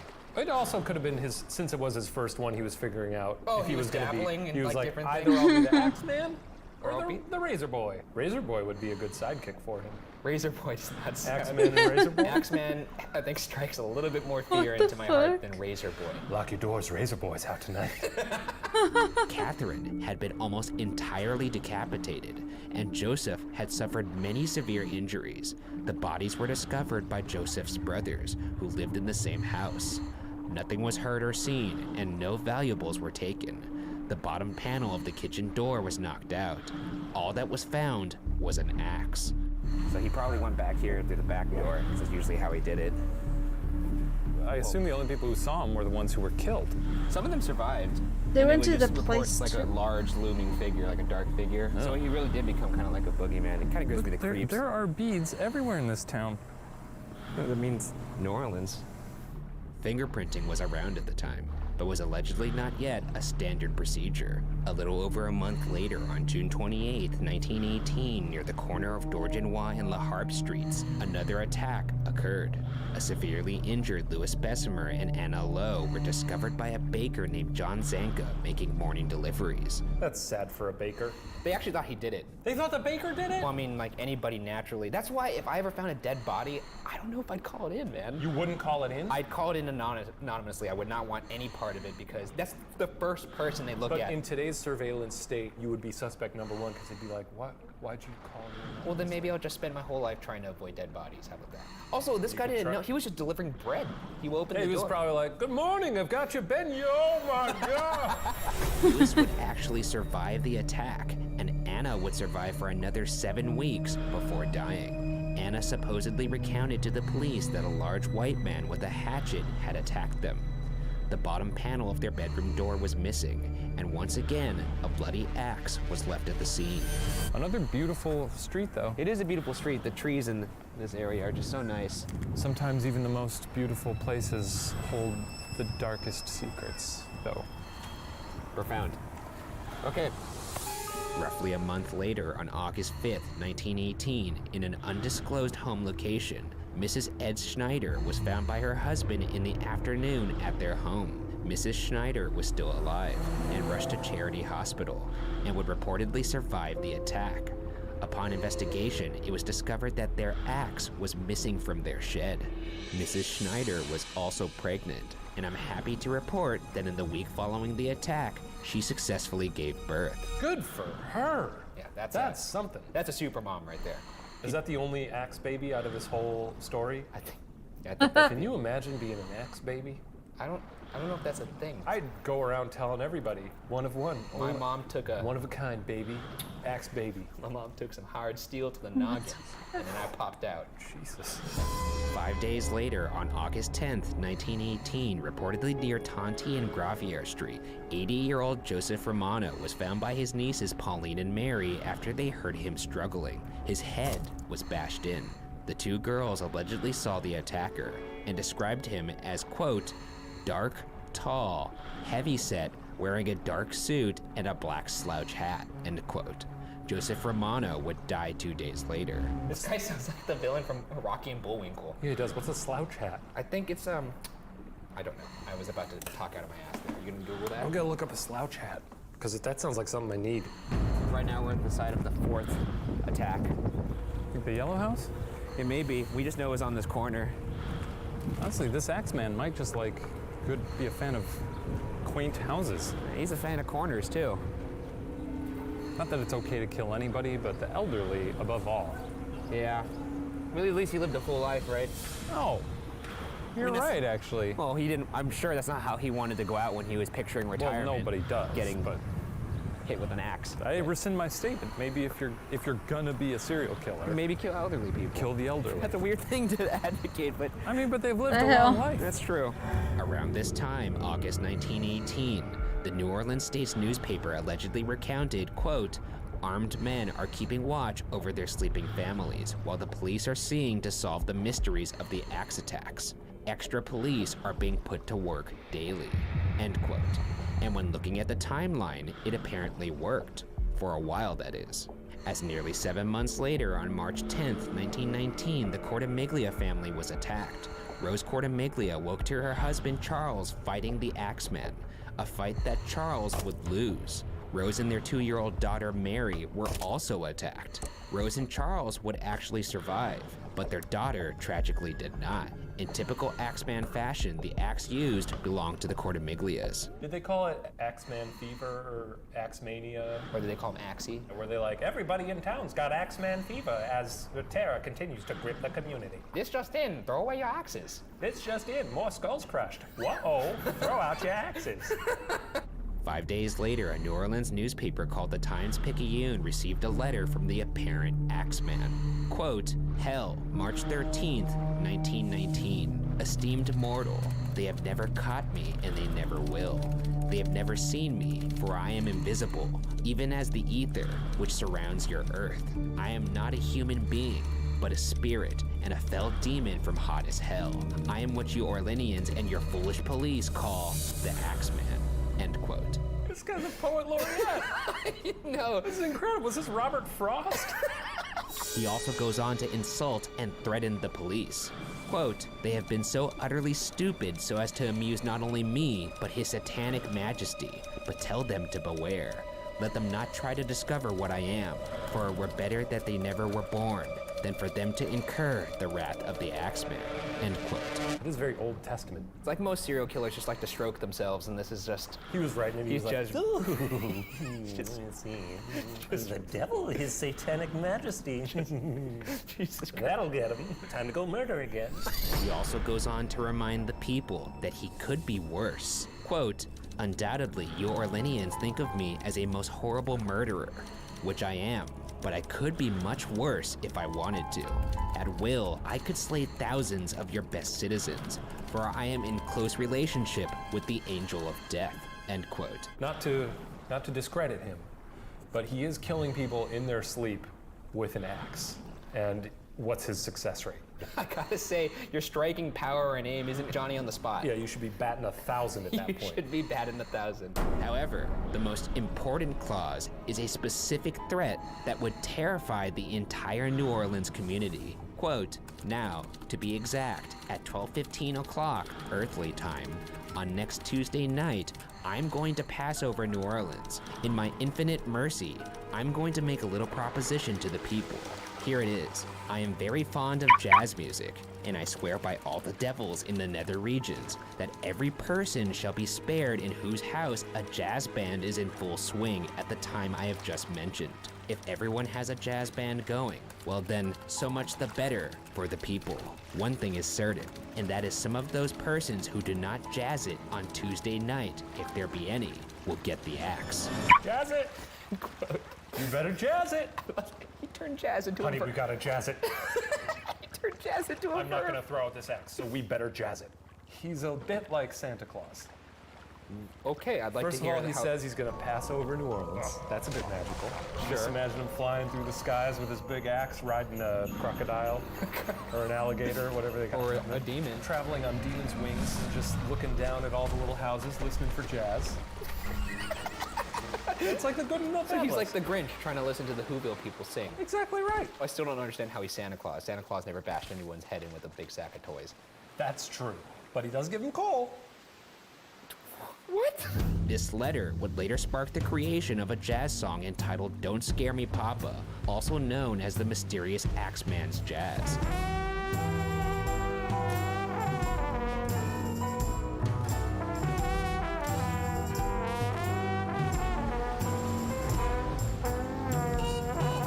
Tuesday night mentioned in the letter was March 19th, 1919.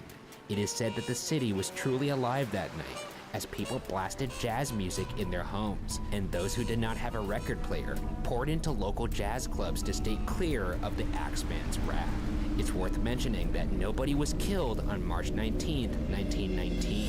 So, he kept his word. Apparently everyone was jazzing it. You know what, he was probably just gonna be out of town. He thought, wouldn't this be funny? I've got a business trip that weekend. Let's see how many speakers I can make dance. Yeah. On August 10th, 1919, Steve Boca was badly injured in his home after he awoke to a man next to his bed with an axe. Boca managed to survive the attack, reportedly staggering to a friend's home, who then called the police. Boca did not regain his memory, likely due to the blows to the head. Yeah, that'll do it. Yeah, that usually does it. Yeah. I once fell into a pile of bricks when I was a kid. What? And I don't remember much of it after. What? Yeah, I was climbing because we were playing. Hello. Hello. Any luck with your last one? Yeah, it's got some bricks. Nice. Yeah. Are you selling any bricks? Huh? Are you selling any bricks? No. Oh.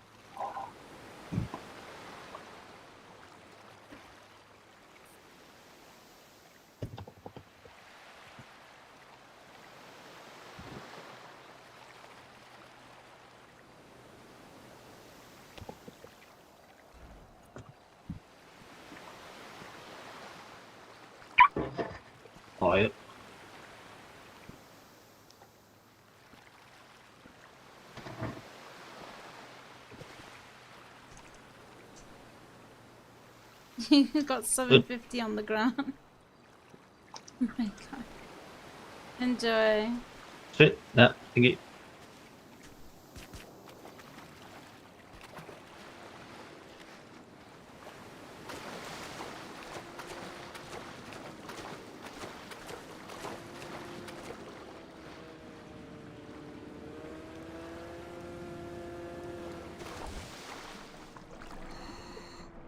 Someone left some baggies.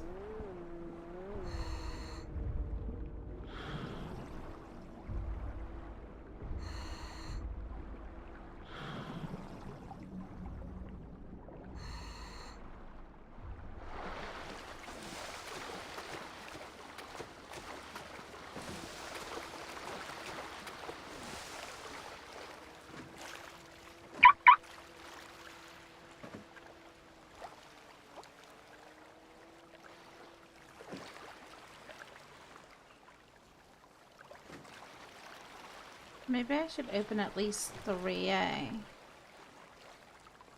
Or 2. At least 2 I'll open. At least 2 of these I'll open. Yeah, I'll open at least 2.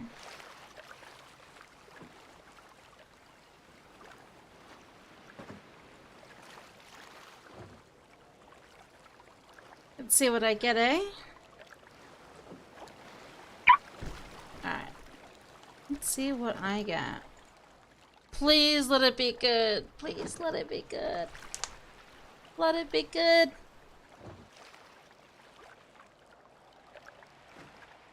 Ugh.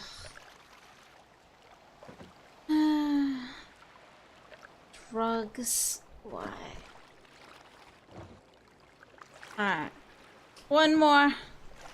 Please let it be good. Please, no drugs. Oh, fuck. Dude. Oh well.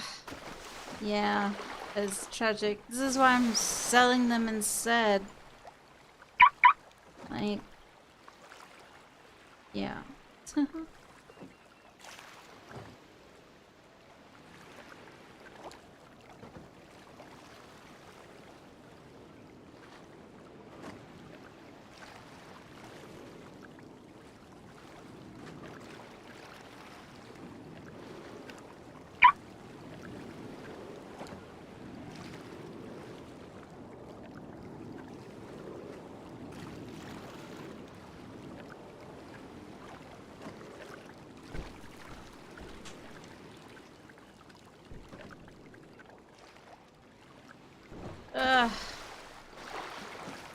Yeah, I only found drugs in the 2 hard cases that I decided to open. In hide and seek, I was trying to hide and I thought I had the best hiding spot. Turns out I was wrong. The branch broke. This explains a lot. You fell into And after that, I could see ghosts. I don't think it gave you the vision. It gave me my eyes. I think it put a hole in your brain. Later that month, or in early September, on 2128 2nd Street, 19-year-old Sarah Lawman was reportedly attacked by someone who entered through an open window. When she regained consciousness, she could not recall details of the attack. So this is the site of the second to last attack. And apparently the house is gone. Yeah. About 2 months later, on October 27th, 1919, at the corner of South Scott and Ulloa Street, the suspected Axeman attacked Esther and Mike Pepitone. Esther reportedly awoke around 1 a.m. to her husband screaming and ran to the bedroom. Her husband's head was struck 18 times and died 2 hours later. Esther saw 2 figures in the bedroom, but could not identify them as they fled the scene. By the way, 2 figures. Razor Boy. Oh my god, no. He's back. No, we're not going. He's back from boarding school. A bolt with a heavy nut, something used to secure a circus tent, was one of the apparent weapons. There was a circus on the nearby Tulane Avenue that weekend. Was this the last one? Yes. If this guy survived for 2 hours after getting struck 18 times, the Axeman probably wasn't used to that kind of resilience. He probably hit him once and the guy was like, oh boy, what a bump. And he was like, all right, I guess I'll hit you again. He was like, oh my goodness, that didn't feel much better. I was like, 3, 4, 5. This takes us to the supposed end of the Axeman's killing spree. And with that, let's get into the theories. The first theory is that perhaps not all of the killings were the work of the Axeman. Some speculate that the Axeman's presumed final killing of Mike Pepitone was actually a mafia killing, due to Mike Pepitone's father killing a man in the past. Another Axeman attack that is scrutinized is the second attack on Louis Bessemer and Anna Lowe. If you'll recall, Louis Bessemer was severely injured, and his partner Anna Lowe was killed in that same attack. However, Bessemer was charged with the murder of Anna in bizarre fashion. Police found that Bessemer had written letters back and forth in Yiddish and Russian. They eventually came to the conclusion that Bessemer was part of a German spy ring or spy master for the Kaiser, and the attack had nothing to do with the Axeman. A spy's not gonna bash someone's head in with an axe. And then bash his own head in. Right. He's gonna lower a string from the ceiling and put a drop of poison on it and let that poison fall into a sleeping person's mouth. Right in there. Well, if they're sleeping, then why don't you just drop it into their mouth like a little droplet thing? Why the I don't know. That's what spies do. That's I've just what they never- do. That's the first time I've heard that. I think you just Everybody does that. I think you made No, it I've up. never I heard did not that. make it up. It happens in a James Bond film. Which one? The racist one. Where he's in Japan. Hello? Yeah, can I get a one more? You gonna get another one? Yeah, it's got a ton. Okay. What? Comic. You're so freaking lucky. What the hell? Yeah. Jesus. Yeah, same spot. Yeah, I'm here.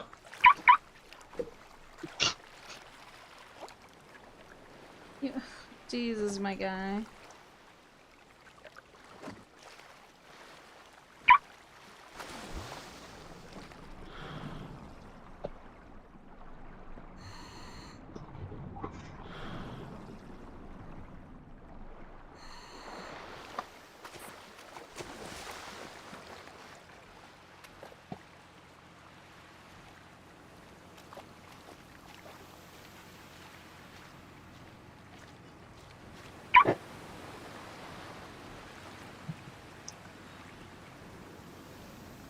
You keep dropping extra. Oh. Ah, my knife.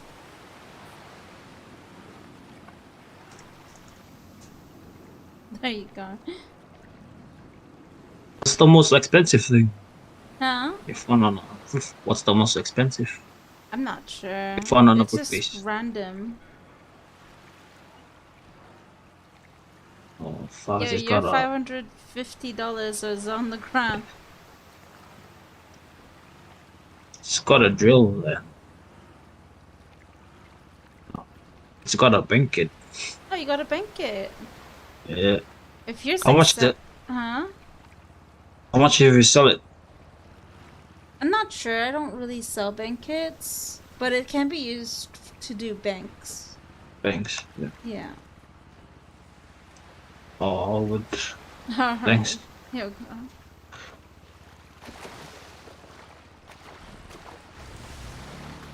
You're dropping money! Fan, your boat unlocked, I will drop it in there, but... Huh?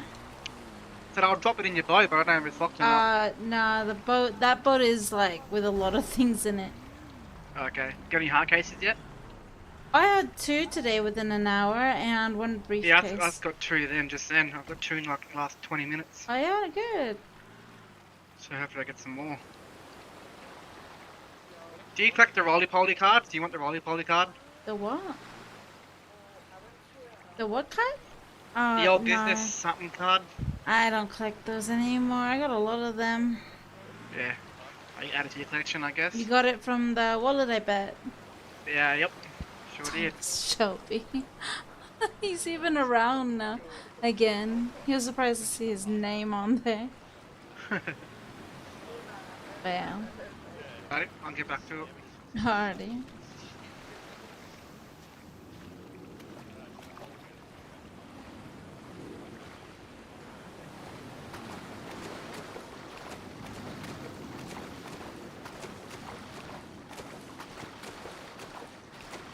Holy.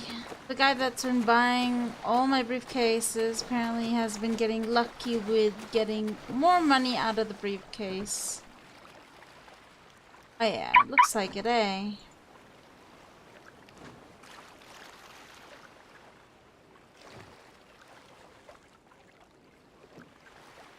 Oh, I'm just trying to make money for the, I want to see Sparrow.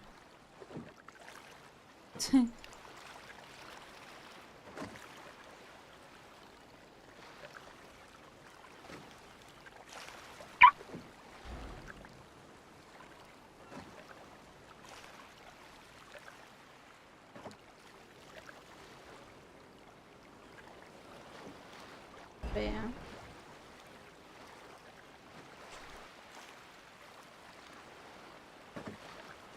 Oh, are you scavenging as well? I always go to this pier because it seems that I get more luck with coins and diamond rings. And so far I've been getting really... Oh, there's a lot more. Oh, look at all this money! There's so much stuff on the ground that I usually try to get.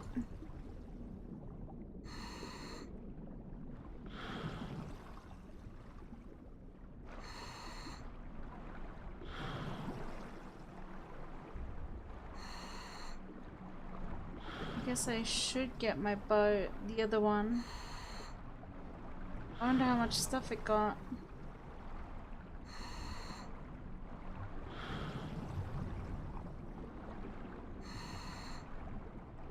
Should be a jet ski somewhere, or not.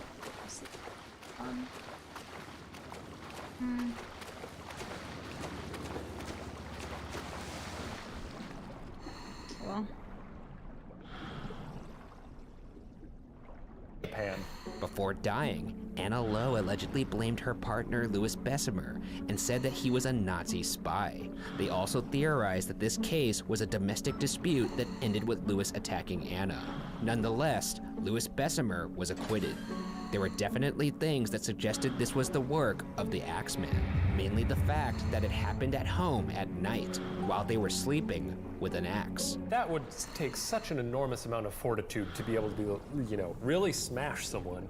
And then also, like, I have a hard time pulling off a Band-Aid. Though you are a wimp, and if anyone would have mental fortitude to do something that would be painful, it would be a spy, wouldn't they? I just think it's very rich that you're calling me a wimp. Yeah. Because you hear a footstep and you go into, oh, I better hide under the bed. In vain with this theory, it's also speculated on the internet that some of the killings of the Axeman could have been the work of a copycat.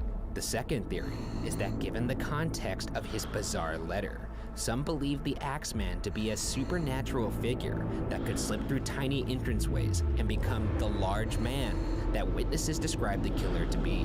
No. Just a theory. Well, it's dumb.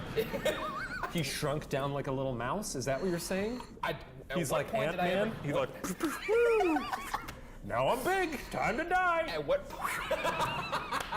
The last theory is actually a legitimate suspect, a man named Joseph Mumfree. To start on Mumfree, let's return to the Axeman's last crime, the attack on Esther and Mike Pepitone. If you recall, Esther survived the attack and her husband did not.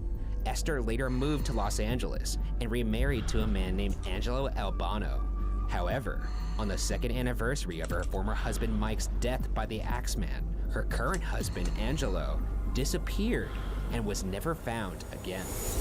Esther recalled that before their marriage, Angelo had ended business relations with a man who went by many names, including Joseph Mumfree. On December 5th, 1921, Mumfree visited Esther's home at 554 East 36th Street in Los Angeles. He demanded $500 and Esther's jewelry, threatening that he would, quote, kill her the same way he had killed her husband, end quote. But, like a badass, Esther then killed him with a revolver. Whoa, good for her. We've had two badass ladies in the story. The girl who got whacked over the head still gave birth and survived, and then this girl who got threatened and was like, oh, fuck that. Well, you know what I'll do is I'll shoot you. This is the spot where Esther shot Joseph Mumfree to death. Kinda crazy to think that this may be the location where the Axeman actually was killed. Good for you, Esther. Shoot him in the face. Yeah, I mean, what more can you do? If he actually indeed killed 2 of her husbands, whether or not he's the Axeman, shoot him in the face. Yeah, face full of bullets. You had it coming. Give him a bullet sandwich. Now, what does this have to do with the Axeman? Given the fact that Esther was present for the Axeman slaying of her husband Mike Pepitone, when Esther was arrested for shooting Joseph Mumfree, she claimed that Mumfree was the Axeman and had seen him run from her bedroom the night her husband was slain. The LAPD noted that there was evidence linking Mumfree to the death of Mike Pepitone, and Esther was acquitted for Mumfree's death.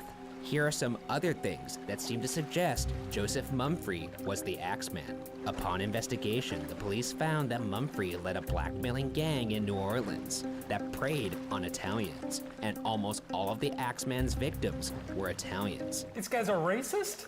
Most of them were Italian grocers. Oh, fuck this guy. This is what made you turn? If there's already the basis that he's gonna be killing, I do not approve of that, but if he's gonna do it, then at least do it randomly. I think just, how about don't kill people? Look, Ryan, what are we here for? I thought we were here to get into the mind of a serial killer. I know, I'm just saying, what if they all just happen to be Italian grocers? Oh, that's rich. It all just happened to be, yeah, that'll hold up in court. Mumfree was in and out of prison for the past 10 years, and his time outside of prison coincided with attacks by the Axeman. That being said, there was not enough evidence to directly link Mumfree to the crimes, and eyewitnesses can be wrong. Only circumstantial evidence led people to believe Mumfree was the killer. If you'll recall, Esther Pepitone originally said there were 2 men in her bedroom the night her first husband was killed, so either she's lying or is the Axeman, perhaps multiple people. What do you think? I think that's it, by the way. It very well could be him. I know it says there's not a lot of evidence, but that was sort of the sweet spot for serial killers, right? I think it may have been a series of copycat killers. Yeah, that sounds likely. Leading a blackmailing gang in New Orleans that preys on Italians. What a strange thing to I've spearhead. never even heard of a blackmailing What does a gang. blackmailing gang do? They just get together and they're like, I saw this guy fucking a goat. In the end, there aren't many leads on the identity of the notorious New Orleans Axeman. Was this the work of a series of copycats? Or was this the result of one troubled individual? For now, the case remains unsolved.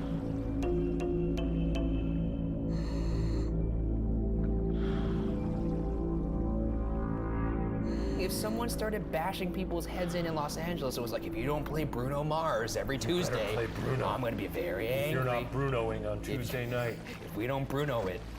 Me and the devil are big fans of Bruno. This week on BuzzFeed Unsolved, we covered the unfortunate murder of the unknown boy in the box. This case has been highly requested and is as bizarre as it is mysterious. I love bizarre, and I love mysterious. So I am titillated. Hey, you look like you're excited to hear about this boy and his box. Yeah. Okay. I am. Well, let's get into it. On February 25th, 1957, the body of a boy was found in a box in an illegal dumping ground near Berry Road in Philadelphia. What the hell? The boy was estimated to be around 4 to 6 years old, weighed 30 pounds, and stood 3 feet 3 inches. He was found naked, but wrapped in a blanket. The boy's hair was cut and his body was recently washed. There were small scars in several places, including his chin, groin, and left ankle, some of which suggested he underwent a medical procedure. Head injuries were determined to be the cause of death, and there were no witnesses. Wait, so I was excited to hear about this boy who lived in a box. I told you, it's not as magical as it sounds. They just found a dead kid in a box? That's it? Yeah. I mean, I'm sure there's gonna be more weird details, but I thought it was gonna be like, oh, and boy, did he not like his box. And he spent years in his box not liking his box. I mean, this was the titular moment. We just went over why this boy was in a box, because he was dead. What else do you want? Well, The Boy in the Bubble, the movie starring John Travolta, he spent so much time in that bubble. You we have see a lot of bubble content. You have a habit for citing movies as I've evidence. never seen this movie. Well, I just know it's about John Travolta, and he can't go That's outside even worse. because germs will kill him, and he has to stay in plastic, and he kisses a girl We're through moving. the plastic. Okay. The body was first found by a young man who was walking through the abandoned lot. Strangely, this man waited a full day before tipping off the police. And even stranger, it turns out that a second man had previously found the boy's body, but had not contacted the police because he claimed he did not want to get involved. That's fair. Yeah, I thought that was odd and maybe damning at first, but now that I think about it, if I found a boy in a box, you immediately make yourself a suspect when you say, I found this boy in this box. I found a boy in a box.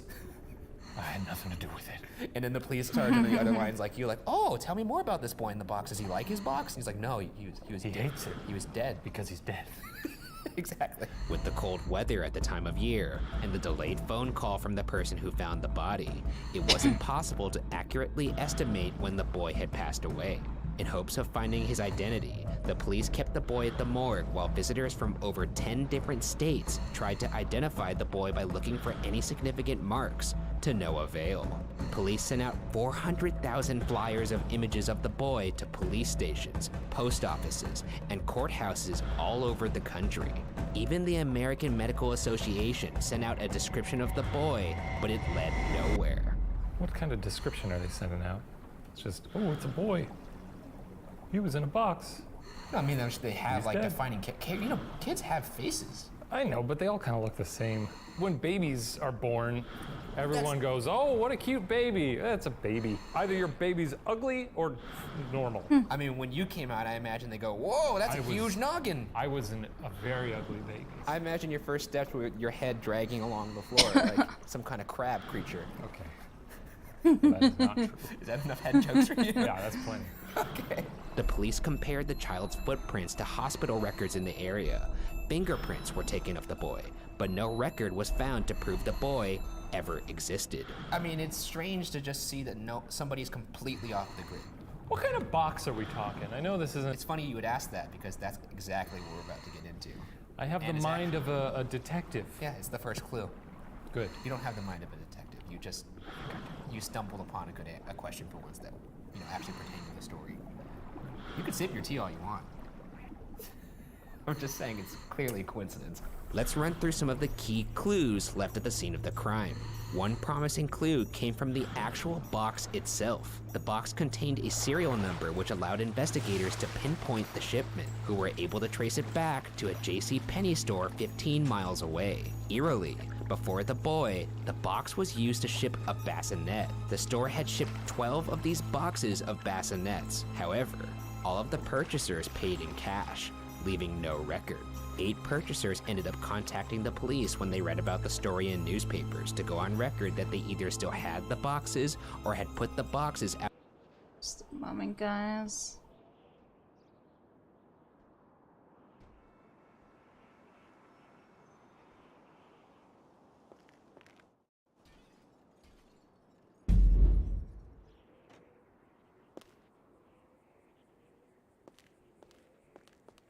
Are the LSC people still here, or?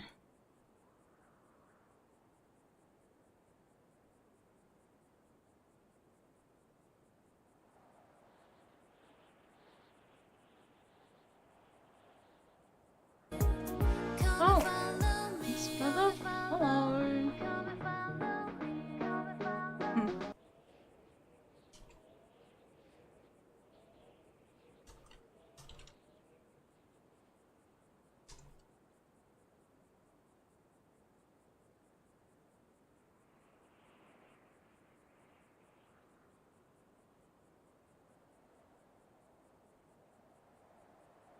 I'm trying to message the organizer.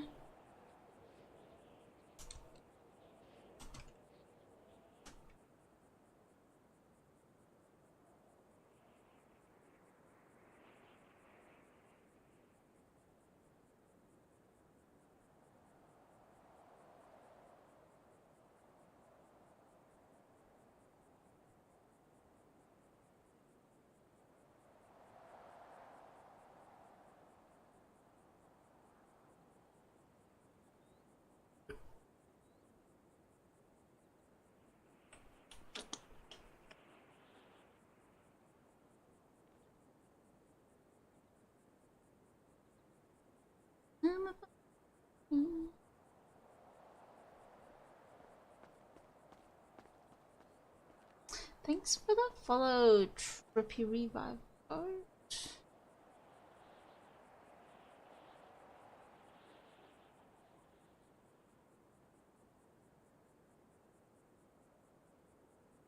He's not responding. How's business? Yeah, alright. It's good.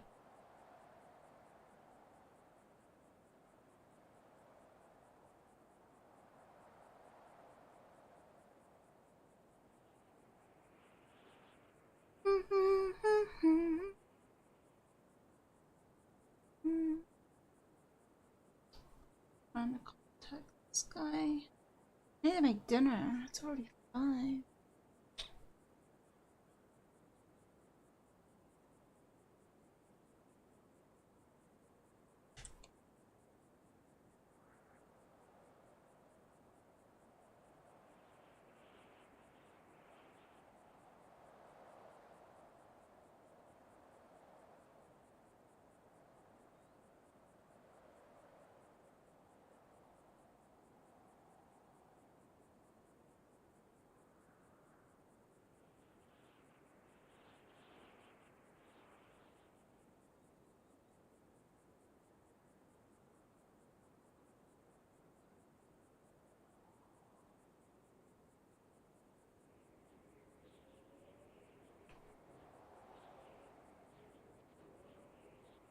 Fuzzy's in now.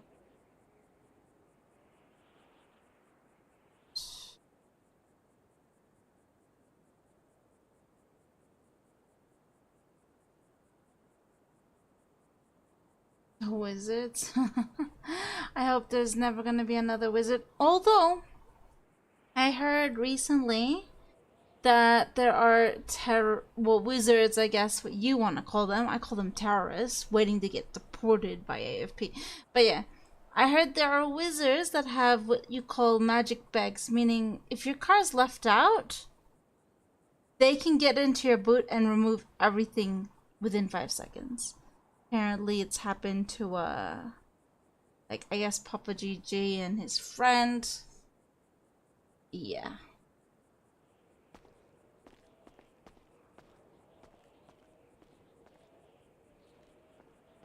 Hello.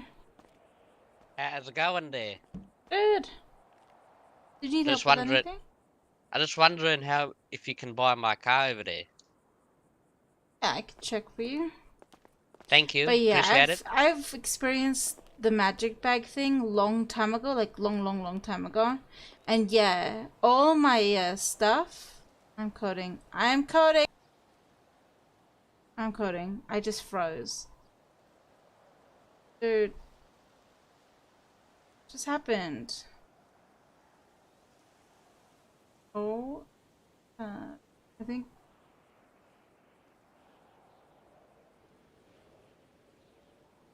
Dude, my whole PC. Whoa, I just had a major headache. Oh shit, you're right.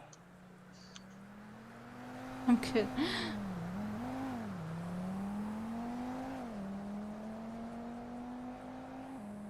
Oh, I just froze really bad.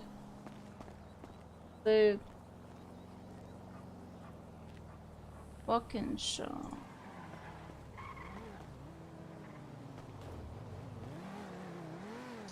Let me check. So, engine brakes, trans, turbo, armor 20. You're looking at getting 253 for it.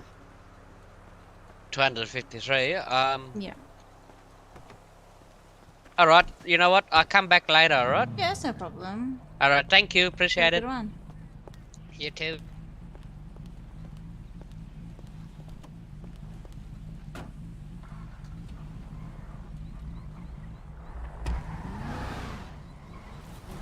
What the heck is going on?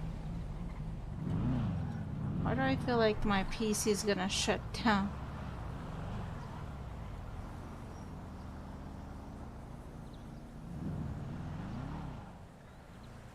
Okay, that's weird. Like, my mouse was just going out of the game. That was really weird.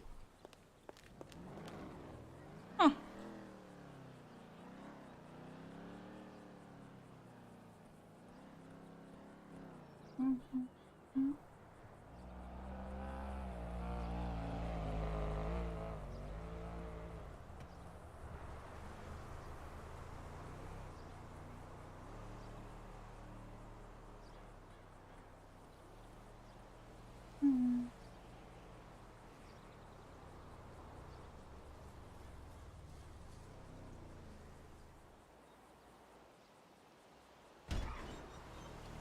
the hell?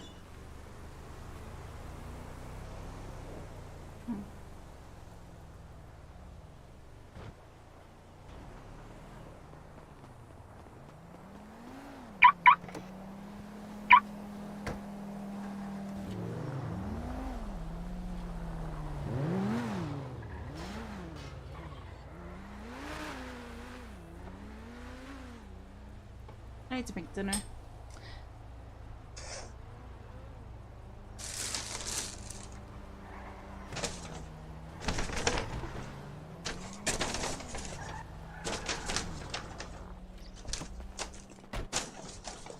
I'm back again. I'm just gonna have a look at your car selection there. Yeah, it's no problem. Any inquiries, Thank just ask. Yep, thank you.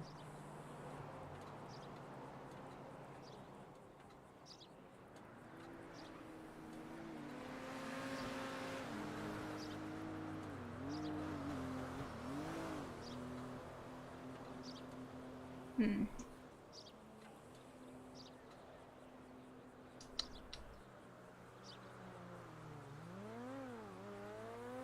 Da, da, da, da.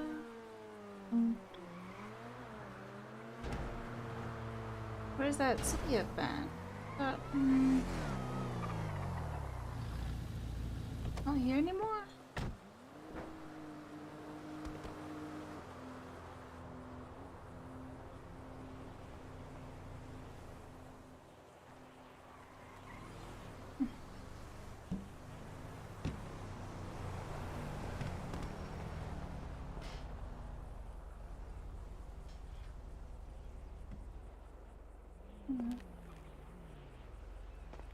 How much is the Subaru The WRX 2004 one?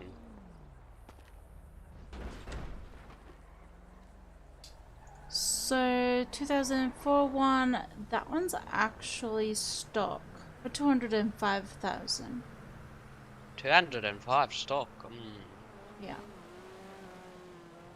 Alright, I'll come back if I change my mind. Thank Yeah, you. that's no problem. Oh.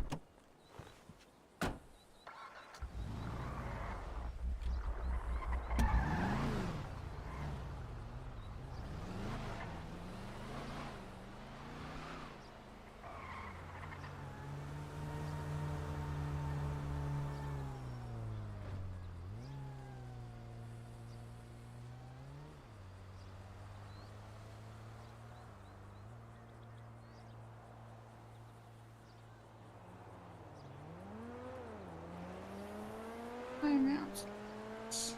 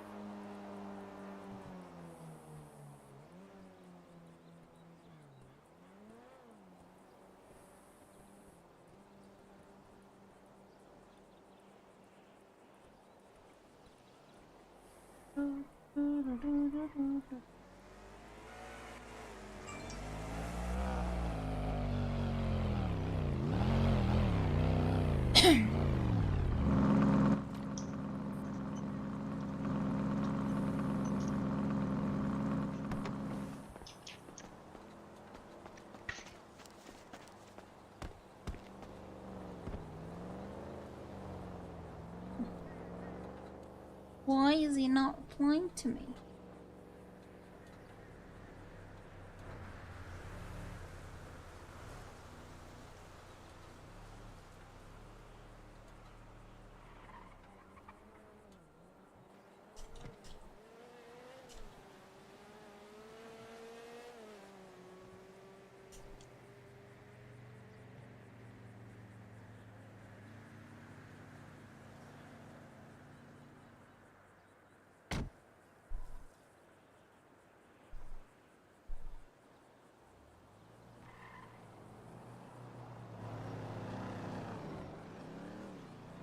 I need to make something to eat. I'm getting hungry. It's already 5 o'clock. And I got work tomorrow, so I have to eat early. I'm gonna eat burrito. Right.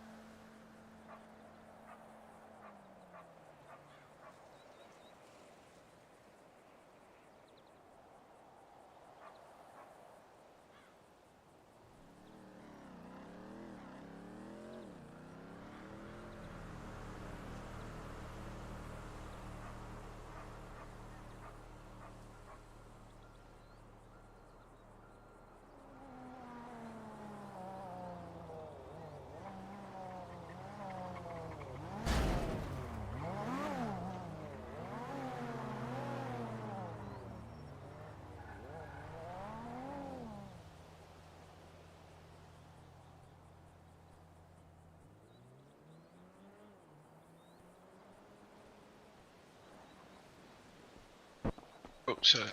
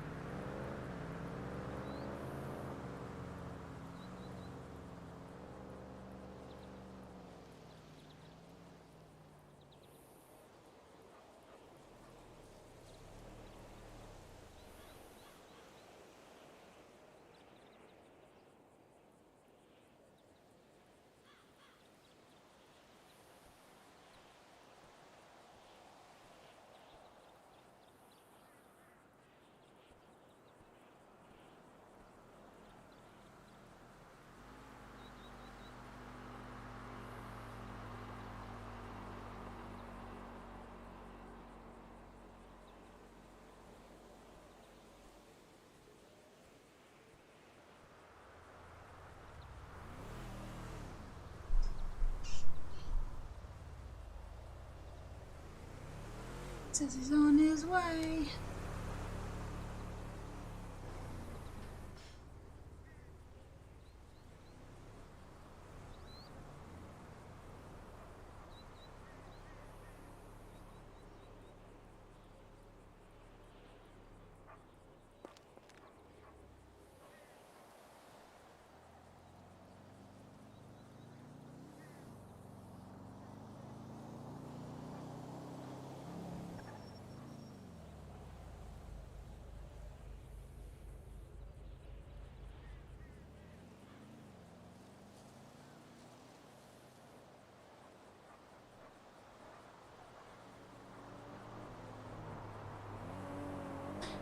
Let's do the invoice.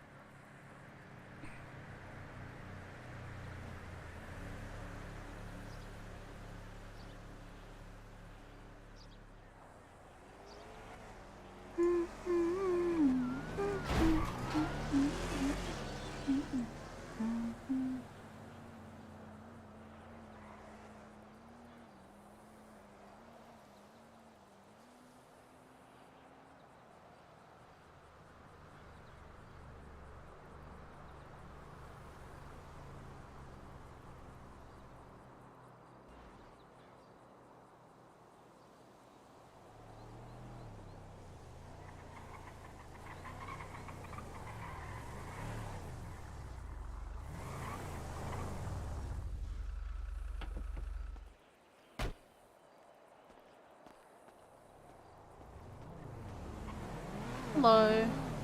Good morning. Is this Tom Riddle? It is Tom Riddle. We're just Slytherin. No, I'm kidding. Let's go to the side.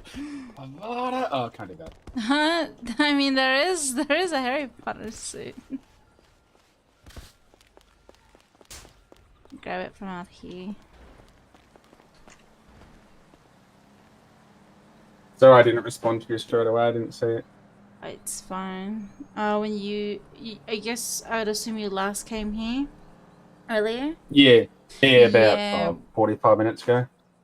Yeah, we had to get Nick because he's the one that's organizing this stuff. Permission to Correct. give it out. No, it's all good. That's the Yeah, that's all. Portofino. Thank you. You the rights to the card. There you go. Thank you very much. I've just re-advertised or reapplied for the event because it had a time error on it, so the event should be authorized. Yeah, I was wondering where the event went. Yeah, no, I had it. It was clashing with the other event that PD, EMS, and SARS are doing at the Speechy, so I moved mine 2 hours earlier. Oh, okay. Alrighty, well, good luck. Easy, thank you. Appreciate your help. You have a good one.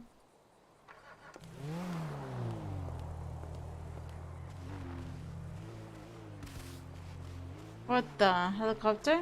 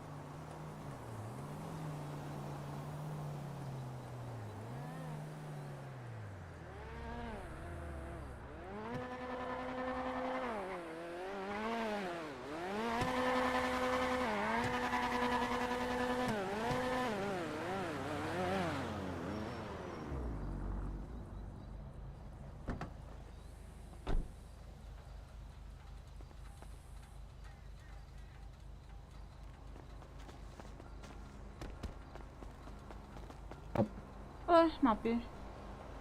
Do you work here? Yeah. My lanyard Yeah, says I do. Oh, yeah. Oh, yeah. Has anything new come in? We have a lot of cars that come in and go out, so you could just check our showroom. If you're interested in anything, just inquire. Sweet days.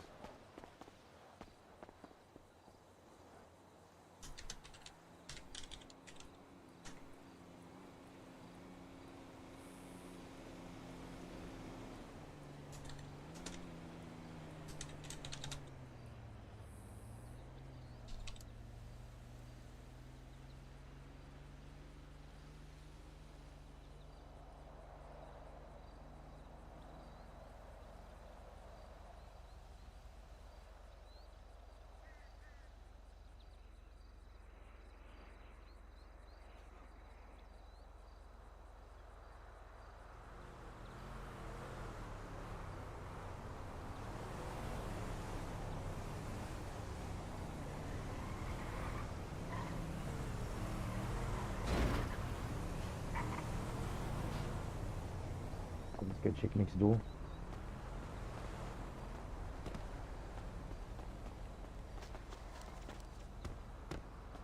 Are you able to get stuff out? Are you able to get stuff out next door as well or no? No, I don't work there, so. Okay.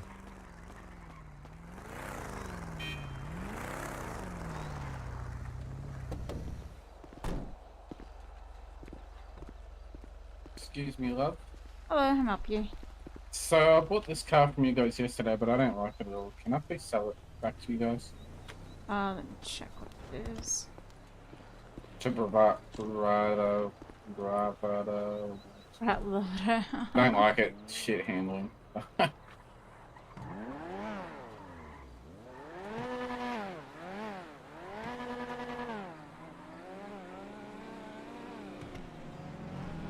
Turn the comms off. So, suspension and turbo only. Tire replaced.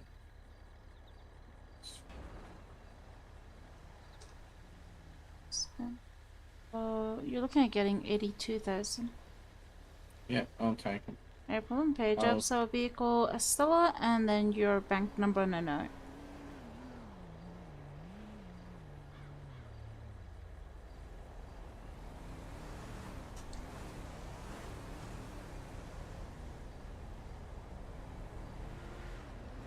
Let me grab your funds, alright?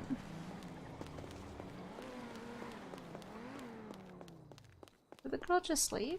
Oh.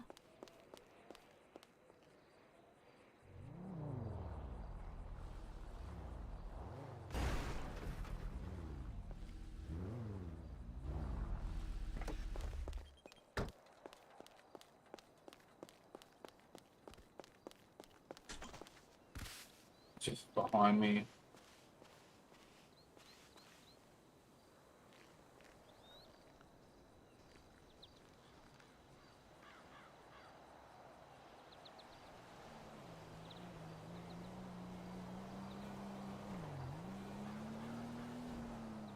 How's your morning going? It's alright. Did you grab that? Yes, thank you very much. Alrighty. Thank you. Makes my account look a bit better, mate. You have a good one. Oh, I just spent like about $1 million on a car yesterday, so... Oh, nice. Yeah, I just thought this would be a nice little hunting car, but it's a piece of shit. And to be honest... Honestly, just get a Titan or a Caracara or a Raptor for hunting. Yeah. 000 call, need a mechanic. Oh, fuck that. I'm not driving all the way back in town. What the heck? Have a good day. Hey, Estelle. You have a good one. You too.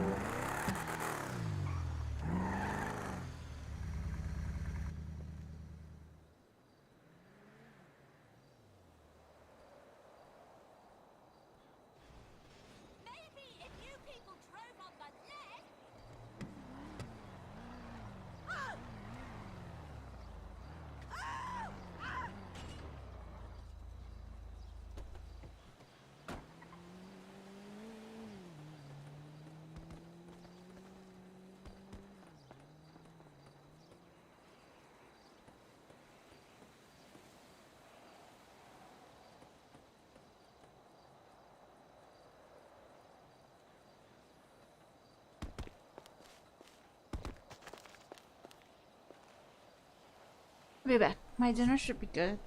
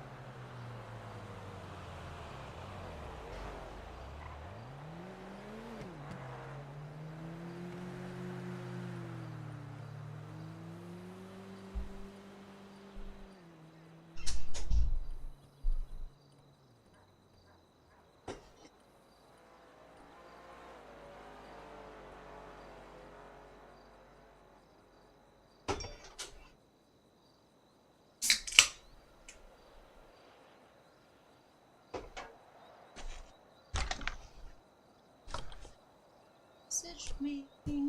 Let's see.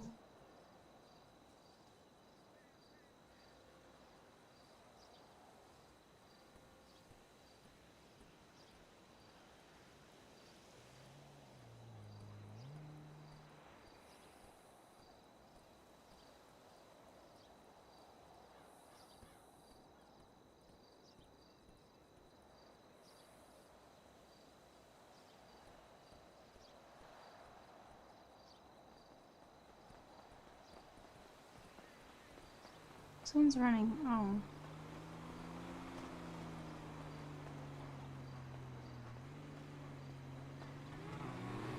Out for trash collection. Though, the police were able to determine that the box was shipped to Upper Darby, Pennsylvania. This all makes sense. What do you have against Pennsylvania? I don't know. It's quiet up there. People got too much free time. You know what happens next. What do they even do? What's Pennsylvania known for? What Putting boys in boxes. I don't think that's. I wouldn't say that Pennsylvanians have a proclivity for boxes. I think if you look at their state flag, you'll see a boy in a box. Wow. False. No, okay, you know what? The blanket was examined by the Philadelphia Textile Institute, which believed the blanket was made either in Granby, Quebec in Canada, or Swannanoa, North Carolina. But there was no way to tell where this particular blanket was purchased since thousands were made and sold. Ultimately, the blanket lead was a dead end. Poor guy working on that lead. Yeah. You're gonna find something with these blankets if you just follow the trail. And you're like, all right, we're doing some work here. It looks like it was made in the country of Canada. They only made a few thousand of them. Another propitious clue was a hat found 15 feet near the box, a blue corduroy Ivy League style cap, size 7 1/8. It was labeled Eagle Hat and Cap Company, and made by the small company owner, Mrs. Hannah Robbins, in South Philadelphia. Dump a hat, dump a boy. People dump things in lots. Yeah. There's a boy in a box in a lot. Also, not always intentionally.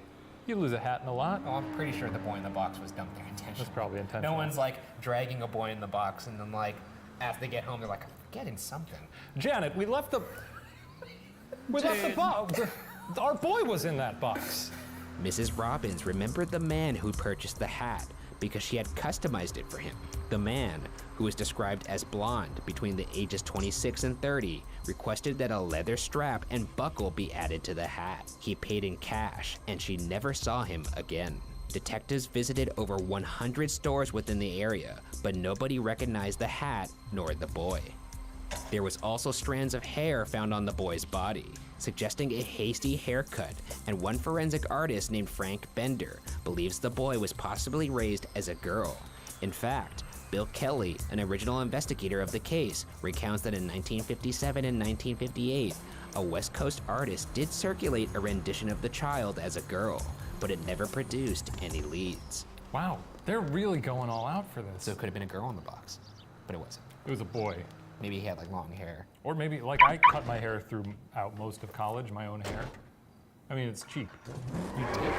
Yeah. How'd that turn out? Pretty good. People were actually pretty impressed when I told them. With all these dead ends, let's get into the theories of what could have possibly happened to this boy and who he could be. The first theory comes from authors Lou Romano and Jim Hoffman, who came across a lead from a man in Philadelphia who said that his family once rented a place to a man who sold his son. Possibly the boy in the box. Who sold his son? Yeah, so he rented a place to this guy who sold his son. He sold his Which son? is weird because unless he was there to actually see the sale go down, that's not something you really tell somebody in passing. No. Wow, the place is beautiful. I'm selling my son tomorrow. I'll take it. How much is it? How many bedrooms? We'll need one of them. $60. Can you believe it? How much is rent again? A forensic pathologist looked at photos of the boy's potential father and possible brother and agreed that similarities would warrant further laboratory testing. He found similarities in the facial structure, the helix of the right ear, and the nose. A DNA sample was taken from the man they believed to be the brother. Oddly, investigators on Philadelphia police did not say whether they would test DNA to compare the potential brother to the DNA of the boy in the box. They only said they would, quote, investigate further, end quote. Okay, here's what I don't get about that. if we had a possible match on this boy in the box and you had an opportunity to compare it to DNA of a suspect or a person that's possibly a relative, why not just do it? How much do DNA tests cost? That's true. It doesn't make sense to me, but apparently nothing came of it. You know, maybe they did do it and nothing came of it and they just didn't report it. Could be. Or it's just, you know, bureaucracy, man. Or a cover-up. Or a cover-up. The second theory comes from medical examiner Remington Bristow, who investigated the case for over 36 years. Bristow gathered newspaper clippings of the boy and spent thousands of dollars of his own money and countless hours trying to identify the boy. He traveled all the way to Arizona and Texas for leads. Bristow even consulted with a psychic who held staples from the bassinet box, hoping he or she could gather some clues. Bristow went even as far as carrying a mask of the boy's face in his briefcase. Okay. Let's think about some things here. The last two went a little off the edge. Yeah. Especially the latter. That doesn't even seem helpful. So would you wear it and go to people and be like, do you know me? Do you see my little boy face? Does this look familiar to you? You know what's even weirder? Even if he didn't open with that and he's like interrogating someone like, you seen this kid? No, no. All right, let me pull out one more thing. Clip. Now. Now have you seen him? And they're just like, no. Could you please leave my home? Please leave. Bristow theorized that the boy died accidentally. His freshly cut hair and nails indicated that he was well taken care of. Perhaps the boy's family never came forward because they did not want to be charged with murder. Based off of a psychic's clue, Bristow looked into a foster family that lived nearby where the boy was found. The foster family had already been interviewed by the police. At this foster family's 1961 estate sale, Bristow found a bassinet that he believed could have previously been stowed in the box the boy was found in. They don't know what the other bassinets looked like? That's weird. Yeah, I guess nothing must have came of that because it's like it may have looked like it. Then again, keep in mind this is not an official investigation. Yeah, I know. This is just a man with a passion. A passion for justice. Yeah. Respectable. Bristow then began to theorize that the boy was an illegitimate child of the daughter of the foster family and was perhaps abandoned by the daughter so she would not be revealed as a single mother. Bristow would eventually pass away in 1993, but shortly after, Philadelphia detective Tom Augustine took up the case where Bristow left off. On February 23rd, 1998, Detective Augustine went to the home of Arthur Nicoletti, the man who led the former foster care home.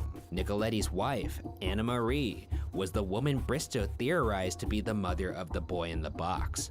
In addition to being Nicoletti's wife, Anna Marie was also Nicoletti's stepdaughter. Of course, during grave hour, there's not much. He married. I did go scavenging. Hang on. What? Your brain is imploding right now. I need like a visual here. So his. So I got 2 hard cases, one briefcase within like 2 hours, which is pretty good. But it's his wife. Yeah, it's not incest technically because it's not. Yeah, anytime you have to say it's not incest technically, that's not great, Ryan. True, but it isn't. It's not his blood. Okay. Anna Marie told Augustine that she did have a boy who passed away in bizarre fashion, with morgue records supporting her statement. His cause of death was electrocution from a nickel ride outside of a store, once again leading to a dead end. That's pretty funny. Do you think she was like, hey, here's a nickel, Timmy. I'm gonna go inside and get some groceries. I'll be right back. I only opened or 2. The more horrifying version of that. I only got Do you drugs. think she made him ride the ride and sat there and watched as he was apparently having too much fun and got really excited and was like, yeah! And then you think he screamed like R2-D2?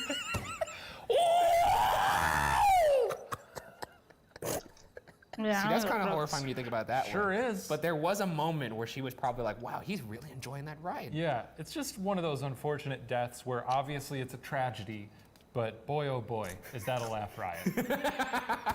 The third and final theory comes from a woman named Martha. A psychiatrist from Cincinnati contacted Augustine and said one of her patients insisted on speaking to the police. The patient went by the name of Martha and said that when she was 11 years old, her mother took her to a house where she handed an envelope over for a boy.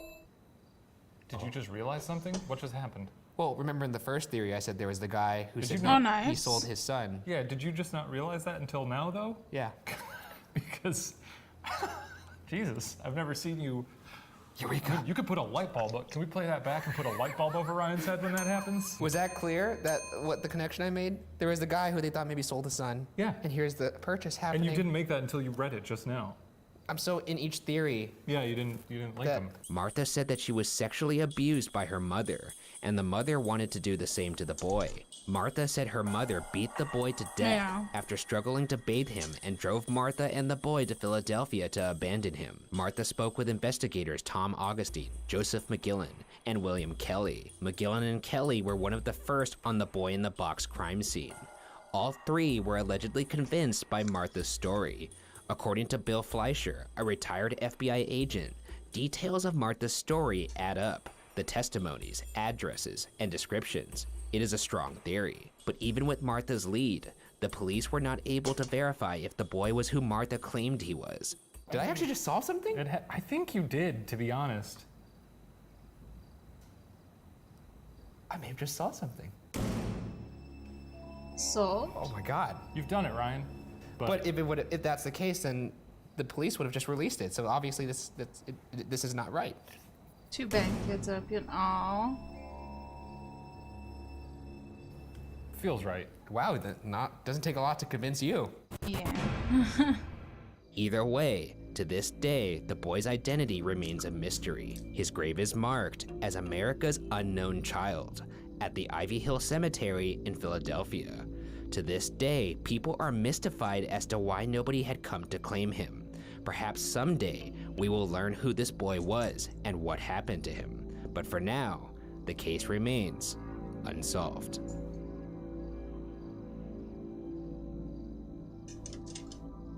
I'm gonna still say this is very unsolved. Yeah. But for a moment there, I thought I had solved something. Yeah, you could see it in your expression.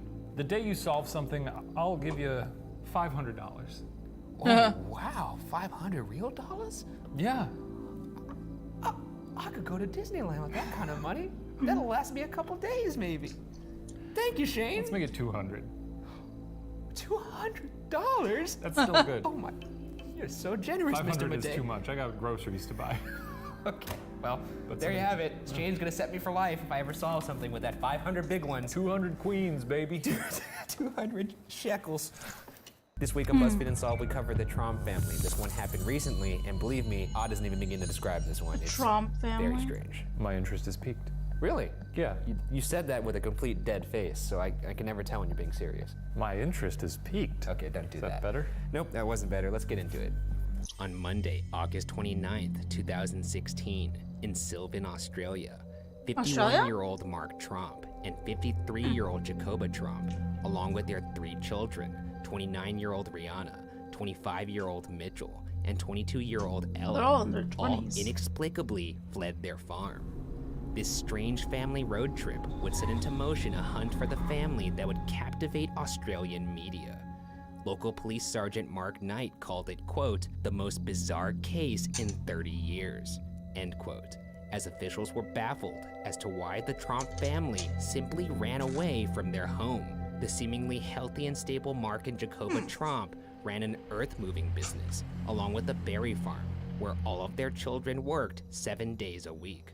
They're making their kids work 7 days a week. My parents would maybe be like, empty the dishwasher on a Thursday, and I'd be like, this is bullshit. It is excessive. I guess I'd run away from my parents if they made me work 7 days a week, especially if I was shoveling horse shit, moving dirt. I'd fake my own death. Oh man, okay, you took it a step further. I'd set the barn on fire and throw a cadaver in there and flee the country. Dude, Later, what the when police fuck? investigated their home, So they funny. found the following: mobile phones, passports, and credit cards. The trip, it appeared, was meant to be cash only, and quote, off I the like their grid, side end comments. quote. It's so I mean, funny. I've gone on some spur-of-the-moment vacations. You strike me as one of those idiots who likes to put their phone down and go walk into the woods and experience nature and all that bullshit. Absolutely not. Get eaten by a bear. No, that's not me at all. Either way, leaving your house at this day and age without your phone, without your credit cards, that's already a death sentence. You can't do that. It's not smart. It's not smart. You can't even use Apple Pay on your phone. I've been to places nowadays that don't even accept cash. The family left in 22-year-old Ella's Peugeot SUV.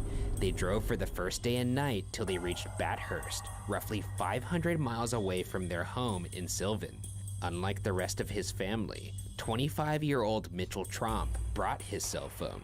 Mitchell, You traitor. You're a traitor to the Trump clan. It seems he didn't want to disconnect. Or he was thinking, maybe one of us needs to keep Or our he was sanity thinking, here. my family's insane. Exactly. However, roughly 19 miles into their trip near Warburton, his parents forced him to throw his phone out the window because they were convinced it was being used to track them. If your parents told you at age 25 to throw your phone out the window, would you do it? No. He did it. This is what happens when you live on a farm. Okay, what wide generalization are you gonna make about people on farms? I just think you gotta read some culture, watch some 2.5 Men, I don't care. Just connect to popular media and know what the world is thinking. Otherwise, you go nuts. Yeah, because nothing says sanity and civilization like a Red Robin, right? They have bottomless onion rings. They do have bottomless fries there, they're pretty good. Yeah. The next day, on Tuesday, August 30th, Mitchell left the family around 7 a.m. The family later headed out from Bathurst toward the Jenolan Caves that Tuesday. At the Jenolan Caves, Rihanna and Ella broke off from the family by stealing a car. They drove this car to Goulburn, where they reported their parents as missing. But from there, Ella and Rihanna strangely split up. Rihanna Trump was found in the back of Keith Whitaker's Ford F-250. He was driving when he felt a kick. When he came to a stop, Whitaker called the police. Rihanna was catatonic and did not know her name or location. This actually happened. He was driving, he felt a little kick. He's like, oh, I must have not tied down the gear. It was a girl who didn't know her own name. How scary is that? You don't think you'd be scared if you went into your truck bed and you looked and there was a girl and she was just like... I'd probably be like, get out of my truck bed, you And if weirdo. she didn't respond, would you touch her? Would you think, oh, she's turning into a zombie? Is she... No, because I'm not an idiot. Ella Trump actually made it back home by Tuesday night, and the police were already there. When police began to investigate the Trump home, the place was unlocked and in disarray. According to the Daily Telegraph, police found evidence that the Trumps had gone through years of their farm's financial records shortly before leaving. There were several piles of documents throughout the home, including passports and credit cards of every family member as mentioned before. An officer is quoted saying, quote, the piles were very ordered, and they were clearly looking for something, end quote. How much trouble could a family of farmers get into? Pretty fair amount of trouble, my friend. We owe $1,000 to the bear down the street. The bear down the street? That's their neighbors, right? Like a bear that lives in a little cave. Farmers and bears don't mix. What the hell? This is clearly a cartoonish example I was giving. That's not even a good cartoon. I've never even seen a cartoon where there's a bear on a farm. There's Goldilocks and the three bears. There's nothing in that story about the bears owning cows or chickens or going out and milking something. Were you not picturing a farm in your head when you were thinking of it? No, it's just bears in the woods. That could be a farm. It's not a farm. It's just bears that own a house. They're eating porridge. One day later, on Wednesday, August 31st, Mitchell Trump, the first Trump sibling to break off from the family, arrived home via the train. Meanwhile, his parents Mark and Jacoba Trump drove to Wangaratta and also separated. Jacoba headed north, while Mark remained in Wangaratta, where it is believed that Mark is linked to a case where a young couple was dangerously tailgated by a car of the same make and color that Mark was driving on Wednesday night around 10 p.m. The couple was playing Pokemon Go at the time. The young man driving is quoted saying, I could barely see his headlights because he was that close to my car, end quote. I imagine this is a little bit more than they bargained for when they were trying to find that Pikachu, but some serious tailgating right there. That's some shitty driving. When the young man pulled the car over, the car tailgating them would also stop. They claimed that eventually, Mr. Trump got out of the car and ran towards them, but he stopped in the middle of the road. Oh, hey Corbin, I didn't even see you there. He then walked into Wangaratta's Marawa Park and disappeared. That's Before I do that, fucking terrifying. How scary is you just lock your door? Would you happen to know, by any chance, if the government centre down in Sandy allows the license plate changes? I've only ever done it in the city. Yeah, Okay. it's like right in the parking lot. Okay, cool. I just realised I have a license plate on that I don't want anyone else to have, so I might be back in about 2 minutes, my friend, while I change that. That's fine. Yeah, Alright, you. sweet. Yeah, that's fine. I'll be very quick.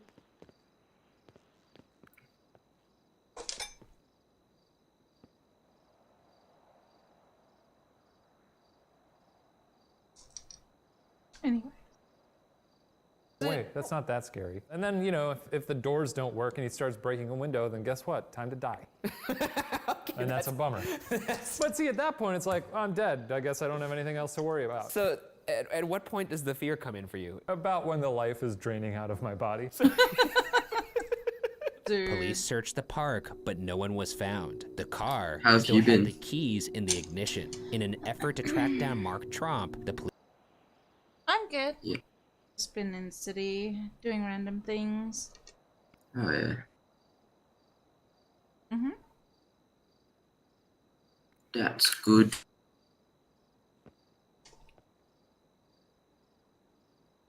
You? Oh yeah, I don't know. I've just been here, and then I just flew in now, so I was like, oh, might as well work again. Get my KPI. Yeah, I believe the new week's in already. They just Yeah. didn't change it yet.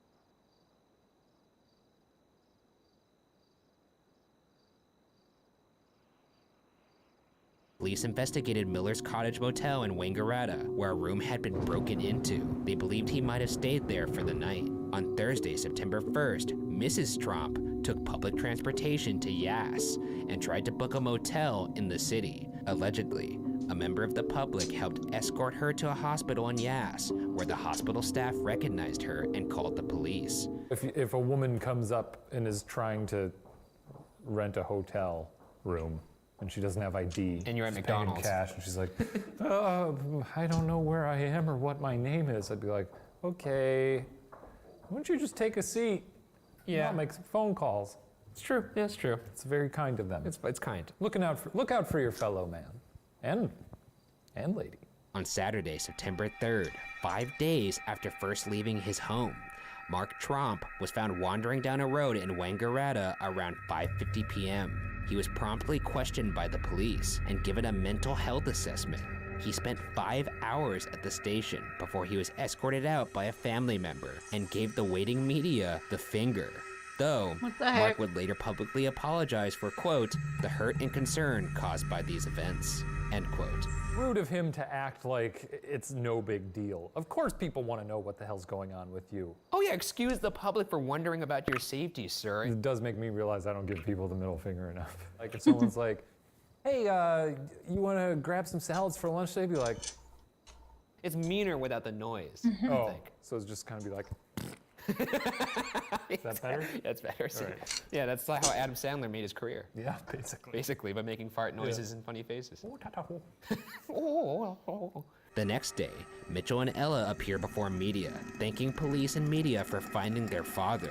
They do not go into detail about what happened, and essentially state that they are still perplexed by it. Weird that they just go along with it. I guess they're their parents, but Have so it's a much long road commentary. trip. Can you imagine them just in the back seat kind of exchanging glances with each Oh. other? Like, what's Dad doing? Well, one of them seems like he was the only one who was not on board. So imagine his plight. He's in the back. He's like, you know, when you're in a situation, you're like, this is dumb, and you try to give someone a look like what are we doing? And they don't give you anything, and you're like, If you just turn to the sisters. he's just like, and they're like, and you're just like, oh, I guess I'll go fuck myself then. What's weird to me is the fact that after the fact, they don't know what happened still. They're still confused. Considering that the family had no history of mental illness, and also the fact that Sergeant Mark Knight, who worked on the investigation, says there was no sign of the family using drugs, having outstanding debts, or being part of a church or cult. Many have wondered what triggered the family to simply leave their home, and furthermore, what prompted each member to leave individually. That being said, let's get into the theories. The first theory is that the Tromps were poisoned by an environmental toxin on their farm, causing them to have bizarre delusions, but there doesn't seem to be anything else to back this theory up. Mold. That's all I got. Some moldy Cheerios, maybe some bad cheese. I don't know what else. Bad cheese. That's the thing. I don't know if it would do this. The second theory is just internet speculation, that perhaps the mob had been involved. Maybe there was truly somebody after the Tromp family, so they skipped town. At one point, the entire family had planned to flee the country if necessary. They had changed their minds because they decided it was possible that their passports would be tracked. I just love that. The only reason why they didn't leave the country was like, oh, we could do that, but they're gonna track our passports. Not, Do you think it's a little weird that we're just leaving our country? They wanted to go somewhere where technology couldn't reach them. Credit cards and traceable items were clearly left behind. And if you recall, an officer did note that, quote, they were clearly looking for something, end quote. However, if they were truly fearful for their lives, it's a bit strange that Mark and Jacoba Tromp would allow their kids to leave the car, which in my opinion makes this theory unlikely. Did they mean to let them leave though, or did the kids bolt? You would think that if your kids bolted, you wouldn't be like, gotta press on. Well, unless the kids ran, like they stopped at a rest stop, the kids ran and hid somewhere and then proceeded to run away. Then guess, what are you gonna do then? You're gonna go find your kids. Not if I'm trying to get off the grid. Off the grid, no more kids. They would be very selfish parents at that point, in my opinion. If you thought your family was in danger enough to take them away from the home, why not go after them if you think you're truly being, tracked? Well, they don't seem like they make good decisions, Ryan. I'm just saying, that's why this theory doesn't make sense. I guess, I don't know. It doesn't make sense to me. Yeah. The third theory is that the family collectively suffered from a delusion called folie à deux.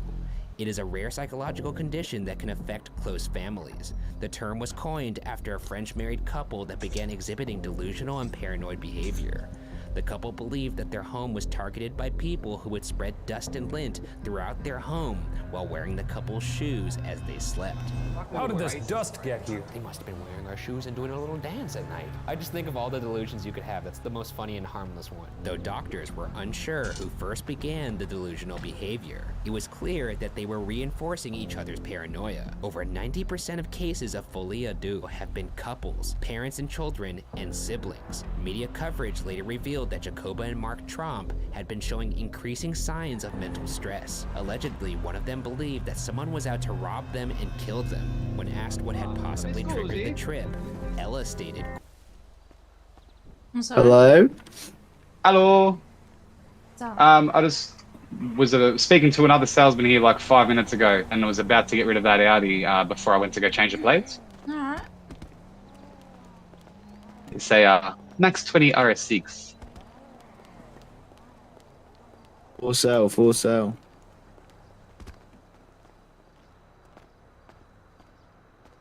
Oh yeah, we'll buff that out. Clean it up for you. We'll buff that. A couple of those scratches I'll buff right out. Yeah, it's gonna be 500k. Yeah, cool beans. Let me put my financial details on the note here.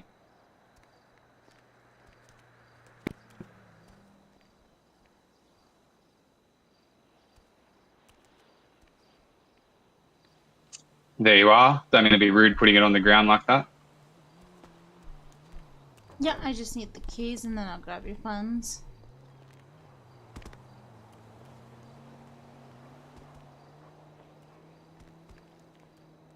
There we go.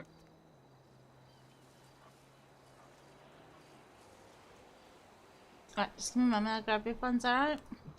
Thank you.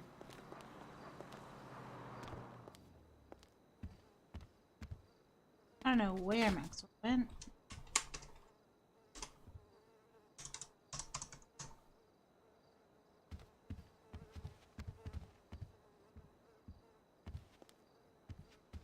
What stuff is going on? Yeah, it is. It definitely is. But, I wonder what they put in or something. Yeah, hard.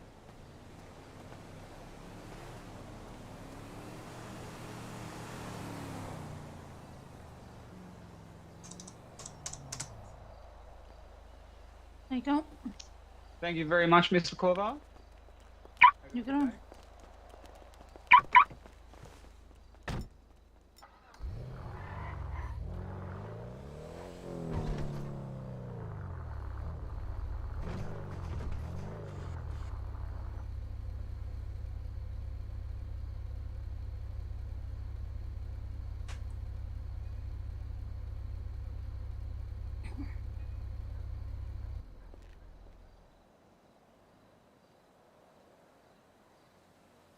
Let me just restart. For some reason, my mouse or cursor keeps going out of the game, even when I'm not doing read. Quote, "It is very confusing. I still feel confused. I think our state of minds wasn't in the best place, and there's no one reason for it. It's bizarre." End quote.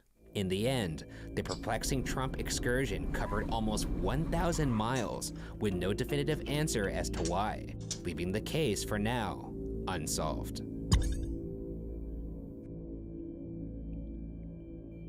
All right, well, once again, we've solved nothing. That was fun. Yeah, it was a good one. Good yarn. It was a good yarn. Fun to do a little story without so much death. So you know what's good about this one? It's unsolved, but the people are still walking around breathing. Yeah, it's just some shenanigans. Yeah. Do you think we should I think so. Really? I think it creeps up on you, Ryan. I don't think so. I think so. Anytime I've ever offered even a little bit of a delusional thought, you immediately shut it down. No one thinks they're susceptible to shared delusions, and then it happens to them. The people who are, victim to that probably think they're fine. They don't know what's happening. What if we're in a shared delusion right now? What if we think we're talking to cameras and we're doing an episode of BuzzFeed Unsolved, when in fact, we're actually not doing that at all? What if no one's watching this? What if nobody's watching? Is this all in our mind? It could be. This could be the most elaborate delusion of all. And we're talking about shared delusions, which in turn is actually a weird delusional loop.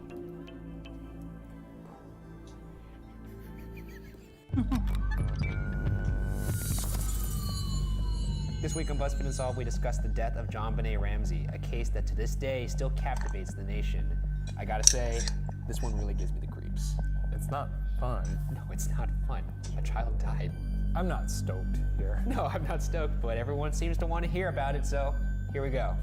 On the morning of December 26, 1996, in Boulder, Colorado, Patsy Ramsey claimed to discover a ransom note for her 6-year-old daughter, JonBenet Ramsey, on the back staircase inside the house. This prompted Patsy Ramsey to call the police at 5:52 a.m. to report JonBenet as missing.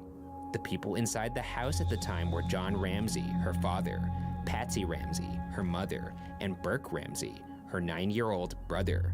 Bizarrely, the body of JonBenet Ramsey was found less than 8 hours later. And even stranger, the body was found inside the Ramsey residence, in the utility room in the basement.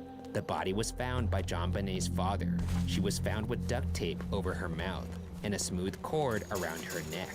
It is widely reported that the crime scene was heavily compromised by people arriving at the scene. The police later claimed that they had not searched the house after Patsy's call because there was no reason to believe from the ransom note that JonBenet was in the house. At the time of her death, JonBenet Ramsey was a well-decorated beauty pageant competitor, having won at least 5 high-profile competitions. Her death was ruled a homicide. Strange, right? Yeah, it's weird. It's peculiar. I mean, I'm trying to think of, I've read a lot of these cases. I can't recall one case where the missing person was inside the house.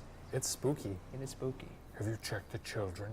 The autopsy found that JonBenet was bludgeoned to death, while the county coroner ruled that JonBenet had died of asphyxiation caused by being strangled. A paintbrush from Patsy's hobby kit was used to tighten the rope that strangled JonBenet. There was DNA found on JonBenet's long johns and underwear, both belonging to a single unidentified man, who, when compared to the FBI's database of convicted violent offenders in 2004, was not found among 1.5 million samples. When you say DNA? Oh, it's not like that. Okay. No, not like that. I want to be, how gross we were getting here. There were 2 sets of unidentified footprints found at the scene. There was a rope found close by JonBenet's bedroom that did not belong to the Ramseys. However, as of 2006, the rope had never been tested. If somebody broke into the house, they did so cleanly, as there was no footsteps in the snow outside the house, as well as no sign of forced entry. This is Colorado, right? It's snowing. I mean, conceivably, maybe the snow got covered up. But I don't have a There's knife also no snow. You don't know snow because you're a Southern California Oh, you're gonna Lily, pull this but card now from your Chicago, from the Windy City, and I don't know anything about weather because we know us snow out Californians there. have We it know so snow. nice. It's not that hard. It falls from the sky and it hits the ground. There's some nuance to it. There's some intricacy, and if such as what? Oh, you don't even know. Let's move on to the contents of the ransom note. The note requested $118,000 in exchange for JonBenet Ramsey. Strange. Why is that strange? Weird number. Well, I guess it is very specific. Actually, we're going to touch on why that may be so specific. This is my detective brain. This is what I'm telling you about. I think it is. Did that number stick out to you the first time? It did, but I think you're tooting your own horn a little bit too much. Shame the brain. Okay. With the exchange to take place the next day between 8 and 10 a.m. The highly scrutinized note starts with, quote, Mr. Ramsey, listen carefully. We are a group of individuals that represent a small foreign faction. We respect your business, but not the country that it serves, end quote. A strange declaration that would ultimately lead nowhere. If you're sending someone a ransom note, I would imagine you would want to put in as little detail as possible. That's true. I'm not gonna say, dear Mr. Ramsey, it's me, a tall fellow. It almost seems cartoony. Almost as if it was fake. Let's move on. Here's another excerpt.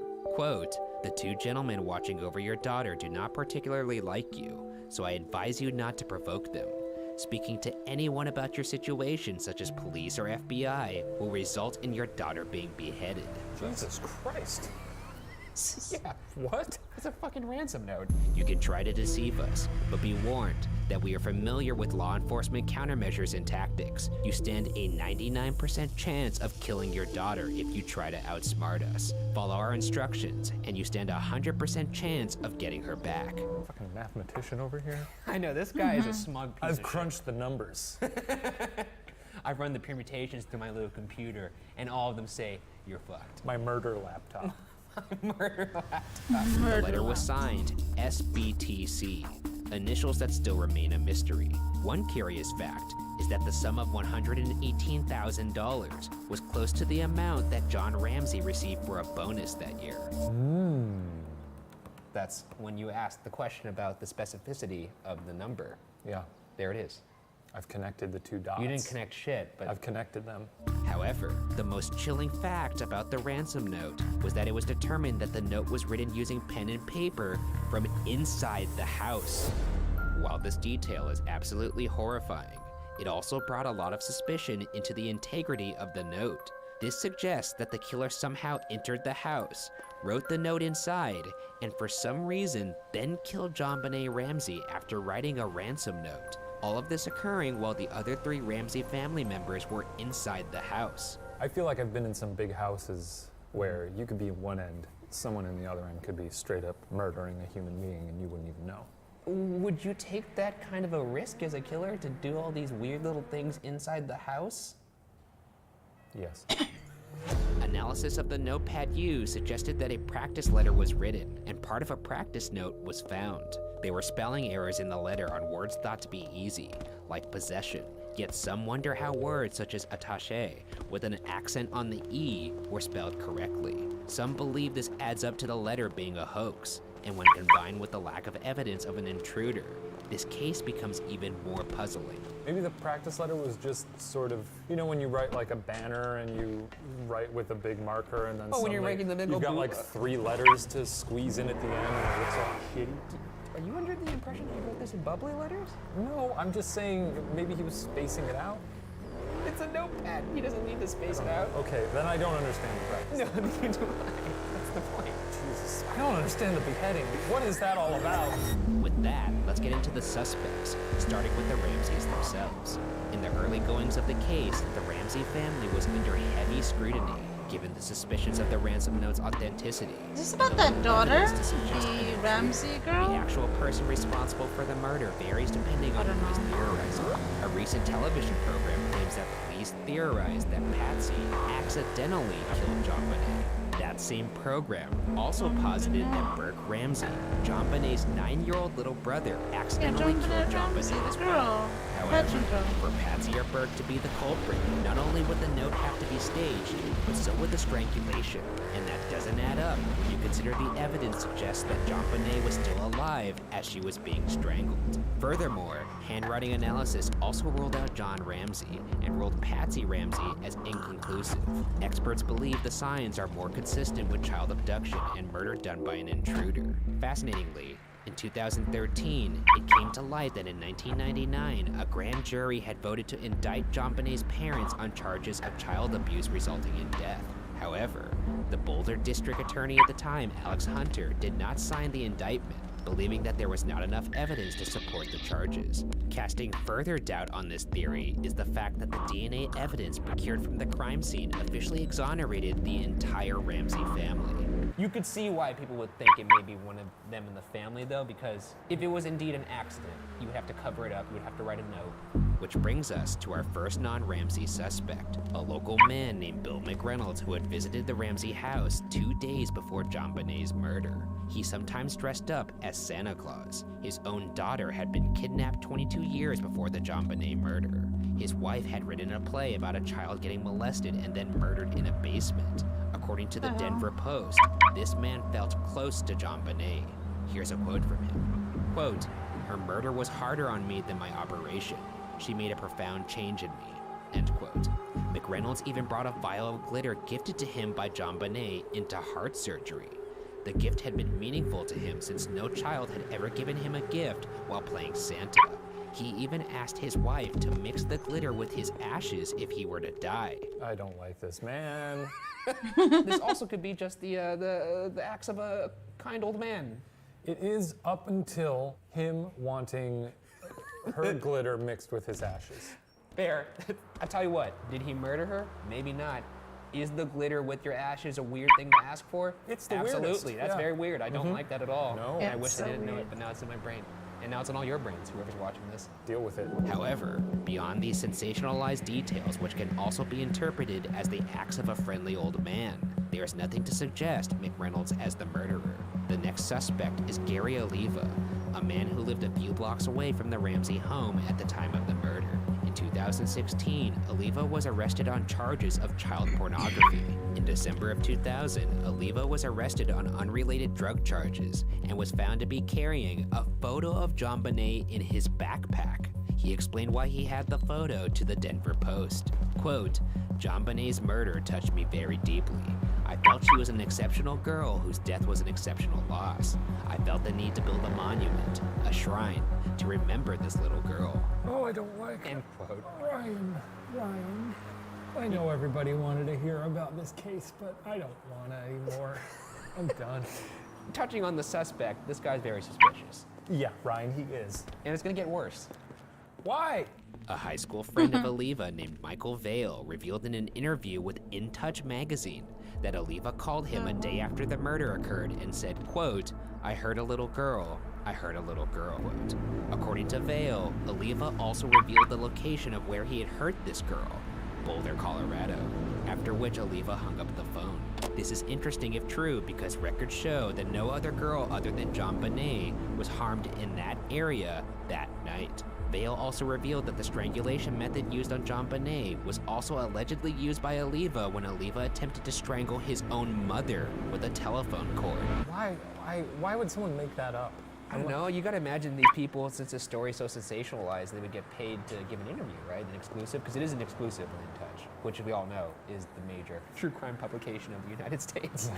Nonetheless, Gary Oliva was also not a match to the DNA evidence. The final suspect is John Mark Carr. A divorce You don't even like his name. You don't No, like him. I remember this fucking guy. Okay. A divorced father and elementary school teacher, Carr did not become a suspect until nearly 10 years after the murder, when he confessed to the murder via email to a journalism professor named Michael Tracy. Tracy had emailed back and forth with Carr for 4 years in order to gain his trust. That's good journalism. It's good journalism, but I mean, you gotta imagine it takes a toll on you emotionally. Yeah, to have a weird pen pal like that. A weird pen pal, yeah, that's a good way to say it. I just don't know what you say to someone for 4 years. I'll be Hey, like, do you yeah. know anything about that kid that got killed in Colorado? No one's ever asked me if I murdered anyone. Maybe they're not asking the right questions. Tracy said this of the experience, quote, "You are reading and hearing a truly dark side of the human psyche, and having to pretend it's okay that I wasn't going to sit in judgment, because otherwise the communication would have stopped. This is the worst experience of my life by far. It was horrible." End quote. Was he also pretending to be a weirdo? He had to have been. Right? Was he like, yeah, man, I'm a journalist, but I'm a sicko, trust me. Trust me, I'm a sicko. That's all he said over and over again. That's For all. 4 years, trust me, I'm a sicko.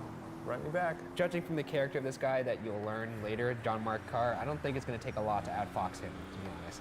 Yeah, I remember this dum-dum. In his emails, Carr used similar wording as the ransom note. At one point, he used Patsy's mother's nickname in an email, Nettie, and it was bizarre that he would even know that. Carr would eventually write that he was in love with JonBenet, and would later confess to hitting JonBenet in the head with a flashlight. Here's some of the email. Quote, she of course was asleep from the time that I took her from her bed and took her into the basement. Her first reaction was, where am I? And I said, you're in your basement. She wasn't in that little room to be disgraced, and I would never disgrace her or dishonor her. She was there temporarily, and what really hurts me is that she stayed there, and that's where her father found her, and it's just a horrible thing. End quote. I'm just getting kind of bummed out and sad, but we'll keep going here. On August 16th, 2008, with the help of British intelligence, the Royal Thai authorities, and the US Department of Homeland Security, they were able to track down Carr in Bangkok, Thailand, where he had traveled to from the US to escape child pornography charges in California. A few months after this confession, Boulder County District Attorney Mary Lacey issued a formal apology to John Ramsey for the suspicion his family had lived with, and said that no one in the Ramsey family is considered a suspect. Carr's DNA did not match the DNA found on the scene, and he was not charged with the murder. However, the U.S. Department of Homeland Security continued to investigate John Mark Carr. He had always maintained that he had not acted alone. If you'll recall, there were 2 sets of unidentified footprints found in the scene. It's worth mentioning that former Boulder Police Chief Mark Beckner, the lead investigator on the JonBenet Ramsey case for a time, said in a Reddit AMA in regards to John Mark Carr that, quote, his confession, once they shared it with us, did not match the evidence at the scene. We knew in about 18 hours he was not the guy. We were able to confirm he was not even in Colorado at the time by just doing some routine checking, and then obtained photos of him in Georgia at the time. End quote. I think in all these cases, you just want justice to be served so badly that you just kind of want to just plug in the holes. On this one, though, I don't want him, if he's just lying, I don't want him to get what he wants. Yeah, it's true. If you are the kind of person that wants to take credit for a child murder, yeah, I don't know if we want to give him that satisfaction if he didn't do it. No, you don't get prison, you weirdo. Now that we've looked at the suspects, I'd like to point out that in a recent CBS program, DNA expert Dr. Henry Lee, best known from the O.J. Simpson case, studied the DNA from the JonBenet scene. Dr. Lee found that JonBenet's underwear may have held transfer DNA from the manufacture process, and proved this by testing an unopened bag of underwear, which also had foreign DNA on them. The CBS program concluded that the DNA from the crime scene was therefore fallacious, meaning that conceivably, any of the listed suspects could possibly be the killer. Oh shit. So basically, it's just making the case even more open-ended than we already thought it was. Yeah, because DNA was ruling out a bunch of other people. Yeah, so it could conceivably be anyone. Well, what the fuck are we doing here, Well, man? that's why it's unsolved. Why? There's a reason why it's unsolved. In the end, nobody truly knows what happened to JonBenet Ramsey. The odd details of the case will likely forever cloud the truth, and the case tragically remains unsolved. I can't say who I think did it. Our legal team has informed me that I can't chime in on that, so. But I will now blink to you in Morse code who I think did it. You don't know Morse code. He doesn't know Morse code. Well, everyone who knows Morse code knows who I thought did it. So, it's unsolved. Okay. All right. Well, we did nothing here once again. No, this was the worst. Yeah, this was great. Thanks, Ryan. Same time next week? No. Okay. That's my chair. That's mine now. One way to treat people. This week on BuzzFeed Unsolved, we discussed the enduring mystery behind the disappearance of famed pilot Amelia Earhart. This one has been the topic of wide speculation for about 80 years now. There's a lot of interesting theories out there. I don't know any of them. This seems cut and dry, but... Oh no? There's more to it? There may be more than meets the eye here. Oh. All right. Shall we just get into it then? Yes. On July 2nd, 1937, Amelia Earhart, the first woman to cross the Atlantic and one of the most famous women in the world, disappeared along with her navigator Fred Noonan while attempting to circumnavigate the globe at the equator. Before we get into the incident, let's quickly provide some context into how accomplished Earhart truly was. The babe of the sky. Oh, is that what they called her? I've heard that, yeah. That's dope. It's pretty sick. Babe of the sky. Yeah, there goes Amelia Earhart, babe of the sky.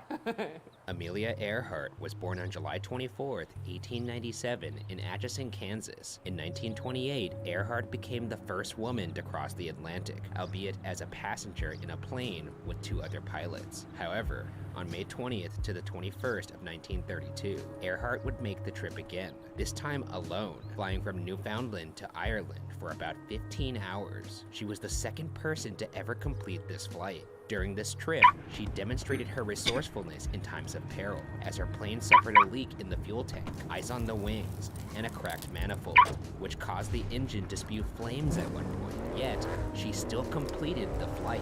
On August 24th, 1932, Earhart flew from LA to Newark, setting a record at that time for longest distance flown without refueling. She also became the first female pilot to complete a non-stop transcontinental flight. She's got some salt in the game. She's the Michael Jordan of flying. Well, Michael Jordan never disappeared on a basketball court forever. Well, I meant in terms of accomplishments. Michael Jordan never went up for a dunk and then just disappeared. Like, whoa, where'd he go?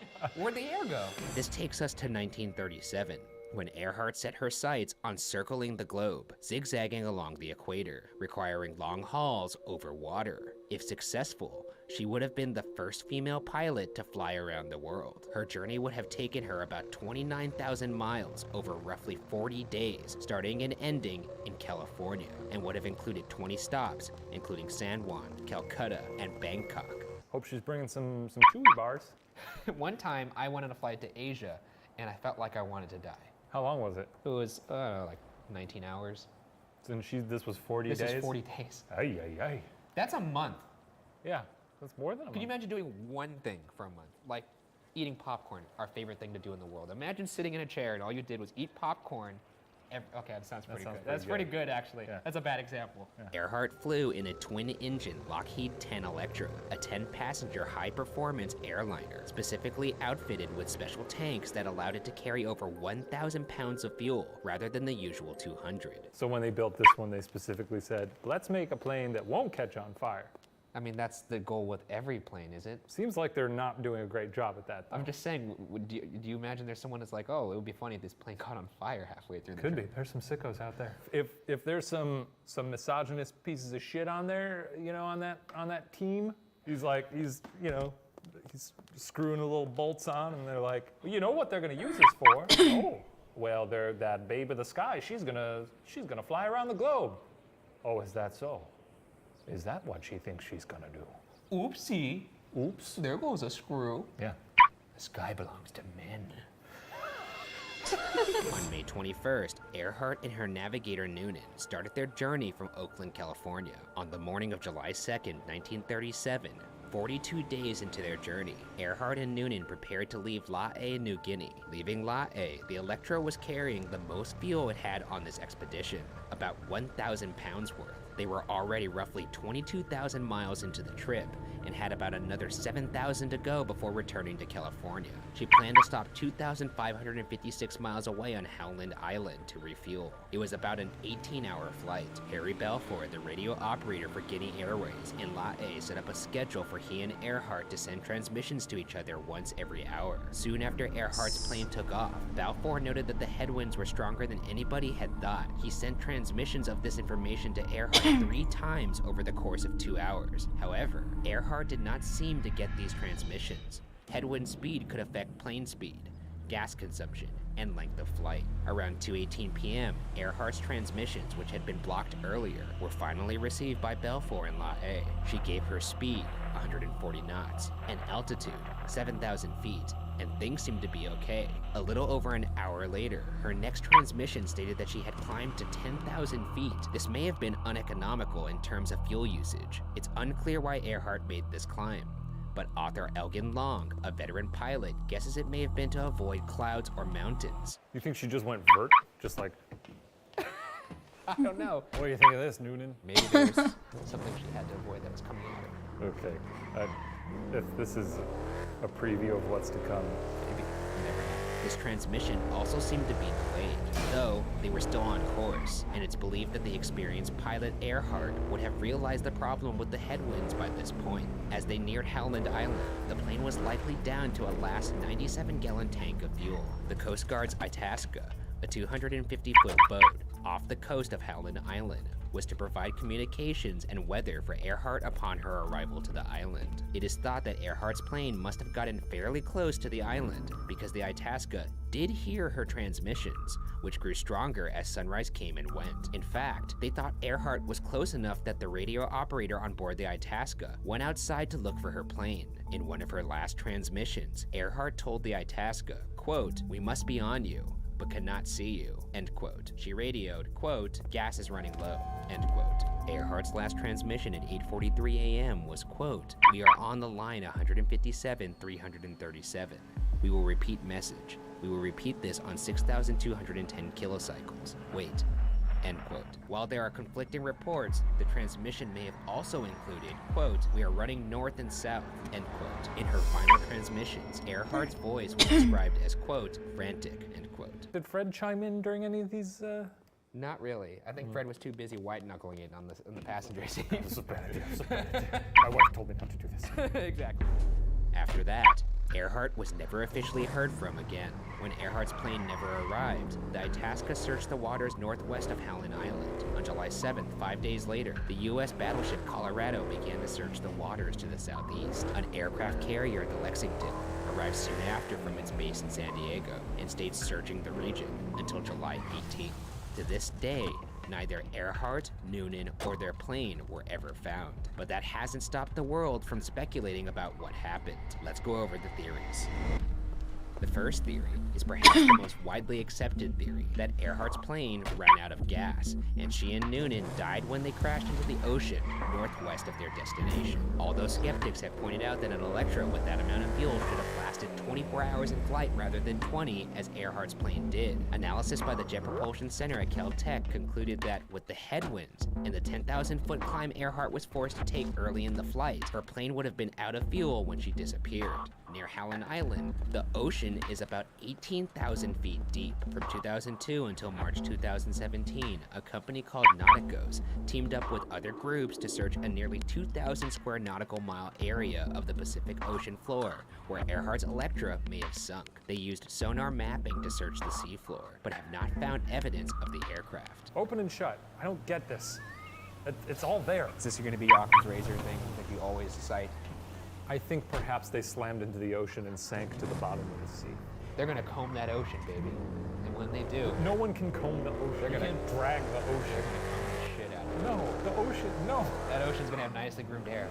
The second theory is that Earhart became a castaway on Gardner Island, now called Nikumaroro, roughly 350 nautical miles south of Howland Island. Nikumaroro is along the 157-337 line Earhart last reported flying along. As her plane lost fuel, it is thought she spotted the coral atoll of Nikumaroro that at low tide could have worked as an emergency landing strip. Roughly 2 to 3 years later, in 1939 or 1940, a British colonial officer named Gerald Gallagher found the remains of a campsite on the island, along with a box for a sextant, a tool used to determine latitude and longitude via celestial bodies. I think that's interesting. I do think it would be interesting if they did end up on an island. Yeah, if they were running out of gas, which still is in line with your, whatever you want to call it. Yeah, for sure. Your calculations, they could have landed. Yeah, they could have.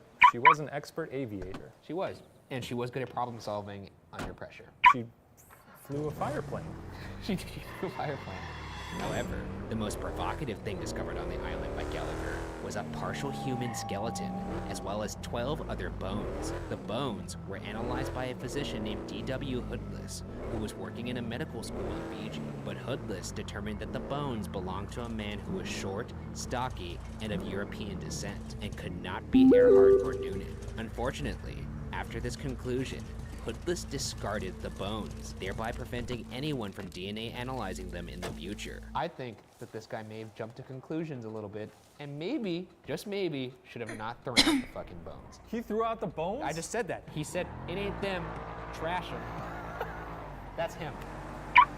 These bones don't belong to anybody. Put them back in the ocean. Yeah, this guy wanted to go home early. Just throwing the bones out. What scientist does that? Yeah, I feel wasn't like this the majority of these true crime cases that you do are plagued with people who don't want to do their jobs. And they're not thorough. Yeah, half the reason half of these cases are unsolved is because people got evidence and were like, too much work, burn it. However, the International Group for Historic Aircraft Recovery, aka TIGAR, used Hoodless's original measurements of the bones and today's updated databases to determine the bones could have also belonged to a taller than average woman of European descent. And Earhart was said to be 5'7" or 5'8". That's like a foot taller than you. I'm 5'10", by the way. So, no, there's no quotes there. Well, when you wear your special shoes. No, yes, no, 5'10". no, that's from the doctor. Yes, your shoes are from the doctor. No, no, they're not. Yeah, they I'm are. 5'10", damn it. According to TIGAR director Rick Gillespie, the reason for there being only partial bones on the island was because of the coconut crabs that lived there. He suggests the coconut crabs carried the bones off into burrows and that they may have eaten her. Coconut crabs grow up to 3 feet long, can break open coconuts with their pincers, and are the largest arthropods living on land. These are majestic. They're kind of horrifying looking. Anytime you think something's majestic, just imagine it if it was like 10 times bigger. Or if it was the last thing you saw before you died. Looking into those little beady eyes. Yeah. TIGAR director Rick Gillespie has also said that a photo taken in 1937 by a British expedition to Nkumaroro shows what he believes to be landing gear from a plane sticking up out of the water. He also believes that Earhart would have used her plane's radio to signal for help for up to a week following the crash, but that if the radio had been in water, it would not work.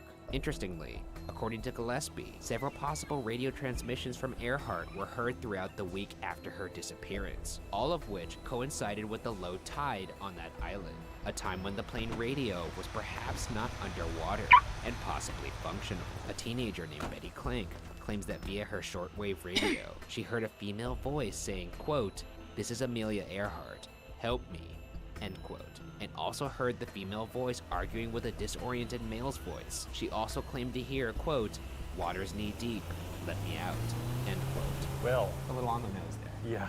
I mean, I guess if your radio's malfunctioning, you want to get straight to the point. You're not going to say, the story is 1937, I landed on an island. Let me spin you a yarn that you shan't soon forget.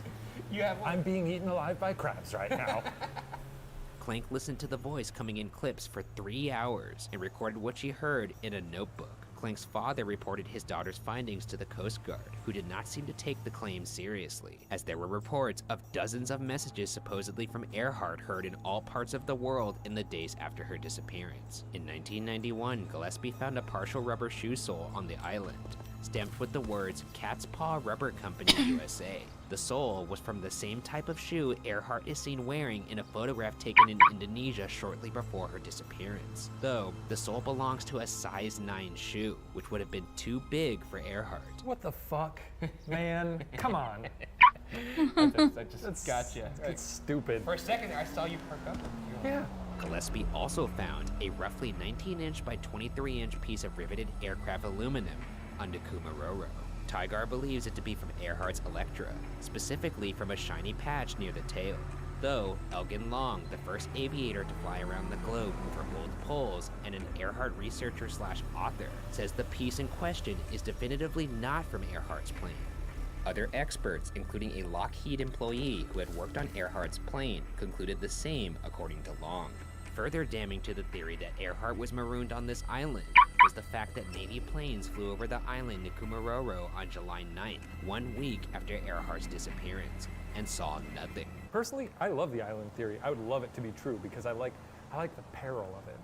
I like think the you drama. just like her getting eaten by crabs. I love the thought of someone getting eaten by crabs. There it is. I like how you tried to sugarcoat it. Yeah. And I went immediately to the core of what I knew you would find interesting There's just about something truly gross about it and horrifying. The third theory, championed by Roland C. Rainick, a retired U.S. Air Force colonel, is that Earhart was in cahoots with the U.S. government and was indeed a spy. Rainick posits that Earhart had a plan B, where if she couldn't find Howland Island, she was to ditch her plane near the Marshall Islands, which are only 800 miles away from Howland Island. That way, the U.S. government would be able to perform reconnaissance in the Marshall Islands, which were at the time occupied by Japan, under the guise of searching for Earhart. Corroborating this notion are Marshallese locals, who for decades have said they witnessed Earhart's plane crash on their island. However, the plan went awry when the Japanese intercepted Earhart and Noonan and captured them, releasing them years later, after the war. Then, Earhart and Noonan returned to live out their lives in the United States under assumed names. Some believe Amelia Earhart moved to New Jersey and changed her name to Irene Craigmill, though she married and became Irene Bolam. Though, this theory seems improbable, at least to the thought that Earhart is actually Irene Bolam, since Bolam sued the publisher of a book that shared this speculation. Also, according to Tygar,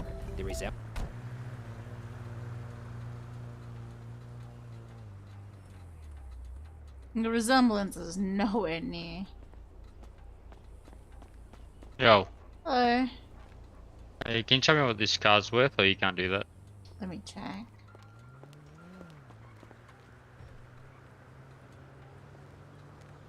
FPV.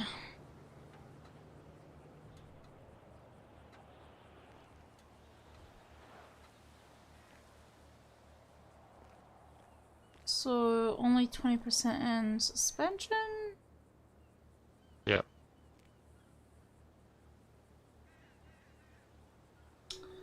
Only looking at getting 120.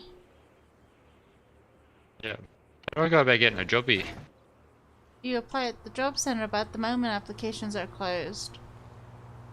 Yeah. So if I go to the job center, will that tell me that the application is closed here? Well, yeah, we reject all applications until we reopen it. Yeah. So if I go to the job center, all the jobs that are up there, what I can apply for and possibly get? I'm sorry? Are you still, can I still send an application in through job center? You can, but like I said, it's no use applying at the moment because our applications are closed. We reject all applications saying to reapply when we reopen application. Okay. And how much can I get for this one? 20? Yeah. Yeah, right. No worries, better off keeping it. You have a good one.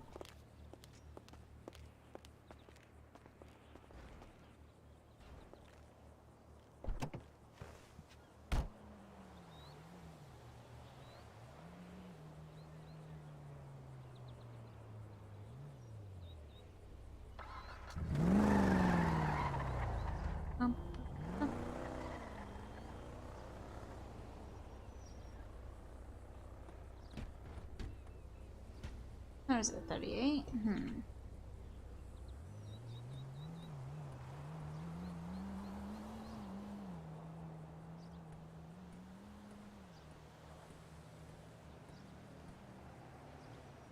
Reaper machete.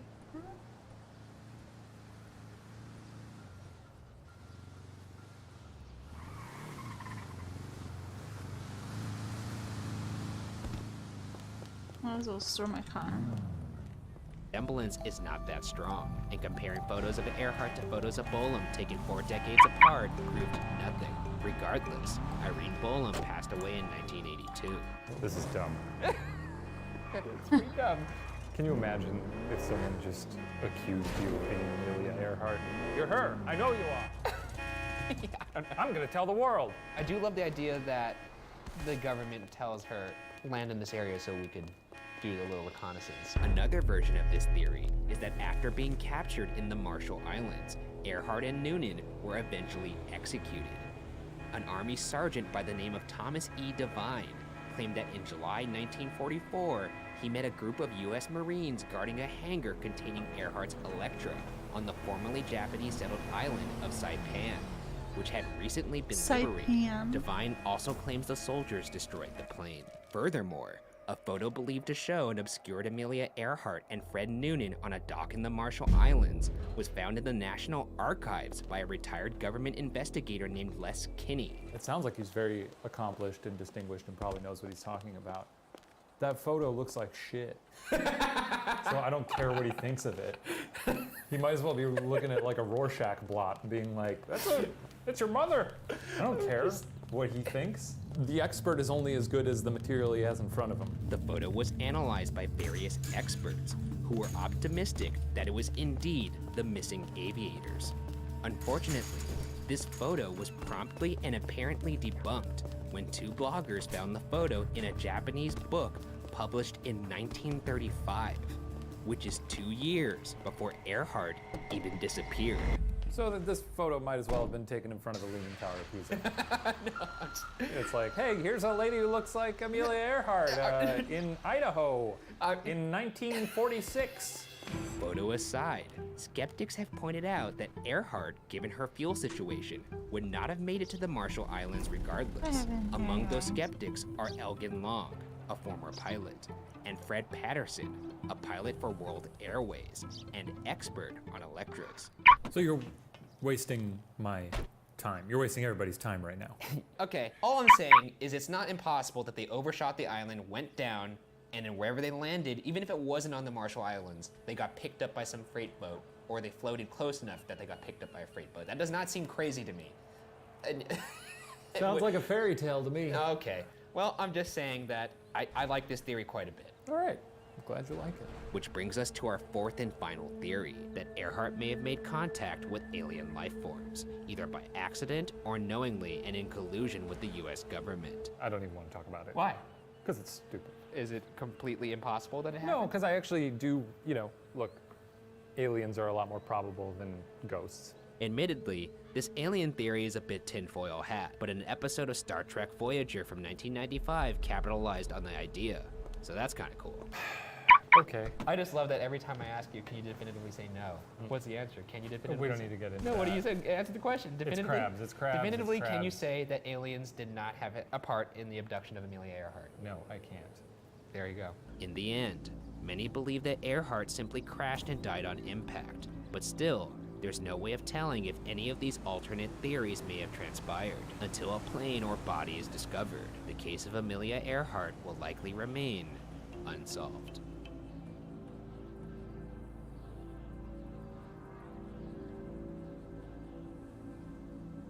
You know what? I may be with you here. I think crabs 1, aliens 2, crash 3. I bet the crabs built a little restaurant on the island called Joe's Amelia Shack. They ate for weeks, probably. Do you think they ate her with butter as well? Oh, yeah. That's delicious. And one of them was like, oh, a little too humany for me. I don't really like when it tastes too humany. I like it meatier. And they were like, shut up, Fred. She's a bit too bold. I'm sorry you have no culture. Was that morbid? Mm-hmm. You know all of this is morbid, right? Sure, whatever. I'm sure human with butter would taste good. Where are you going? I don't know. To sleep? Okay. Well, it was aliens. This week on BuzzFeed Unsolved, we covered the creepy death of Roland T. Owen. I gotta say, this one really gives me the willies. Gives you little goose pimples? Yeah, I don't like it. I read about this one at night. Much like some of you watched this at night, and I was not a fan of some of the small details. There's things in this that just... It rustles your jimmies? Rustles my feathers, yeah. Ruffles your feathers? Ruffles or rustles, it could be either. I don't think so. Yeah, I think it could be rustles. All right. Well, rustling, you could like rustle through the brush. Agree to disagree. Sure, whatever. On Wednesday, January 2nd, 1935, around 1:20 p.m., a man calling himself Roland T. Owen checked into the Hotel President in Kansas City in room 1046. Witnesses said he was aged anywhere from 20 to 35, with brown hair, a scar on his scalp visible above his ear, and a cauliflower ear. He was nicely dressed in a black coat. The bellboy, Randolph Probst, helped Owen to his room, where he reported that Owen seemed to have only packed a brush, comb, and toothpaste. The maid, Mary Soapdick. What's her name? So. Oh, God, I know she's a maid. Her name is Soapdick. Soapdick. Yeah, look how happy you are. Oh man. What a gem of comedy we have in here today. The maid, Mary Soapdick, said Owen allowed her to clean while he was in the room, but asked that she not lock the door on her way out because his friend was about to visit the room very soon. Soapdick said that Owen kept the shades tightly drawn and the lights off, with the exception of one dim lamp. Other staff members who entered the room also mentioned this detail. I don't want to be in a room when they're in there. That's scary. Yeah. I imagine him just sitting in a chair in the corner, just a shadow man. I think you're getting Anton Chigurh vibes from this guy. Fluff the pillow. According to the maid Soapdick's statement to the police, she felt that Owen was, quote, either worried about something or afraid, end quote. And that, quote, he always wanted to kinda keep in the dark, end quote. At 4 p.m., Soapdick returned with new towels, finding Owen laying on the bed, completely dressed, in the dark, with the door unlocked. She also saw a note that read, quote, Dawn, I will be back in 15 minutes. Wait, end quote. It's weird, right? Yeah. I would not go back into that room. If you were the maid? No. Yeah, I think that's a good instinct to have. If you Yes. see a guy How did you get laying your on a boat bed in pink? the dark, awake, Oh, I bought my just, boat looking like at you, 3 I think years that's ago. your cue to leave. The next Oh, day, okay, on okay. Okay, alright, so it was like this when you got it. Yeah, alright. Alright, thank you for that. Yeah.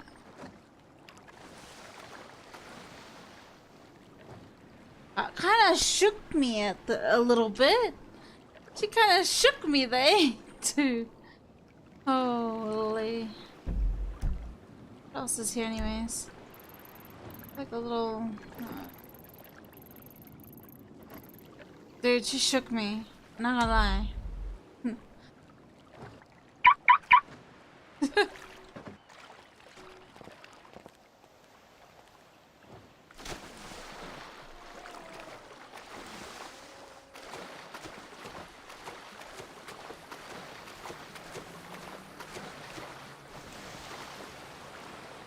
Is that Amanda? Or it could be someone else.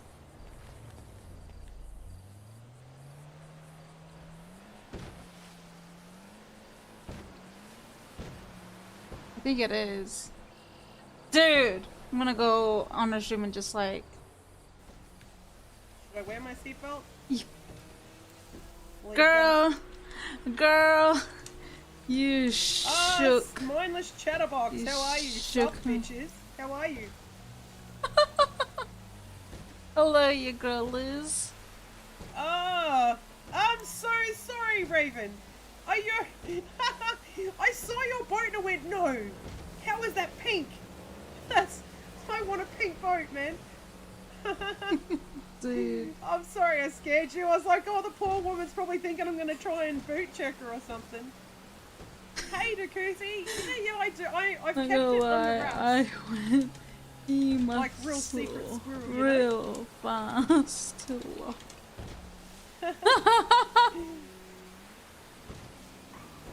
I'm a bit sick, so there'll be no exciting stuff from me tonight. Today. Not gonna lie, I went e-muscle real fast.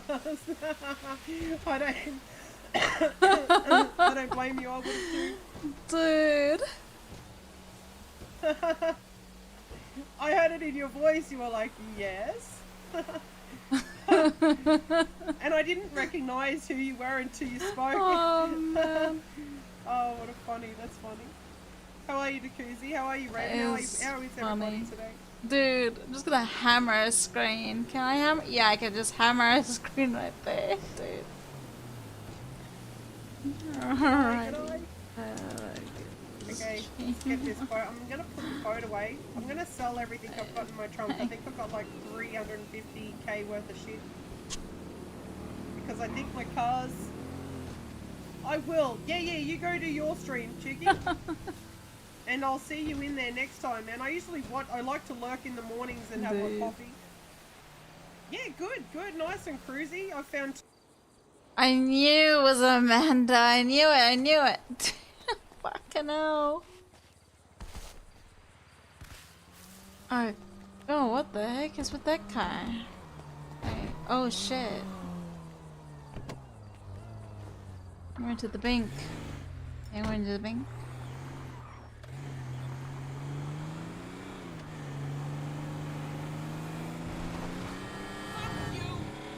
True.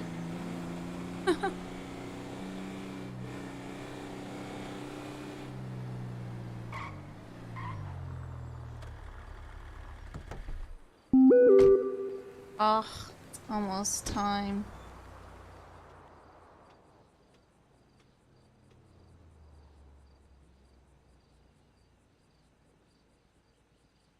Got 1.8. My god. I'm trying to make more money for the helicopter. I should go up to Pluto and double check on something before 10 minutes is up. Got nothing on me, right? Yeah, nothing that I'm like afraid to lose. Might as well hurry up.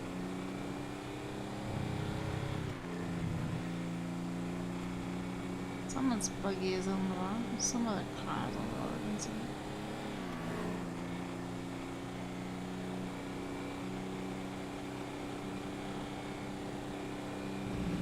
Oh, I got shook.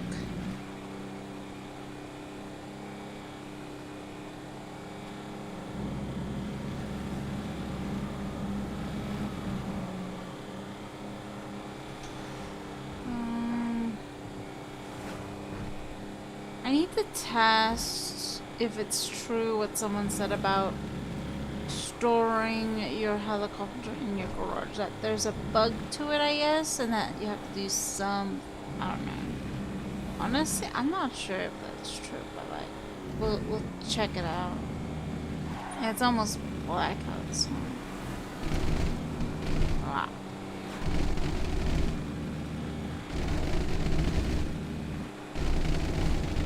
Well, like 9 minutes.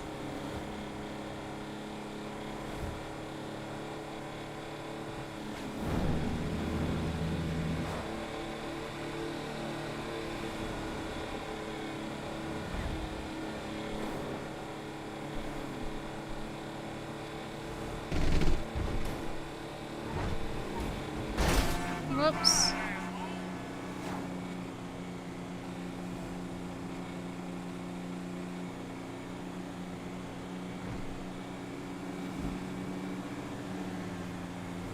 Already 7 o'clock for me.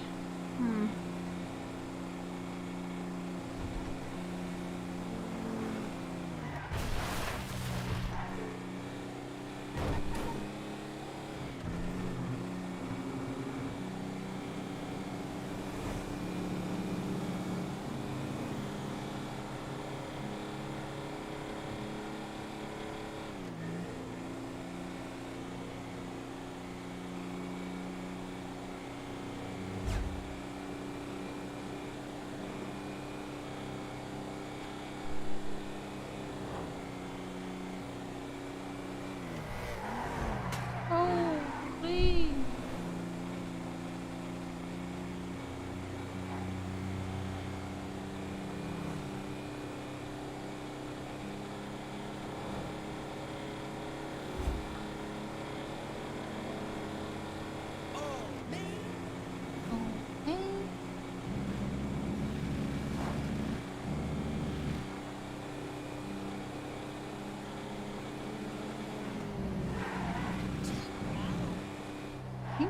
God.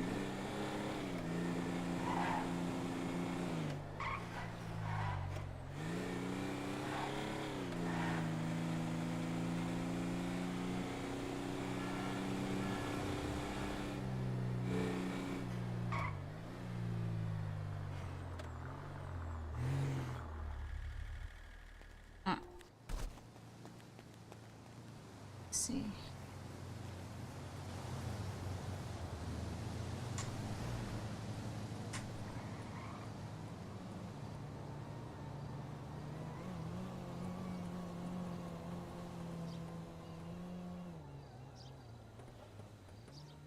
I have to tow it back. Okay, it's 3 minutes. It's enough time.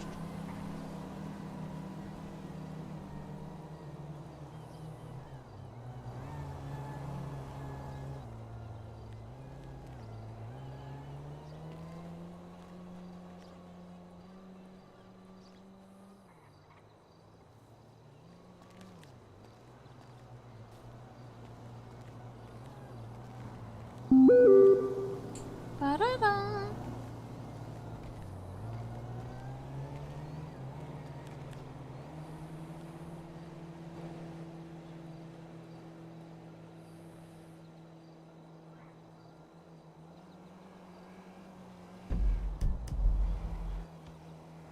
I want to see if it's true how to store it. So once you land it, you have to store it a certain way.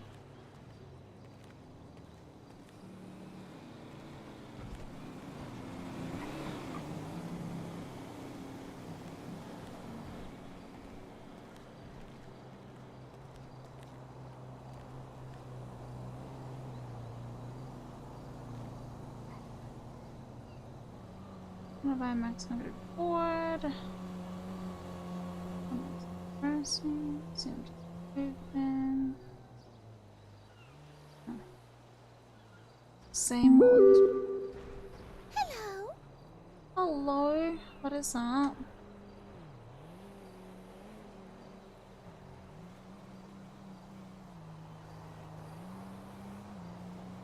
Two more minutes. Oh, I have time. Let's see. What is it? January That's good. 3rd, Soaptic came back to clean the room at 10:30 a.m.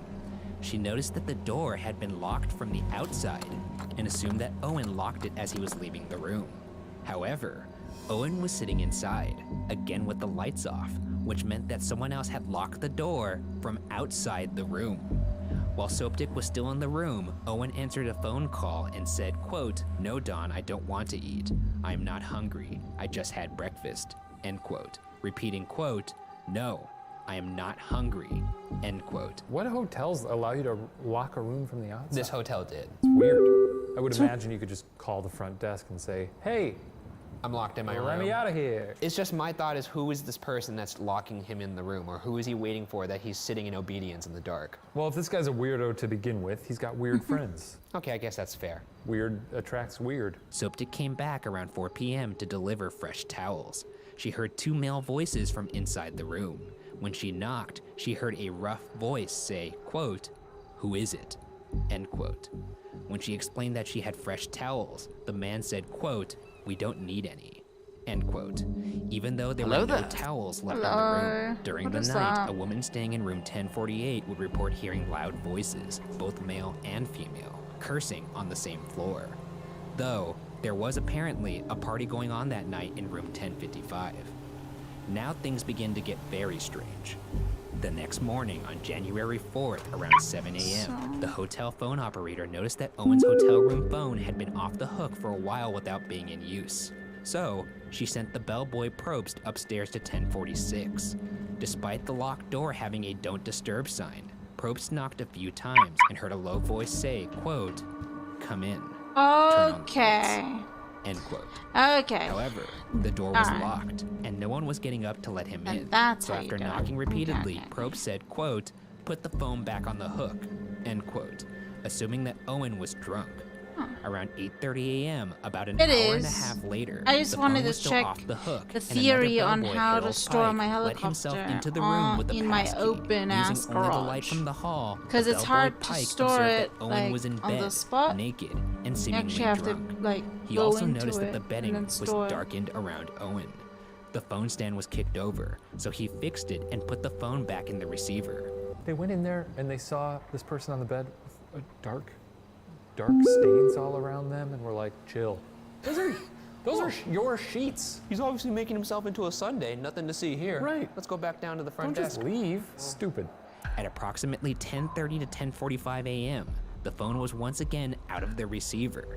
They sent the original bellboy Probst to resolve the situation. When he opened the door, he stumbled upon a truly horrific scene. Here's his statement to the police. Quote, "When I entered the room, this man was within 2 feet of the door on his knees and elbows, holding his head in his hands. I noticed blood on his head. I then turned the light on. I looked around and saw blood on the walls, on the bed, and in the bathroom. What the This heck? frightened me, and I immediately left the room and went downstairs." End quote. And it seems like everyone kept checking in to be like, "Let's make sure nothing horrible is happening here." Oh, seems like it might be. We'll give it another hour. And then an hour later, okay, yep. This murder's not ripe yet. It's not ripe Murder's yet. for not plucking. ripe yet. Also, the way they found him, Imagining that is truly horrifying. he said he was within 2 feet of the door on his knees and his elbows, holding his head in his hands. Like, No, not like that. He's not taking glamour shots. Nice of you to come in. I'm dying. just blood. Owen was discovered with extensive injuries. He had been tied up with a cord around his neck, wrists, and ankles. It Dude. appeared he had been tortured. Blood had even gotten on the wall and ceiling above the bed. I'm a little tired of people being so aghast that blood is on the walls and the ceilings. Of course blood's gonna get everywhere. A person is beating the shit out of someone and stabbing them. It's also, I mean, come on, it's a visceral thing to imagine that someone's getting beat so heavily that blood is splattering everywhere like a Tarantino flick. Yeah, well, that's what happens. If you put your finger in a cup of blood and just went, Okay, wait a there's second. blood on the ceiling. Wait, what? He had been hit repeatedly on the head and his skull was fractured. He'd also been stabbed in the chest several times. His lung was punctured. There was bruising around his neck that could mean he was strangled. Remarkably, Owen was somehow still alive though. One of the detectives to arrive on the scene would ask Owen about anyone else who had been inside the room. Owen responded, quote, "Nobody," end quote. Although he was hardly capable of talking and not fully conscious. He explained, quote, "I fell against the bathtub," end quote. Hell of a fall. Hell of a fall. So in this scenario, he falls against the bathtub, rolls over into the bed, and then starts bouncing up and down so the blood splatter goes onto the ceiling and walls. Fuck. And probably bouncing on the bed so hard that he hits the ceiling a few times and breaks all his It bones. fractures his skull. Oh my god. It's so wrong to laugh at this, but like, Jesus dude, Christ. these guys are And funny. tied himself up somehow. After this brief exchange, he was completely unconscious and was taken to the hospital. According to a doctor, the injuries on Owen's body had occurred 6 to 7 hours prior to Owen being discovered. It's a long time to bleed. That means that by the time when they first went to go check on him, when the phone was first off the hook, he was already injured at that point. He was already bleeding out. And still said, "Come in, turn on the lights." Unless, of course, it wasn't him. It was Don waiting to do more murdering. Detectives found no weapon, nor any of Owen's belongings in the room, therefore removing suicide from the equation. 4 fingerprints were found on the phone stand, potentially from a female. Owen would die after midnight on January 5th at the hospital.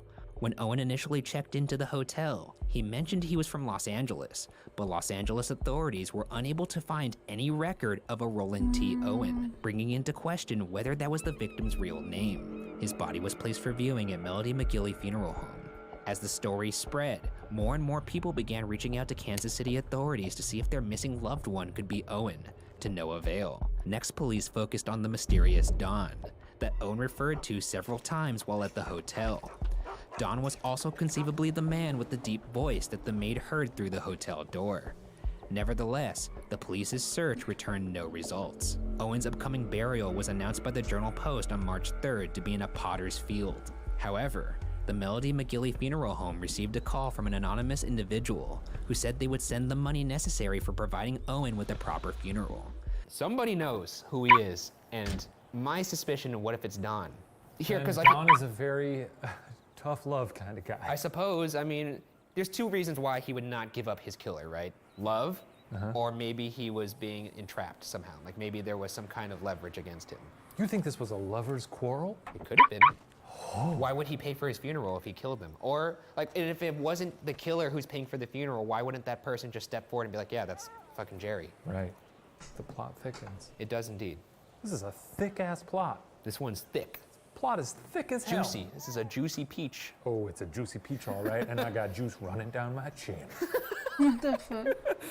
Sure enough, on March 23rd, money, bundled in a newspaper, was delivered to the funeral home from an anonymous sender. Funeral flowers were anonymously arranged with the Rock Flower Company, along with a card that said, quote, "Love forever, Luis," You know end what? quote, placed on Owen's grave. Yeah, I'm just gonna start sending flowers to people's funerals and say, "Love forever, Just being Luis." indecisive. You should just say, love forever, Shane, in a picture of yourself. Like that. But then people are gonna ask me questions like, "Why'd you do that?" And I'd say, "It's a funny joke." And they'd say, "This is a funeral, you know." Skipping forward about a year and a half later, in 1936, a friend of Ruby Ogletree found an American weekly piece chronicling the Owen case. Upon looking at the magazine, Ruby would correctly identify Owen as her son, who left Birmingham in 1934. Owen's actual name was Artemis Ogletree, and he was only 17 years old. Sounds like a Harry Potter boy. What? That sounds like a little Hogwarts student. Artemis Ogletree? Oh, okay. I thought you were referring to the context of the case. It sounds like the story of Harry Potter. No, things turned out better for him. Yeah, I think he went on to have great adventures. And Yeah, he wasn't brutally murdered in a hotel room. That would be a rough end to that tale. Ruby Ogletree, his mother, had actually received 3 letters from her son in the spring of 1935. However, these letters were delivered after Owen's death and were typed. According to a sensational newspaper account of the murder case, this was especially suspicious because Artemis didn't know how to type. This article also reported that the letter's tone was, quote, slangy and unfamiliar, end quote, to Ruby Ogletree. Is it weird back then that you could just pretend to be someone? You could still do that today. Nah. I bet you I could check into a hotel right now and say, my name is Ricky Goldsworth. But then they're gonna say, oh, do you have a credit card, sir? And I'll be like, oh yeah, this is my my friend. I'm just putting it's just a deposit, That's right? not gonna fly. They're gonna put handcuffs on you right away. Where'd you grow up, Ricky Goldsworth? Oh, I grew up down the road. Where? No, what city? Oh, New York City. You grew up in New York City. This is happening in New York now. What's your mother's name, Ricky Goldsworth? Lucy Goldsworth. What's her maiden name? Lucy Gold. See, crumbling. Well, I wouldn't stumble like that. I'd have a prepared response. And you'd be firing them off? I'd be firing them off, and I'd be like, what's the fucking holdup? I'm trying to check into a room, and you're giving me a goddamn inquisition? Is this how you treat all your customers? All right. Who do you think you are? That's fair. Huh? Okay, and I that's poke fair. him in the chest like this. Huh? At this point, I'm giving you a room. All right? You did it. You win. You win, Ricky. After some time, it was revealed that Artemis Ogletree had also stayed at the St. Regis in Kansas City with another man, possibly Don. In the early 2000s, Dr. John Horner, the author of an exhaustive account of the murder case published by the Kansas City Public Library, received an out-of-state call about Artemis Ogletree. The caller claimed to find a box containing newspaper articles about the Ogletree murder in a deceased elderly person's belongings. According to the caller, there was something else in the box, something else that had apparently been referenced in the newspaper articles. Unfortunately, the caller did not say what that item was. After that, the case would have no further revelations and would disappear into obscurity. And with that, let's get into the theories. The first theory is rather simple, that the man referred to as Don beat Artemis Ogletree to death in room 1046 and acted alone. As mentioned before, it came to light that shortly before his death, Ogletree had stayed in a different Kansas City hotel with another man, possibly Don. Don was also conceivably the man with the deep voice that the maid heard through the hotel door. But even if this theory is true, the police were never able to figure out who Don actually was. The second theory is that the unknown Don didn't act alone. This theory relates to an observation by Charles Blocker, the elevator operator the night of the murder. His observation also perhaps sheds a little light onto who Don could be. The night of the murder, Blocker saw a, quote, commercial woman, end quote, going to the 10th floor. The elevator operator estimated that the woman was 135 pounds and about 5.5 feet tall.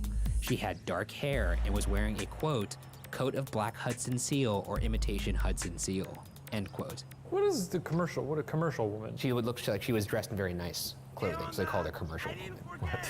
Anyways, I didn't make up the name. That's what they called her. She looked like the Pine Sol lady. Yeah, sure.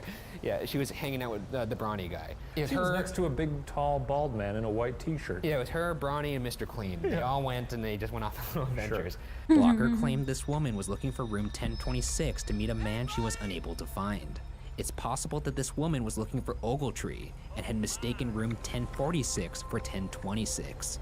This commercial woman was also seen with a man from the 9th floor, a man that the elevator operator said was the same height and weight as the woman. Some speculate that this man could have been Don. If you'll recall, there were fingerprints, potentially from a female, found on the phone stand, and a woman staying next door in room 1048 reported hearing loud female and male voices cursing. So it wouldn't be unreasonable to suspect that this commercial woman and the man from the 9th floor could have been responsible for what happened to Artemis Ogletree. However, there is nothing official on the woman or the man beyond what little is on the internet and my own personal speculation. The third theory comes from many sensational articles published in the following years that suggested Ogletree was killed for being unfaithful to his fiancée. I'd like to call to mind the announcement in the Journal Post that Ogletree would be buried in a potter's field. The announcement that appeared to prompt an anonymous caller to fund Ogletree's funeral. According to a sensational article published in the Newcastle Sun called Mystery Murder in Room 1046, that sequence of events went a little differently. The article states that a woman called the local paper to say, quote, "You have a story in your paper that is wrong. Roland Owen will not be buried in a pauper's grave. Arrangements have been made for his funeral," end quote. I'm gonna start using it. A pauper's grave? Well, just a pauper's as sort of a descriptor. Like if I get a subpar salad. Oh, this is a pauper salad. I will not eat this pauper salad. Or if you get like a hotel room that just has a view of the parking lot or the freeway, I'm not gonna sit in this pauper's hotel room. Front desk? Yes. I will not accept this pauper's view. This is Ricky Goldsworth. You know what the deal is. Do you want me to come down there again? Didn't think so. Man, that guy's scary. Yeah, he's really scary. When asked to identify herself and what actually happened to the man still known as Owen at the time, she replied, quote, "Never mind. I know what I'm talking about. He got into a jam," end quote, before hanging up the phone. At the same time, a man called the funeral parlor where Owen was held and said, quote, "Don't bury Owen in a pauper's grave. I want you to bury him in Memorial Park Cemetery. Then he will be near my sister. I'll send funds to cover the funeral expenses," end quote. These people hate paupers. I think maybe that may have just been slang for the time. Was it? I mean, it seems, unless these two people just love saying paupers. Either way, the more important detail to mind from that is Sister's the fact, grave. Sister's grave. Did they look into the cemetery and see? We're gonna get into that. Great. Well, kinda. The man apparently explained that Owen had jilted a girl he was engaged to, and that in room 1046, Owen the man and the jilted girl had a, quote, "little meeting," end quote. Before hanging up, he said, quote, "Cheaters usually get what's coming to them," end quote. Shortly after, the Rock Floral Company received a call asking for, quote, 13 American Beauty roses sent to Roland Owen's funeral, end quote. The voice added, quote, "I'm doing this for my sister," end quote. These poor people at this funeral home are just trying to make a nice little occasion for this brutally murdered man. And they have just this cartoonish cast of characters calling them up to deliver these grisly, grim messages. If I'm working at that home, I'm getting fed up. You want to come do the job? You want to do my job? How about I be you and you be me? Show up. Why don't you bury them, asshole? Stop just calling me. I'm busy. It's fucking annoying. You know how hard it is to reconstruct this man's skull? Other than that, the mysterious death of Artemis Ogletree has been left to collect dust on the shelves of investigators, with no other possible leads or clues. To this day, it is unknown what truly happened in hotel room 1046. Was Ogletree held prisoner? Was he actually punished for cheating on his fiancée? The case will unfortunately remain unsolved.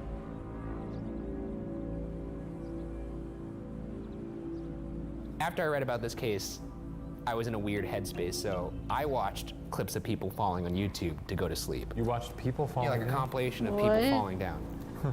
That's what I did, and then I went to sleep. Weird way to make yourself feel Well, you good. know what? Better to think about that than think about a guy in prayer hands, bloodied on the floor. On his hands and knees bleeding to death. All right, well, that's that. You think they cleaned that hotel after? I'm sure. Oh, that maid probably had to clean it. I don't even want to think about Anyways, get out of my house.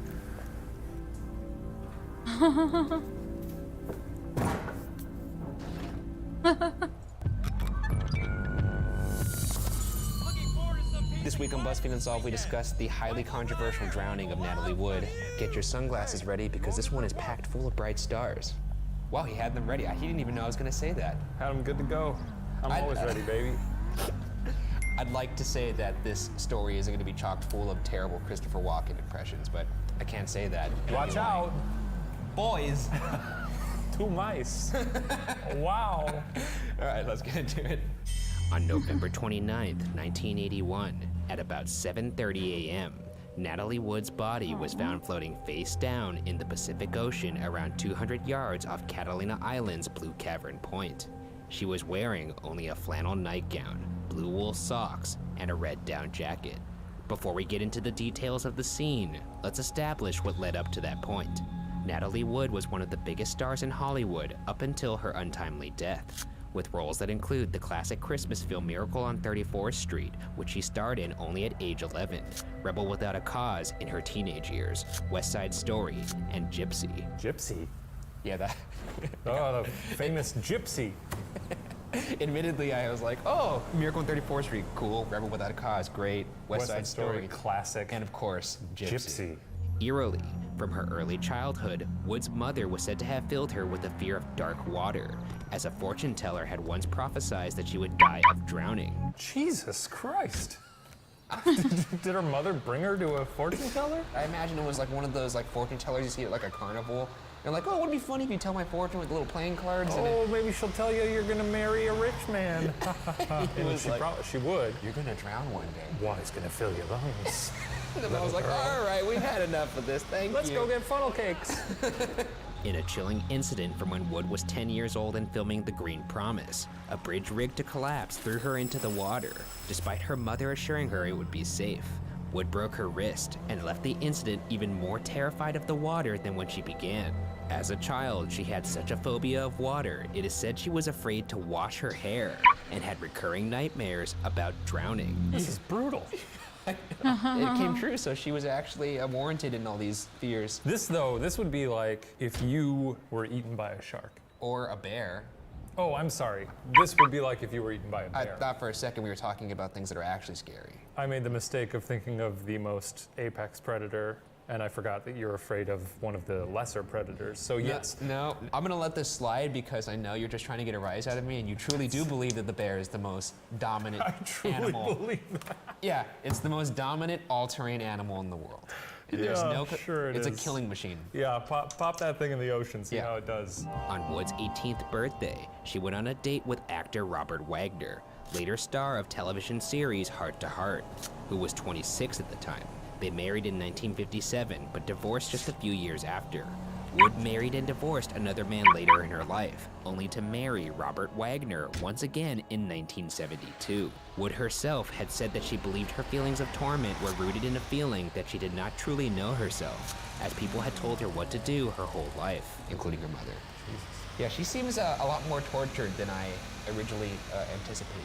Wagner must, does that man have a magical penis or something?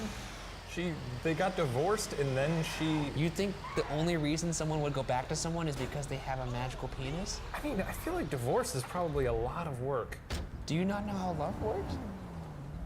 Maybe I don't. That makes a lot of sense, actually. Pushing forward to more recent history of the incident, it was the weekend just after Thanksgiving of 1981. Wood had been working on the science fiction film Brainstorm with Christopher Walken at the time, and he was invited to join her and Wagner on their yacht named the Splendor that weekend. According to the captain of the boat, Dennis Davern, who had worked with the couple for years and considered himself a family friend, Wood had become infatuated with Walken during filming, and Wagner had even flown out to where they were filming to make sure he wasn't going to, quote, make a fool of himself over this, end quote. This is rough. To be fair, can you blame her? I'm actually a little curious about that. I have a hard time imagining someone going gaga over Walken. You go gaga over Walken. I go gaga over. You know, he's probably magnetic. I bet when you get in a room with him, he commands the space. Yeah, no one's like, oh, Chris Walken's here. Everyone's like, you see who just fucking walked in? Chris Walken. What a Walken. Boys, the party's here. I brought some cocktail weenies. Though, Wagner was not the only one with a jealous streak, as around the same time, reports say Wood was suffering from jealousy over Wagner's on-screen romance with his heart-to-heart co-star Stephanie Powers. The group left on the yacht around noon on Friday, November 27th, about 2 days before Wood would be found dead. Everyone on the boat, including the ship's captain Davern, had been drinking for much of the weekend. On that Friday night, Wagner and Wood argued, to the point that Davern was concerned and asked Walken to get involved. Walken is known to have refused to intervene, saying, quote, never get involved in an argument between a man and a wife, end quote.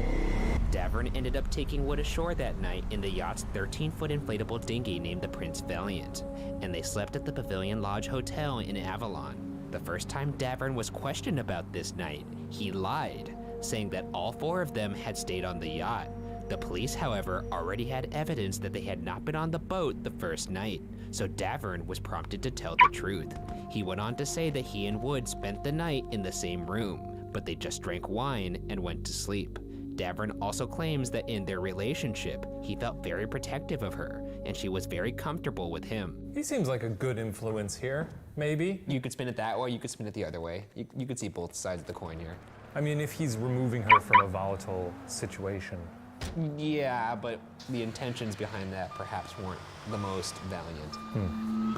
The next morning, on Saturday, November 28th, they returned to the Splendor, where Wood apparently decided to stay for the remainder of the weekend, based upon Walken's expressed desire to stay.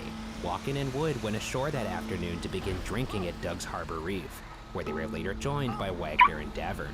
The party's waitress recalls that at dinner, they consumed 2 bottles of wine, 2 bottles of champagne, and one of the men was also drinking daiquiris. Jesus. Holy shit. The 80s are great. Yeah, it's just going to town. I'd like to imagine it was Walken, but... Just throwing back the daiquiris? He seems like a daiquiri guy. I don't know. 5 daiquiris. She also recalls that Wood did not eat much of her dinner, and that she did not seem to be in a good mood, and when she left the restaurant, appeared to be stumbling. In one moment, Wood was said to have thrown a glass down onto the floor, though Walken later explained the incident saying that it was his fault, because he threw his glass on the floor after making a toast, and Wood had just followed suit. So fucking Walken is essentially Thor. Yeah. I like this drink. Another. Davern has said Walken and Wood seemed very flirty throughout the dinner. They boarded the dinghy the Valiant to return to their yacht for the night at about 10 p.m. As they were boarding, a witness from the Harbor Patrol office said they heard Wood scream about something, which he assumed was just because she was drunk. Witnesses sleeping aboard a nearby boat, John Payne and his girlfriend Marilyn Wayne, reported hearing shouts at around midnight. However, there was a party going on somewhere nearby, so he figured it was from that and did not respond. Payne claimed to hear a woman yelling, quote, "Help me, someone please help me," end quote, coming from the near stern of the Splendor and potentially from someone in a dinghy. He also believed to hear a man who sounded very drunk respond, quote, "Okay, honey, we'll get you," end quote. But his tone was so mocking, he claims this is why he believed the cries were associated with the party. Mocking tone, when you say mocking tone, you mean like, "Okay, honey, we'll go get you. We'll help you," like intimidating, scary, spooky. Oh, well, you went a little darker with it. Maybe that's what he said. Or maybe he was just joking around like, "Oh, go get you." Or maybe this didn't happen at all. Maybe this guy didn't hear what he thought he heard. Yeah, is he just like parked next to them? Is it like binoculars, like a creep? A star watcher. Oh, what's going on Natalie there? Wood's up on that boat. Oh, she's screaming. Holy shit. Better take a note about that. Reports say there was a non-violent argument aboard the yacht soon before Wood disappeared. Wagner has said that he and Walken did have a political debate that he began at dinner, that they continued while aboard the yacht. He describes the event saying, quote, "There was no fight, no anger, just a lot of words thrown around like you hear in most political discussions. Natalie sat there not saying much of anything and looking bored. She left us after about a half hour, and we sat there talking for almost another hour. Then I went to kiss her goodnight and found her missing," end quote. What are you on to here? Are you just holding the pen and saying, He didn't notice she was missing till he went to go kiss her goodnight. Yes. So that doesn't really line up with the whole screaming woman. It doesn't. That's what I'm aspect. saying. You kind of don't really know who to believe here. Okay. Okay. At 1:30 a.m. that night, Wagner and Sea Captain Davern made a distress call to the Coast Guard, saying that Natalie Wood had disappeared from the couple's yacht, the Splendor. And about 6 hours later, taking us back to the start, the body of Wood was found floating about a mile away from the yacht. The Prince Valiant, the inflatable dinghy, which she had presumably left the boat on, was found washed up on the rocks just a little further south. The ignition was off, the gear shift was set to neutral, and the oars were locked, which implies she may have never started the vessel. The coroner reported that she had drunk 7 or 8 glasses of wine before the incident. Her blood alcohol level was at least 0.14, and the police ultimately ruled her death as accidental.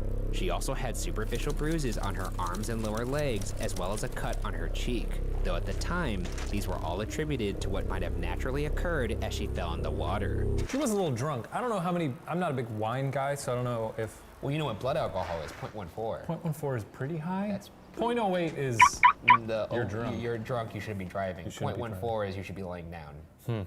Yeah. Okay, well, this is gonna be tricky. I'm interested to hear the theories because it does sound like it could be a case of accidental drowning. With that, let's get into the theories. The first theory is that Natalie accidentally fell into the water and drowned. The conclusion drawn by the chief medical examiner in the LA County Coroner's Office, Thomas Noguchi, was that Wood had fallen into the water while trying to board the Valiant. Noguchi hypothesized that her down jacket had likely become heavy and soaked, but she never thought to remove it due to her inebriated state. Fingernail scratches found on the side of the Valiant show she tried to climb back aboard the... I ran into you. Oh shit, what the fuck? Let's go to the hangar. I want to get a Sea Sparrow. I know how to store it now. Just like the Havoc, I know how to store it now in there.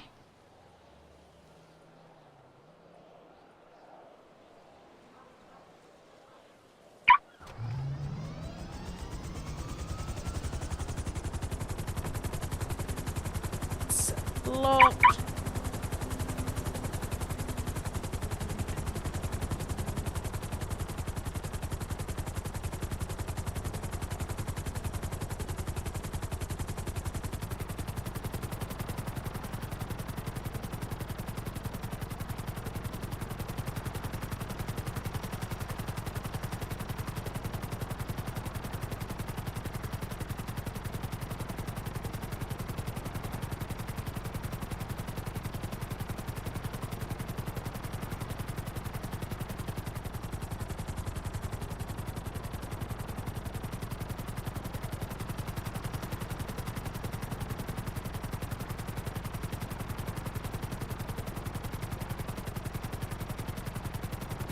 dinghy.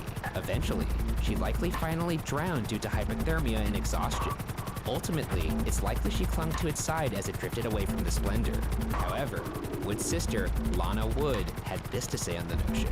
Quote, "My sister was not a swimmer and did not know how to swim, and she would never go to another boat or to shore dressed in a nightgown and socks." End quote. I guess if she's spent her whole life being afraid of water and she can't swim. Probably put on a life vest. Well, why would she even attempt to do this?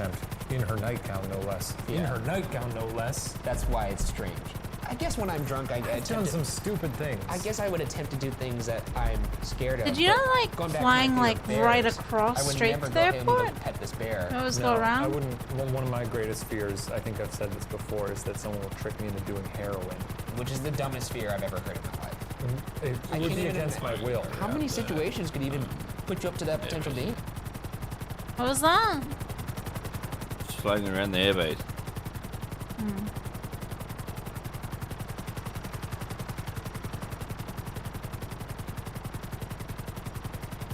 I don't know. All it takes. How many parties are you going to with heroin? None, but it seems like a lot. It's not the fear that I'm at a party. It's a fear that someone would come up to me on the street and put heroin in me, and then I'm hooked forever. What the fuck? Speaking of the nightgown and socks, Robert Wagner also said in a 1986 biography, quote, "It was only after I was told that she was dressed in a sleeping gown, heavy socks, and a parka that it dawned on me what had really occurred. Natalie obviously had trouble with that dinghy slamming up against the boat. It happened many, many times before, and I had always gone out and pulled the ropes tighter to keep the dinghy flush against the yacht. She probably skidded on one of the steps after untying the ropes. The steps are slick as ice because of the algae and seaweed that's always clinging to them. After slipping on the steps, she hit her head against the boat. I only hope she was unconscious when she hit the water." End quote. Maybe she did just slip. Wagner sounds like he's putting forth a pretty solid theory. Anytime someone has a very hyper-detailed account of what would have happened, that makes them Here's what free to must go. have happened. Here's what must have These 40 things in succession. Exactly. However, some have criticized this theory, as the Valiant was a rubber dinghy, which according to Noguchi would make very little noise when they bump a yacht. Additionally, Noguchi reported forensic evidence, including the untouched algae on the swim step. It appeared that Wood may have been attempting to board the dinghy, rather than adjust the rope. Police investigators also found broken glass in the Splendor's main salon, which Wagner attributed to the rough seas, a possible factor in why Wood may have fallen into the water. However, it's here that the testimony of Captain Davern differs. He claimed that Wagner grabbed and smashed a wine bottle after going into a jealous rage over Wood and Walken's interactions. He claims Wagner exclaimed, quote, "Jesus Christ, what are you trying to do? Fuck my wife?" End quote. So you could see where the two accounts of what happened are drastically different. I just don't understand what the captain would have. Why would he make this up? True, unless he was Here's another turn. Unless he was in love with Wood and jealous of Wagner. Eager shots. You can spin anything you want, how you want it. Damn it, Ryan. What do you think Christopher Walken said when he said that? No! Oh, Bobby. Bobby. Two mice. Strangely, despite blaming the rough seas at first, Wagner admitted to having broken the wine bottle that night in the salon in his autobiography in 2009. Yeah, weird. So, It's weird that his memory got clearer. Yeah. Almost 30 years later. And with that, let's get into the next theory, that there was foul play involving Robert Wagner. Before we move forward, it's worth noting that Davern is an unreliable witness for a variety of factors, including that it took years for him to come forward with what he says is the truth. Additionally, he seemed to release bits of information to the tabloids in the years following the incident in a relatively unsavory way. That being said, on the whole, many factors of his story ring more consistent with testimony of other witnesses and other evidence. In fact, Walken's description of what happened when they returned to the boat is also closer to Davern's than Wagner's. Walken claims an argument broke out between Wood and Wagner over Wood's time spent away from family, to which Walken defended Wood at first, but then stepped outside rather than get further involved. When he returned, the two had made amends. Davern also describes events this way, but instead of Wood and Wagner making up, he states he also heard the two continue to argue from where he was on the bridge of the boat, and even claims he heard the dinghy being untied. He claims there was then silence until Wagner returned at about 11:30 p.m., looking, quote, tousled and sweating profusely, as if he had been in a terrible fight, an ordeal of some kind, end quote. Davern also says that Wagner discouraged him from turning on the floodlights or starting up the engine in any attempt to search for her, saying that Wagner said he didn't want to alert the people nearby. Yeah, I would not want to be this captain. I gotta say though, after hearing this account, the one person who I didn't expect to just be very innocent, fucking Walken, seems like he was just chilling. He was just, he was just trying to fuck somebody's wife. Davern has since said that he has always believed something malicious may have occurred to Wood, as he believes she would have never tried to go to shore alone, and feels sure if she did want to return, she would have had him take her, as she had the night before. Based on new information, including information from Davern, the case was reopened in 2011. In 2012, the LA County Coroner's Office changes the cause of death from, quote, accidental drowning, end quote, to, quote, drowning and other undetermined factors, end quote. The new report casts more questions on the nature of the bruises and abrasions on Wood's body, positing that they likely had to have been on her body before she fell into the water. Dr. Lakshmanan Satyapachiswaran, the chief medical examiner, said in the report, quote, the location of the bruises, the multiplicity of the bruises, lack of head trauma or facial bruising support bruising having occurred prior to entry in the water. Since there are unanswered questions and limited additional evidence available for evaluation, it is opined by this medical examiner that the manner of death should be left as undetermined, end quote. Well, it's good to re-examine these cases like this every now and then, because the investigators nowadays aren't big heart-to-heart fans. Was heart-to-heart that big of a thing? Was Wagner that big of a star? I feel like I'd have watched it. It was about a husband and wife detective team? Honestly, don't even know. I'm gonna check it out. Okay, when you do that, you report back to me how it is. Heart-to-heart and Gypsy. Gypsy, you gotta say Gypsy. Watch list. I hope these are on Netflix. As of 2013, the LA County Sheriff's Department spokesman Steve Whitmore had described the case as, quote, open and ongoing. Nothing definitive has closed it, end quote. However, he had also previously stated that Wagner is not a suspect. Natalie's sister said, quote, I can't imagine that he, being Wagner, purposely would have done anything to hurt Natalie. However, I know things happen when there is too much drinking and fighting, end quote.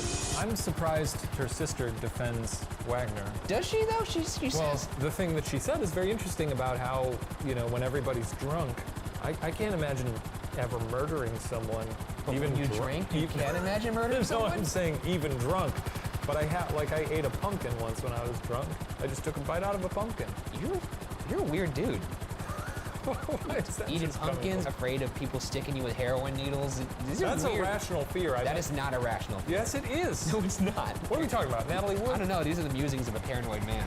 Whether or not he was responsible, Wagner claims to feel responsible in part for her death, in that he did not notice she was gone sooner. Christopher Walken has spoken on the incident as a whole, Mortifying. officially Oh, saying, what? quote, "The people who are convinced that there was something more to it than what came out in the investigation will never be satisfied with the truth, because the truth is, there's nothing more to it. It was an accident." End quote. Dwayne Rasher, the former lead police investigator on the case, still says, quote, "I can't tell you exactly how she got in the water." End quote. In the end, the tragic passing of Natalie Wood will continue to confound the world. The familiar faces involved only add to the mystery, and unfortunately, we may never know what truly happened to Natalie that What night. happens if I mod, The case of if Natalie I Wood mod will like all the way up here? unsolved. Dude. Alright. This week on BuzzFeed Unsolved, we covered the Chicago Tylenol murders, a case unlike anything we've seen on the show before. At the time, the case was the center of a national media circus. Some may even say okay, we're welcome to. It's an interesting case. That's what Wait, let me just pause this.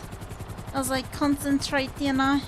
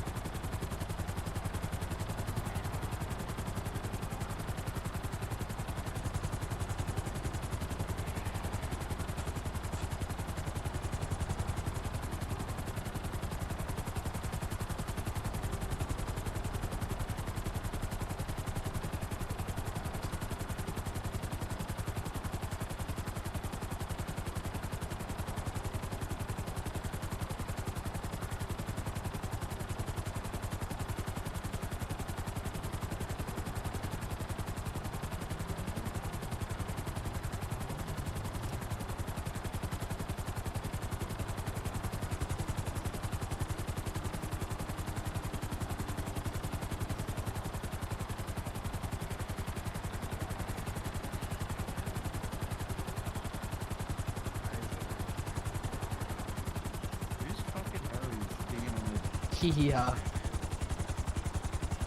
Oh, where'd you go, kid? Hey, boys.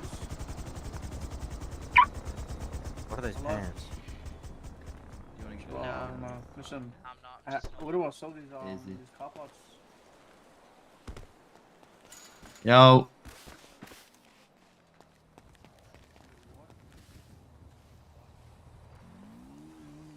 No good, man. I can't be. Hey, we can't be having that, man. This is what I told them. You're gonna have to get rid of those threads if you're running car parts, guys. I don't know. Or at what to least do, change bro. the color, bro. I don't know what to do. No way you're stalking this man for dreads, cunt. He's got white dreads and he's doing car parts, bro. Cause I don't know what to do for fucking money, bro. Guys, we can't be having the white dreads. Nah.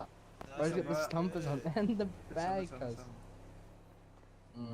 So what's good for money, bro? I was told that this car part thing is good. Cause if you got What white the drugs, fuck? if you got white dreads, then you Dude. should know this, cuz. Come on now. Yeah, you should do drugs and just go fucking shoot. Tom, did you see this? We're not supposed to put these on though, but like, look, that one, automatic, and then homing. This is like, what?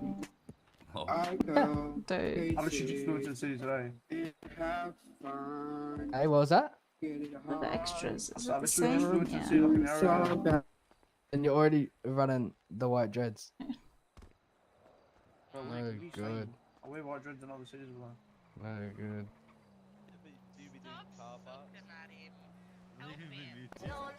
I just told him, bro. Drugs, bro. Easy. If He you have needs white money to dreads, get drugs I though. need drugs, bro. I got fucking $2 grand in my account. Head down to the VU, cuz. go do some diving. It's literally one fucking K for a night. Boom, go get a hard case. Boom, sell this bitch. When it was a city of stone. That is a city of marble.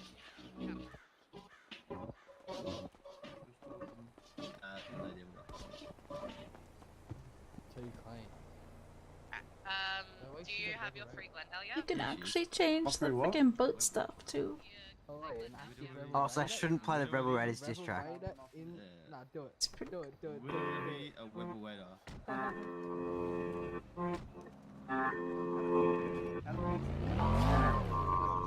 First things first, we're the oldest in this bitch, so give us our respect like it's owed up in this bitch. Don't be yakking crazy like you know just what this is. Triads wanna try, they get thrown up in this bitch. Ay, we're united on the front lines. It's cool, These it's cunts must be nice. lost up in their pastime. Like, Honestly, motherfucking the still think you floaties look run a like a south side. Crayola. Ay, if Yeah. Should be 7p? I think 7p. Good. I'm about to get real disrespectful in this motherfucker.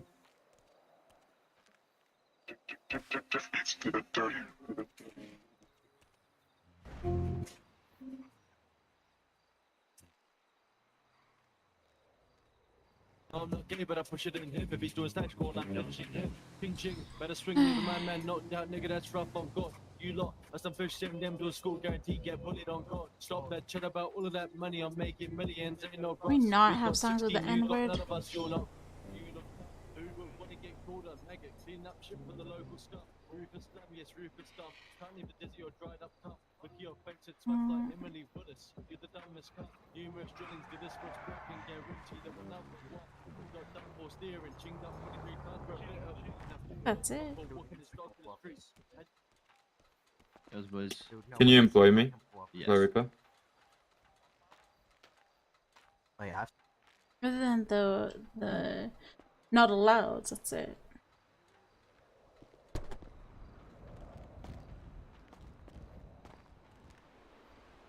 What's the boot on this anyway? Currently at the florables, mate. 50 kgs only. I'm Jeez. black cunt. Look at yourself. It's alright, it's just a little bit. Who's on the roof? Raven. Doing there. What? I said doing there. Doing the helicopter. Hmm. What's up, bro? My what? What the? I know what that is.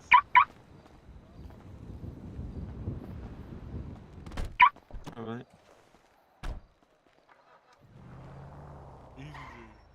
not even a real fucking brother. Disappointing. And his license plate was fluff off, I think.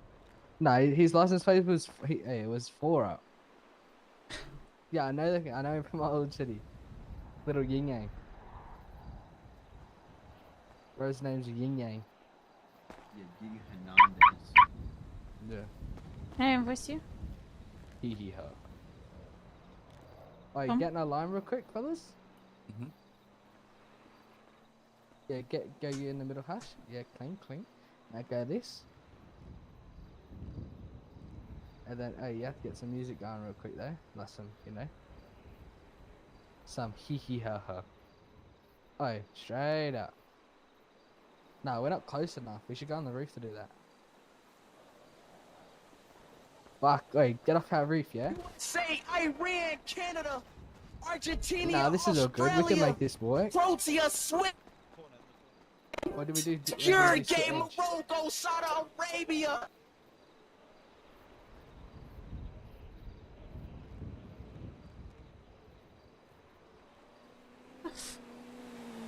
These guys are freaking down. Let's play football. World Cup.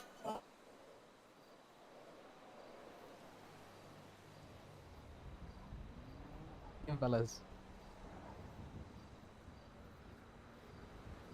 Nah, you did it twice about.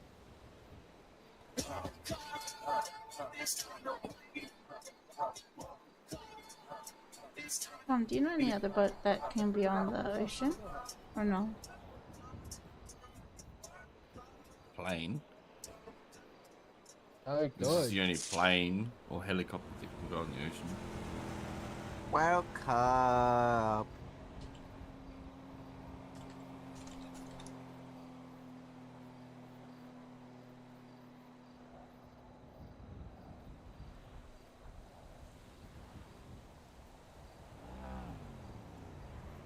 Apparently the Dodo seaplane is one.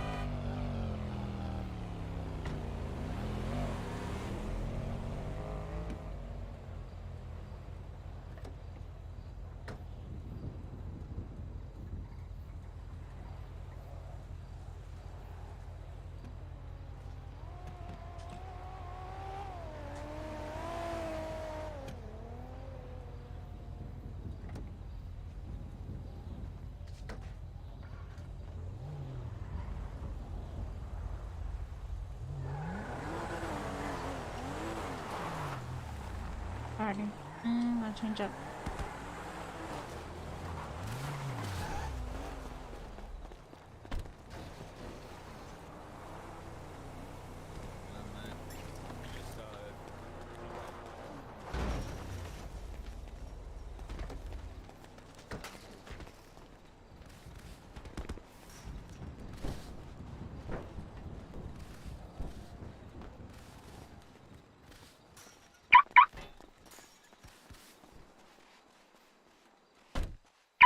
Go grab a feed.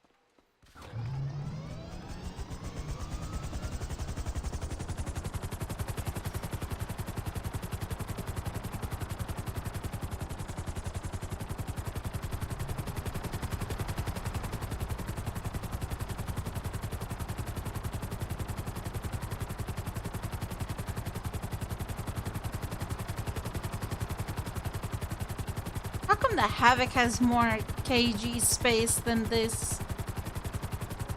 Right? Or even the glider.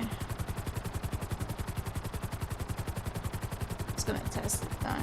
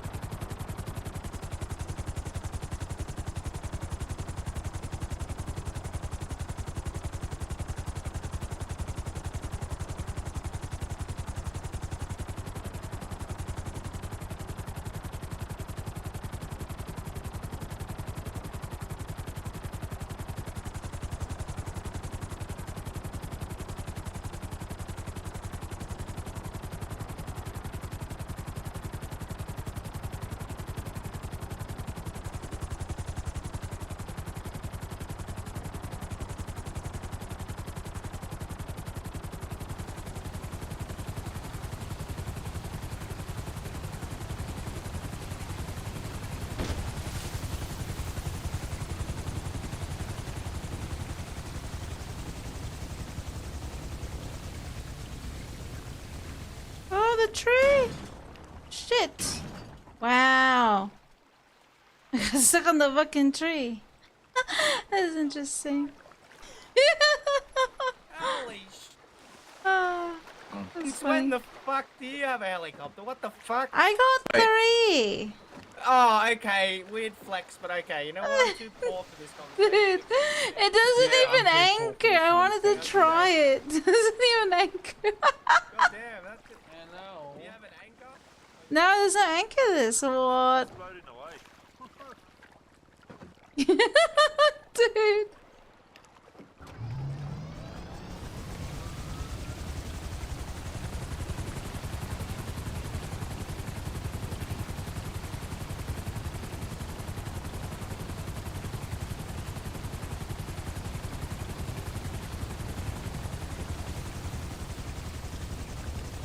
Dude, this is weird.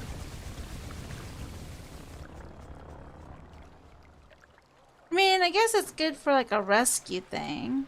Yeah.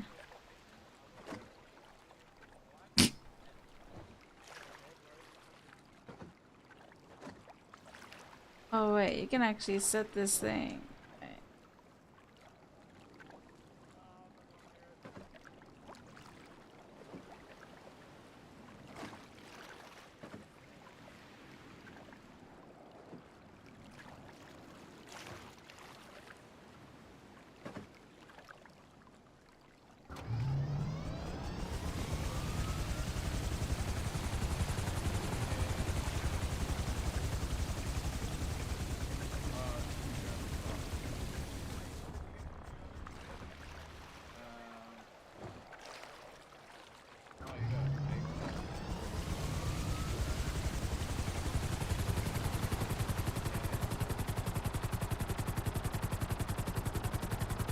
Dude, okay, you know what?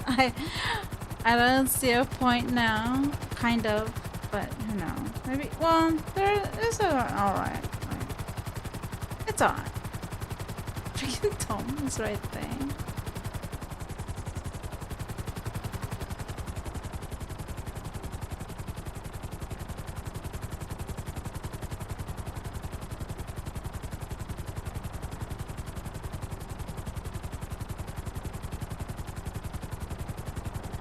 It's always good to have it in case, you know, something happens, I guess.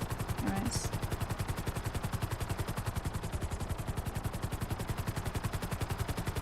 Why can't I go forward? Oh shit! Max speed. Die.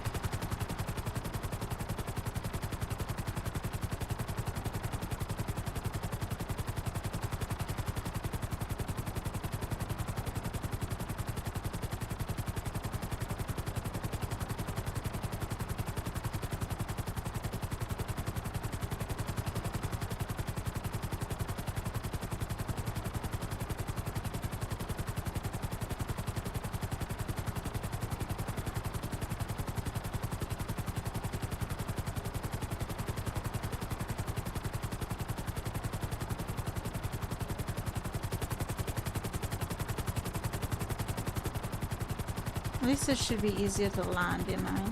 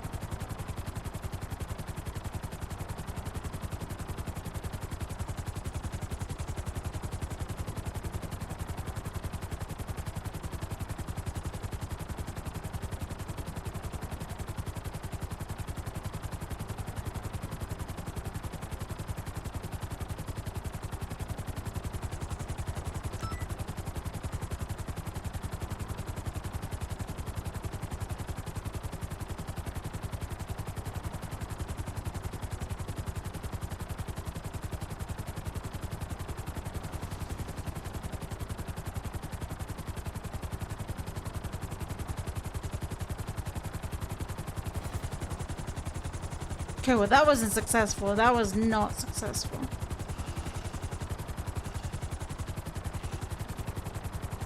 Oh shit. Ah! Two.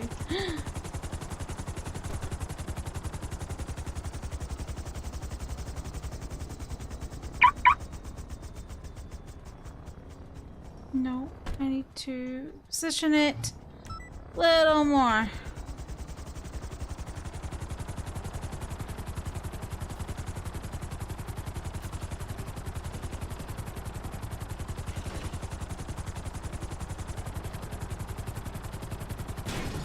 Oh shit. Okay.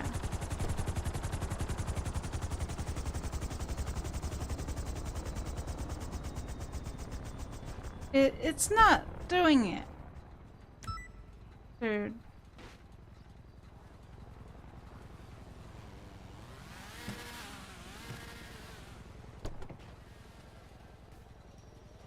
I need to go on top of it.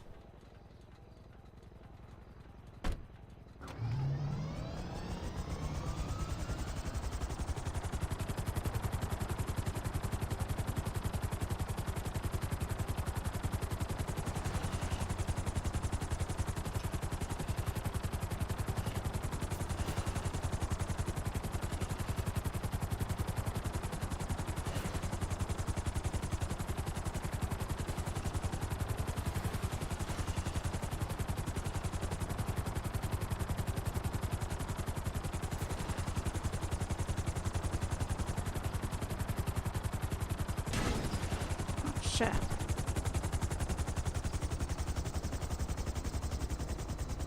No, it doesn't fit. Fucking hell, it doesn't fit. Okay. Let's put it up. Well, maybe I could do the other one.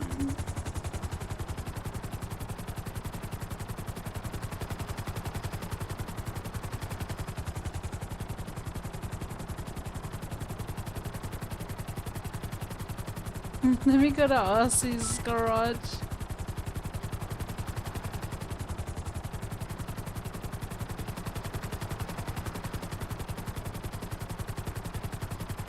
I hope he's not there.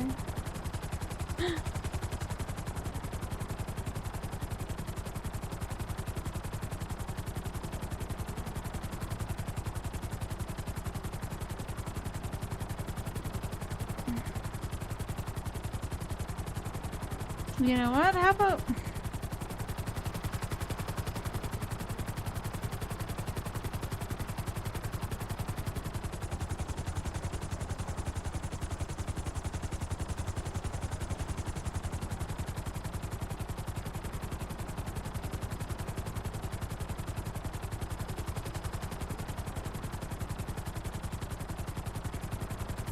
Suck at helicopters. I suck at it. Dude.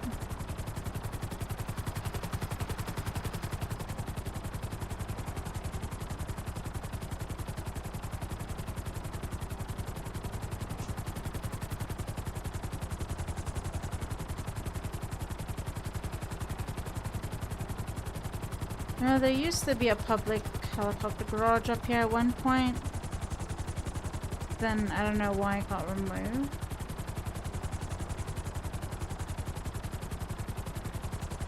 Let's land on.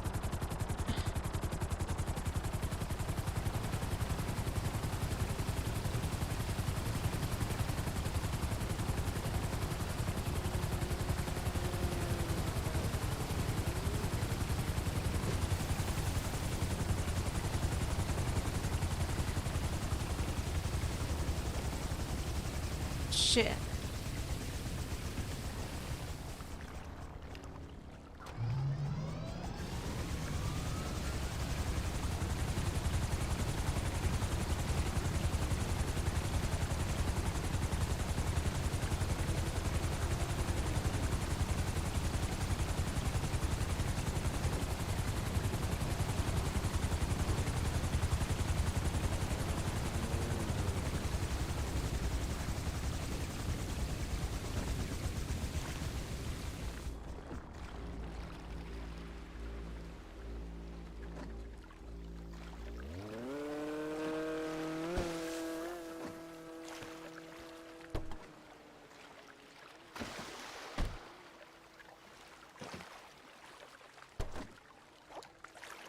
No. Fucking hell. Dude, this is so hard. Oh. It stopped.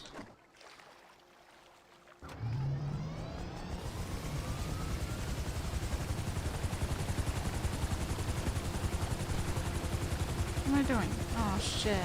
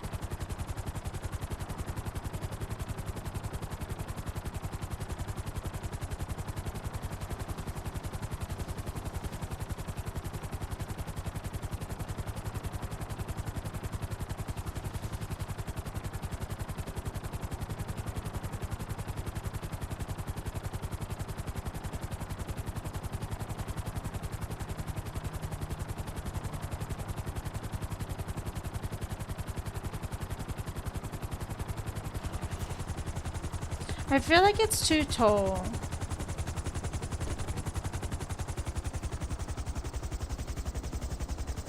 It feels too tall.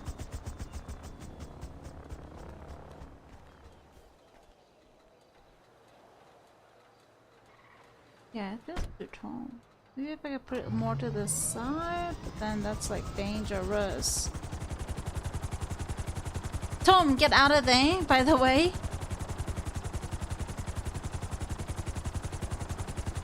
Tom. Tom.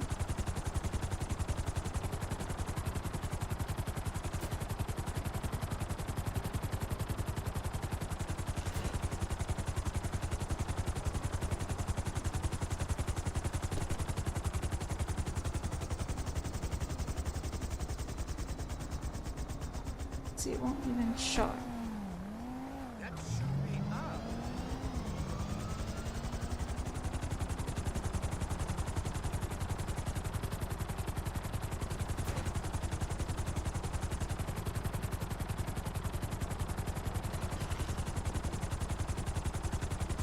I'm afraid I'm gonna hit Tom.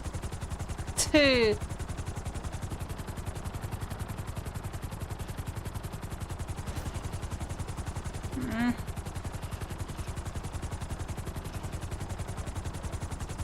Almost on it.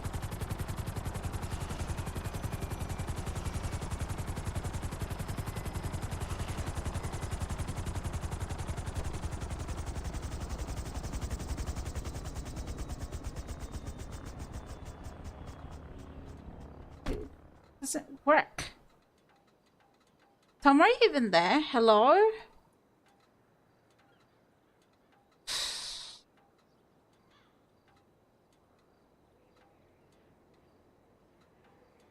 I think I need to go more to the side.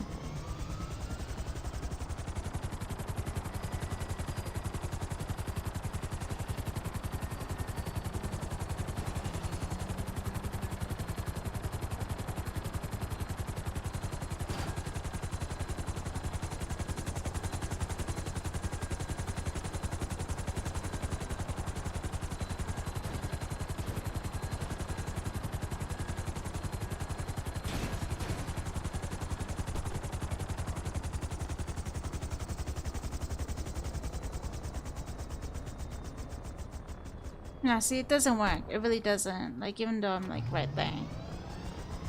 Weesh.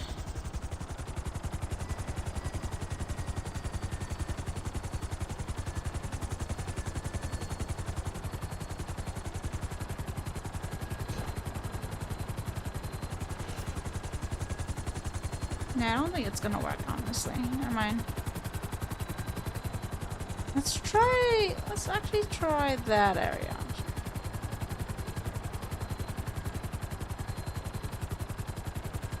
Why is there a funny sound all of a sudden?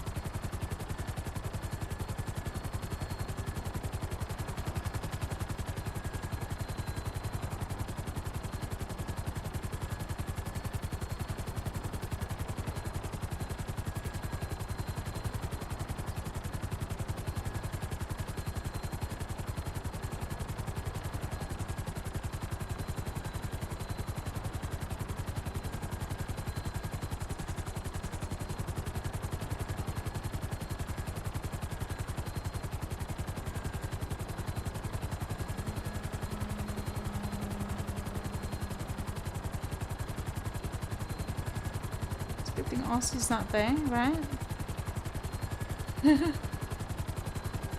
Oh shit, who's that? Oh, is that?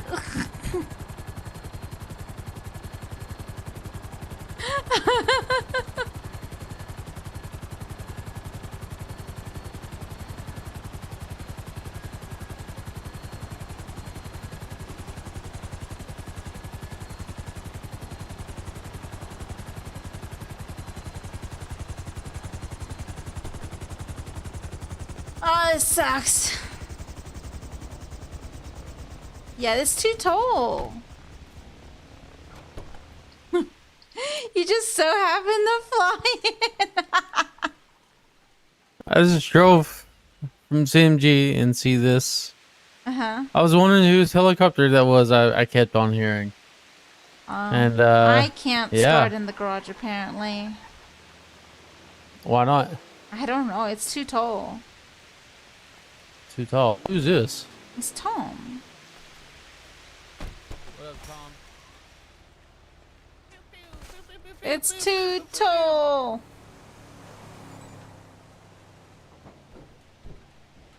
Can you install it at the boat dock garage or no? I mean, I could, but what's the point? I want it at my house. You know? Oh, Tom, what are we gonna do with her, man? What? What does that mean? That's our third helicopter now, or our third aircraft, actually. Yeah, I buy one helicopter and she goes and tries to buy the whole store. Shut up, dude. I just don't know about her, man. What? Someone has a spending habit now. I see. Huh? Someone has a spending habit now of buying helicopters. I've always had a spending habit. What are you talking about? And besides, Oh, I've fuck. grinded my ass for all those money. Look at okay? a Yankin collection, mate. True. If that doesn't, True. if that True. doesn't tell you how much she has a spending habit. She told me she's gonna give me one of those Yanksons one day. I did not say that. Dude. She could fucking kill me. Uh-huh. Did you try to land this one in the water yet? You know, that guy's been trying. Oh, yeah. Yeah, I have. How many times have you blown this one up? She only just bought it. Give her a Yeah. chance. What? I ain't gonna lie, I was kind of nervous when she was landing. Wow, why are you always nervous? Because what happened last time you was in my driveway? We don't talk about that. But at least I know how to store it now, the mini helicopter. Oh, how do you store it? Well, you get out and then you get in and you spam that G. Oh, okay. But this one is too tall. Slam it harder. I can't.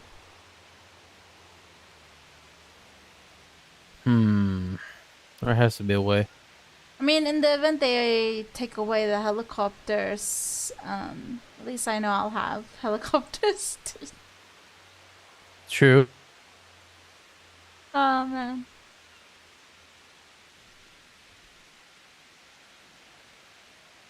So, when are you gonna buy your own private jet? I mean, I could have, but I already got a glider and Havoc. Yo, I that think- glider is a fucking I issue. think I think the Havoc I'll be using a lot more of. The glider though, well this I could use with the to take someone else, but it doesn't want to store. Take it, go diving in places where you don't want to be fucking, bothered. How much boot space does this thing have? 50 kgs. I mean, I fuck, you're just diving. You don't need to take True. everything. I mean, but filling 50 kgs is so easy. That's why you have a van hidden somewhere. That's legit, like 2 pockets worth. Yeah. That's why you go for the more expensive things. And actually open stuff up instead of the hoarding it. Like somebody we know. What? The hoarding I just did gave me the money to get this helicopter. What are you talking about? Did you open up the wallets yet? No, I did not open any of the wallets. Alright, my point stand. Dude. You need to open the But wallets. all I'm wondering, wait, let me put this up. Where do I put this? Where do I put this? I mean, technically, it is a aircraft / watercraft due to the fact that it can actually land on the water and float. I mean, that's a good thing if I need to save someone out in sea, I guess.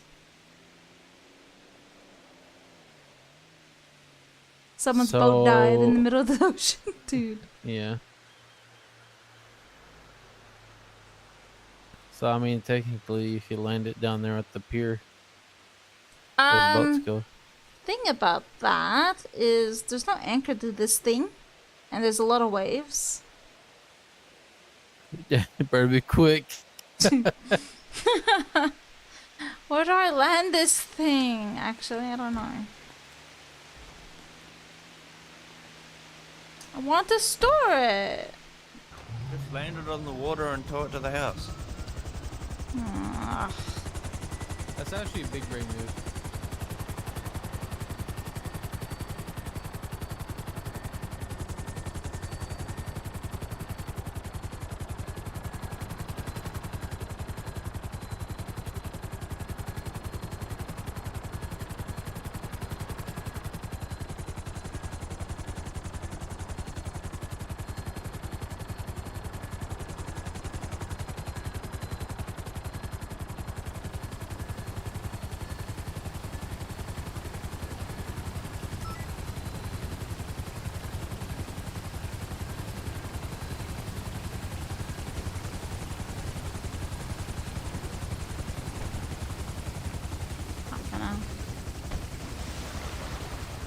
Just lock the damn thing. Hey, oh, where's it going?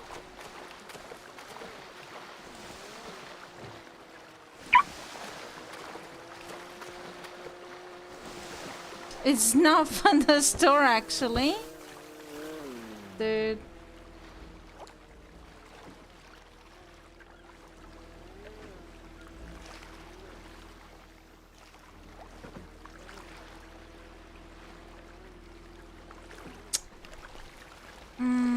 There used to be... Oh my gosh. I don't know where else to put this, honestly. I might just leave it there.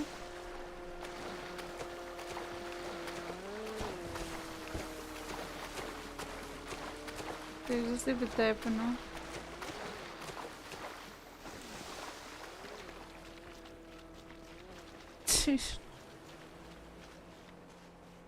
I locked it. Look at that boat float. I mean, look at the helicopter. Just, yeah, it's just gonna floats. Gonna floats. Wait, I have an idea. I have an idea. The fuck? Why didn't I think about it before? Dude, I just thought about it that way. No, okay, I got an idea.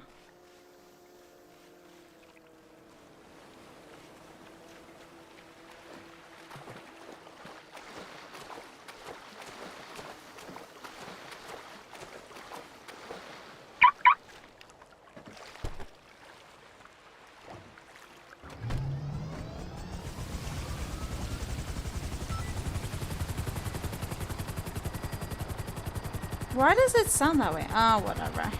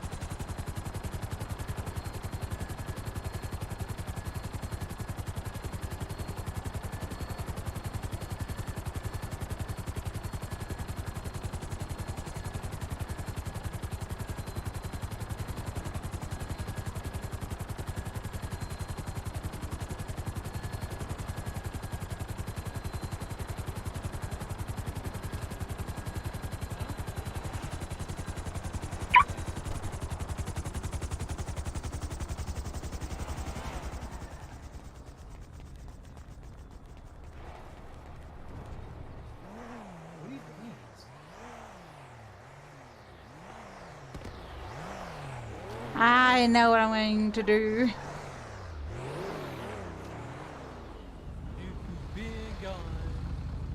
So At least it'll be in my garage somewhere.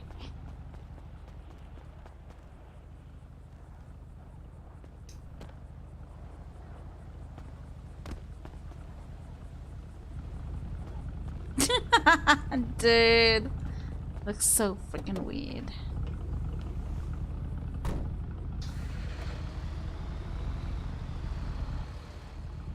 Problem solved. Can you repair my car, please? Okay. I got it.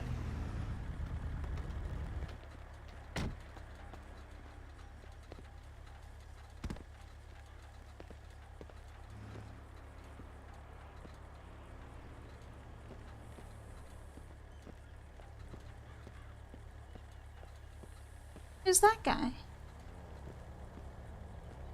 Who's what guy? That guy standing over there. Mm-hmm.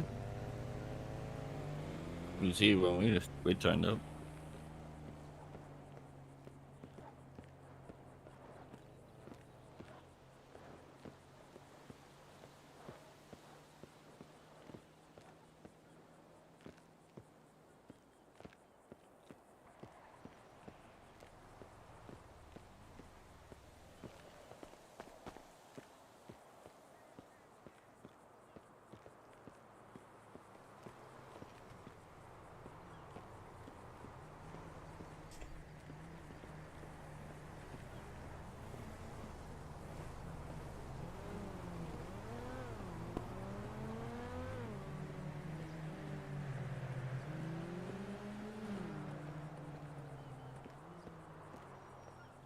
Did you need a repair as well? maybe I need to repair and also going to take and do some things to it. Okay.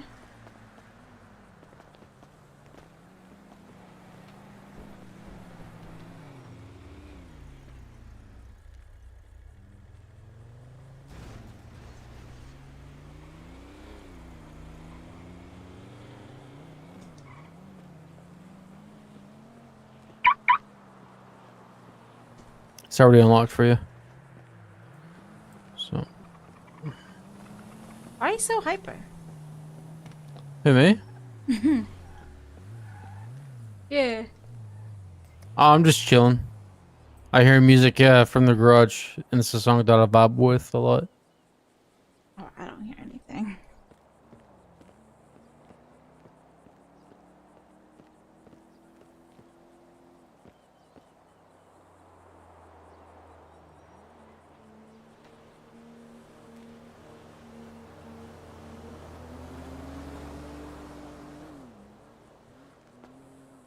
What do you want done? I'm gonna take the wing and stuff off and change the rims.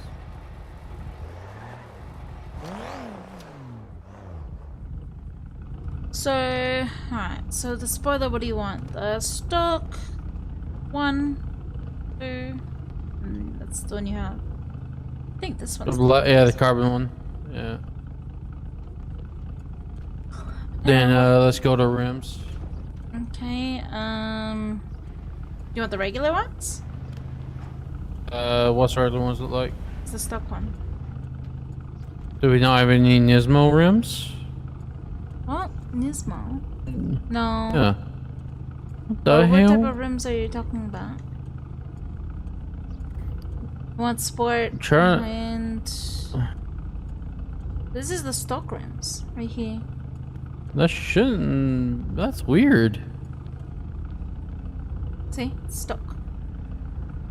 Oh, I it see the says, little. it says something on the. I don't know what that is. It Brimo. says Nissan on the rims. Mm. Yeah, Brembo brakes.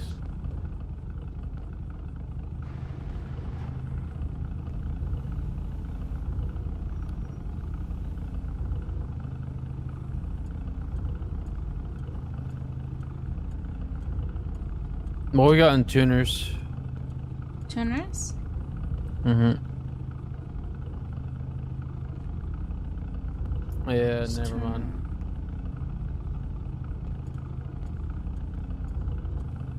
High end.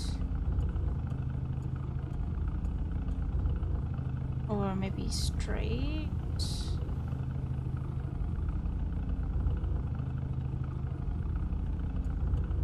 Or track.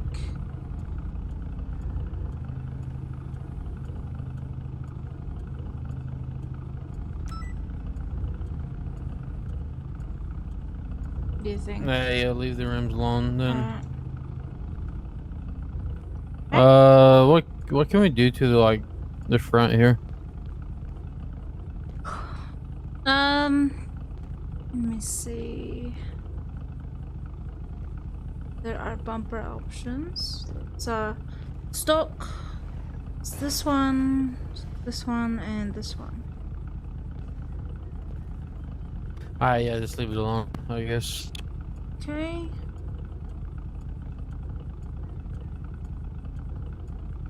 The rear? Do you want the rear? Oh yeah, Stop. exhaust. I forgot about that. This one you have now. Leave it? Yeah, just leave it. What we got for exhaust? It doesn't show options for exhaust. Alright, it's all good then. Alright, yeah, that'd be it.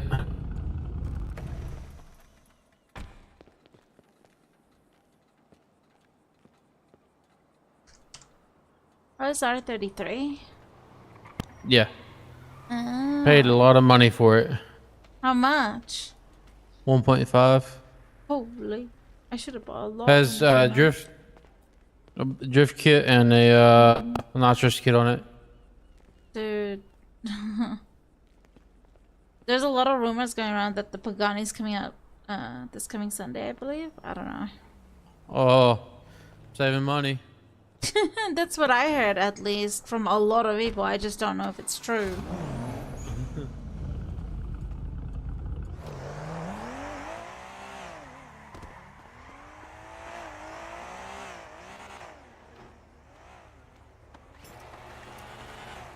I mean, Tom, what else am I gonna do in this city but spend, you know? Spend and make money, you know? Right? Yes, Am I? Huh? Oh wait, someone needs to repair a thing? Wait, someone needs to repair. Did you need a repair? I'll grab him. Ah! I caught it! Shit, what?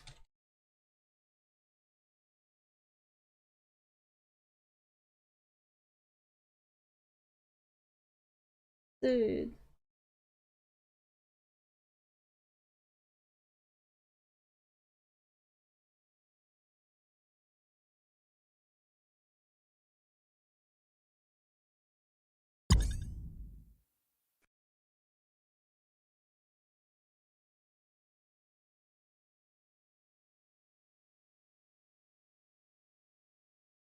Anyways, we'll wait. Illinois is known for soybeans and poison medicine. And Shane Madej. And me. The nation's greatest tragedy. Let's get into it. Okay. On September 29th, 1982, 7 people in the Chicago area ingested poison Tylenol pills, consequently collapsing and dying shortly after.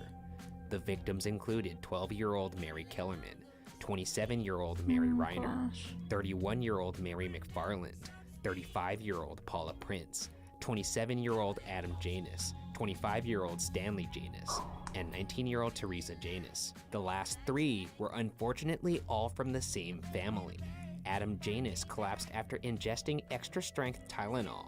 He was rushed to the hospital where he died.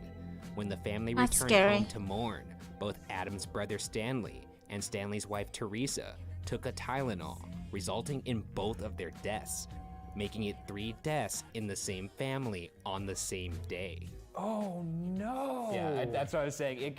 It's so much worse than you would think. The fact that all 3 of the Januses died in the same house would eventually lead to investigators connecting the dots. On the night of the 29th, Cook County investigator Nick Pishos compared the Janus' Tylenol bottle to the bottle from another victim named Mary Kellerman. Once Pishos had both bottles, he noticed that they shared one similarity. Isn't that like you in know the around control here? number, Shush. MC2880.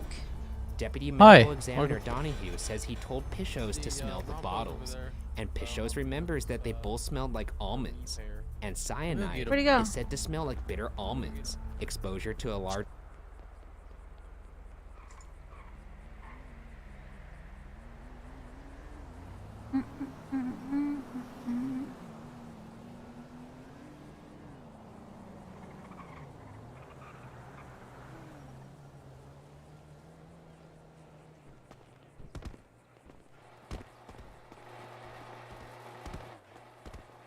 Alright. He should be coming back over.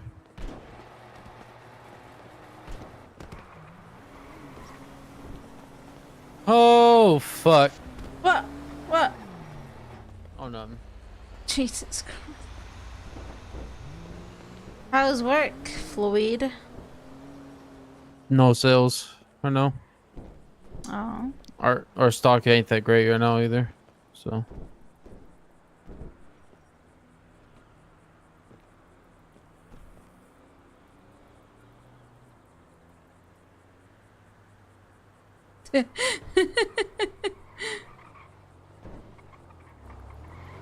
What's that look like? Like I wanna. I'm gonna. Oh god. I'm gonna suffocate He's this over guy. there, by the way. Yeah. Yeah. Need to repay. Oh. Yeah. Alrighty. Oh, I do got another car to go do actually. I'll be right You back. want me flash ID? It's fine. Just pay that up. Oh yeah. Yeah, I'll be right back. Alright, there you go.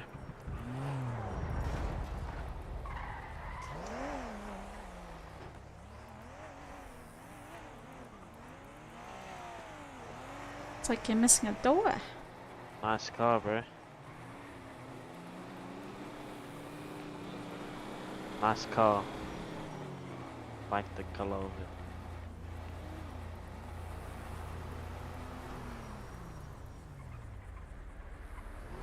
Looks like I'm getting my KPI today.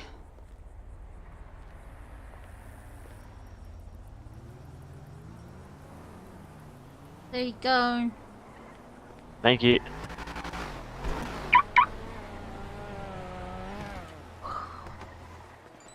Hello, need repair? Yes, please. Yeah, no problem.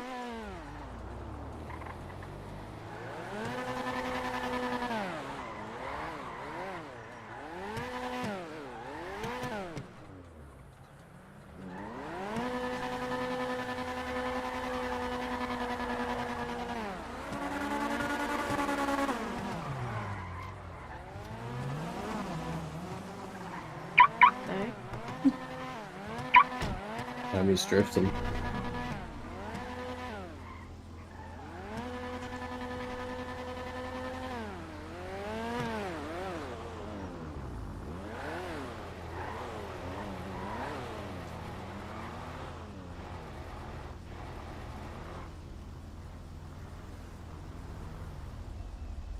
Go. Thank you. What do you need done? Painted white.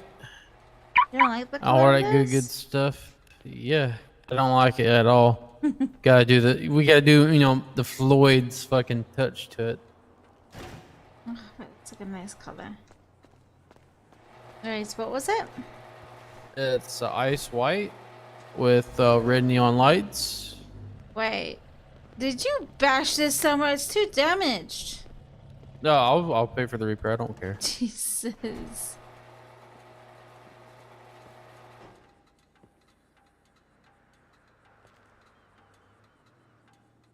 I might have slid it into a pole over there just a minute ago, but no one really counts those.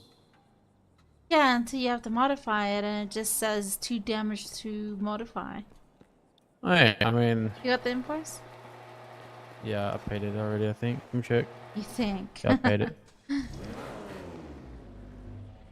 What am I doing? I need to repair this. How's work?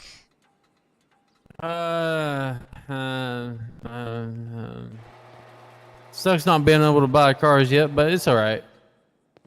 You'll get there soon.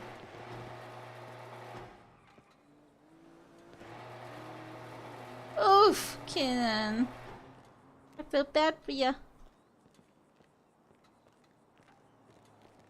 How'd you get 10k grand and 10k in debt? I was ice white. For the primary?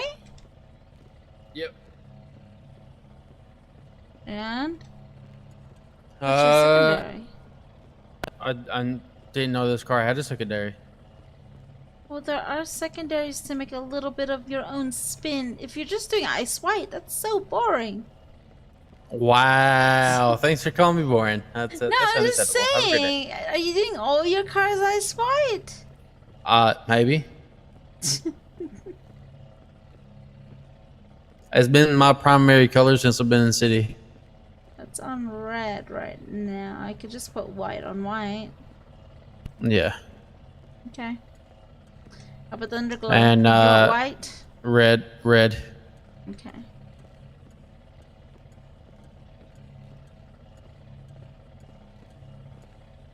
There you go. Exhaust real quick.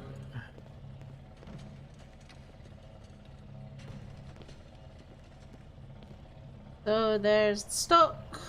There's 1, 2, which is what you have. 3, 4, 5, and 6. 6. 6? Yep. Alrighty. Anything else? Yeah, that's good. Alright.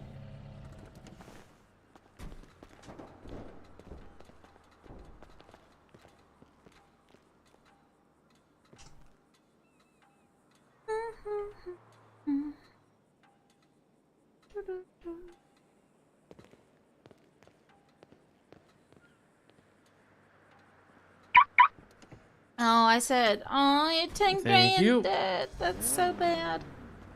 Ready.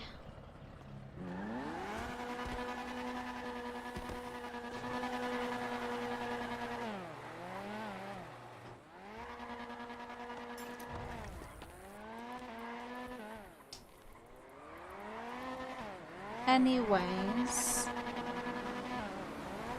Hang on.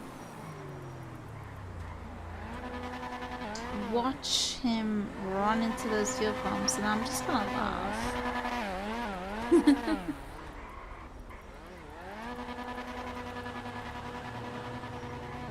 Oh. Oh, someone else is okay.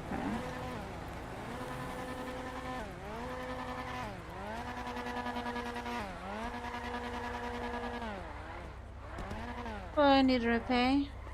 Yes, what is the rocks? Alrighty, if you'll just step out so I can give you your invoice.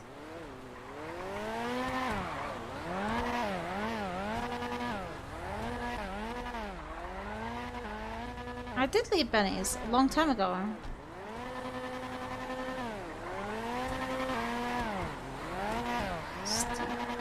There you go, and can I have a crane too, please? Yeah, just give me a moment. Look, see? It's flywheels now. You didn't know that they changed flywheels later? What's going on? Oh, where'd he come from? He came out of nowhere.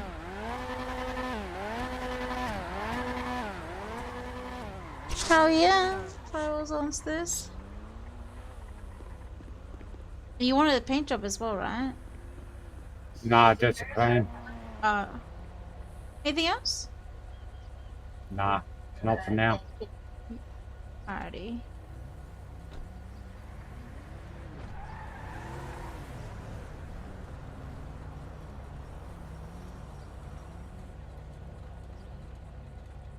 Thank you. Good one.